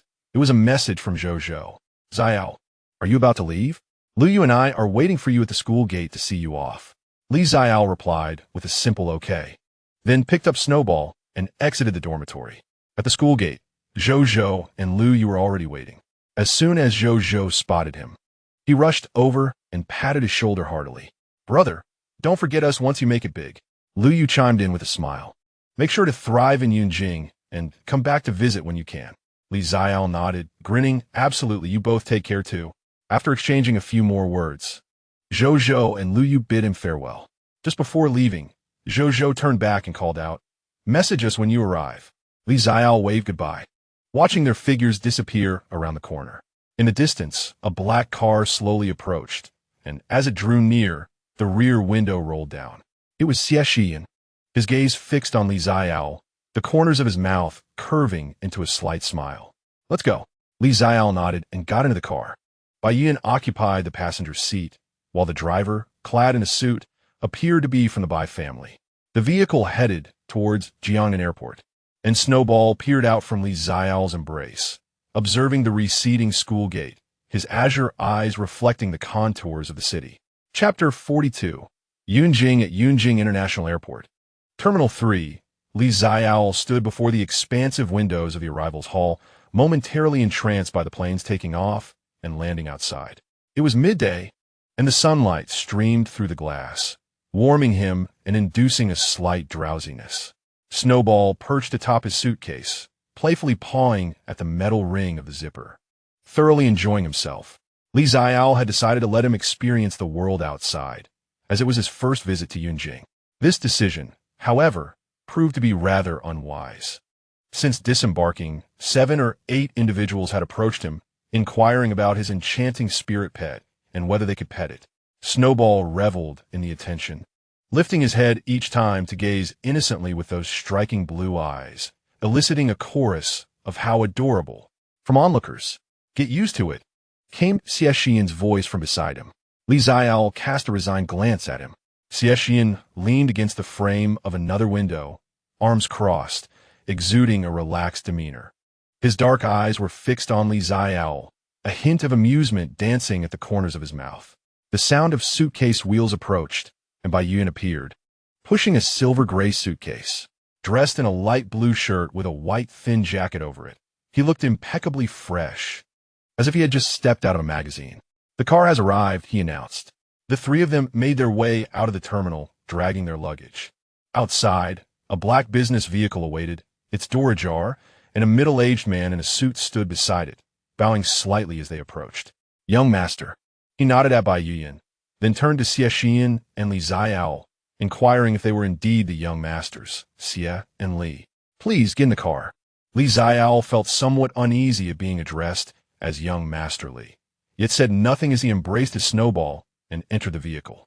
The interior was spacious, adorned with genuine leather seats, and a small table graced the center. The snowball leapt from Xiaole's arms, curiously prancing on the seats before settling in a comfortable spot to rest.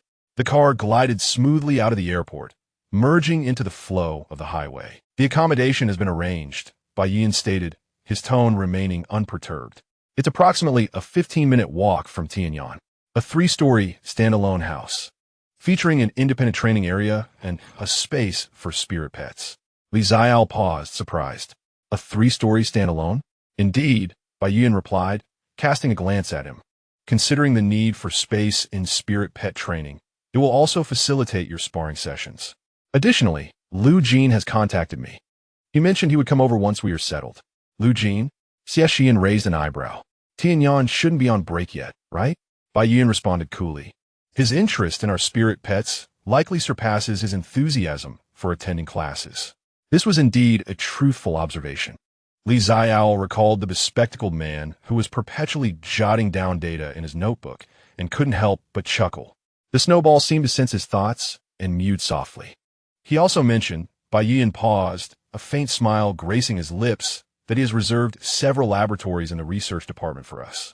We could take them for comprehensive examinations once we report to school. Xiaole glanced at Xie Shiyan, who met his gaze. They exchanged a look, both wearing expressions that spoke volumes about the man's relentless dedication. After approximately 40 minutes of travel, the car entered a tranquil residential area.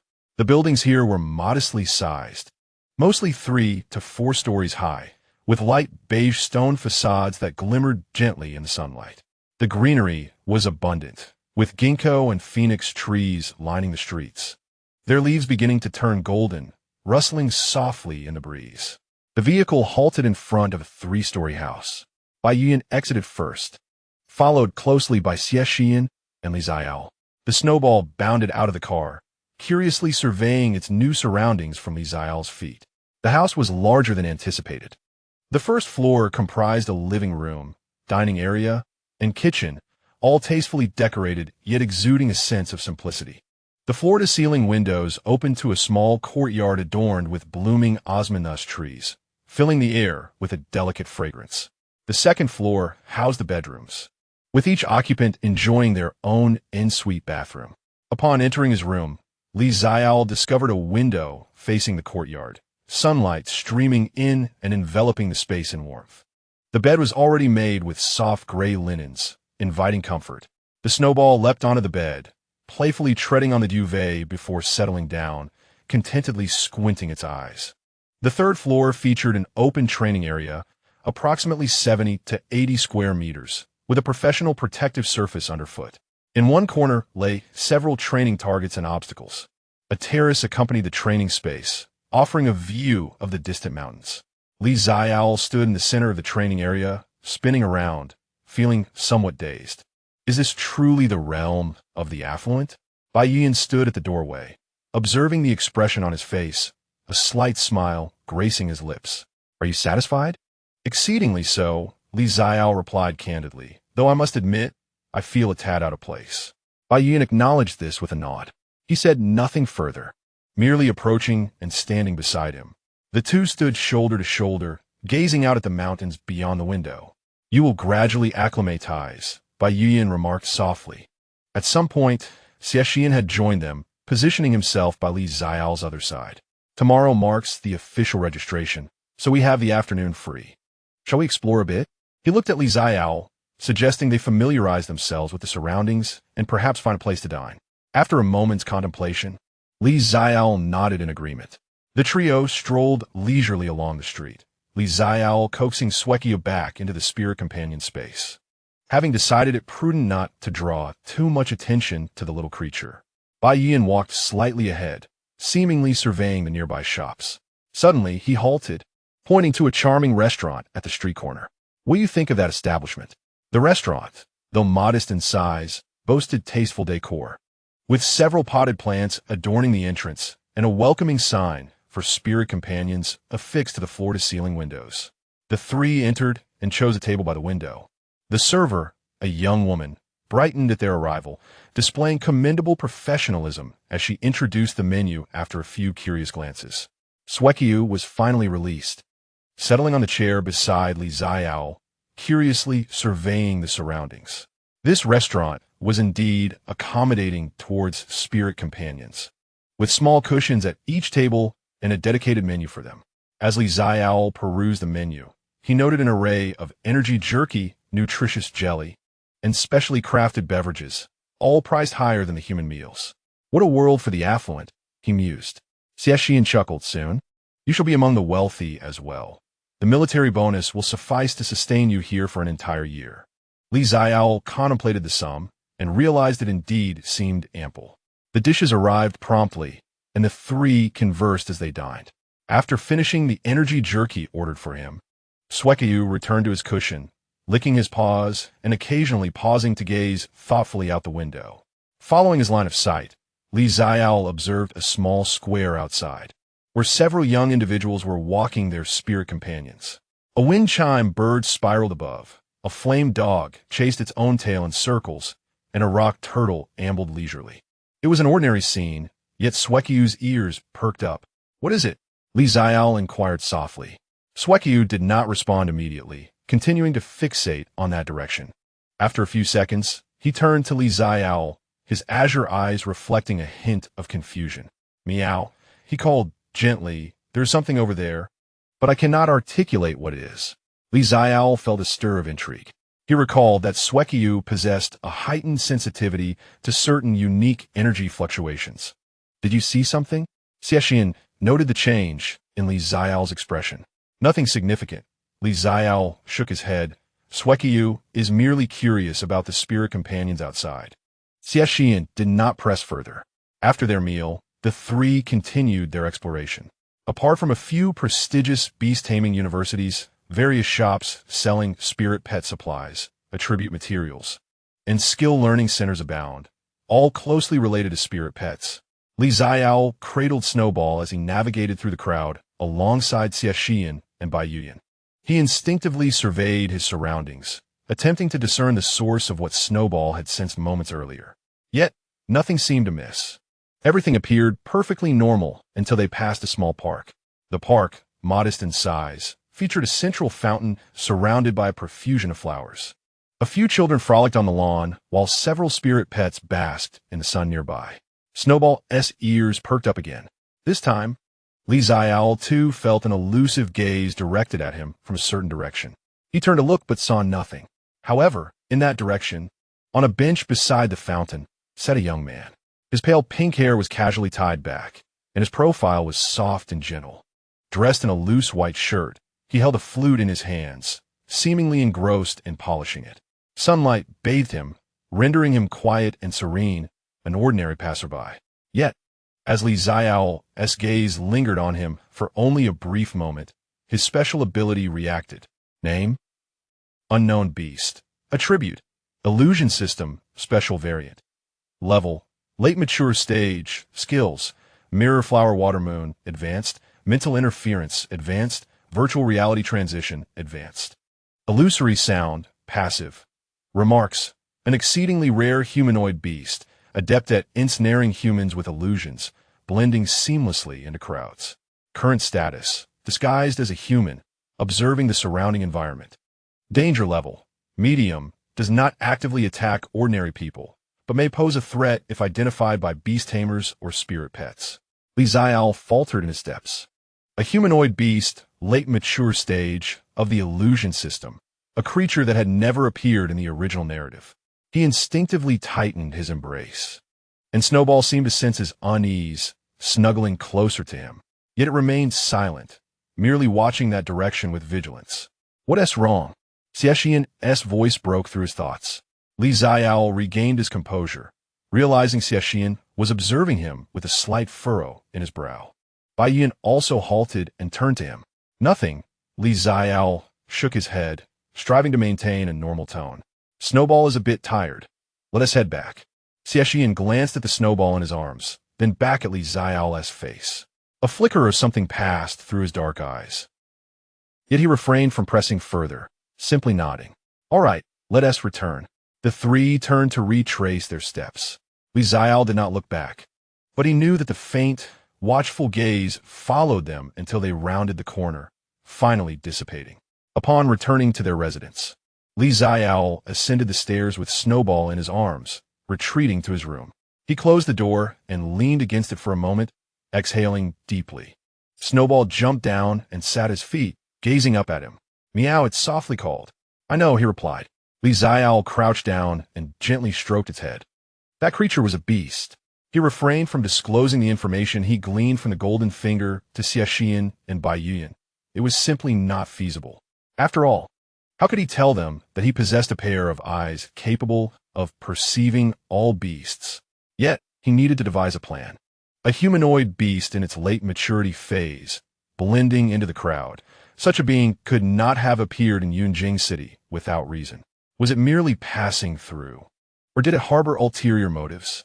Xueqiu nudged his hand with its head, its cerulean eyes brimming with concern. "Do not fret," Xiaole whispered. "We have discovered it. It may not have detected us. However, the presence of a mature beast among the throng posed a significant threat. Remember to inform me if you ever sense something similar again," he added. Xueqiu nodded. It was unexpected to encounter such a creature on the very first day in Yunjing.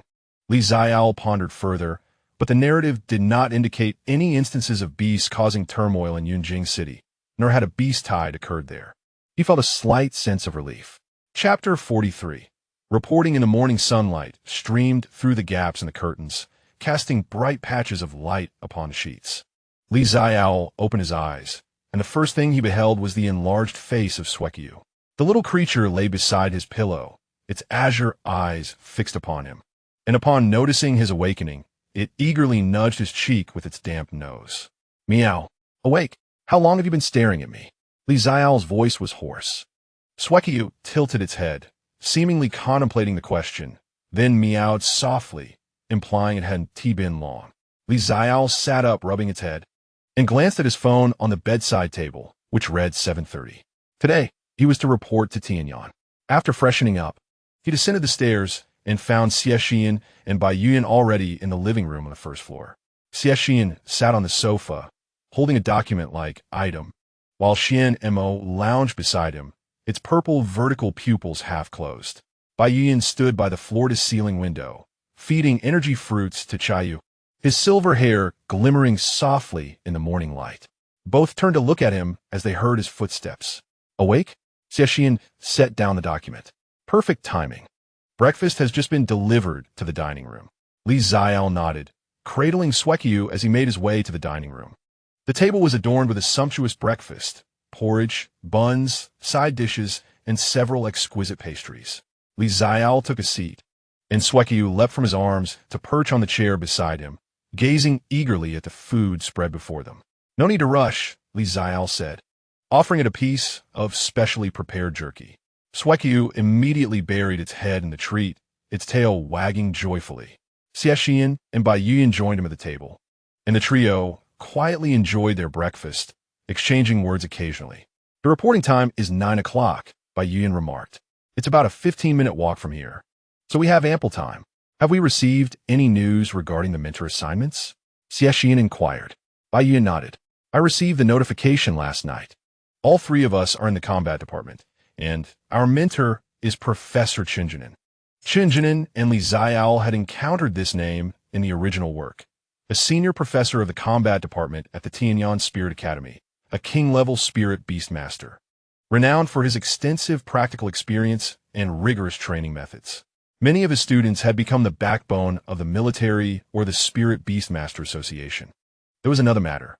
Bai Yuan paused, as Lu Jin had messaged that he had no classes this morning and would wait for them at the registration point. Xie Shiyan, upon hearing this, shook his head in resignation. "He certainly is enthusiastic." Xiaole smiled slightly. This fellow truly lived up to the title of an academic fanatic. After breakfast, the three tidied up and prepared to depart. Although the little Snowball was reluctant, Xiaole insisted on returning it to the spirit pet space. After all, the campus of Tianyan was bustling with people, and it was better for Snowball's uniqueness to remain low-key. Xie Shiyan, Xuanmo, and Bai Yuan Chayu were also returned to their respective spaces, where the three spirit pets remained quite tranquil. The entrance of Tianyan Spirit Academy was even grander than anticipated. The towering stone gate, exceeding 10 meters, was flanked by two enormous spirit beast sculptures, one a phoenix poised for flight, the other a dragon rearing its head in a mighty roar.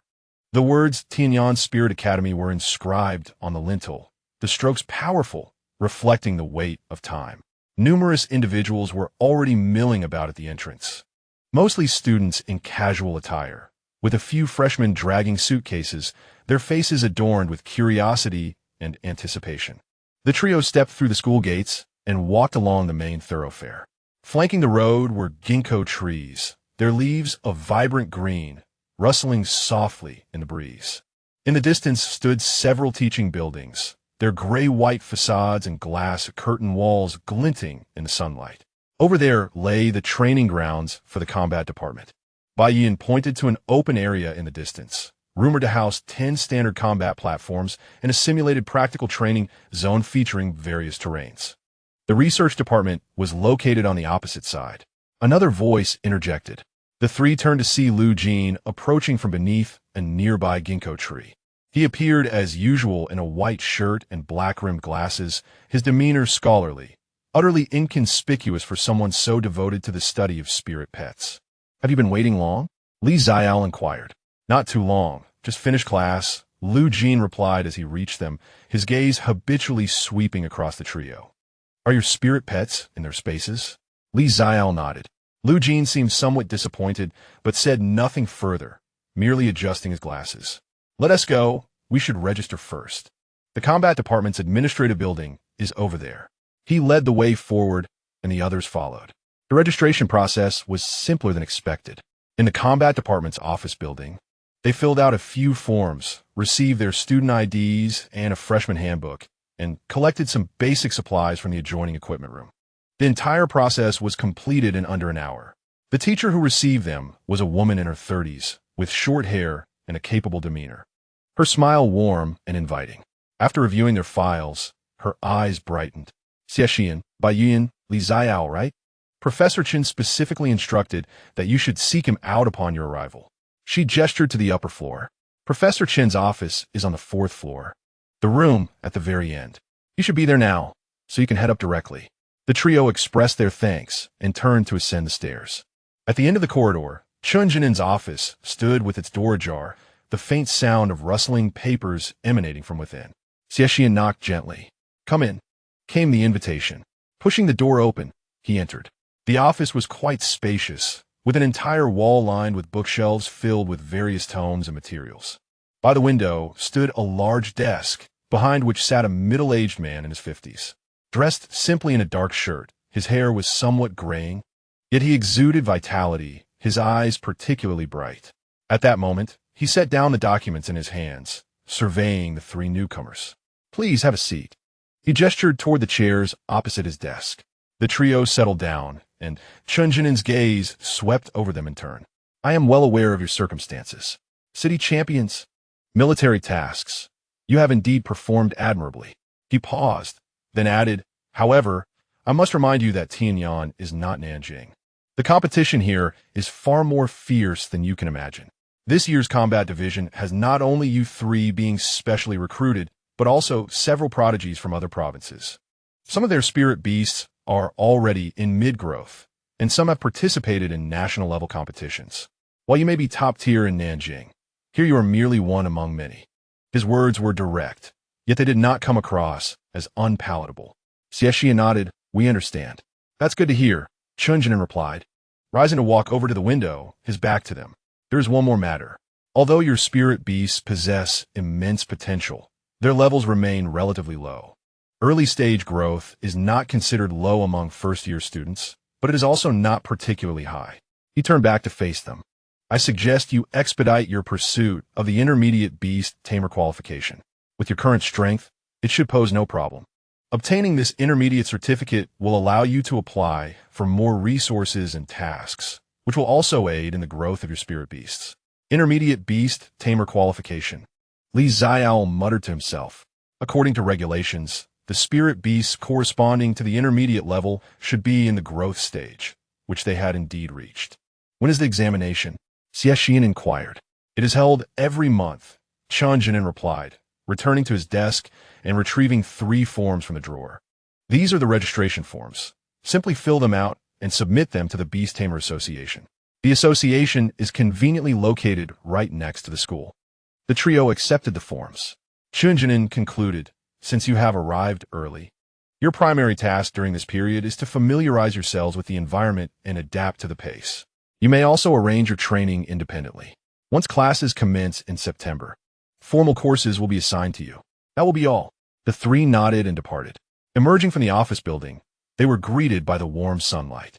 Lu Jin was still waiting downstairs, and upon seeing them, he immediately approached. How did it go? Xie Shiyan handed him the forms for inspection. Professor Chen suggested we take the intermediate Beast Tamer qualification exam. Lu Jin took a glance at the forms and nodded. It is indeed time to take the exam. Your spirit beasts have all reached the growth stage, and having the intermediate certificate will facilitate future applications for research resources. He returned the forms to Xie Shiyan and turned to Xiaole. By the way, regarding the assessment we discussed, it is scheduled for tomorrow afternoon in Laboratory 3 of the Research Department. Are you available? Xiaole looked at Xie Shiyan and Bai Yuyan. Xie Shiyan nodded, that works. Bai Yuyan also gave a slight nod. Then it settled. Lu Jin adjusted his glasses, a flicker of excitement glimmering in his eyes. I have prepared a dozen testing items. Energy circuits, affinity attributes, and skill fluctuation frequencies should enable us to gather a wealth of valuable data. Xiaole, Xie Shiyan, Bai Yuyan, don't look at me like that. Lu Jin remained unperturbed. Research requires such endeavors. With classes to attend in the afternoon, Lu Jin departed hastily. The trio of Xiaole, Xie Shiyan, and Bai Yuyan wandered around the school, familiarizing themselves with the environment. Intermediate Beast Masters, Xie Shiyan suddenly spoke. When do you plan to take the exam? In a couple of days, Xiaole replied, the sooner the better. Bai Yuyan nodded slightly. Tomorrow morning then? Sound good. As they reached the school gate, a figure approached them. Long, pale pink hair cascaded down their back, fluttering gently in the breeze. Clad in a cream-colored shirt, the individual held a light blue jade flute in hand, adorned with a conspicuous purple agate bead and blue-white tassels. Xiaole halted in his tracks. The person lifted their gaze, locking eyes with him. It was a youthful visage, with gentle brows and eyes, and a hint of a barely perceptible smile gracing their lips. Their eyes, a soft lavender, shimmered in the sunlight, exuding a gentle and harmless aura. Yet, Xiaole's intuition had conveyed an unsettling revelation. Name? Unknown beast. Attribute. Illusion. Level. Late maturity. Status. Disguised as human. Observing target. The stranger's gaze lingered on Xiaole's face for 2 seconds before shifting to Xuanmo. The creature's ears twitched, yet it remained silent, merely watching the individual. The figure smiled faintly, a fleeting expression that inexplicably sent a chill down Xiaole's spine. Then, as if unperturbed, the person redirected their attention and continued onward, brushing past them. It wasn't until they had traversed several meters that Xiaole realized he had been holding his breath. What's wrong? Xie Shiyan's voice broke the silence beside him. Returning to the present, Xiaole noticed Xie Shiyan scrutinizing him with a slight frown. Bai Yuyan also paused, turning to him. It's nothing, Xiaole shook his head. I just found that person a bit peculiar. Xie Shiyan glanced back at the receding figure. To him, the young individual with short black hair appeared quite ordinary, lacking anything remarkable. Yet, he was aware that Xiaole would not make such statements without reason. He recalled the previous night in the park when Xiaole had suddenly insisted on returning, along with the earlier odd reactions from Xuanmo. However, he refrained from asking further, simply stating, let's go back. Upon returning to their residence, Xiaole remained troubled. He placed Xuanmo on the bed and sat at the edge, exhaling a long breath. Xuanmo crouched beside him, nudging his hand with its head. Meow. That person appeared again. I know, Xiaole murmured, stroking its head. It seems they are observing us. Xuanmo nodded, confusion evident in its azure eyes. What could they possibly want? Xiaole pondered aloud. A late maturity humanoid beast, mingling in Yunjing City, deliberately appearing before them. Was it mere coincidence, Or was there a deeper intention? The answers eluded him. Yet he was acutely aware of one undeniable truth. That beast was anything but ordinary. The snowball creature nuzzled his hand, as if to reassure him. Do not fear, I am here. Xiaole smiled softly and cradled the snowball close to him. Indeed, I am unafraid, he murmured, for you are by my side. Chapter 44. Intermediate Beast Tamer Assessment. The Beast Tamer Association was but a short stroll from their residence, a mere 10 minutes on foot. It was a grayish-white edifice, 7 stories tall, modest in height compared to the surrounding buildings. Yet the large emblem of the Beast Tamer Association at its entrance was strikingly conspicuous. At that moment, several individuals were entering and exiting, predominantly dressed in casual attire, with the occasional spirit companion accompanying them. Upon entering the hall, a rush of cool air greeted them. The spacious hall was bustling with activity, with queues forming at various service windows. A colossal electronic screen adorned the wall, displaying a continuous stream of task information and announcements. To the right, a row of self-service machines occupied a section of the hall, with several patrons engaged in their operations. The registration for assessments was located on the second floor. Bai Yin glanced at his phone. I've checked. We can head straight up. The trio ascended the stairs and located the registration desk. Behind the window sat a young woman who greeted their approach with a professional smile. Good day. Are you here to register for the assessment? Xie Shiyan handed over the form he had completed the previous day. Yes, for the Intermediate Beast Tamer Assessment. The young woman took the form, glanced at it briefly, then began typing on her computer. Today's assessment begins at 9 o'clock in the 3rd battle zone. Please arrive in the waiting area 15 minutes in advance. She handed over 3 number tags. These are your registration numbers. You will be called to enter at the appropriate time. The trio accepted the tags, expressed their gratitude, and departed. The waiting area, adjacent to the battle zone, was a modest room furnished with several rows of chairs, already occupied by a few individuals. Most appeared to be of similar age to the 3 of them, engrossed in their phones or engaged in quiet conversation. Finding a corner, they settled into their seats. After approximately 20 minutes, someone pushed the door open, a list in hand. Number 3, Xiaole, please prepare to enter. Xiaole stood, taking a deep breath. The snowball creature trailed at his feet, gazing up at him with earnest blue eyes. Do not be anxious, came Xie Shiyan's reassuring voice from behind. Xiaole turned to see Xie Shiyan watching him, a hint of a smile gracing his dark eyes. He nodded, then pushed the door open and stepped through.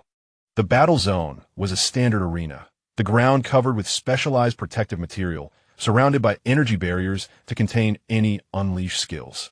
At the center stood a middle-aged man, approximately in his 40s, clad in the association's uniform, a judge's badge hanging from his chest.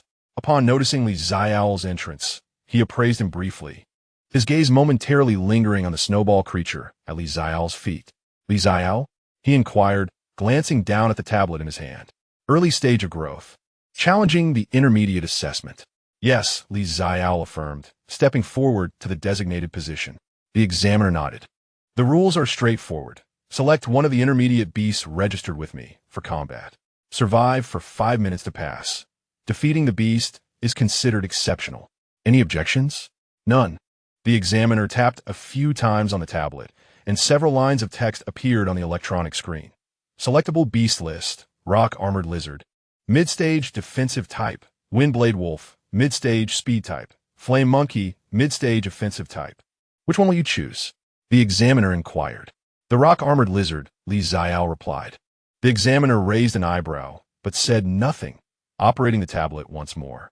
A side door opened, and a massive rock armored lizard was let in. This creature measured approximately 3 meters in length, its body cloaked in deep gray scales, with robust limbs and a tail dragging on the ground. Its yellow eyes coldly regarding Xiaole. A small tag on its back indicated that it was a beast specifically designated for assessment by the association and had been tamed, ensuring it would not attack the beast master directly. Name: Rock Armored Lizard. Attribute: Rock. Level: Mid-stage. Skills: Rock Armor Enhancement. Passive: Earth Spikes. Intermediate. Tail Whip. Intermediate. Rocky Skin. Passive. Vulnerabilities: Abdomen, eyes, joint connections. Suekiu stood calmly at Xiaole's feet, observing the colossal creature. Begin, the examiner retreated to the sidelines. Almost instantly upon the command, Xuanmo sprang into action, transforming into a flash of white lightning that darted straight for the rock-armored lizard. Moving so swiftly that it left an afterimage in the air, the rock-armored lizard reacted quickly, letting out a low growl as it slammed its front paws onto the ground, causing several earth spikes to erupt, attempting to intercept Xuanmo. However, Xuanmo had already evaded that position. As the spikes shot up, it abruptly changed direction, tracing an uncanny arc to avoid the area of attack. With its initial strike missing, the rock-armored lizard swiftly altered its strategy, its scales glowing with a dusty yellow light. This was the rock armor enhancement, significantly boosting its defense. Simultaneously, its powerful tail swept towards Xuanmo with a fierce whoosh. Xuanmo did not confront it directly. Instead, its form flickered again, this time appearing directly at the lizard's flank. Its claws shimmering with a faint silver arc as it struck towards the joint of the lizard's hind leg. With a sharp sound, its claws pierced the scales, tearing open a gash in the thick defense. The pain elicited a roar from the rock-armored lizard, momentarily slowing its movements.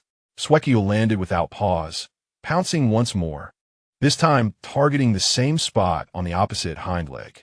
The rock-armored lizard desperately swung its tail, attempting to drive Xuanmo back. Yet, Xuanmo was too swift. Leaping just before the tail swept through, twisting midair to strike its claws against the lizard's eye. The rock-armored lizard was thrown into disarray. Though its eyes were not blinded, the pain and momentary blurriness of vision caused it to lose its rhythm entirely. It flailed its claws and tail wildly, while earth spikes erupted chaotically from the ground. Xuanmo offered no respite, reappearing at the lizard's side, its claws aglow with silver light, targeting the previously torn wound once more. This time, the wound was thoroughly ripped open, blood gushing forth. The rock-armored lizard's hind leg buckled, and its massive form crashed to the ground. Xuanmo stood beside it, gazing down without delivering further attacks. The entire encounter lasted less than 3 minutes. The examiner gazed at the fallen rock lizard, and then glanced at the white creature, diligently licking its paws, before falling into a momentary silence. Excellent. He tapped a few times on his tablet, granting approval. Xiaole exhaled in relief and beckoned to Snowball. Come here. Snowball trotted over, nuzzling against his leg, its azure eyes shimmering with a hint of anticipation for praise. Well done. Xiaole crouched down to stroke its head and lifted it into his arms. The examiner shot him a glance and suddenly inquired, "What is the species of this spirit companion?" "Unknown," Xiaole replied honestly. The examiner nodded, refraining from further questioning, simply stating, "Wait for the notification. The certificate will be mailed within a week." Upon returning to the waiting area, Xie Shiyan and Bai Yan had already departed. After a brief wait at the entrance, Xiaole spotted Xie Shiyan approaching from another direction. "Did you pass?" Xie Shiyan asked. "Yes, with excellence." Xiaole nodded. "And what about you?" "The same." A subtle smile curved Xie Shiyan's lips. As they conversed, Bai Yan also appeared. The silver-haired youth maintained his usual aloof demeanor, though his aura exhibited slight fluctuations, evidently having just emerged from a battle. Qiyu trailed at his feet, its two tails swaying gently, appearing in good spirits. "Did you pass?" Xie Shiyan inquired. Bai Yan nodded slightly. "Excellent." The three shared a glance, each catching a glimmer of joy in the other's eyes. Exiting the association, the clock had already ticked past 11. The sun blazed fiercely, casting a dizzying warmth upon them. The trio sought a nearby restaurant for a meal, engaging in conversation as they dined. "We'll look for Lu Jin in the afternoon," Xie Shiyan remarked, selecting a piece of vegetable with his chopsticks, stating that the assessment began at 3 o'clock, leaving ample time. Xiaole nodded, recalling the individual with pink hair from the previous day, a lingering unease settling in his heart. After finishing their meal, the trio made their way toward Tianyin campus. As they passed a small park, Xiaole instinctively glanced towards the fountain. The bench lay unoccupied, devoid of any presence. He released a breath of relief. The research department's laboratory number 3 was situated in the northeastern corner of the campus, an independent 4-story building. Its exterior, draped in gray, was adorned with creeping ivy, suggesting it had stood the test of time. A plaque indicated its purpose as a spirit companion research facility, accompanied by a warning sign designating it as a restricted area. Entrance forbidden without permission. Lu Jin awaited them at the entrance. He appeared as usual, clad in a white shirt and black-framed glasses, clutching his ever-present notebook. Noticing the trio approach, he adjusted his glasses, a flicker of excitement illuminating his eyes. "You've arrived? Please come in." He turned, pushing the door open and leading the way inside. The laboratory was more spacious than anticipated. The first floor featured an open area filled with various instruments and equipment. Several students clad in lab coats were busily engaged in their tasks. Upon their entrance, they glanced up momentarily before returning to their work. "This way." Lu Jin guided them to the second floor. The second floor comprised a long corridor, flanked by various laboratories, each door labeled with tags such as energy testing room, attribute analysis room, skill fluctuation room. Lu Jin halted at the entrance of the comprehensive testing room, pushing the door open. Inside lay a modest chamber, dominated by a massive piece of equipment resembling a medical pod, encircled by an array of sensors and probes. Beside them stood several smaller devices, their screens displaying a myriad of intricate waveforms and numbers. This was the comprehensive detection instrument I had applied for. Lu Jin approached, gently tapping the large apparatus, which was capable of analyzing the energy circuits of spirit pets, their attribute affinities, skill fluctuation frequencies, and potential assessments. He turned to face the trio, his eyes gleaming with anticipation. "Are you ready?" Xie Shiyan and Bai Yuan exchanged glances and nodded in agreement. Xiaole also nodded, though a twinge of anxiety stirred within her regarding the unknown label of Snowball. Would this device be able to discern it? Lu Jin first directed his gaze at Xie Shiyan. "Let us release Xuanmo." Xie Shiyan nodded, focusing his thoughts, and Xuanmo emerged from the spirit pet space. The 3-meter-long python coiled gracefully in the laboratory, its ink-black scales glistening under the lights, while its purple vertical pupils scanned the instruments with vigilance. Lu Jin's eyes sparkled with excitement as he gestured for Xuanmo to enter the comprehensive detection device. Xuanmo cast a glance at Xie Shiyan, who offered a reassuring nod before it slowly slithered into the apparatus. The machine whirred to life, various probes and sensors springing into action.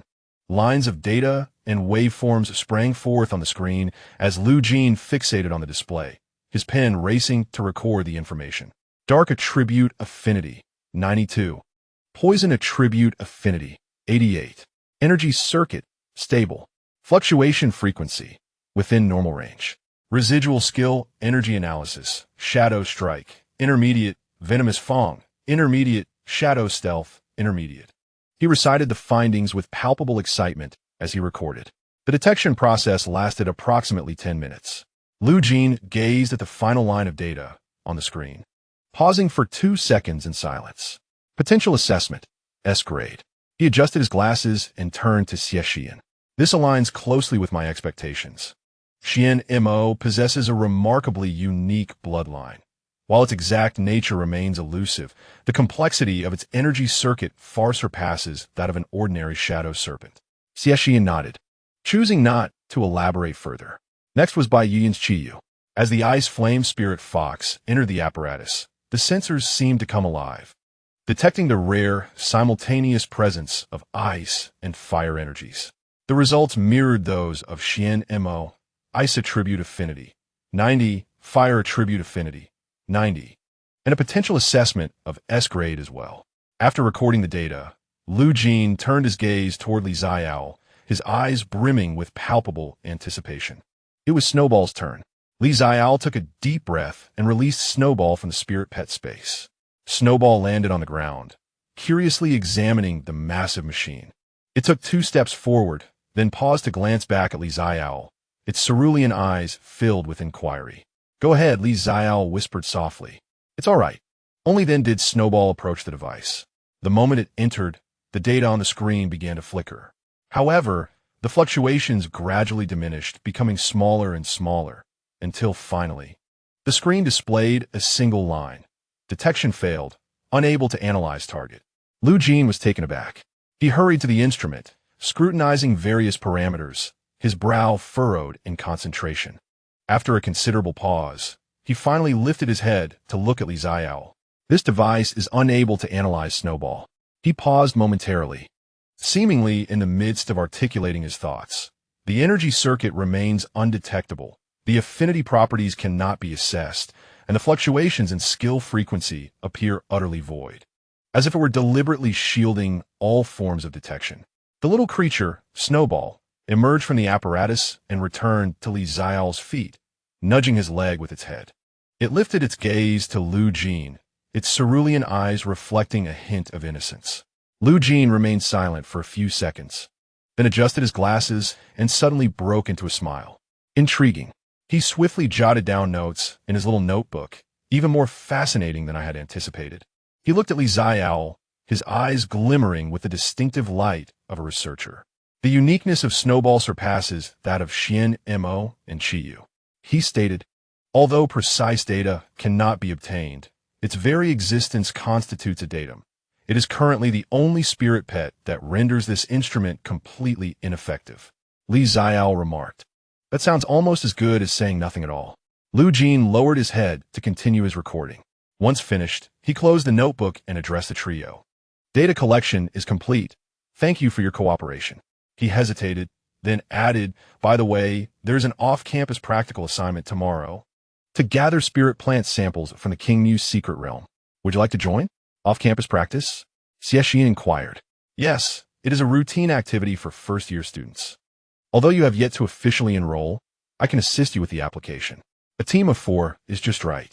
Lu Jin adjusted his glasses, and furthermore, there are many wild spirit plants and magical beasts in the secret realm, which would benefit the growth of spirit pets. Xie Shiyan turned to Bai Yuyan and Xiaole. Bai Yuyan nodded slightly. Sure. Xiaole pondered for a moment and nodded in agreement. Let us go. Snowball looked up at him, its eyes filled with anticipation. Lu Jin smiled. This being the first time today, he displayed such a pure smile, devoid of any research connotations. Then it is settled. We shall meet at the school gate at 8 o'clock tomorrow morning. Chapter 45. The Xie Secret Realm, Part 1, the following morning. Xiaole was awakened by a peculiar sensation. As he groggily opened his eyes, the first thing that came into view was Snowball's enlarged face. However, unlike any other day, Snowball was enveloped in a faint silver aura, its azure eyes shimmering with a brilliance akin to a galaxy, while the crescent mark on its forehead pulsed rhythmically. Name? Attribute, Spatial System. Level, Mid-Growth Stage. Skills, Void Step, Advanced. Spatial Tier, Intermediate. Spatial Domain, Beginner. Spatial Mark, Beginner. Spatial Barrier, New. Remarks, successfully advanced to Mid-Growth Stage, enhancing spatial control. Comprehended new skill, Spatial Barrier, allowing the construction of a temporary spatial shield around itself to ward off physical and energy attacks. Mid-Growth Stage. Xiaole was momentarily taken aback, then smiled broadly. He reached out to pet Snowball's head, and the little creature squinted its eyes, emitting a contented purr as the silver aura gradually receded, leaving only the crescent mark still faintly glowing. When did you break through? Xiaole inquired softly. Snowball tilted its head, seemingly contemplating the question, then meowed, indicating just moments ago. Xiaole picked it up, scrutinizing it carefully. Its size showed no significant change, yet its presence felt far more substantial than before. Mid-growth stage. Xiaole murmured to himself. After the growth period comes the maturation phase. He set down the Snowball and rose to freshen up. Faint sounds emanated from downstairs. It was Xie Shiyan and the others preparing to depart. At precisely 7:50, the 4 gathered at the school gate. Lu Jin's gaze fell upon the Snowball as he adjusted his glasses. Has its aura changed? Has it made a breakthrough? Indeed, Xiaole nodded. It just achieved that this morning. Lu Jin's eyes sparkled with excitement as he remarked, the upgrade rate is impressive. We should reassess it upon our return. The higher the level, the more pronounced the attributes may become. Xiaole regarded him with a bemused expression. Xie Shiyan turned to Xiaole, a slight smile gracing his lips. Congratulations. Xuanmo is progressing swiftly as well. Bai Yuan added in a calm tone, congratulations. Let us proceed. Lu Jin led the way forward. The Qingmu secret realm lay on the outskirts of the city, approximately a 40-minute bus ride away.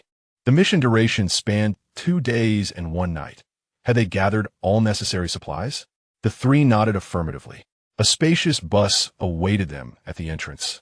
With only a few individuals scattered within, Lu Jin guided them aboard and selected a seat towards the back. As the vehicle commenced its journey, it gradually exited the campus. The Qingmu secret realm, located in the southeastern mountainous region of Yunjing City, is one of the nationally prioritized managed realms. The interior is predominantly forested, home to numerous rare spiritual plants and a variety of attribute-based magical beasts.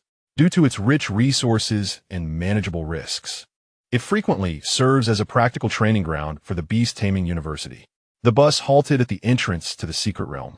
A massive stone gate loomed before them, its frame adorned with intricate array patterns that emitted a soft blue glow. Several staff members donned uniforms stood guard at the entrance, conducting checks and registrations for those entering. Lu Jin presented the application documents along with the identification of the 4 individuals. After verification, the staff handed each person a wristband. This is a locator. It can be activated in case of danger, prompting a rescue team to arrive, the staff explained. The secret realm is open from 8 a.m. to 6 p.m., and overnight stays are permitted only in designated camping areas. The mission duration is 2 days and 1 night. You must exit by 5 p.m. tomorrow. The 4 donned their wristbands and passed through the stone gate. In an instant, the scenery transformed before their eyes. Towering trees obscured the sun, casting dappled shadows through their leaves. The ground was blanketed with thick fallen leaves that yielded softly underfoot, releasing the fresh scent of earth and foliage. In the distance, birds chirped and unknown magical beasts growled softly, while the air was suffused with rich spiritual energy. Detected special environment, Qingmu secret realm, level, intermediate realm, primary beast level, early growth to late growth phase, danger level, low. Note, the realm is rich in energy, suitable for the growth of spiritual pets. Beware of potential mature beasts in the depths. After reading the prompt, Xiaole surveyed his surroundings. The snowball leaped from his arms and stood at his feet, curiously examining this new environment.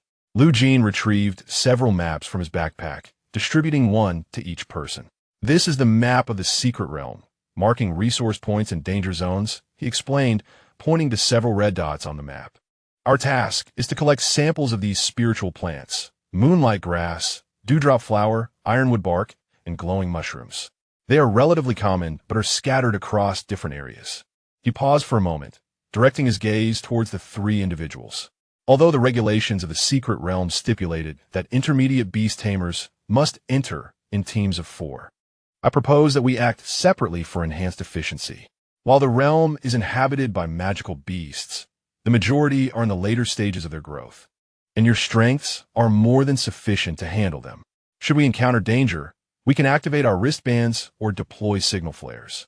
Xie Shiyan nodded in agreement. Bai Yian offered a slight nod as well. Xiaole thought for a moment before also assenting. Upon entering this place, he recalled that Xie Shiyan would capture his second spirit pet here in the Qingmu secret realm, a fusion breed beast with the bloodline of a Kunpeng.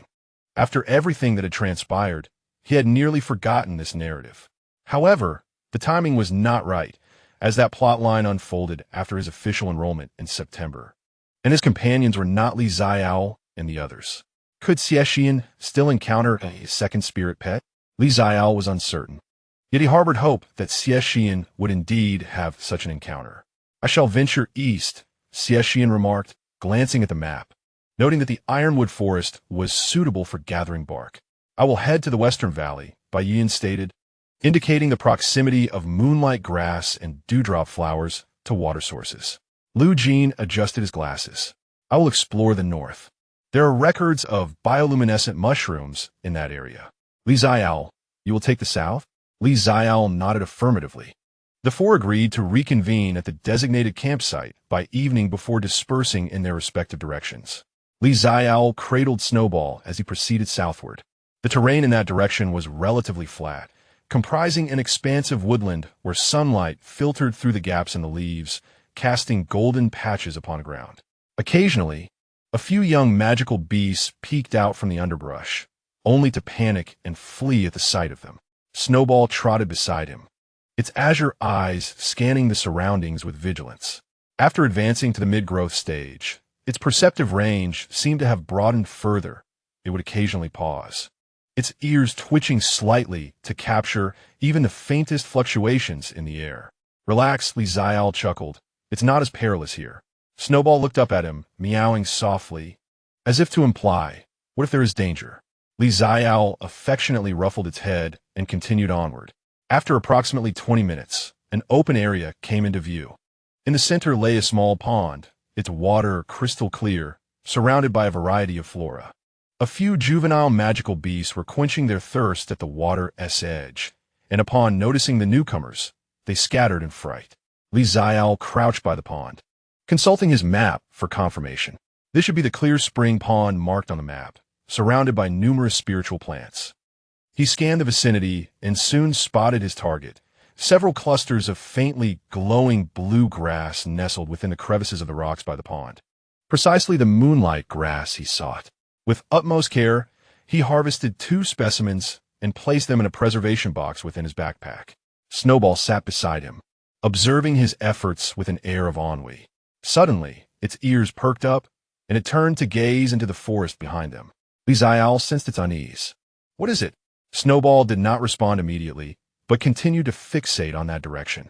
After a few seconds, it let out a soft meow, indicating that something was watching them from that way. A sense of unease gripped Xiaole's heart as he rose to his feet, following Snowball's line of sight. The forest was eerily silent, the only sound being the rustle of leaves stirred by the wind. Sunlight filtered through the gaps in the foliage, casting dappled shadows upon the ground. Everything appeared normal, yet Xiaole understood that Snowball's instincts were infallible. Cradling Snowball, he cautiously advanced a few steps in that direction, and then he beheld it, a massive ancient tree, behind which a tuft of pale pink hair was partially visible. The individuals seemed to realize they had been discovered and stepped forth from behind the tree. Their long, pale pink hair cascaded down their back, and they held a delicate azure jade flute in hand. The youth's face appeared exceptionally gentle in the sunlight, a hint of an elusive smile gracing their lips. Their light purple eyes were fixed upon Xiaole, revealing an inquisitive glimmer. It was that enigmatic creature again. Snowball had just reached the mid-stage of its growth, still lacking an entire major tier and an additional minor tier. Should a confrontation arise, the odds of success would be almost non-existent. Instinctively, Xiaole tightened his grip on Snowball, who curled slightly in his embrace, emitting a low, rumbling sound from its throat, a gesture of warning. The individual observed Xiaole's wary demeanor and suddenly chuckled, a light, teasing laugh that carried an ambiguous undertone. They took a step forward, prompting Xiaole to instinctively retreat. Do not be alarmed, the individual spoke, their voice melodious and laced with a languid quality. I harbor no ill intentions towards you. Xiaole remained silent, his gaze still vigilant. Unperturbed, the individuals seated themselves upon a nearby stone, idly toying with the jade flute. Sunlight enveloped them, bestowing a soft glow upon their figure. You are Xiaole, are you not?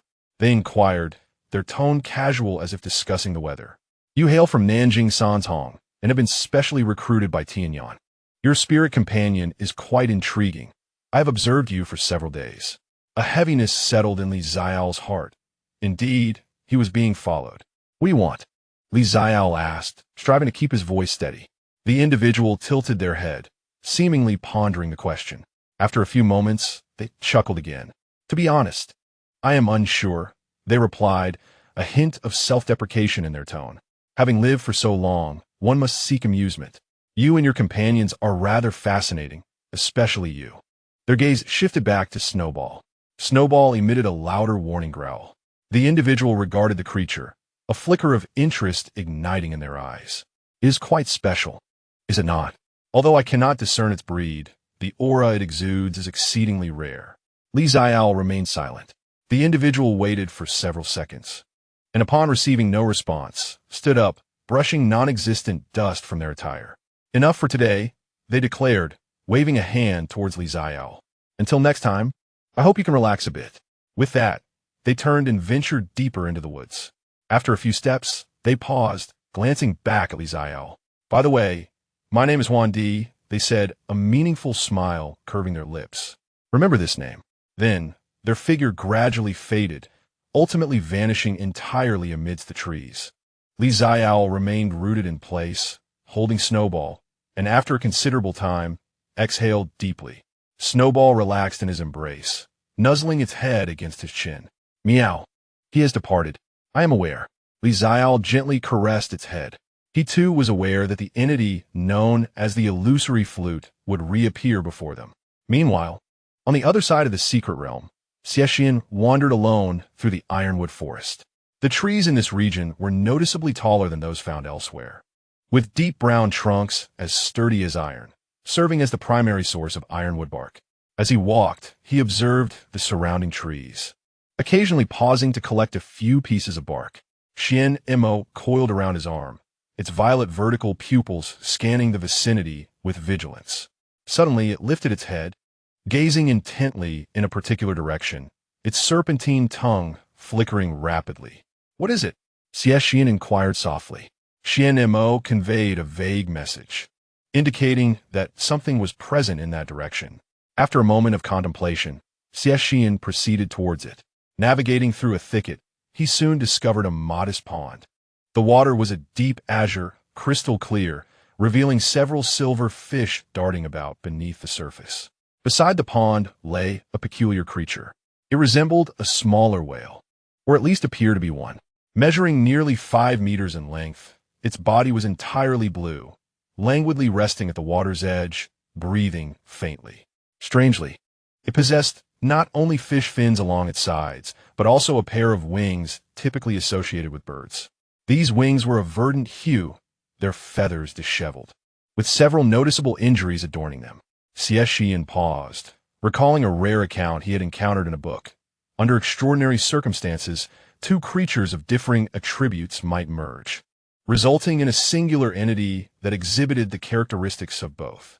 Such hybrid beings were exceedingly rare and incredibly powerful, yet due to the instability of the merging process, they often struggled to survive. The creature before him was evidently in a critical phase of this fusion. Sensing the approach of another, it laboriously opened its ice-blue eyes, filled with wariness and weakness, yet it endeavored to maintain its posture, attempting to defend itself. Xie Shiyan remained still. He crouched down, ensuring he maintained a non-threatening distance. Scrutinizing the peculiar being, Xuanmo slithered down from his arm, coiling beside him, its violet eyes fixed upon the creature. You are injured, Xie Shiyan spoke softly. I can assist you. It offered no reply, merely continuing to observe him with caution. From his backpack, he retrieved several energy potions, rewards from the military, of high quality, well-suited for healing injured spirit companions. He uncapped one and placed it on the ground, then stepped back a few paces. The creature regarded the potion, then glanced at Xie Shiyan, its gaze betraying hesitation. After what felt like an eternity, it finally lowered its head, extending its tongue to taste the potion. The moment it entered its mouth, its eyes brightened momentarily, and it continued to lick, soon consuming the entirety of the potion. Xie Shiyan produced another, similarly placing it on the ground before retreating again. This time, it showed no hesitation and quickly finished the second potion. Its breathing gradually steadied, a spark of vitality returning to its eyes. Once it had completed the potion, Xie Shiyan spoke gently, You require assistance.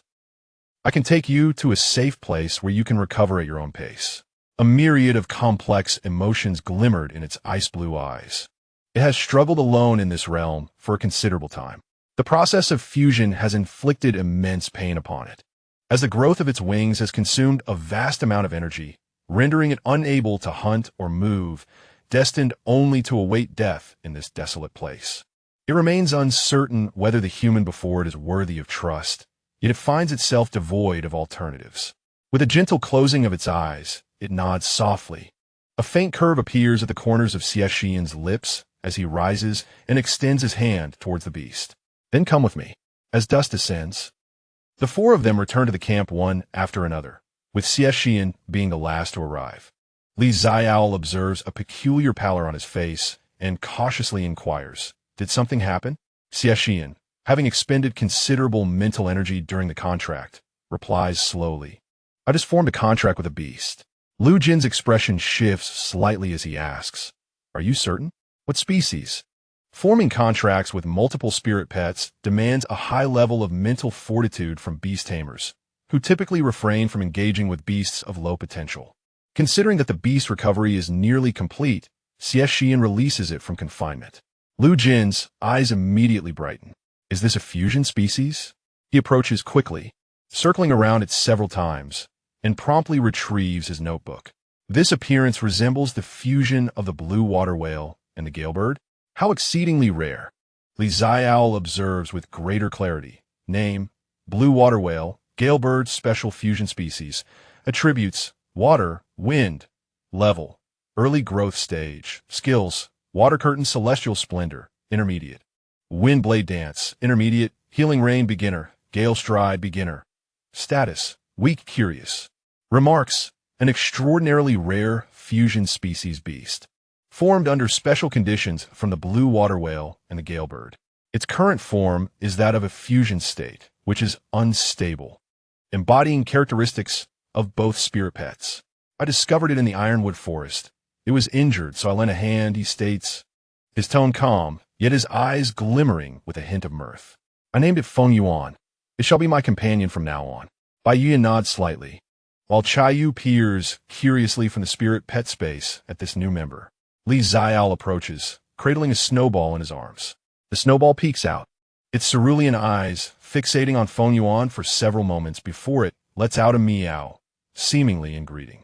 Feng Yuan lowers its head, regarding the diminutive white spirit pet with intrigue.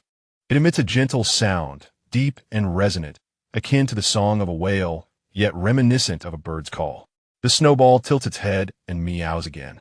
Having completed the data recording, Lu Jin looks up and adjusts his glasses.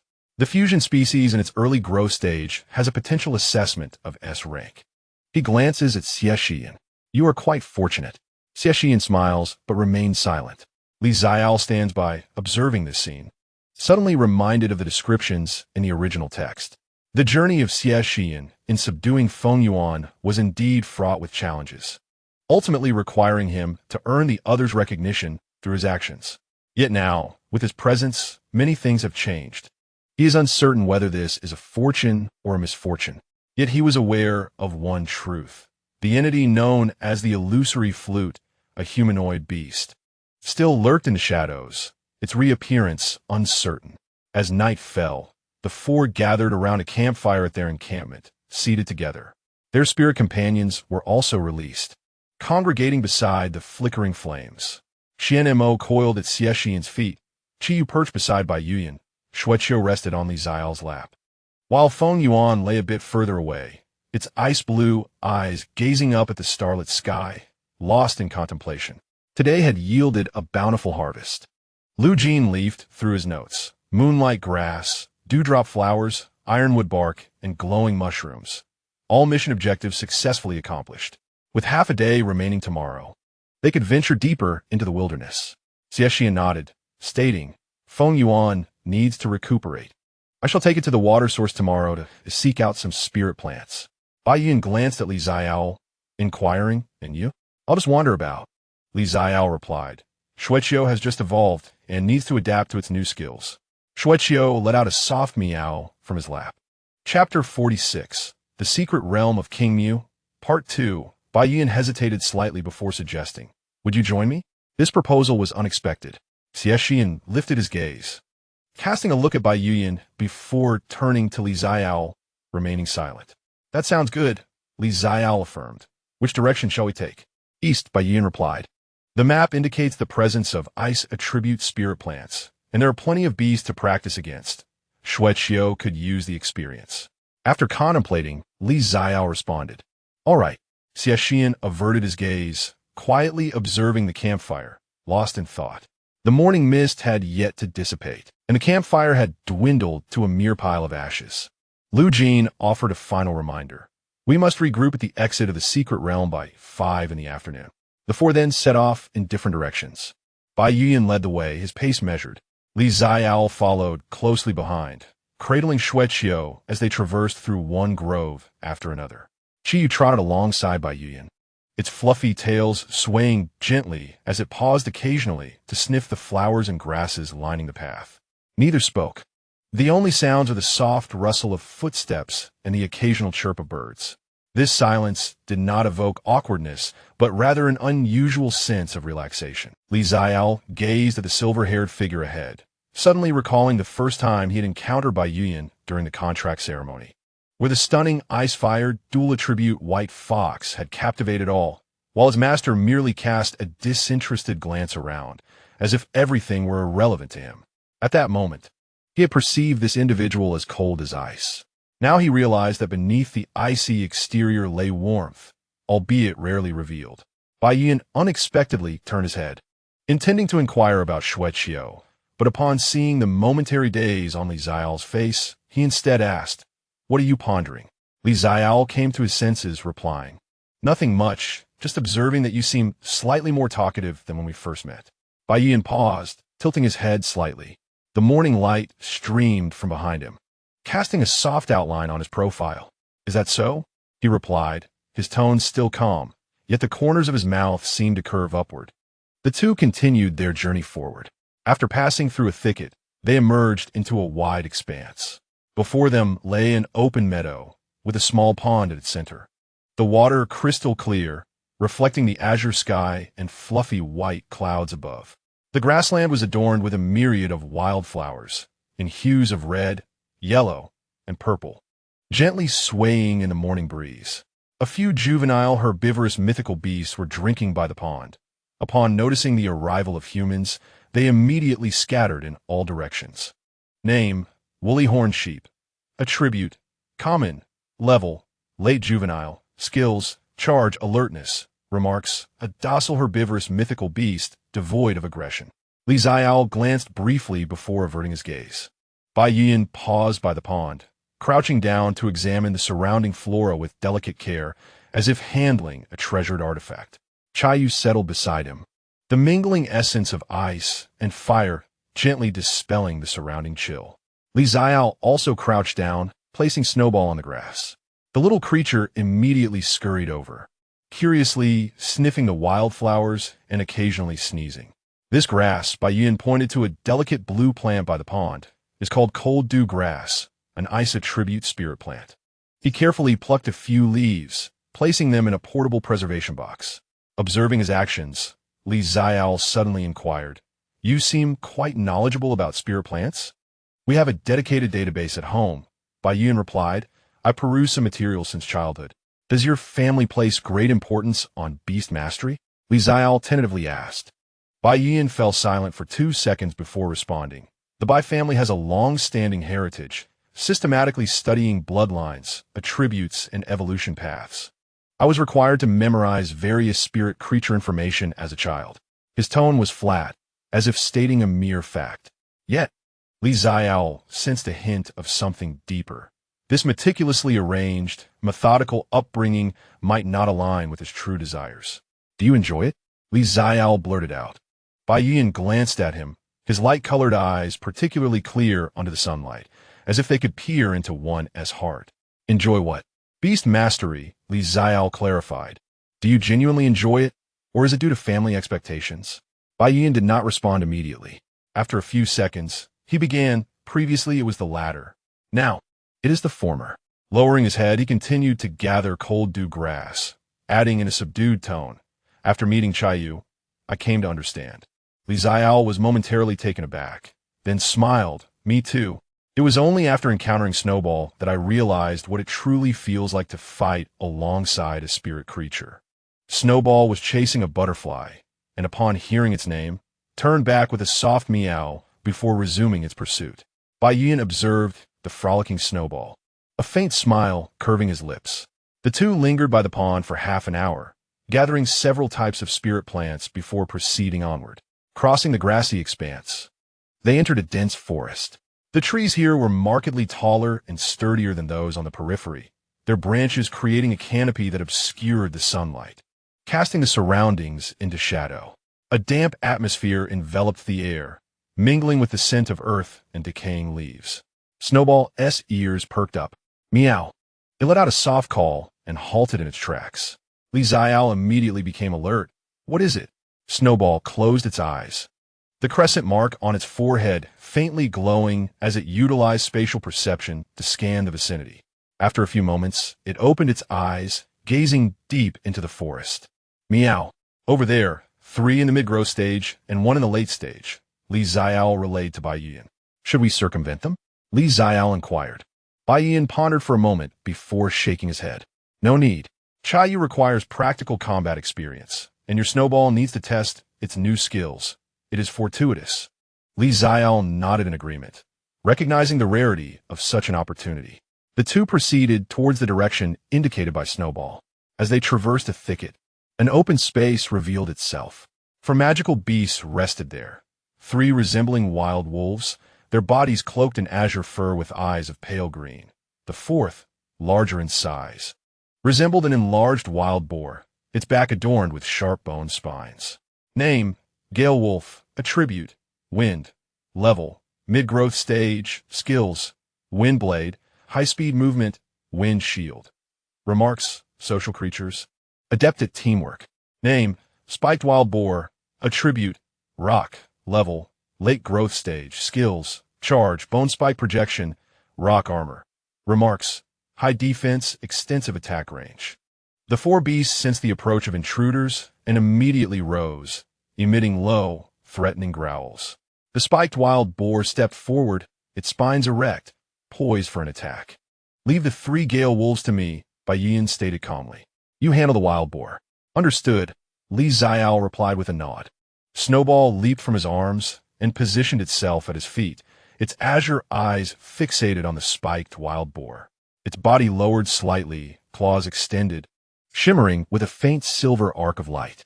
Bai Yiyan acted simultaneously. Xiaole, Ice Flame Vortex. Xiaole's twin tails converged, intertwining the powers of ice and fire, unleashing a red-blue vortex that surged towards the 2 gale wolves on the left. The wolves, intending to unleash their wind blades, were caught off guard by the sudden assault and hurriedly evaded. Meanwhile, the spiked wild boar charged at Xiaole. Its speed was unremarkable, yet its presence was formidable, each step causing the ground to tremble. The spines on its back quivered in anticipation of launching an attack. Snowball, evade to the left and strike its eyes, Xiaole commanded. Snowball vanished from its position, reappearing on the left flank of the boar, its claws shimmering with silver light as it aimed to strike at the boar's left eye. The boar reacted swiftly, violently shaking its head to absorb the blow with its hardened forehead. The silver arc left 3 wounds across its brow, but failed to injure its eye. It let out a pained roar, and the spines on its back shot forth, targeting the area where Snowball stood. Snowball, spatial barrier, Xiaole shouted. This time, Snowball did not evade. Instead, the space around it twisted, forming a protective shield that effortlessly deflected the bone spikes. Xiaole's eyes sparkled with delight at the strength of this spatial barrier. The boar, missing its initial strike, grew another layer of spines on its back, preparing for a second assault. Rend the space, aim for its hind leg. Xiaole seized the opportunity. Snowball appeared behind the boar, its claws aglow with concentrated silver light, and it unleashed a powerful strike towards the boar's sturdy hind leg joint. With a swift motion, the silver arc sliced through the thick fur, tearing into flesh and leaving deep gashes upon the bone. The wild boar emitted a piercing scream, its hind legs giving way, causing its massive form to topple to the ground with a resounding thud. Snowball afforded it no respite. It swiftly teleported to the side of the boar, claws aimed at its exposed abdomen, delivering another strike. This time, the wound was deeper, and the boar's struggles gradually ceased. As Xiaole concluded his encounter, Bai Yiyan was nearing the end of his own. The 3 gale wolves were utterly subdued by the dual forces of ice and fire emanating from Xiaole. 2 were pinned to the ground by ice spikes, while the 3rd lay scorched and gasping for breath. Xiaole stood amidst them, its 2 tails gently swaying, the mingling essences of ice and fire swirling around it.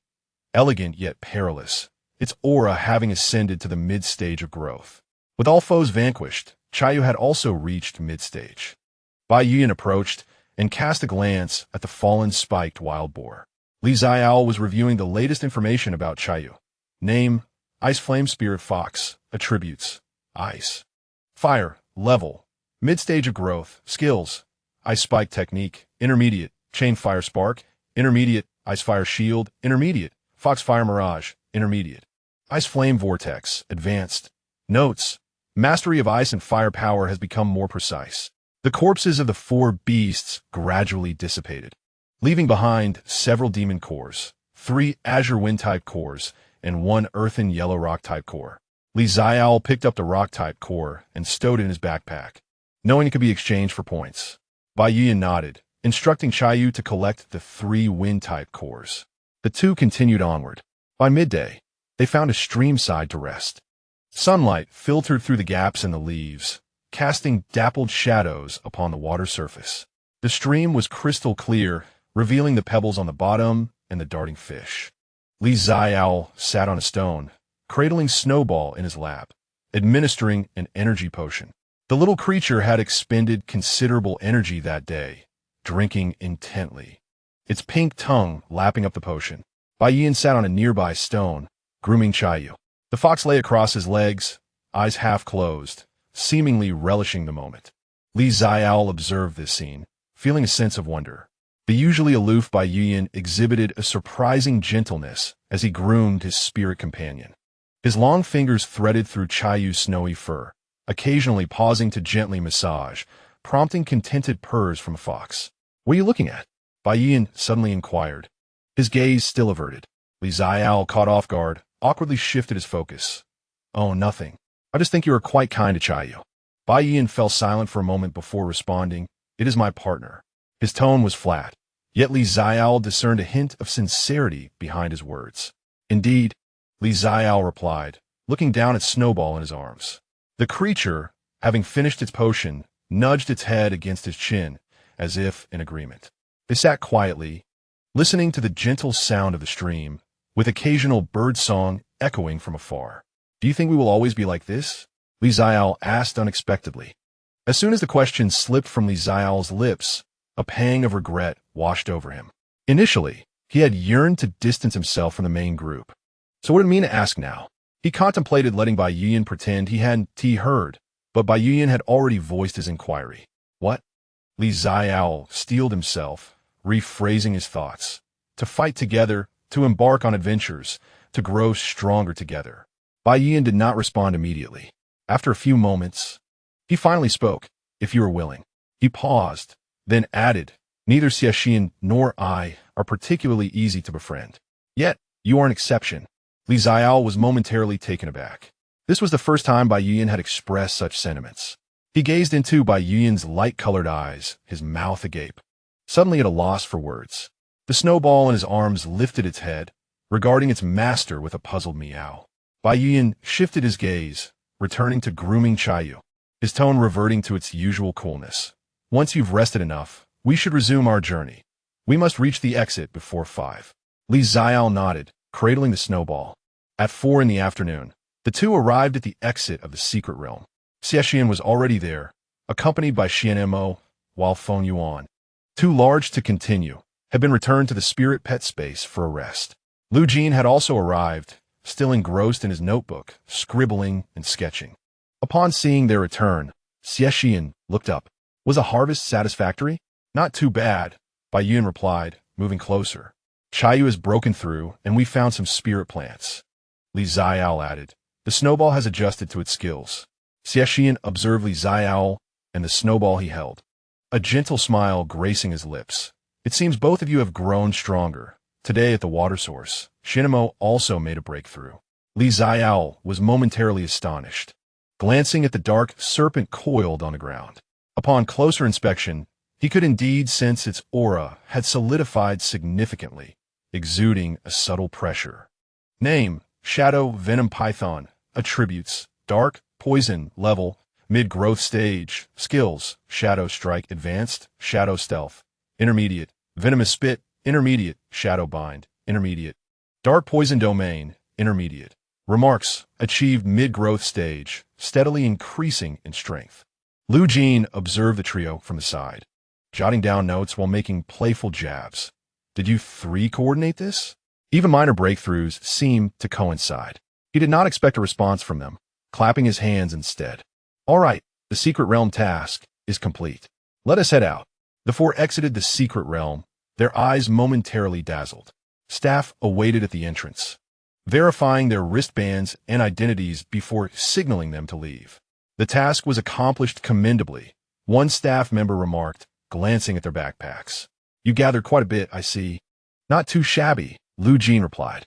Just as they were about to part ways, Lu Jin called out to Xiaole and the others, asking, with Tianyan's holiday approaching, shall we visit the Spirit Tower together? The Spirit Tower. Xiaole had encountered this name in the original text. It was a special realm managed by the Beast Masters Association, comprising multiple levels with progressively increasing difficulty. Surpassing certain levels grants points and rewards, making it a favored choice for many Beast Masters to enhance their practical abilities.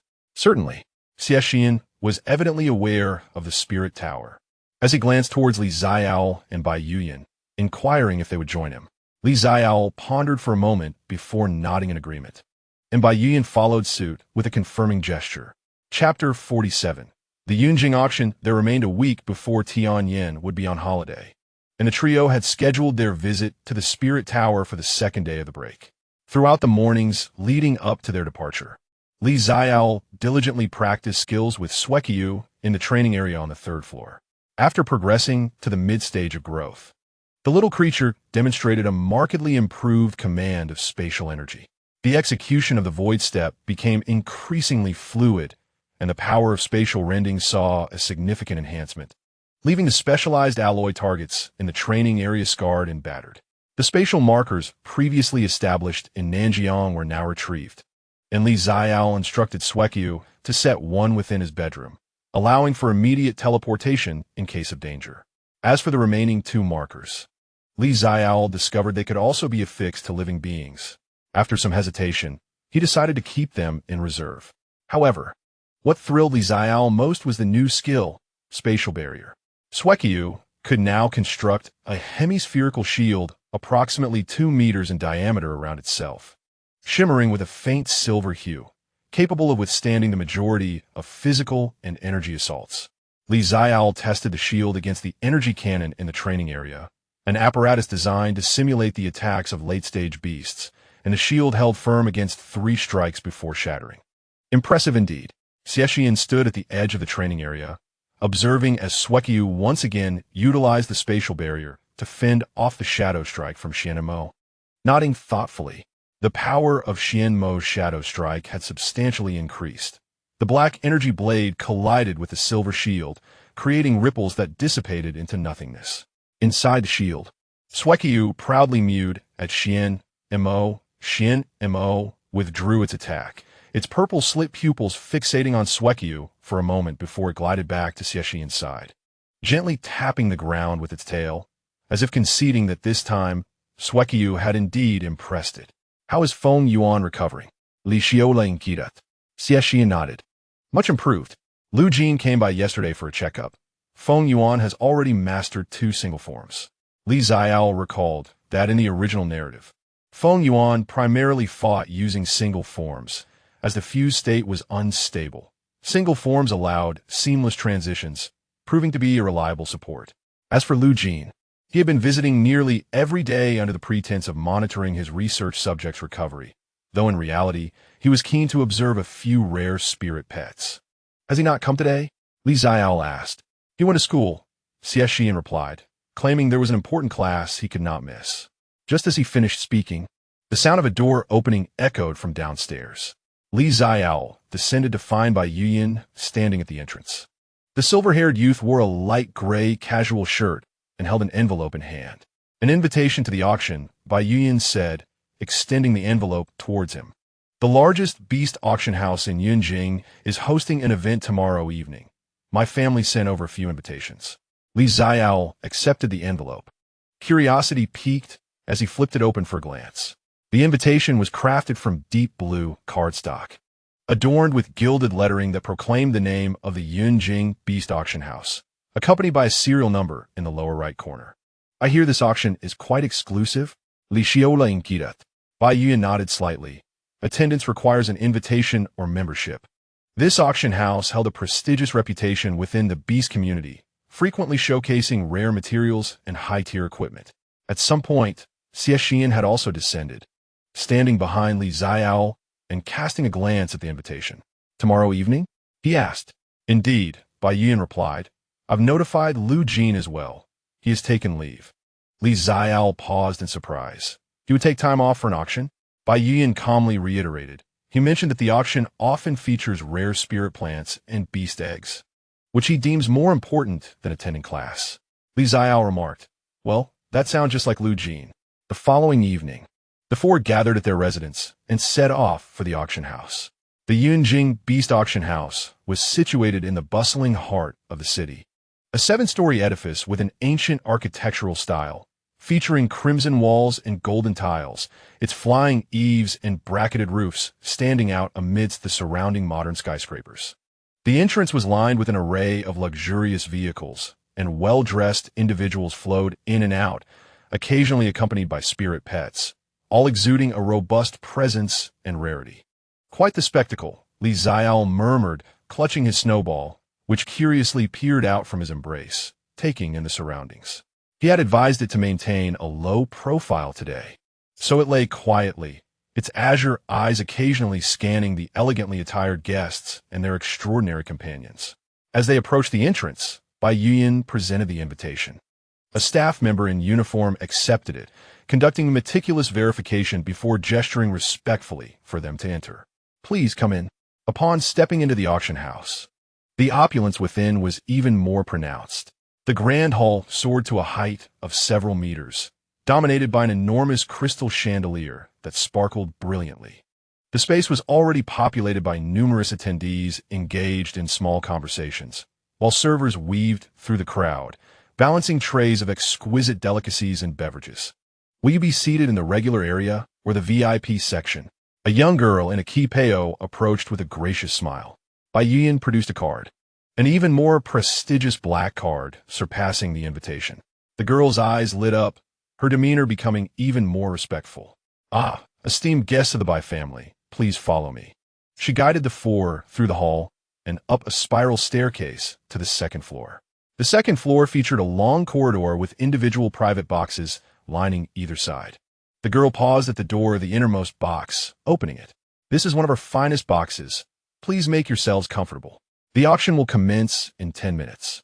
The box, though modest in size, was elegantly decorated. A full wall of floor-to-ceiling glass offered a clear view of the auction stage below. A faint luminescence flowed across the glass, allowing those inside to see out, while obscuring the view from the outside. Against the wall, a row of plush sofas provided seating, with a central coffee table adorned with fruits, snacks, and drinks. Nearby, a small display screen scrolled through the information of the evening's auction items. As soon as Lu Jin entered, he headed straight for the display screen, his eyes gleaming with excitement. Xiaole leaned in to catch a glimpse as well. On the screen, a silver-gray egg was displayed, adorned with intricate patterns of unknown origin, with a starting bid of 500,000. It was an unidentified beast egg. Lu Jin adjusted his glasses, pondering its research potential, though lamenting the exorbitant starting price. Xiaole glanced at the egg, and his golden finger revealed the following information. Name, Thunderwing Eagle. Egg, attribute, lightning, level, unhatched, potential, grade, note. Due to the peculiar patterns on its shell, it is often mistaken for an unknown species. While it was indeed a rare beast, it was evidently inferior to any of their 5 spirit pets. "Are you interested in that egg?" came Xie Shiyan's voice from beside him. Xiaole snapped back to reality and shook his head. "No, just taking a look." Xie Shiyan did not press further, merely taking a seat beside him. The distance between them was less than half a meter, allowing them to catch a faint scent of laundry detergent from one another. Xuanmo leaped from Xiaole's arms and settled on the carpet at his feet, beginning to groom its paws. Qiyu had also joined them at some point, crouching beside Xuanmo with its 2 tails gently swaying. Xuanmo lounged at Xie Shiyan's feet, its purple vertical pupils half closed, appearing to be in a light slumber. Bai Yuan sat on the opposite sofa, lifting a teacup to sip, his gaze drifting through the glass towards the auction stage below, which was gradually becoming lively. After examining the egg closely, Lu Jin also took a seat nearby. The auction was soon to commence. The first item was a 300-year-old ice heart lotus, an ice attribute spirit plant, suitable for crafting high-grade energy potions or as an evolutionary material for ice-type spirit pets. It had a starting bid of 100,000 and ultimately sold for 180,000. The second item was a late-stage lightning attribute demon core, acquired by a middle-aged man who appeared to be a merchant for 250,000. As the auction progressed, Xiaole watched the numbers flicker, somewhat astonished. Each item was worth a fortune, comparable to the rewards he received from the military. The world of the affluent was indeed beyond his imagination. Just observe, Bai Yuan remarked casually. If you encounter something particularly desirable, feel free to bid, without hesitation. Xiaole nodded, but he was acutely aware that he had no specific desires. The evolution path for Xuekyu remained unclear, and indiscriminately purchasing materials could lead to waste. Upon reaching the 12th item, the auctioneer's voice suddenly rose in pitch. The next item has a rather unique provenance. He signaled to the staff to bring forth a tray covered with red cloth. This was provided by an anonymous seller, reportedly discovered from an ancient ruin. After authentication, it was confirmed to be a spirit plant never before recorded. As the red cloth was lifted, a small grass of pure silver white emerged. Its leaves were slender, shimmering with a faint silver halo, and at its roots lay a small, crystal-clear clump of soil.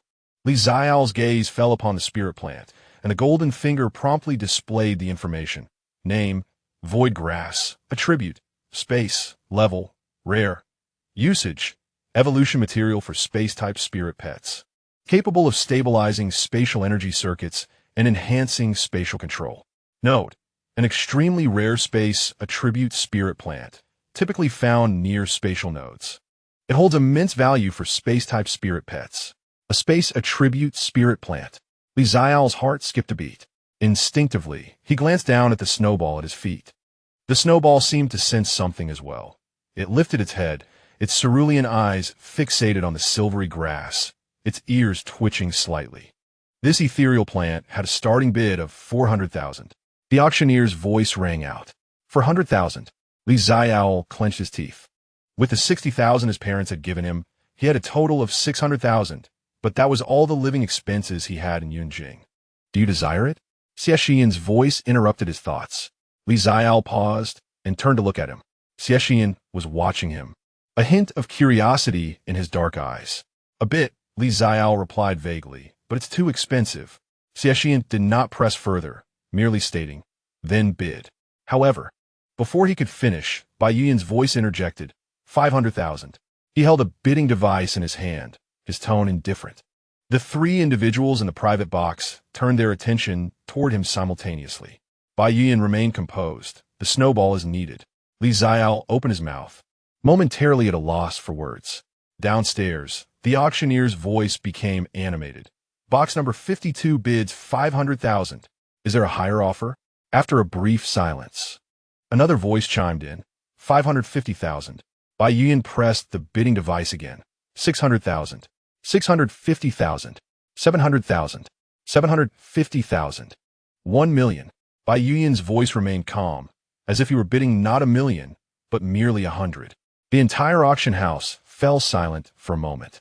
The bidder hesitated for several seconds, ultimately refraining from making another offer.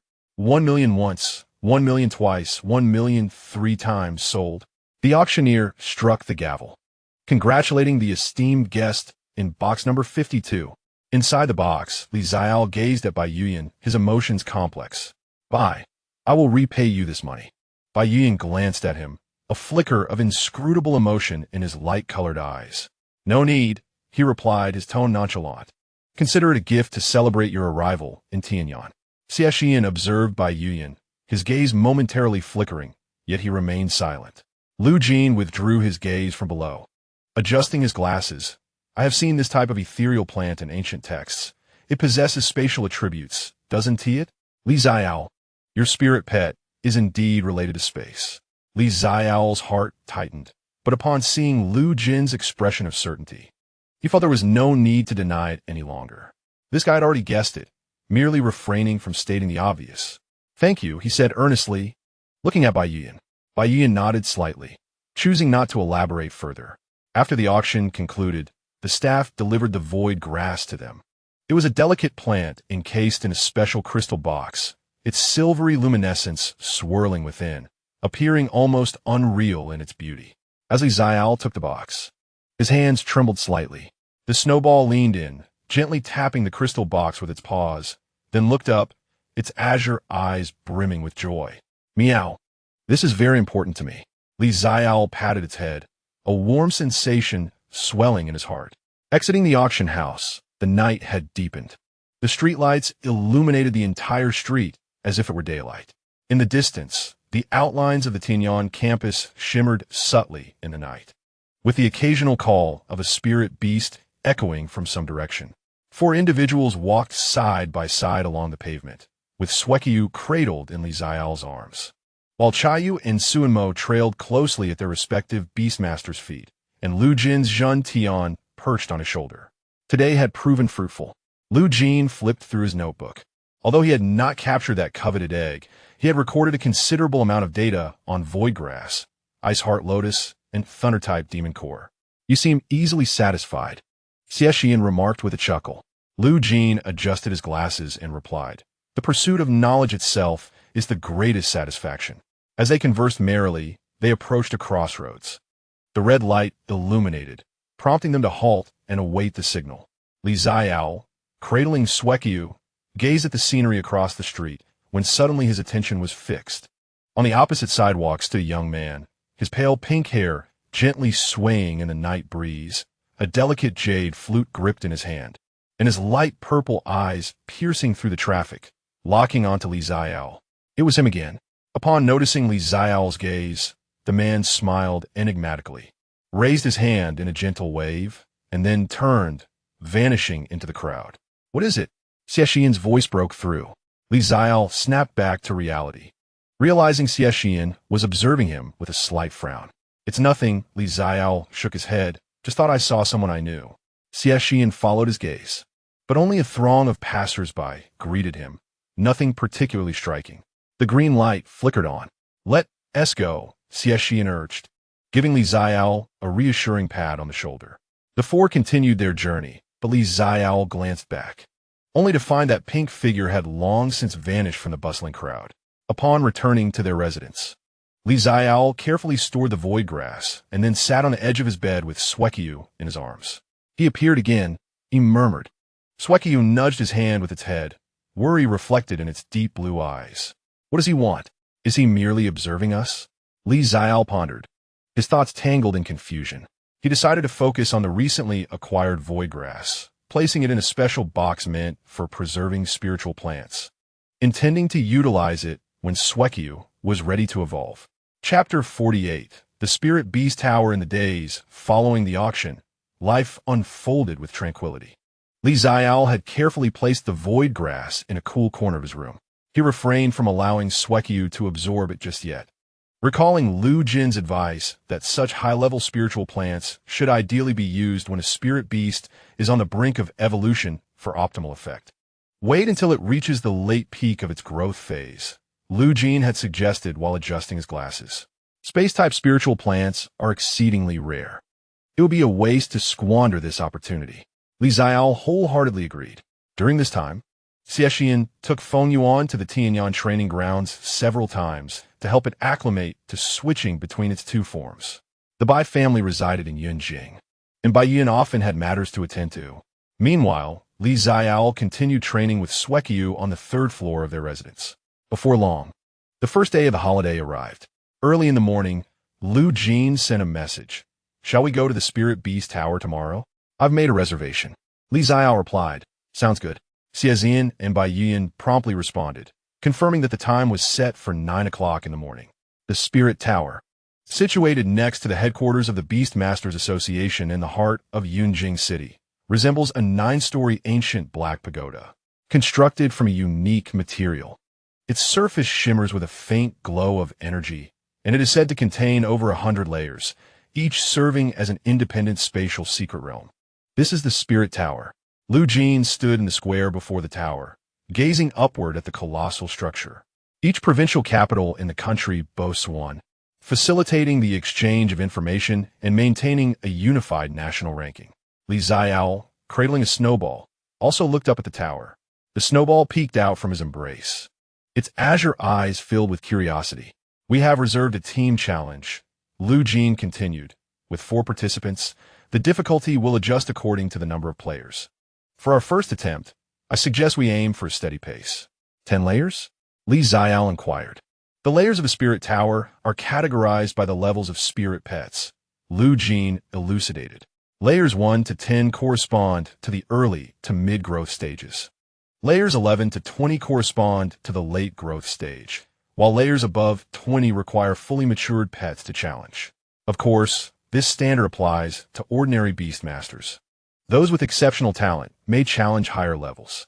The 4 entered the grand hall of the Spirit Tower.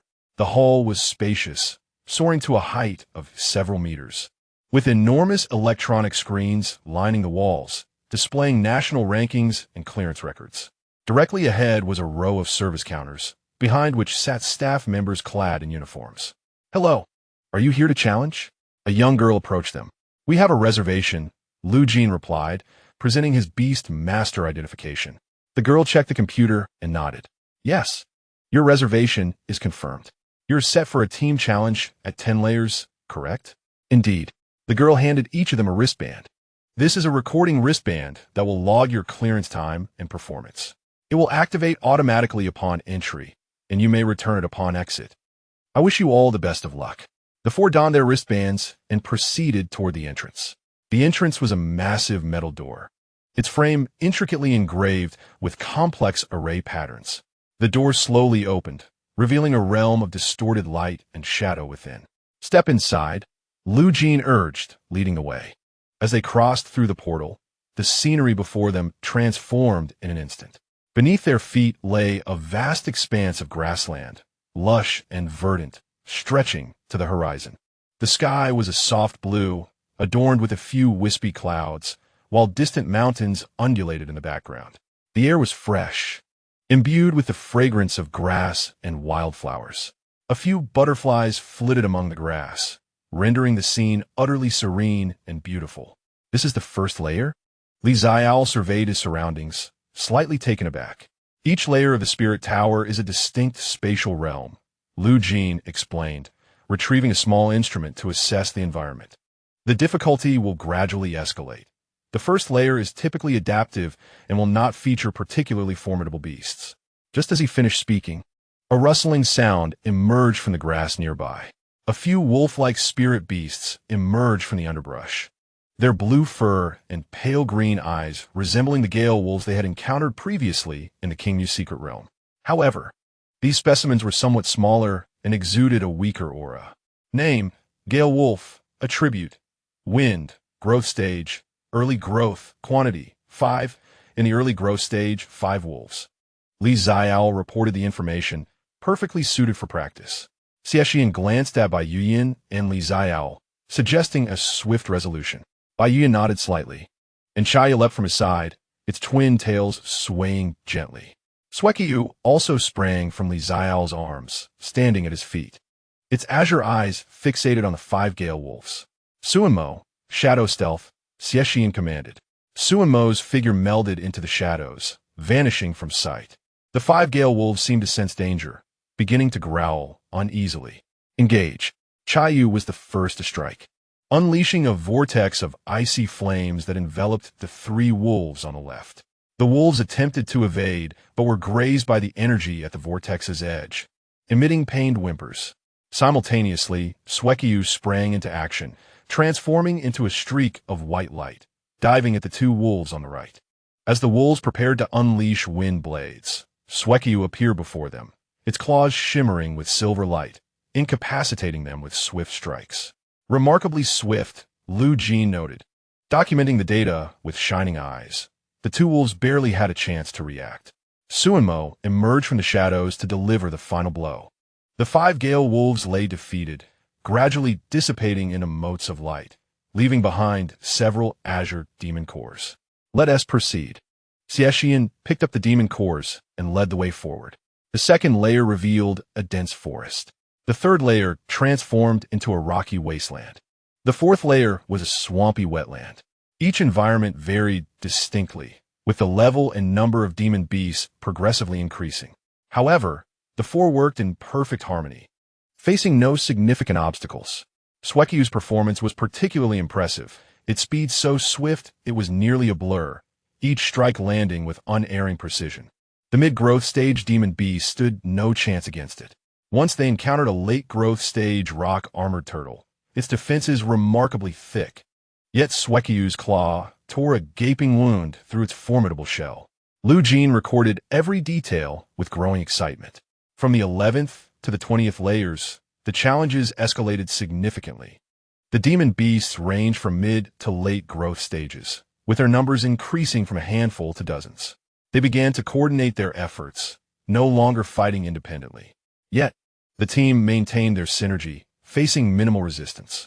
Xueqiu's spatial barriers repeatedly shielded them from attacks at critical moments, while its spatial rifts delivered effective damage, and its void step allowed it to evade even the swiftest of foes. They once encountered a pack of Gale wolves, a coordinated group of over a dozen late-growth stage wolves, unleashing wind blades like a torrential downpour. Xueqiu erected a spatial barrier to protect the 4, bravely withstanding the onslaught before counterattacking alongside Xuanmo and Xiaole, ultimately annihilating the wolf pack. Lu Jin fervently documented the data, softly murmuring, "This expedition to the Spirit Tower is truly worthwhile." Upon reaching the 18th layer, they encountered a peak growth stage demon beast, a colossal golden eagle, its wingspan exceeding 10 meters, crackling with electricity.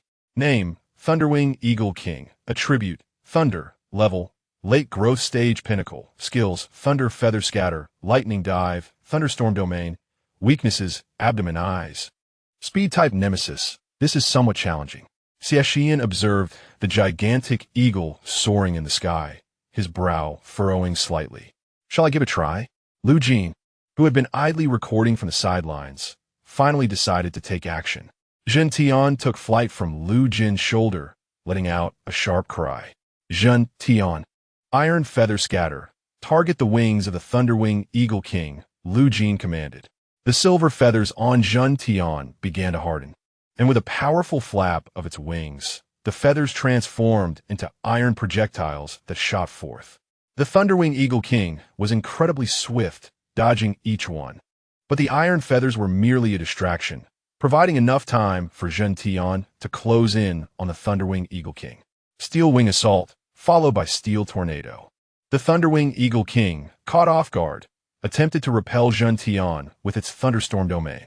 Lu Jin, perceiving its intent, promptly ordered Zhen Tian transform into a fully steel form. The dark iron eagle's silver-gray feathers began to morph into steel feathers, gleaming with a metallic sheen, transforming entirely into pure metal from the inside out. Transformation, Xiaole felt enlightened. Lu Jin had finally deployed this move. In the original text, this technique was extraordinarily versatile, allowing for a seamless transition to a pure metallic body that could also serve as a weapon or tool. It could be said that this special skill, apart from its high energy consumption, had no other drawbacks. The other two, evidently unfamiliar with this technique, gazed up in astonishment. In the sky, the Thunderwing Eagle King realized that the Thunderstorm Domain was ineffective against it and attempted to retreat. Lu Jin seized the moment, denying it the opportunity. Zhen Tian, sword form. Target the heart. Zhen Tian's body reconfigured into a sword, piercing directly through the Thunderwing Eagle King's body. The Thunderwing Eagle King plummeted from the sky, dissipating into a streak of light. "I didn't expect you to have such a trick up your sleeve," Xie Shiyan remarked as he regained his composure. "This move consumes a tremendous amount of energy and is not used frequently," Lu Jin replied nonchalantly. "Shall we continue?" The group exchanged glances, all still capable of fighting. and nodded in agreement. Let us proceed. Levels 19 and 20 were clear sailing. Upon reaching level 21, they encountered the first early mature demon beast, the shadow demon wolf. Its hidden tactics were commendable, but the team was not lacking in reconnaissance. Not to mention, Snowball and the other spirit pets possessed keen sensory abilities. The four worked in perfect harmony, successfully defeating the beast. As they exited level 21, the time displayed on their wristbands was 2 hours and 37 minutes. For their first challenge, this performance was quite commendable. Lu Jin glanced at the data on his wristband. Shall we take a break before continuing? Xie Shiyan looked at Xiaole and Bai Yuan. Bai Yuan shook his head slightly. Everyone had expended a considerable amount of energy. Let us save it for another day. Xiaole looked down at Snowball. The little creature appeared to be in good spirits, but was indeed a bit fatigued after continuous high-intensity battles, leading to substantial consumption of spatial energy. Let us do it another day, Xiaole suggested. The four retreated to the entrance, passing through the light gate, and returned to the Spirit Tower's main hall. The staff received the wristbands, operated the computer, and handed each person a card. This is your completion record and points, which can be exchanged for resources at the association. The girl smiled and remarked that reaching the 21st level on her first attempt was quite impressive. Lu Jin took the card, glanced at the numbers inscribed upon it, and a smile graced his lips. As they exited the Spirit Tower, the sun shone brightly. The square bustled with activity, with numerous beast tamers entering and exiting the tower. Some were exuberant, while others wore expressions of defeat. When shall we return? Xie Shiyan inquired. Perhaps in a few days, Bai Yin suggested. Let us allow our spirit pet some time to recuperate. Xiaole nodded, cradling Snowball, gazing up at the towering black edifice. Chapter 49. The Spirit Pet Market. Upon returning from the Spirit Tower, Snowball slumbered for the entirety of the afternoon. The little creature curled up on the bed, emitting a steady, rhythmic snore, occasionally twitching its ears as if lost in dreams. Xiaole sat at the bedside, gently combing through its fur with his fingers, reflecting on the day's battles. The spatial barrier had successfully thwarted several attacks, and the spatial rift had been deployed no less than 20 times. The void step had been utilized frequently, and such exertion indeed warranted ample recovery. Casting a glance out the window, he noted the sky was awash in hues of orange and red as the sun began its descent. His phone vibrated, revealing a message from Xie Shiyan. Shall we visit the Spirit Pet Market tomorrow? Lu Jin mentioned that there are often splendid finds there. After a moment's contemplation, Xiaole replied, Sounds good. The response came swiftly. 9 o'clock tomorrow morning, see you at the school gate. Xiaole set his phone down and looked once more at Snowball. The little creature had turned over, exposing its soft belly, sleeping soundly. He chuckled softly, lying down and gently embracing Snowball in his arms. The following morning at 9 o'clock, the four friends gathered punctually at the school gate. The Spirit Pet Market is located in the west of the city. Bai Yuan noted, it is the largest trading market for spirit pets in Yunjing, featuring a plethora of magical beasts, spirit plants, and various materials. Let us proceed, Xie Shiyan urged, leading the way. Snowball, nestled in Xiaole's embrace, surveyed the surroundings with its azure eyes, filled with curiosity. The sunlight was splendid, casting a gentle glow upon its pristine fur. The Spirit Pet Market was situated along an old street in the west of the city. Both sides of the street were lined with shops, each displaying an array of cages and shelves filled with goods. There were vendors selling juvenile magical beasts, others offering spirit plant materials, skill scrolls, and an assortment of peculiar items.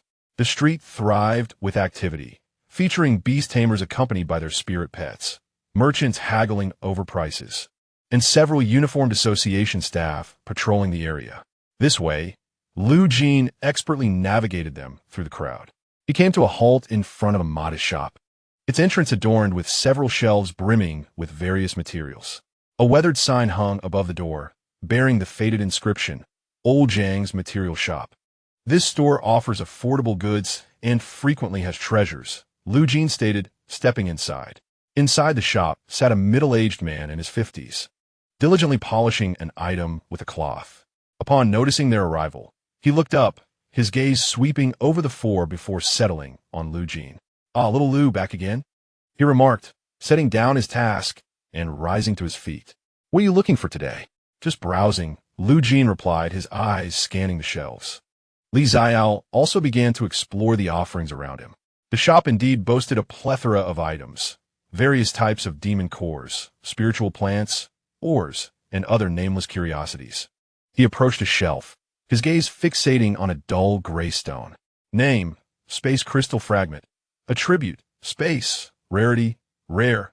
Usage: can be utilized to repair space-type skill scrolls, or serve as auxiliary evolution material for space-type spirit pets. Note: most of its energy has dissipated, yet a trace of spatial power remains. The Space Crystal Fragment. A thrill coursed through Li Xiaole's heart, though he maintained an impassive facade. He picked up the stone, examining it meticulously as if studying its texture. "What is the price of this stone?" he inquired. The shopkeeper glanced at it and replied, "It's something I acquired. I'm not quite sure what it is. If you want it, you can have it for 500. 500, just as Li Xiaole was about to speak, a voice interrupted. "I'll take that stone." A young man strode in from outside, clad in expensive attire, accompanied by a formidable spirit pet, a late-stage thunder-striped tiger. His gaze was fixed on the stone, his tone brooking no dissent. Li Xiaole turned to face him. The man scrutinized him, his gaze sweeping over his face before settling on the snowball in his arms. A hint of disdain flickering in his eyes. "A beastmaster?" he inquired, his tone condescending. Li Xiaole remained silent, noticing his lack of response. The man furrowed his brow and continued, "Let me have that stone. I'll offer double the price." "I saw it first," Li Xiaole stated calmly. The man's expression shifted, seemingly taken aback by someone daring to defy him. His thunder-striped tiger, sensing its master's agitation, growled lowly and stepped forward.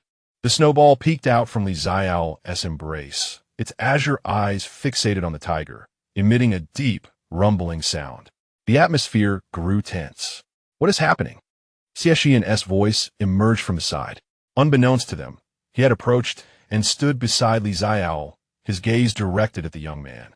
Xuanmo slithered down his arm, transforming into a combat form. A 3-meter-long python coiling on the ground, its purple vertical pupils coldly fixed on the thunder-striped tiger. The tiger's imposing aura diminished, and it took a step back. The young man's countenance darkened further. Bai Yuyan and Lu Jin also arrived, standing by Li Xiaole's side. The combined presence of the three spirit pets created a palpable sense of pressure. The young man's expression shifted completely. He glanced at Xie Shiyan, then at Bai Yuyan and Lu Jin, before finally fixing his gaze on Li Xiaole and the seemingly harmless white cat, now protected by 4 rare spirit pets. "Consider yourselves formidable," he gritted through clenched teeth, turning on his heel with the thunder-striped tiger hastily following. The shopkeeper observed this scene, clicking his tongue before addressing Li Xiaole. "Young man, 500. It's yours." Li Xiaole paid the sum and tucked the space crystal fragment into his pocket. Upon exiting the store, Lu Jin adjusted his glasses, a rare smile breaking across his face as he remarked, "I've never seen someone's face turn so green." Xie Shiyan turned to Li Xiaole, curiosity evident in his gaze. "What is so special about that stone?" Li Xiaole pondered for a moment and decided that a measure of honesty might be beneficial to Xuanmo. Xie Shiyan nodded, refraining from further inquiries. The four continued their stroll. Over the next 2 hours, they explored the entire street. Li Xiaole's extraordinary perception proved immensely valuable. Those items deemed mundane by the proprietor, in reality, held significant importance, which were all too apparent to his discerning eye. He procured a plant mistaken for a weed. The ice heart grass, which was in fact a rare ice attribute spiritual plant, beneficial to Chayu, a piece of stone mistaken for common or the thunder crystal, which was actually a companion mineral of the thunder-type demon core, useful for enhancing thunder skills, and a chunk of Shin steel wood, misclassified as scrap iron. Each item was acquired at a bargain. Lu Jin followed him closely, his eyes brightening with each discovery. "How do you know these items are valuable?" He couldn't help but inquire. Li Xiaole chuckled, attributing it to intuition. Lu Jin adjusted his glasses, remaining silent, yet his skepticism was evident in his gaze. Meanwhile, Xie Shiyan and Bai Yuyan were also busy. Xie Shiyan purchased several dark and water attribute spiritual plants for Xuanmo and Feng Yuan. Bai Yuan acquired various materials of ice and fire attributes, and helped Li Xiaole find several useful items. By noon, their backpacks were bulging. "Let's find a place to eat," Xie Shiyan suggested. The four located a quaint little restaurant that appeared clean and settled in. The owner, a woman in her 40s, welcomed them warmly upon seeing their spirit pets, offering special dishes for them. "Would you like a few portions?" "Yes," Xie Shiyan nodded. The food arrived promptly and was quite delectable. The spirit pets also received their respective meals, quietly enjoying their food beside the table. After finishing his portion, Xuanmo licked his paws and curled up at Li Xiaole's feet, narrowing his eyes for a nap. Li Xiaole watched him, contemplating the treasures he had acquired that day. The fragments of spatial crystal, though most of their energy had dissipated, still retained residual spatial power that should benefit Xuanmo. "Shall we continue our exploration this afternoon?" Lu Jin inquired. "That is enough for now," Bai Yuan replied. "We have ample items." Xie Shiyan agreed, suggesting they return to organize their finds. After their meal, the four began their journey back. As they passed a corner, Li Xiaole's attention was suddenly captured by a small stall by the roadside. It was a diminutive setup, featuring a rickety table adorned with a few seemingly shabby items. The stall owner, an elderly man in his 60s, donned faded clothing and was dozing with his head bowed. On the table lay a stone, roughly the size of a fist, dull and unremarkable. Yet, the information provided by Li Xiaole's extraordinary perception made his heart skip a beat. Name: Void Stone. Attribute: Space. Level: Rare. Usage: Core material for the evolution of space-type spirit pets. Can be used to construct stable spatial nodes, significantly enhancing spatial control. Node: An exceedingly rare spatial attribute material, worth its weight in gold. Currently obscured by impurities, it remains unrecognized. The Void Stone. Li Xiaole inaladopoli. Striving to maintain his composure, he approached, crouched down, and casually picked up the stone for inspection. "Sir, how much do you sell this stone for?" The old man lifted his gaze, his murky eyes casting a glance toward him. "That one, picked from the mountains. If you want it, 1,000 will do." 1,000. For such a quality space material, it was practically a gift. Just as Li Xiaole was about to speak, a voice suddenly interjected from his side. "I want that stone." Li Xiaole was perplexed. It seemed that anything he desired today was being contested. Yet, as he turned his head, he was taken aback. With his pale pink hair, soft blue jade flute, and light purple eyes, it was him again. The entity known as Huan, a humanoid beast, stood beside him, a faint smile gracing his lips as his gaze fell upon the Void Stone. "You again," Li Xiaole blurted out. Huan tilted his head, smiling. "It's nice to see you again, little cutie. What on earth was that ridiculous moniker?" Xuanmo poked its head from Li Xiaole's embrace, eyeing Huan warily, emitting a low growl from its throat. Huan glanced at Xuanmo, a flicker of interest in his eyes. "Don't be nervous. I'm merely here to make a purchase." He pointed to the Void Stone. "Would you allow me to have it?" Li Xiaole regarded him silently. After a few moments of waiting without a response, Huan shrugged. "Fine, you can keep it. I have no use for it. I merely found it intriguing." He turned to leave, but paused after a few steps. Looking back at Li Xiaole, "By the way, I mentioned you should relax, yet you still seem so tense." He chuckled, his light purple eyes glinting with a profound significance. "We shall meet again." With that, his figure gradually blurred, ultimately vanishing into the crowd. Li Xiaole remained rooted to the spot, cradling Xuanmo, taking several moments to regain his composure. "Li Xiaole." The voice of Xie Shiyan emerged from behind him. Turning around, Li Xiaole noticed that Xie Shiyan had approached at some point, observing him with a slight frown. Who was that person? Li Xiaole hesitated, unsure how to respond. Should he say he was a beast? A humanoid beast in the late maturity stage? An acquaintance? He finally replied. Xie Shiyan scrutinized him, a hint of inquiry in his dark eyes, but he refrained from pressing further. "Did you purchase that stone?" he inquired. Li Xiaole nodded, having paid for the Void Stone, which he placed carefully into his pocket. The four of them continued their journey back. Li Xiaole glanced back at the direction of the crowd, where the pink figure had long since disappeared. Chapter 50. Disguised upon returning from the spirit pet market, Li Xiaole carefully stored the Void Stone. placing it alongside the void grass. One piece of void grass, one void stone. Sitting at the edge of his bed, he contemplated the two specially crafted boxes. Xuekyu, we now possess 2 items necessary for your evolution. Xuekyu squatted beside him, also gazing curiously at the boxes. It extended a paw, gently tapping the box containing the void stone, then retracted, licking its paw. Meow. This feels more potent than that grass. Really? Xiaole mused. The void stone served as a core material for evolution, while the void grass was an auxiliary. It was reasonable that it felt more intense. He returned the boxes to the drawer, lifted Xuekyu, and laid down on the bed.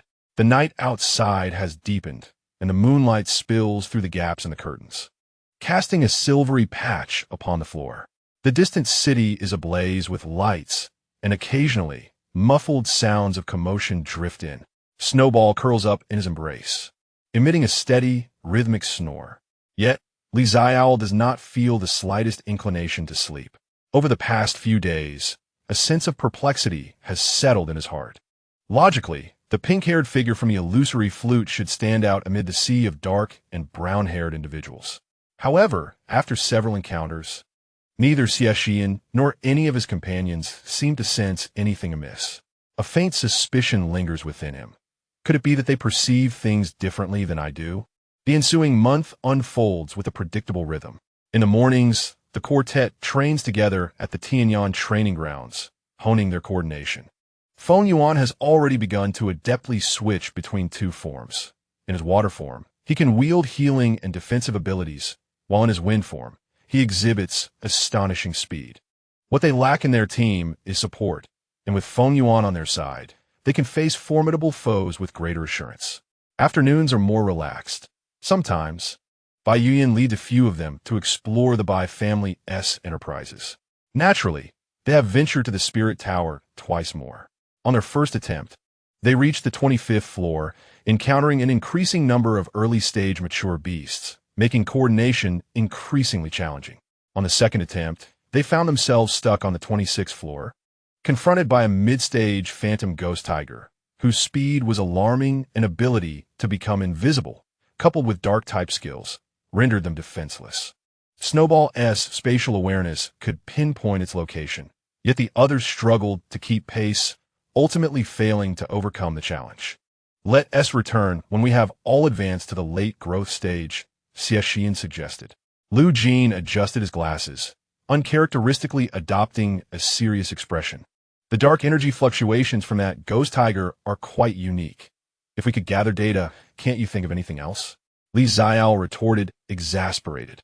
Lu Jin glanced at him, seemingly struck by an idea, and a faint smile curled his lips. All right, let me ponder this. Based on the frequency with which Xie Shiyan ruffles your hair, it's likely that your height will decrease by 0.01 centimeters after a year. Xiaole responded. Is it even worth saying sorry now? Upon hearing this, Xie Shiyan chuckled and playfully ruffled Xiaole's hair a few more times. Bai Yuyan watched their antics with an exasperated shake of his head. Time passed swiftly, and soon it was early August. One afternoon, Xiaole ventured out with Snowball, hoping to try his luck at the spirit pet market once more.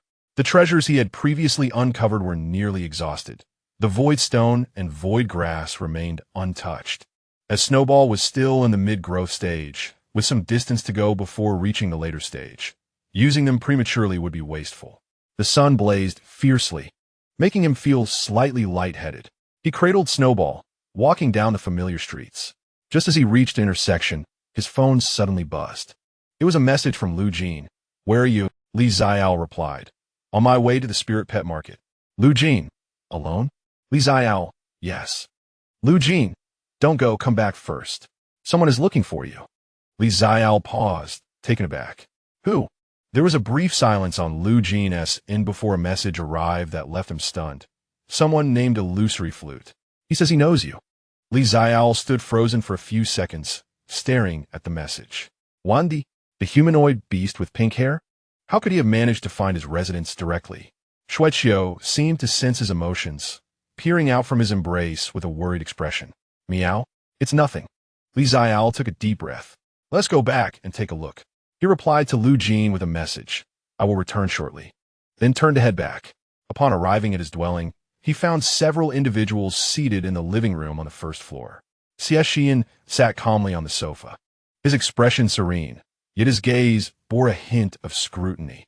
Bai Yuan stood by the window, the silver strands of his hair glistening softly in the sunlight, his eyes fixed on the stranger. Lu Jin occupied the opposite sofa, unusually not engaged in writing. The individual in question was seated in a single armchair directly facing the door, with long, pale pink hair cascading behind him and a light blue jade flute resting beside him. He possessed gentle features and a subtle smile that seemed to linger at the corners of his mouth. He lounged on the sofa with an air of casualness, as if this place were his home. Xiaole paused at the entrance for a moment before stepping inside. Huandi's eyes brightened upon his arrival, and he stood up, greeting him with a radiant smile. "Xiaole, you're back?" His tone was so familiar, as if they had known each other for ages. "I've been waiting for you for quite some time." Xiaole noticed Xie Shiyan's gaze shifting between the two of them, his brow slightly furrowing.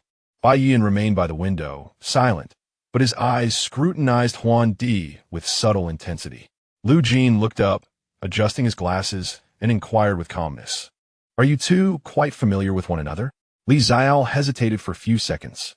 "I suppose we have met a few times," he finally replied. Huandi's smile deepened as he approached and naturally draped his arm over Xiaole's shoulder. "What do you mean by a few times? We are old friends." Xiaole felt his body tense. Xuanmo poked his head out from Xiaole's embrace, emitting a low growl towards Huandi. Huandi glanced down at Xuanmo, chuckled softly, and then released Xiaole, stepping back a pace. "Don't be alarmed, little one," he reassured Xuanmo. "I harbor no ill intentions." Xuanmo remained vigilant, continuing to fixate on him. Xie Shiyan stood up and approached Xiaole, his gaze now directed at Huandi. "If you're indeed friends, why have I never heard Xiaole mention you before?" His tone was unremarkable, yet Xiaole detected an unusual undertone. Huandi tilted his head, looking at Xie Shiyan with a smile. "Oh, perhaps that is because Xiaole isn't very acquainted with you all yet." In an instant, several pairs of eyes turned to Xiaole, each reflecting varying degrees of inquiry. Xiaole retorted, "I have no such relationship. Don't speak nonsensically." Xie Shiyan seemed most affected by this remark, on the verge of rebuttal, but Huandi had already interjected, "Haha, I was merely jesting. Xiaole and I have just recently met." Xie Shiyan swallowed his words, feeling an unfamiliar frustration. Huandi raised an eyebrow, looking at Xie Shiyan, and extended his hand with a smile. "I am Huandi, working in the Tianyan Research Department. Lu Jin should be aware. I am his colleague." Xie Shiyan did not move, clearly unwilling to shake his hand. The illusory flute paid no mind, naturally retracting its presence. Lu Jin adjusted his glasses, acknowledging the newly arrived researcher from the Department of Research, who had just reported for duty the previous week, specializing in the study of illusion-based spirit beasts. Xiaole's heart skipped a beat. An illusion researcher? How could a demon beast like him infiltrate Tianyan? The illusory flute's gaze fell upon Snowball. Having previously encountered Xiaole's spirit companion on the street, finding it quite extraordinary, and thus sought to familiarize himself. Today, he fortuitously had the time to pay a visit. His words were impeccably crafted. If not for Xiaole's knowledge of his true identity, he might have been swayed by such eloquence. Bai Yuan stood to the side, observing the illusory flute in silence for a few seconds before suggesting that, since they were colleagues, they should take a seat. The illusory flute smiled and returned to the sofa. Xiaole settled on the opposite couch, cradling Snowball in his arms. The little creature remained vigilant, fixating on the illusory flute, yet refrained from making any sound. Xie Shiyan sat beside Xiaole, his gaze darting between the illusory flute and Xiaole, creating a subtly charged atmosphere. The illusory flute seemed entirely oblivious to this nuance, continuing to express his fascination with Xiaole's spirit companion, which had caught his eye at first glance. Its pure white fur and golden markings on its forehead were rare traits documented in records. "You are quite observant," Xie Shiyan remarked, his tone laced with skepticism. "It's a professional habit." The illusory flute chuckled, explaining that those who study illusion-based spirit beasts are particularly sensitive to details. "However, to be honest, I cannot discern its breed, which is why I wish to learn more." After a while of conversation, the illusory flute finally rose to take his leave. I apologize for the intrusion today, he said, walking to the door and glancing back at Xiaole. Next time, if you have the chance, do visit the research department. I am genuinely intrigued by you and your spirit companion. As he spoke, a fleeting glimmer of something enigmatic danced in his light purple eyes, detectable only by Xiaole, a profound light that belonged to the pink-haired demon beast. He then turned and departed. Once the door closed, a serene silence enveloped the living room. Xie Shiyan turned to Xiaole, his gaze inquisitive. "Are you truly just acquaintances?" he inquired. Xiaole paused for 2 seconds in silence before affirming, "Yes, just acquaintances." Xie Shiyan regarded him for a moment, choosing not to press further. Lu Jin gathered his notebook and stood, declaring, "I should also be on my way. I have classes tomorrow." He approached the door, but suddenly halted, casting a glance back at Xiaole. That illusory flute, he adjusted his glasses. "I find him inscrutable." With that, he exited. Xiaole remained in place, holding Snowball, his mind swirling with thoughts. Bai Yian approached from the window, standing before him. His light-colored eyes regarded Xiaole with an indefinable meaning. "Be cautious," he advised before ascending the stairs. The living room was left with only Xiaole and Xie Shiyan. Xie Shiyan approached him, extending a hand to gently pat his shoulder, the warmth lingering for 2 seconds. "If you need anything, feel free to speak up. We're all here for you." He then too ascended the stairs. Xiaole stood there for a while, before finally carrying Snowball upstairs. Chapter 51. Contemplation on the terrace adjacent to the training ground on the 3rd floor, Xie Shiyan stood alone. The night breeze swept through, carrying with it the coolness of early autumn. In the distance, the lights of Cloud Capital twinkled together, resembling a fallen galaxy upon the earth. Xuanmo rested at his feet, its purple vertical pupils gazing at him quietly. Feng Yuan had been released and was currently perched on the railing in the form of a rock, its azure feathers shimmering softly under the moonlight. He mentioned they had just met. Xie Shiyan murmured, as if speaking to Xuanmo or perhaps merely to himself. Yet the look in that being's eyes silenced his words. Xuanmo lifted its head and gently brushed its tail against his calf, as if offering comfort. Xie Shiyan lowered his gaze to Xuanmo and suddenly smiled. "Am I being too concerned?" he inquired, acknowledging that they were friends and partners, not entangled in any other relationship. Xuanmo remained silent, merely giving him a gentle flick with its tail. Feng Yuan turned his head, his ice-blue eyes fixed on him, softly calling out with a voice deep and resonant. Xie Shiyan remained silent for a long while, recalling the first encounter with Xiaole at Kingland Mountain, when he sensed something extraordinary about the snowball. From then on, his attention towards Xiaole grew, through the city-level competitions and eventually to the battle at Kingland Mountain.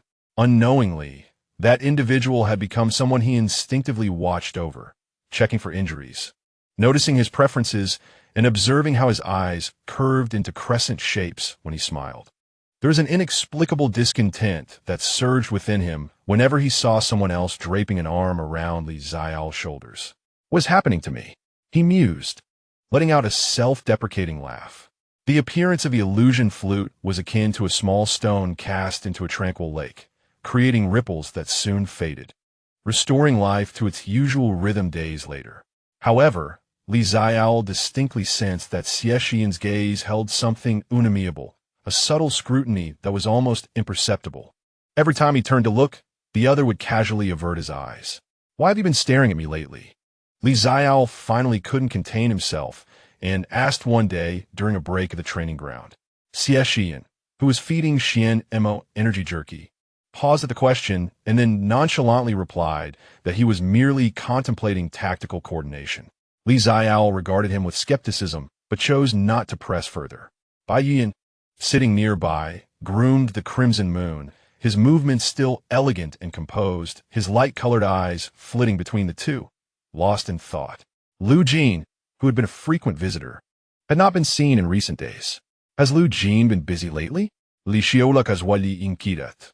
Xie Shiyan pondered briefly, recalling that he seemed to be searching for evolution materials for Gentian. Xiaole's heart stirred. In the original narrative, Lu Jin indeed ventured to numerous places for Xie Shiyan's evolution materials. He vaguely remembered some names and locations, such as Xian Taijingjin, found in the cold iron mine secret realm north of Cloud Capital, and Taifeng Yu, hidden in a secluded shop at the Spirit Pet Market. He cares a lot about Xie Shiyan, Li Xiao remarked. That is his companion. Xie Shiyan glanced at him, just like the snowball is to you. Li Xiao paused, then laughed, as if Xuanmo is not the same for you. Xie Shiyan chuckled in return, the smile softening the lines of his brow and eyes. Bai Yuan tidied up the fur of Chai Yu, rose to his feet, and approached Li Xiao, extending an object towards him. It was a pale blue crystal, emanating a soft glow, and held in one's hand, it exuded a refreshing aura. Ice Heart Crystal, Bai Yuan remarked, his tone remaining calm. Yet his gaze towards Li Xiao hinted at a flicker of anticipation.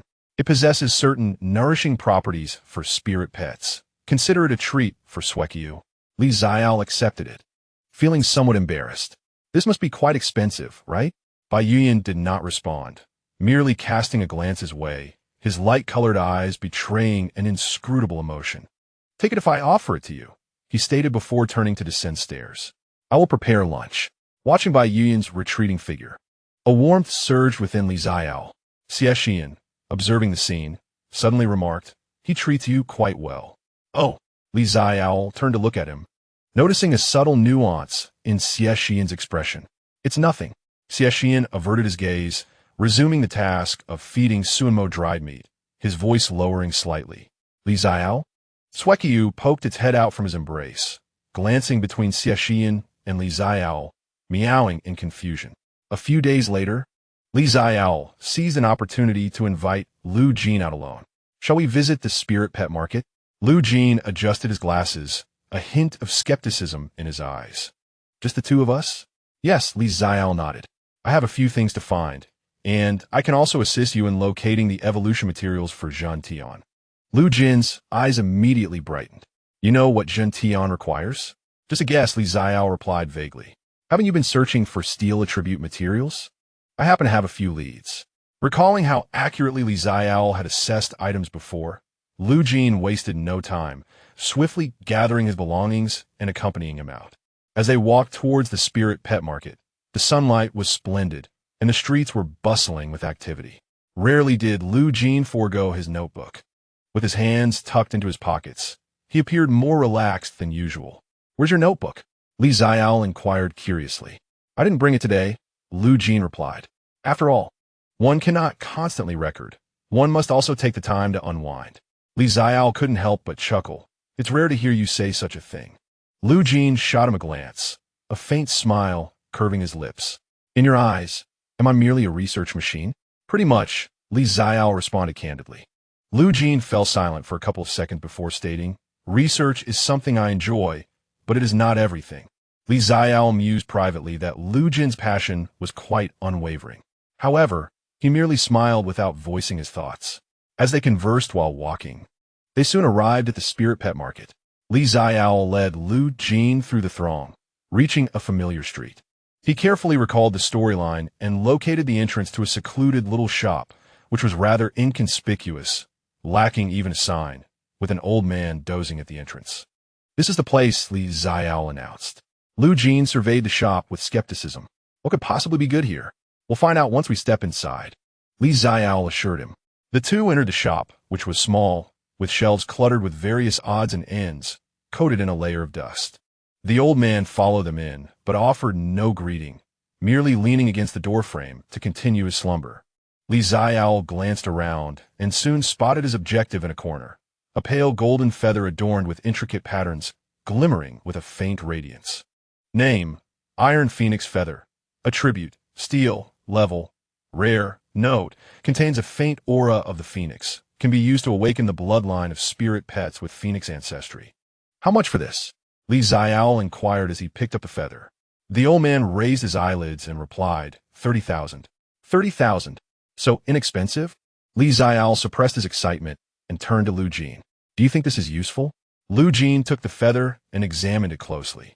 His brows furrowed slightly, as if trying to discern something. Is this the Iron Phoenix feather? He asked, looking up with a hint of surprise. It is indeed useful for Xie Shiyan. He gazed at Xiaole, his eyes filled with curiosity. How did you know there was such a thing here? Intuition, Xiaole replied, maintaining his composure. Lu Jin studied him for a few seconds before breaking into a genuine smile, distinct from his usual analytical demeanor. Thank you. He then paid for the feather. As they exited the shop, Lu Jin carefully stored the feather and turned to Xiaole. Are there any other leads? Xiaole pondered for a moment. Have you heard of the cold, iron mine, secret realm? Lu Jin nodded. The one in the north? It's rich in cold iron. Do you think there are evolution materials for Xie Shiyan there? Xiaole did not respond directly, but instead asked, Shall we go take a look? Lu Jin paused, then smiled. Are you coming with me? Since I have nothing else to do, Xiaole replied. He chose not to inform Xie Shiyan and Bai Yuyan about the expedition to the secret realm, as having an additional person would necessitate more explanations. If they inquired how he knew, he would have to concoct a story. Besides, with Lu Jin as Xie Shiyan around, there would likely be no danger. They indeed found Xian iron essence gold in the cold iron mine secret realm. The duo worked diligently to procure a piece. Throughout the endeavor, Lu Jin was visibly excited. Yet he refrained from obsessively recording data, as he had previously, instead engaging in casual conversation with Xiaole like ordinary friends. Actually, I've been meaning to ask. Lu Jin suddenly spoke as they headed back. What exactly is that intuition of yours? Xiaole felt a tightening in his chest, but maintained a calm facade. What do you mean? It's just that you consistently manage to find useful items, Lu Jin observed, his eyes scrutinizing but devoid of malice. Once or twice could be coincidence, but 3 or 4 times indicates a pattern. Xiaole fell silent. He simply did not wish to confront a situation that required explanation. Lu Jin recognized his discomfort and said, Everyone has their secrets. What yours is doesn't matter. What matters is your willingness to assist me, and that is sufficient. He paused before adding, Moreover, you are more intriguing than I initially thought. Intriguing? Yes. Lu Jin rarely smiled, but now he did. At first, I found the snowball fascinating. Now, I'm somewhat interested in you as well. Xiaole felt an odd sensation from his words. Lu Jin adjusted his glasses. What is strange about that? Xiaole couldn't articulate what fell off, but it certainly struck him as peculiar. By the time they returned to their lodging, dusk was approaching. Xie Shiyan and Bai Yuyan were present, and upon witnessing their return together, a subtle shift in their gazes was apparent. Have you been out shopping again? Xie Shiyan inquired, his tone devoid of any discernible emotion. Yes, Xiaole nodded. I assisted Lu Jin in procuring a few materials. Thank you for your efforts, Bai Yuyan remarked, as he handed over a glass of water, his gaze sweeping across Lu Jin. Sensing the delicate atmosphere, Lu Jin tactfully excused himself and departed. After the door closed, silence enveloped the living room for a few moments. Xie Shiyan turned to Xiaole and suddenly asked, Have you and Lu Jin grown particularly close lately? He needed materials, and I offered my assistance, Xiaole responded, somewhat perplexed. Is there a problem? Xie Shiyan fell silent for 2 seconds before shaking his head. It's nothing. Bai Yuyan, interjecting mildly, suggested, Next time we venture to the secret realm, be sure to invite us along. Xiaole observed the two, sensing an underlying discord, yet unable to articulate it. Xuanmo peeked out from his arms, mewing in confusion. Chapter 52. Silver Falcon. On the 3rd day after returning from the cold iron mine's secret realm, Lu Jin sent a message stating that the evolutionary materials were ready for Xie Shiyan's evolution attempt. When Xiaole received this message, he was basking in the sunlight on the 3rd floor training ground, cradling Xuanmo. Xie Shiyan is about to evolve, he informed Xie Shiyan, who was currently guiding Feng Yuan in practicing the transition between 2 forms. Xie Shiyan looked up. Is it in its mature phase? Yes, Xiaole affirmed. Shall we go take a look? Xie Shiyan called Feng Yuan back, noting that Bai Yuyan had mentioned business at the Bai family and would return only in the afternoon. They made their way downstairs towards the Tianyang campus. Lu Jin's laboratory was situated on the 3rd floor of a small building within the research department, a private room brimming with various instruments and materials. Upon their arrival, Lu Jin was engaged in final preparations. Xie Shiyan perched on his shoulder, its silver-gray feathers glinting with a metallic sheen under the light. It appeared to be in excellent condition, its breath steady and its gaze sharp. "You're here?" Lu Jin called without turning, continuing to adjust his instruments. "Just give me 5 more minutes." Xiaole and Xie Shiyan settled into a corner. Xuanmo was released, curling up on Xiaole's lap and curiously observing Xuanmo. Xuanmo coiled at Xie Shiyan's feet, its purple vertical pupils half closed, as if in a state of feigned slumber. After 5 minutes, Lu Jin finally finished his tasks and turned around. "It's nearly time," he said, adjusting his glasses as he addressed Xuanmo. "Are you ready?" Xuanmo emitted a clear, resonant cry, slightly unfurling its wings in response. Lu Jin nodded, retrieving 2 specially crafted boxes from a nearby cabinet. The first box contained a piece of silver metal, roughly the size of a fist, its surface shimmering with a faint glow, Xian Tai Jing Jin. The second box housed a pale, golden feather, T-Phone. He placed the materials on a specially designed formation plate and gestured for Xuanmo to stand upon it. Xuanmo flew down from Lu Jin's shoulder, landing in the center of the formation plate, folding its wings and awaiting further instructions. Taking a deep breath, Lu Jin initiated the activation of the formation. A soft silver light rose from the plate, enveloping Xuanmo within its radiance. The Xian Tai Jing Jin and T-Phone began to slowly dissolve, merging into 2 streams of energy that flowed into Xuanmo's body. "It has begun," Lu Jin murmured, his eyes intently fixed on the various data displayed on the formation plate. Xiaole also fixed his gaze upon Xuanmo. He could observe the information provided by the golden finger gradually transforming. Name, Xian Tai. Attribute, steel. Level, late growth stage, pinnacle. Status, evolving. Xuanmo's body began to tremble slightly. The energies assimilated within it were remodeling its energy circuits, a painful yet essential process. Lu Jin's hands were clenched tightly, his knuckles turning pale. Although he appeared calm on the surface, Xiaole could discern the tension beneath. "It will succeed," Xiaole murmured softly. Lu Jin glanced at him without uttering a word, merely nodding in acknowledgement. As seconds ticked by, Xuanmo's tremors intensified, and its feathers began to radiate an extraordinary luminescence, intertwining silver metallic sheen with a pale, golden flame-like glow. Suddenly, Xuanmo emitted a piercing eagle's cry, a sound so powerful that it caused the windows to vibrate. Silver and golden light erupted simultaneously, illuminating the entire laboratory as if it were midday. As the brilliance gradually receded, Xuanmo's new form was revealed. Its size had nearly doubled, with a wingspan approaching 4 meters. The feathers remained silver gray, yet the edges shimmered with a faint golden glow, reminiscent of a flame's caress. Its eyes transformed into a deep golden hue, sharp and piercing. It spread its wings and gently flapped them, producing a sound that sliced through the air. Name, Silver Edge Eagle. Attribute, steel. Level, early mature stage. Skills, steel wings advanced, iron feather scatter advanced, steel tornado intermediate. Keen eye, passive, form transformation intermediate, steel edge domain new. Remarks, successfully evolved to the mature stage. The Phoenix bloodline further awakens but has yet to manifest.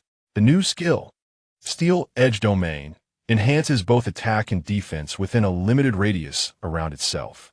Lu Jin stepped forward and extended his hand. Xuanmo lowered its head and nuzzled against his palm. It succeeded. Lu Jin's voice was somewhat hoarse, yet adorned with a rare smile. Xiaole and Xie Shiyan approached, offering their congratulations. Lu Jin nodded and turned to Xiaole, expressing gratitude. "Thank you. If it weren't for your assistance in locating those 2 materials, who knows how long Xuanmo would have had to wait." Xiaole waved his hand dismissively. "You accomplished this on your own. I merely guided you." In truth, Lu Jin could have found them without his help, albeit with more effort. Xiaole genuinely felt he had only rendered a minor favor. "Regardless, I will remember this kindness," Lu Jin said, adjusting his glasses and returning to his usual demeanor. "If you ever require assistance in the future, do not hesitate to ask." Xie Shiyan observed this exchange, his gaze shifting between the 2. Suddenly, he remarked, "Xiaole often lends a hand. He even helped Xuanmo find upgrade materials last time. His tone was quite neutral, and his words were indeed factual. Yet Li Xiaole sensed an underlying implication. Lu Jin glanced at Xie Shiyan, then at Li Xiaole, seemingly grasping something unspoken, and let out a light chuckle. Is that so? Li Xiaole inexplicably felt the atmosphere shift to something subtly enchanting, though he could not articulate why. Moreover, why had this peculiar sensation been recurring lately? Upon exiting the laboratory, it was already noon. The sunlight was splendid, enveloping them in a warm embrace. As the two individuals walked side by side along the path back to their residence, Xie Shiyan suddenly inquired, "What do you think of Lu Jin?" Li Xiaole felt the question was rather perplexing, yet he replied, though he could be quite obsessive about his research on spirit pets. "He is genuinely a good person." Xie Shiyan cast him a glance, but remained silent. Li Xiaole sensed an unusual demeanor from Xie Shiyan today, yet did not dwell on it. Upon reaching an intersection, they encountered a few individuals approaching them. The leader, a flamboyantly dressed young man, was followed by several others who appeared to be freshmen. The man's gaze fell upon Li Xiaole, sweeping over him and then scrutinizing the snowball in his arms, a sneer curling at the corners of his mouth. "Oh, isn't this the one who was specially recruited?" He raised his voice deliberately for those around to hear. "I heard the spirit pet's breed is unknown. I wonder how he managed to get in." Li Xiaole halted in his tracks, while Xie Shiyan's brow furrowed. Seeing that Li Xiaole offered no response, the young man assumed him to be an easy target and grew increasingly audacious. "What's wrong? Can't even speak? Surely, you didn't get in here through connections?" His companions erupted in laughter behind him. Xie Shiyan stepped forward, positioning himself protectively in front of Li Xiaole. "What did you just say?" His voice was low yet imbued with a palpable sense of intimidation. Xuanmo slithered down his arm, transforming into a combat form, its serpentine body stretching over 3 meters. The cold, violet-slit pupils fixated on the group. The young man's expression shifted, but emboldened by his numbers, he retorted, "I'm just stating facts. I'm not blind." His words were cut short as Xuanmo advanced, its forked tongue flickering and its venomous fangs glimmering with a faint purple light. The group recoiled, their faces paling in fear. "Let us go," the young man urged his companions, retreating in disarray. Li Xiaole stood rooted, clutching the snowball, watching as they departed, his emotions a tangle of complexity. This marked his first encounter with such a minor antagonist since his arrival in this world. In the original narrative, these characters were plentiful, easily dismissed by the protagonist, much to readers' delight. However, experiencing it firsthand felt entirely different. It was not exhilarating, but rather somewhat vexing. "Don't pay them any mind." Xie Shiyan turned to him. "Such individuals are everywhere. Simply disregard their existence." "I understand," Li Xiaole nodded. Yet he found it curious that the minor antagonist would mock him rather than provoke the protagonist. Could it be that being near the protagonist had its repercussions? Xie Shiyan observed him as Li Xiaole slightly lowered his head, seemingly in contemplation. In the sunlight, the contours of the youth's profile appeared gentle, his lashes casting delicate shadows, giving him an almost ethereal quality. Xie Shiyan was momentarily taken aback, sensing something unspoken. However, his thoughts were interrupted by Li Xiaole's voice. "What's wrong?" Li Xiaole noticed his gaze and looked up. "Nothing." Xie Shiyan averted his eyes nonchalantly. "Let us go. It's time for dinner." That evening, Li Xiaole received a message from Bai Yuan. "I heard you encountered some trouble." Li Xiaole was momentarily taken aback and replied, "Your information network is quite impressive." Bai Yuan responded, "Someone from the Bai family is at Tianyan and happened to see it. Are you all right?" Li Xiaole reassured, "I'm fine." Xie Shiyan stood up for me. After a brief silence, Bai Yuan replied, "Call me next time." Li Xiaole gazed at the message, somewhat perplexed. What was he supposed to call him for? To join him in blocking something? Nevertheless, he responded with a simple okay and set his phone aside. Xuanmo lay beside him, already asleep, emitting rhythmic snores. Outside the window, the night was deep, with moonlight streaming through the curtain's crevice. Li Xiaole lay in bed, contemplating the events of the day. He sensed that certain matters were subtly shifting, yet he could not articulate what they were. He turned over, embracing Xuanmo, and closed his eyes. Never mind, he thought. As long as it doesn't threaten life, it's fine. Chapter 53. The start of school on the first day of September. Xiaole was awakened by the glaring sunlight streaming through the window. Instinctively, he reached for his phone on the bedside table. Something was amiss. The spot where his phone should have been was completely empty. Xiaole sat up and looked around, only to discover that Xuanmo was sprawled atop his phone, its paws incessantly tapping away. Approaching closer, Xiaole was astonished to find that this little creature was watching videos. He had always known Xuanmo was intelligent, but he had not anticipated that it could already operate a smartphone. Xuanmo, you are becoming increasingly human-like, he mused, unfazed by being caught. Xuanmo responded with a nonchalant meow, using my paws as inconvenient. Xiaole chuckled, ruffling Xuanmo's head. Without those paws of yours, I wonder if I would have made it this far. Xuanmo appeared unconvinced, meowing back in protest. Even if I'm similar to my owner, I can still be quite formidable. Xiaole, resigned, decided to indulge the whims of his beloved pet. How could one deal with a pet throwing a tantrum? By soothing it, of course.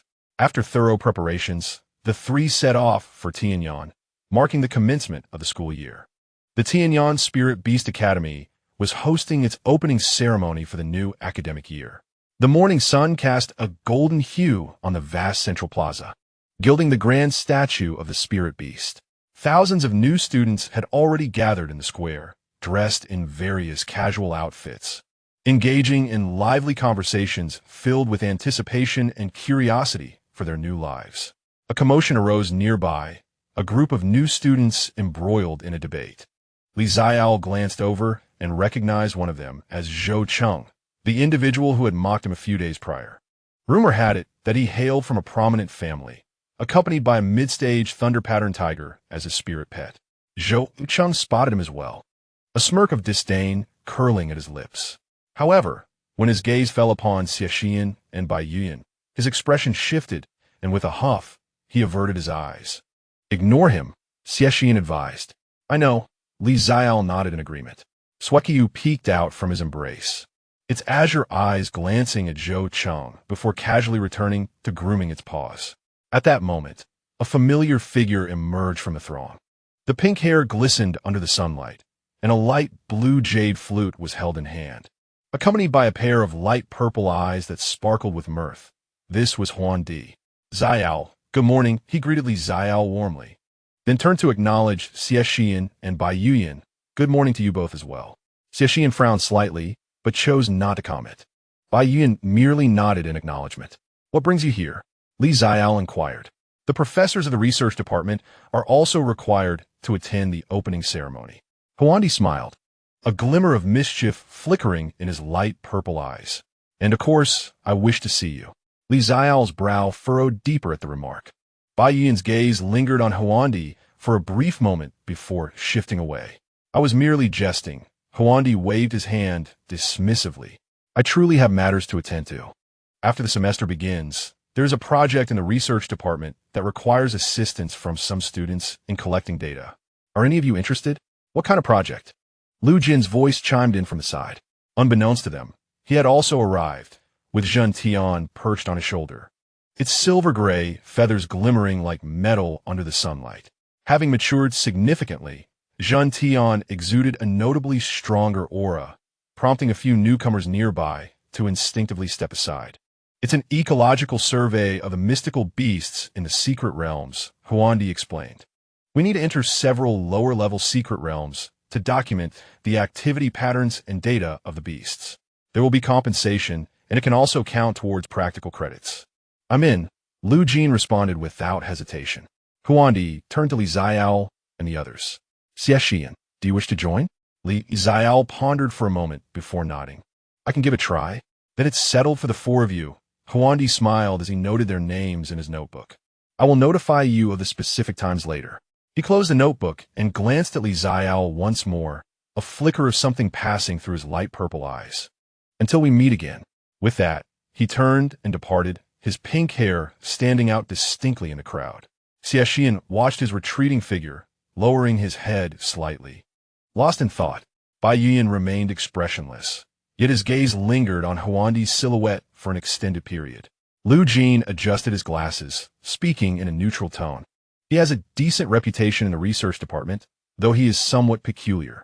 Xiaole mused to himself, if only you knew he was a mystical beast. You wouldn't merely describe him as peculiar.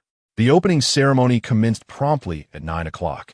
The principal, a sprightly septuagenarian with a full head of white hair, was accompanied by a spirit beast of unfathomable aura, a golden phoenix with a wingspan exceeding 10 meters, standing majestically beside the podium, casting a commanding presence over the assembly. This was the principal's fated spirit beast, rumored to have reached the ultimate form. Whispers circulated among the crowd. Ultimate form is not far from godlike status. Xiaole gazed at the golden phoenix, a wave of awe swelling within him. The principal's speech was brief yet weighty, touching upon the history of Tianyan, the accomplishments of past students, and the responsibilities of beast tamers to protect humanity and uphold peace. You are the fresh blood of Tianyan and the backbone of future Huiguo. The principal's gaze swept across the audience.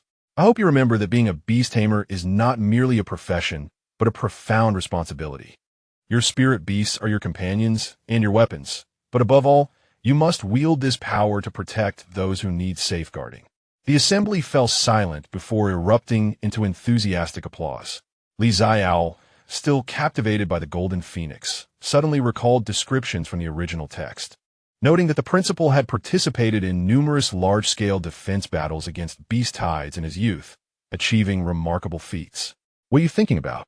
Xie Shiyan's voice broke through his reverie. Nothing much, Xiaole replied. Xiaole shook his head, finding it quite satisfactory to be here. Xie Shiyan gazed at him, a faint smile gracing his lips. Indeed, it is quite good. After the opening ceremony, the freshmen dispersed. The combat department's teaching building, a 7-story gray edifice, stood on the eastern side of the campus, marked by a colossal statue of a spirit pet, a roaring dragon, vividly lifelike and imposing. Xie Shiyan, Bai Yuyan, and Xiaole were all freshmen in the combat department, assigned to the same class, Class 1. Their homeroom teacher was a woman in her 30s with short, pragmatic hair.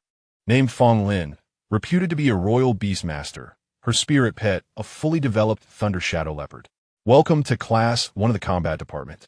Feng Lin announced from the podium, her gaze sweeping across the 20-odd students below. I am your homeroom teacher, Feng Lin. Over the next 4 years, I will be responsible for your training and development. She paused briefly before continuing. I understand some of you hail from prestigious schools, while others are from more ordinary backgrounds. Some were specially recruited, and others gained admission through examination. However, within Tianyan and the combat department, such distinctions are inconsequential. What truly matters are your abilities, your teamwork, and your growth. There will be a practical assessment every month, and those who rank lower will undergo additional training. Annually, there will be a national competition, with each grade competing separately, and those who excel will have the opportunity to represent the school in international events. Furthermore, her gaze settled on Xiaole and his companions. Students who were specially recruited should not presume that their admission guarantees success. Here, there are many prodigies and just as many diligent individuals. If you become complacent, you will be swiftly surpassed. Xiaole felt a shiver run down his spine. Feng Lin continued, stating that classes would commence officially the following day. This afternoon, you are to collect your combat uniforms and basic supplies from the logistics office. Dismissed. The students gradually exited the classroom. As Xiaole, Xie Shiyan, and Bai Yuyan walked down the corridor, they encountered Zhou Cheng and his entourage. Zhou Cheng's gaze skimmed over Xiaole, a sneer curling his lips. Special recruit, huh? Good luck. Don't end up at the bottom during the assessments. His companions laughed in unison. Xiaole ignored him and continued walking. Xie Shiyan cast a glance at Zhou Cheng, a flicker of coldness flashing in his dark eyes, yet he remained silent. Zhou Cheng felt a chill from that gaze, but retorted, "What are you staring at? Am I wrong?" Bai Yuyan passed by without breaking stride, but Qiyu raised her head to regard Zhou Cheng. A glimmer of frost danced in her crimson eyes, causing Zhou Cheng to instinctively take a step back, feeling a sudden chill along his spine. Once the trio had moved on, he finally processed what had transpired, his face flushing with embarrassment. What's so impressive about them? He muttered under his breath, though his voice lacked conviction. The logistics office, located in the northwest corner of the campus, was a 3-story gray building. A long line of freshmen awaited outside to collect their supplies. After queuing for over half an hour, it was finally their turn. Behind the counter sat a portly middle-aged man who glanced at their student IDs before retrieving 3 boxes from behind him. Inside were 2 sets of combat uniforms, 4 sets of training attire, a basic supply kit, and a student handbook. As he recited aloud, he placed items into the box, checking for any missing essentials. Xiaole opened the box and examined its contents. The combat uniform was a deep blue, crafted from a unique material that felt light and thin to the touch, reputed to withstand the ordinary attacks of mature, magical beasts. The training attire was gray and loose-fitting, suitable for daily practice. The basic supplies included energy potions, healing salves, and a compass, all accounted for. All set, he declared. The middle-aged man nodded and operated the computer, saying, "Next." The 3 of them carried the box out of the logistics department. The sun shone brightly, casting a warm glow upon them. The campus bustled with activity. New students hurried by with boxes in hand. Upperclassmen pedaled past on bicycles, and several students with spirit pets basked in the sun on the lawn. "Shall we tidy up when we return?" Xie Shiyan inquired. Xiaole nodded in agreement as they made their way toward the campus exit. As they passed the small building housing the research department, Xiaole instinctively glanced over. A figure stood by the open window on the 3rd floor. Pink hair gently swaying in the breeze, a pale green jade flute held in hand. The figure waved at him, a smile gracing their lips. Xiaole paused briefly and nodded in acknowledgement. Xie Shiyan followed his gaze, spotting the pink figure, his brow furrowing slightly. "It seems they often appear before you," he remarked, his tone tinged with subtlety. "Perhaps it is merely a coincidence," Xiaole replied. Bai Yian also glanced in that direction, a flicker of contemplation passing through his light-colored eyes. The trio continued onward. Upon returning to their residence, Xiaole organized the items he had received and then sat on the edge of his bed, cradling Snowball. The creature peered out from his embrace, its azure eyes filled with concern. Xiaole gently patted its head, murmuring, "At least there is no malice from him at present." Chapter 54. The first class, the inaugural class of the combat department, was dedicated to practical training. The training ground, situated on the eastern side of the campus, was an expansive outdoor arena, its surface covered with specially designed protective material capable of withstanding full-force attacks from mature spirit pets. Energy barriers surrounded the area to prevent any skills from spilling over and harming the audience. A class of over 20 students stood at the edge of the training field, awaiting the arrival of their instructor. "I've heard the training in the combat department is quite extreme," whispered a bespectacled boy nearby. "Every session involves real combat, and those who lose must undergo additional practice. Isn't that a good thing?" Another eager-looking boy interjected. "Isn't coming to Tianyan all about becoming stronger?" Xiaole stood among the crowd, cradling Snowball and listening to the discussions around him. Snowball curiously peered at the unfamiliar training ground. Xie Shiyan stood beside him, his spirit pet Xuanmo coiled around his wrist, its purple vertical pupils half closed. Bai Yian was on the other side, with his spirit pet Chayu crouched at his feet, its 2 tails gently swaying. "The teacher has arrived," someone murmured. A tall, middle-aged man entered the training ground, clad in a simple, gray training uniform.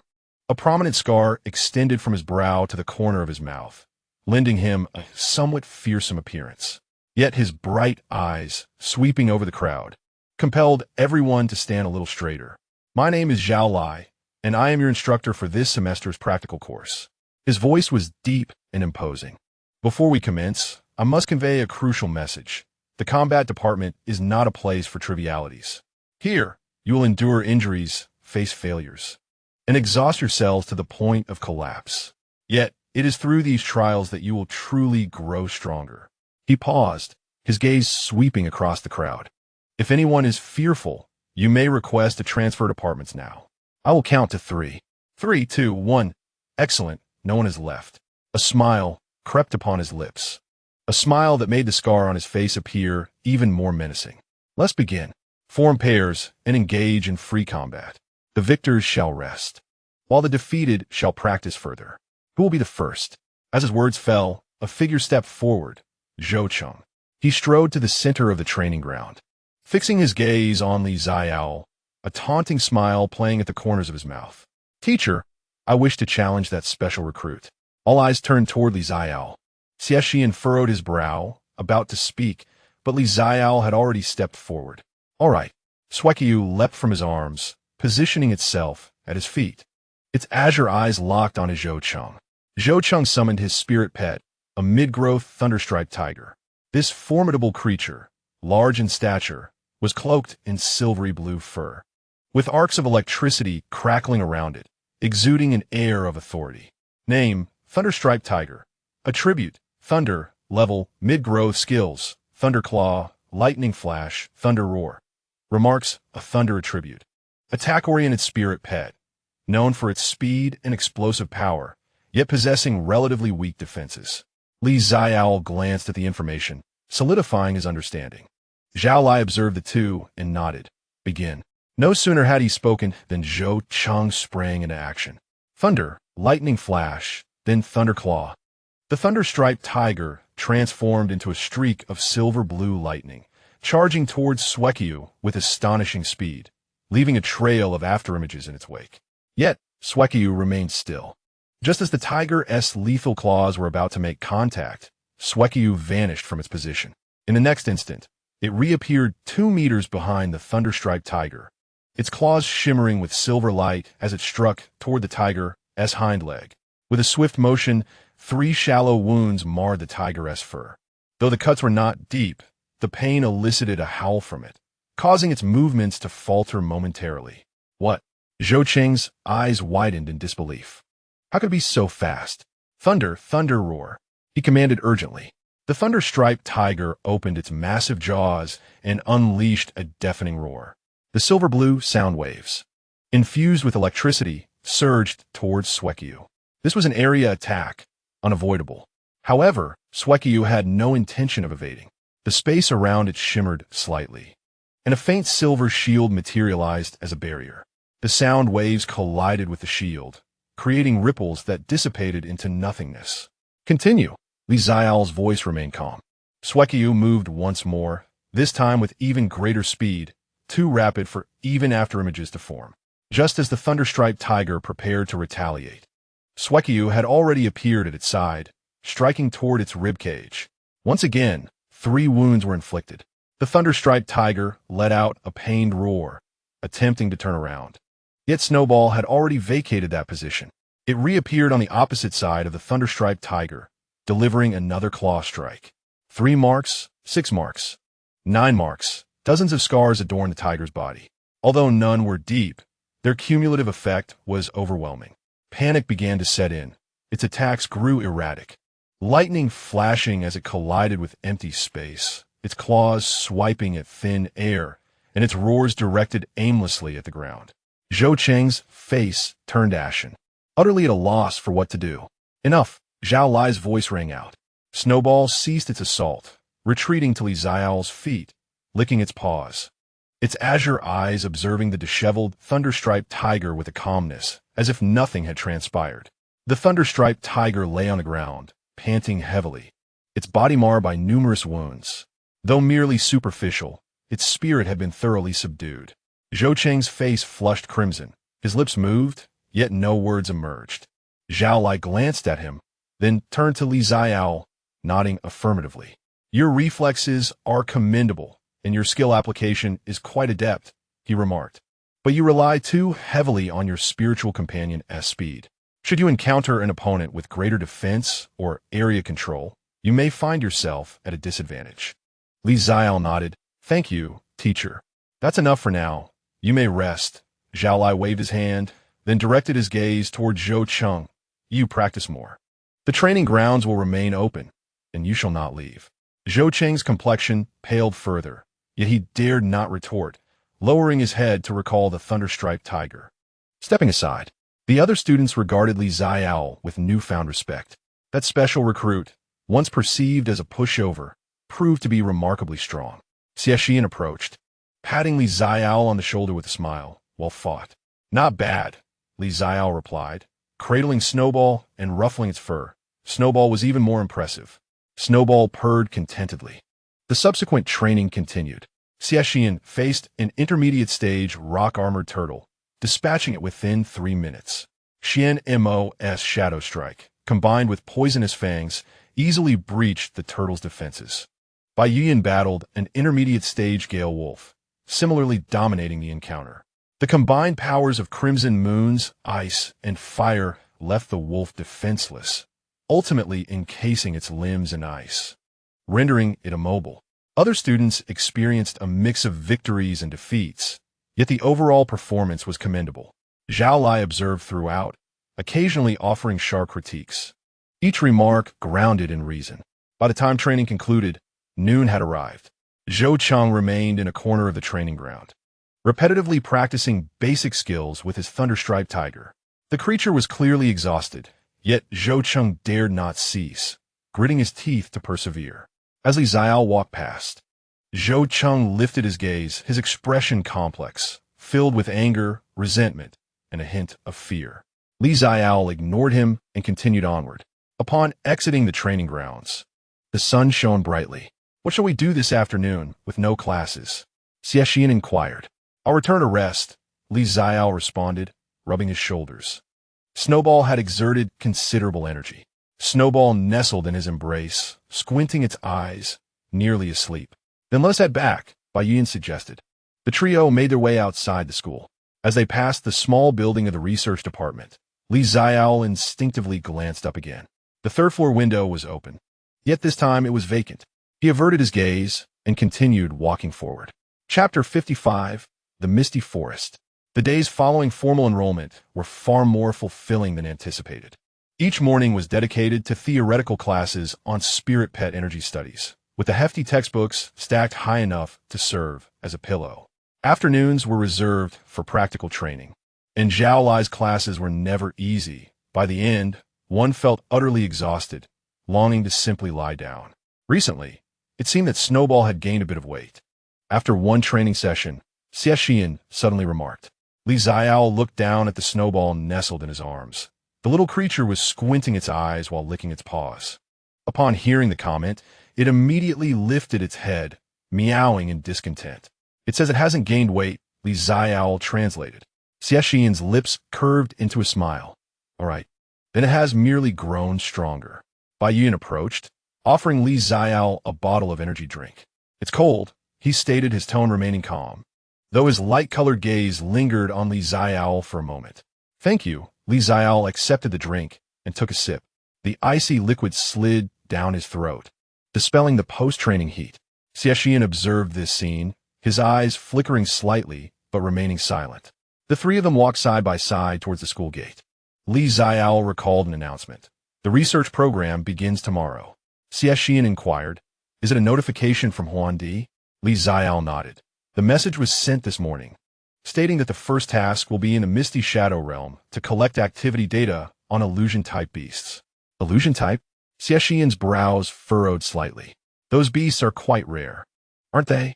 Precisely why we need to gather data," Bai Yuan added, pausing before continuing. "Did he notify you personally?" It was a group message," Li Xiao replied. However, it was not a group message. Huandi had individually sent him a message, the tone particularly warm, concluding with an expression of eagerness to undertake the mission together. Li Xiao felt that mentioning this would be somewhat odd, hence he chose to refer to it as a group message. The following morning, the four gathered at the school gate. Lu Jin had already arrived, with Zhen Tian perched on his shoulder, its silver-gray feathers glinting with a metallic sheen in the morning light. After evolving to maturity, Zhen Tian's presence had noticeably strengthened, causing several passing students to instinctively take a detour. "Where's Huandi?" Li Xiao inquired. "Not here yet." Lu Jin adjusted his glasses, stating that he had asked us to wait a moment. No sooner had he spoken than a pink figure appeared in the distance. Huandi was clad in a light gray research department uniform, with his pink hair casually tied back and a pale blue jade flute fastened at his waist. Sunlight enveloped him, giving him a gentle and harmless appearance. "Sorry for being late," he approached the group, his gaze instinctively landing on Li Xiao, his lips curving into a charming smile. "You look quite spirited today, Xiao." Thank you, Li Xiao replied. Xie Shiyan stepped forward slightly, positioning himself protectively in front of Li Xiao. What the task details? Huandi glanced at Xie Shiyan, his smile unwavering. Let's discuss it as we walk.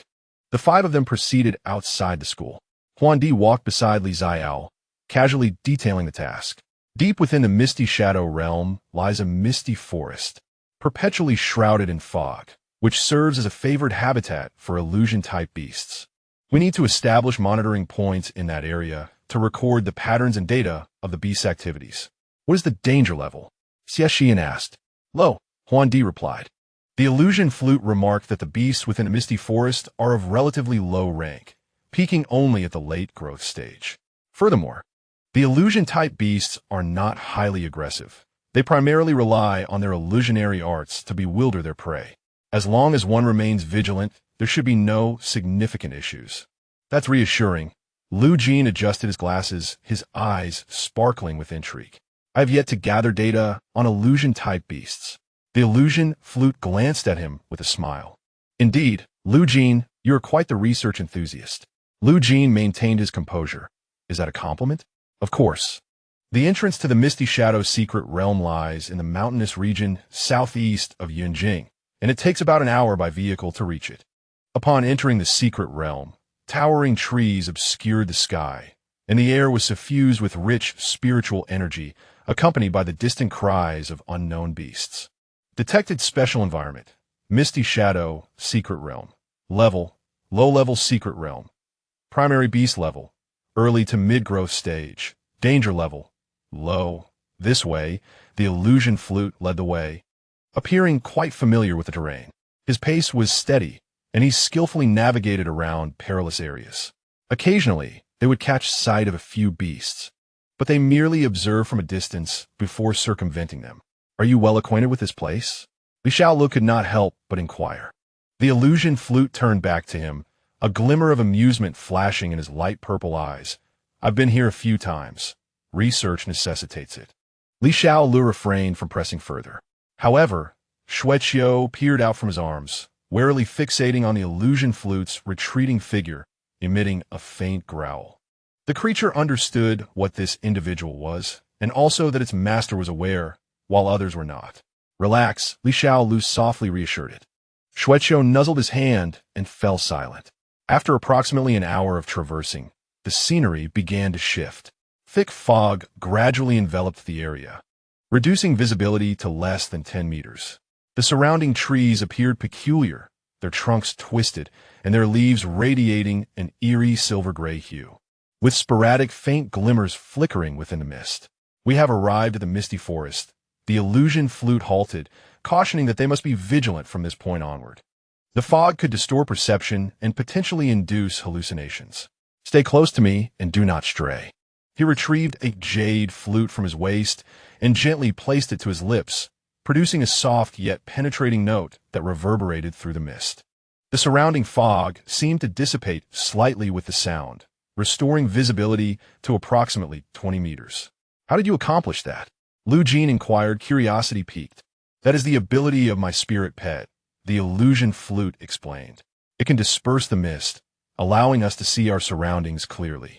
Xie Shiyan scrutinized the jade flute in his hand, his gaze assessing. Your spirit pet is a flute?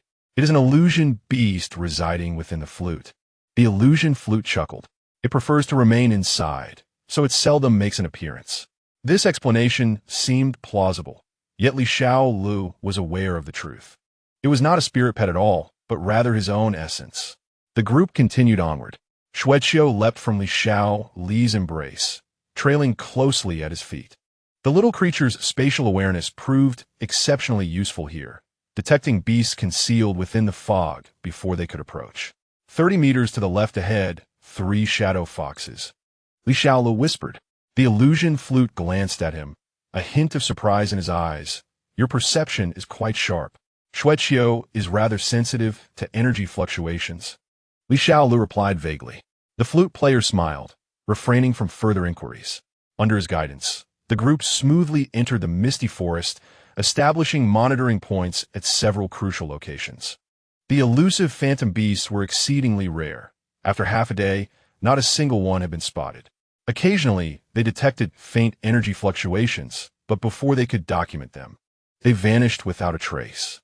This pace was indeed frustrating. Xiaole observed the energy fluctuation detector, which had shown only slight variations throughout the day, feeling somewhat exasperated. Is that so? The flute player, with a smile still gracing his lips, appeared unfazed. Xiaole, patience is key. As soon as he finished speaking, he picked up his flute and began to play a gentle melody. Although Xiaole was unfamiliar with the tune, it sounded lively and pleasant, gradually dispelling his inner agitation. He instinctively glanced at the instrument. The previously stable readings now fluctuated wildly, and simultaneously, the once quiet forest began to rustle with sounds. Lu Jin had been fixated on the energy detector. Upon its sudden fluctuations, he exhibited no reaction, continuing to gaze at the instrument as if nothing had occurred. Xiaole found this peculiar and was about to voice his curiosity when Snowball suddenly sensed something, letting out a soft meow. Xiaole's eyes widened at Snowball's words. What did it mean that phantom beasts were gathering here?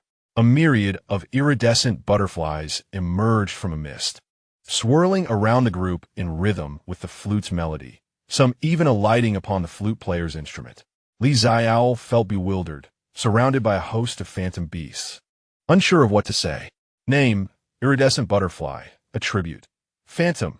Level, early to mid-growth stage. Skills, butterfly dance, enchantment dust. Note, typically they do not appear before humans. But at this moment, they are responding to the call of the Phantom Master and are non-aggressive. The flute player's lavender eyes were fixed intently upon him, his smile deepening. He set down the flute and spoke softly, his voice laced with a familiar languor. Xiaole, you truly remain unaffected by the illusions. It was only then that Xiaole grasped the situation, noticing the others around him remained utterly unmoved, realizing that this fellow was testing him under the guise of the task. The flute player rose from the stone upon which he sat and slowly approached Xiaole, who clung tightly to Snowball, retreating step by step until he could retreat no further, with Snowball poised to spring. The flute player regarded him silently, extending his hand towards Xiaole. The latter tensed, fearful of what this creature might do. However, after a brief moment, the flute player withdrew his hand, revealing an iridescent butterfly resting upon it. Once the task was completed, the group began their journey back. As they exited the secret realm, it was already afternoon. The sun shone brightly, dispelling the chill that the misty forest had cast. Well done today, the flute player remarked. The data collection was quite thorough. I will compile a report that you can submit for your practical assignment. Thank you, Xie Shiyan replied, his tone neutral. The flute player glanced at him, his smile unwavering. There's no need to thank me. If gratitude is to be expressed, it should be directed towards Xiaole. If it weren't for his spirit companion's keen perception, today might not have gone so smoothly. Xiaole was taken aback when Huandi called out his name. Xie Shiyan's brow furrowed slightly, yet he refrained from uttering a word. Bai Yuan, standing nearby, cast a fleeting glance between Huandi and Xiaole, a hint of contemplation flickering in his light-colored eyes. Lu Jin, lost in his own world, scribbled and sketched in his notebook, utterly oblivious to the atmosphere around him. Clutching his snowball, Xiaole sincerely hoped that such a situation would not arise again, as his heart could scarcely endure it. Fortunately, Huandi seemed disinclined to pursue any further action against him, even assuring him that he would not bring them harm. This promise momentarily alleviated the unease that had plagued Xiaole's heart over the past few days. I shall return to school now. Huandi waved goodbye, his gaze lingering on Xiaole for a brief moment, his eyes shimmering with a hint of mischief. Until we meet again, he turned and departed, his pink hair glistening vividly in the sunlight. As Xiaole observed his retreating figure, he suddenly felt a light pat on his shoulder. Turning, he found it was Xie Shiyan. Let us go, it's time for dinner. Xie Shiyan spoke in his usual tone, though his hand lingered on Xiaole's shoulder for a couple of seconds longer than necessary. Oh, all right, Xiaole nodded. The three of them began their journey back. After a few steps, Xiaole instinctively glanced back. Huandi had already walked far away, but for some reason, that pink silhouette appeared rather solitary. That night, Xiaole received a message. It was from Huandi. You performed splendidly today. Thank you. Xiaole replied. It was only to be expected. It was necessary for the task. Moments later, another message arrived. Are you three quite close? Xiaole paused, puzzled by the inquiry. We get along well enough. We came over from Nanjing together. Huandi responded. Xie Shiyan and Baiyun are quite concerned about you. Xiaole stared at the message, slightly bewildered. Wasn't it rather normal for teammates to care for one another? He replied, yes, they are really nice. After a few seconds of silence, another message came through. Lu Jin is also quite attentive toward you. He often looks your way while recording data today. Xiaole responda. Perhaps he was merely observing the snowball. Huandi replied with a smiling emoji. Perhaps. And then there was silence. Xiaole set down his phone and gazed at the snowball resting on his lap, suddenly asking, Snowball, do you think they've been acting a bit strange lately? The snowball raised its head, its azure eyes looking up at him, meowing in confusion. Never mind, perhaps I'm merely overthinking it, Xiaole thought, as he affectionately ruffled its head.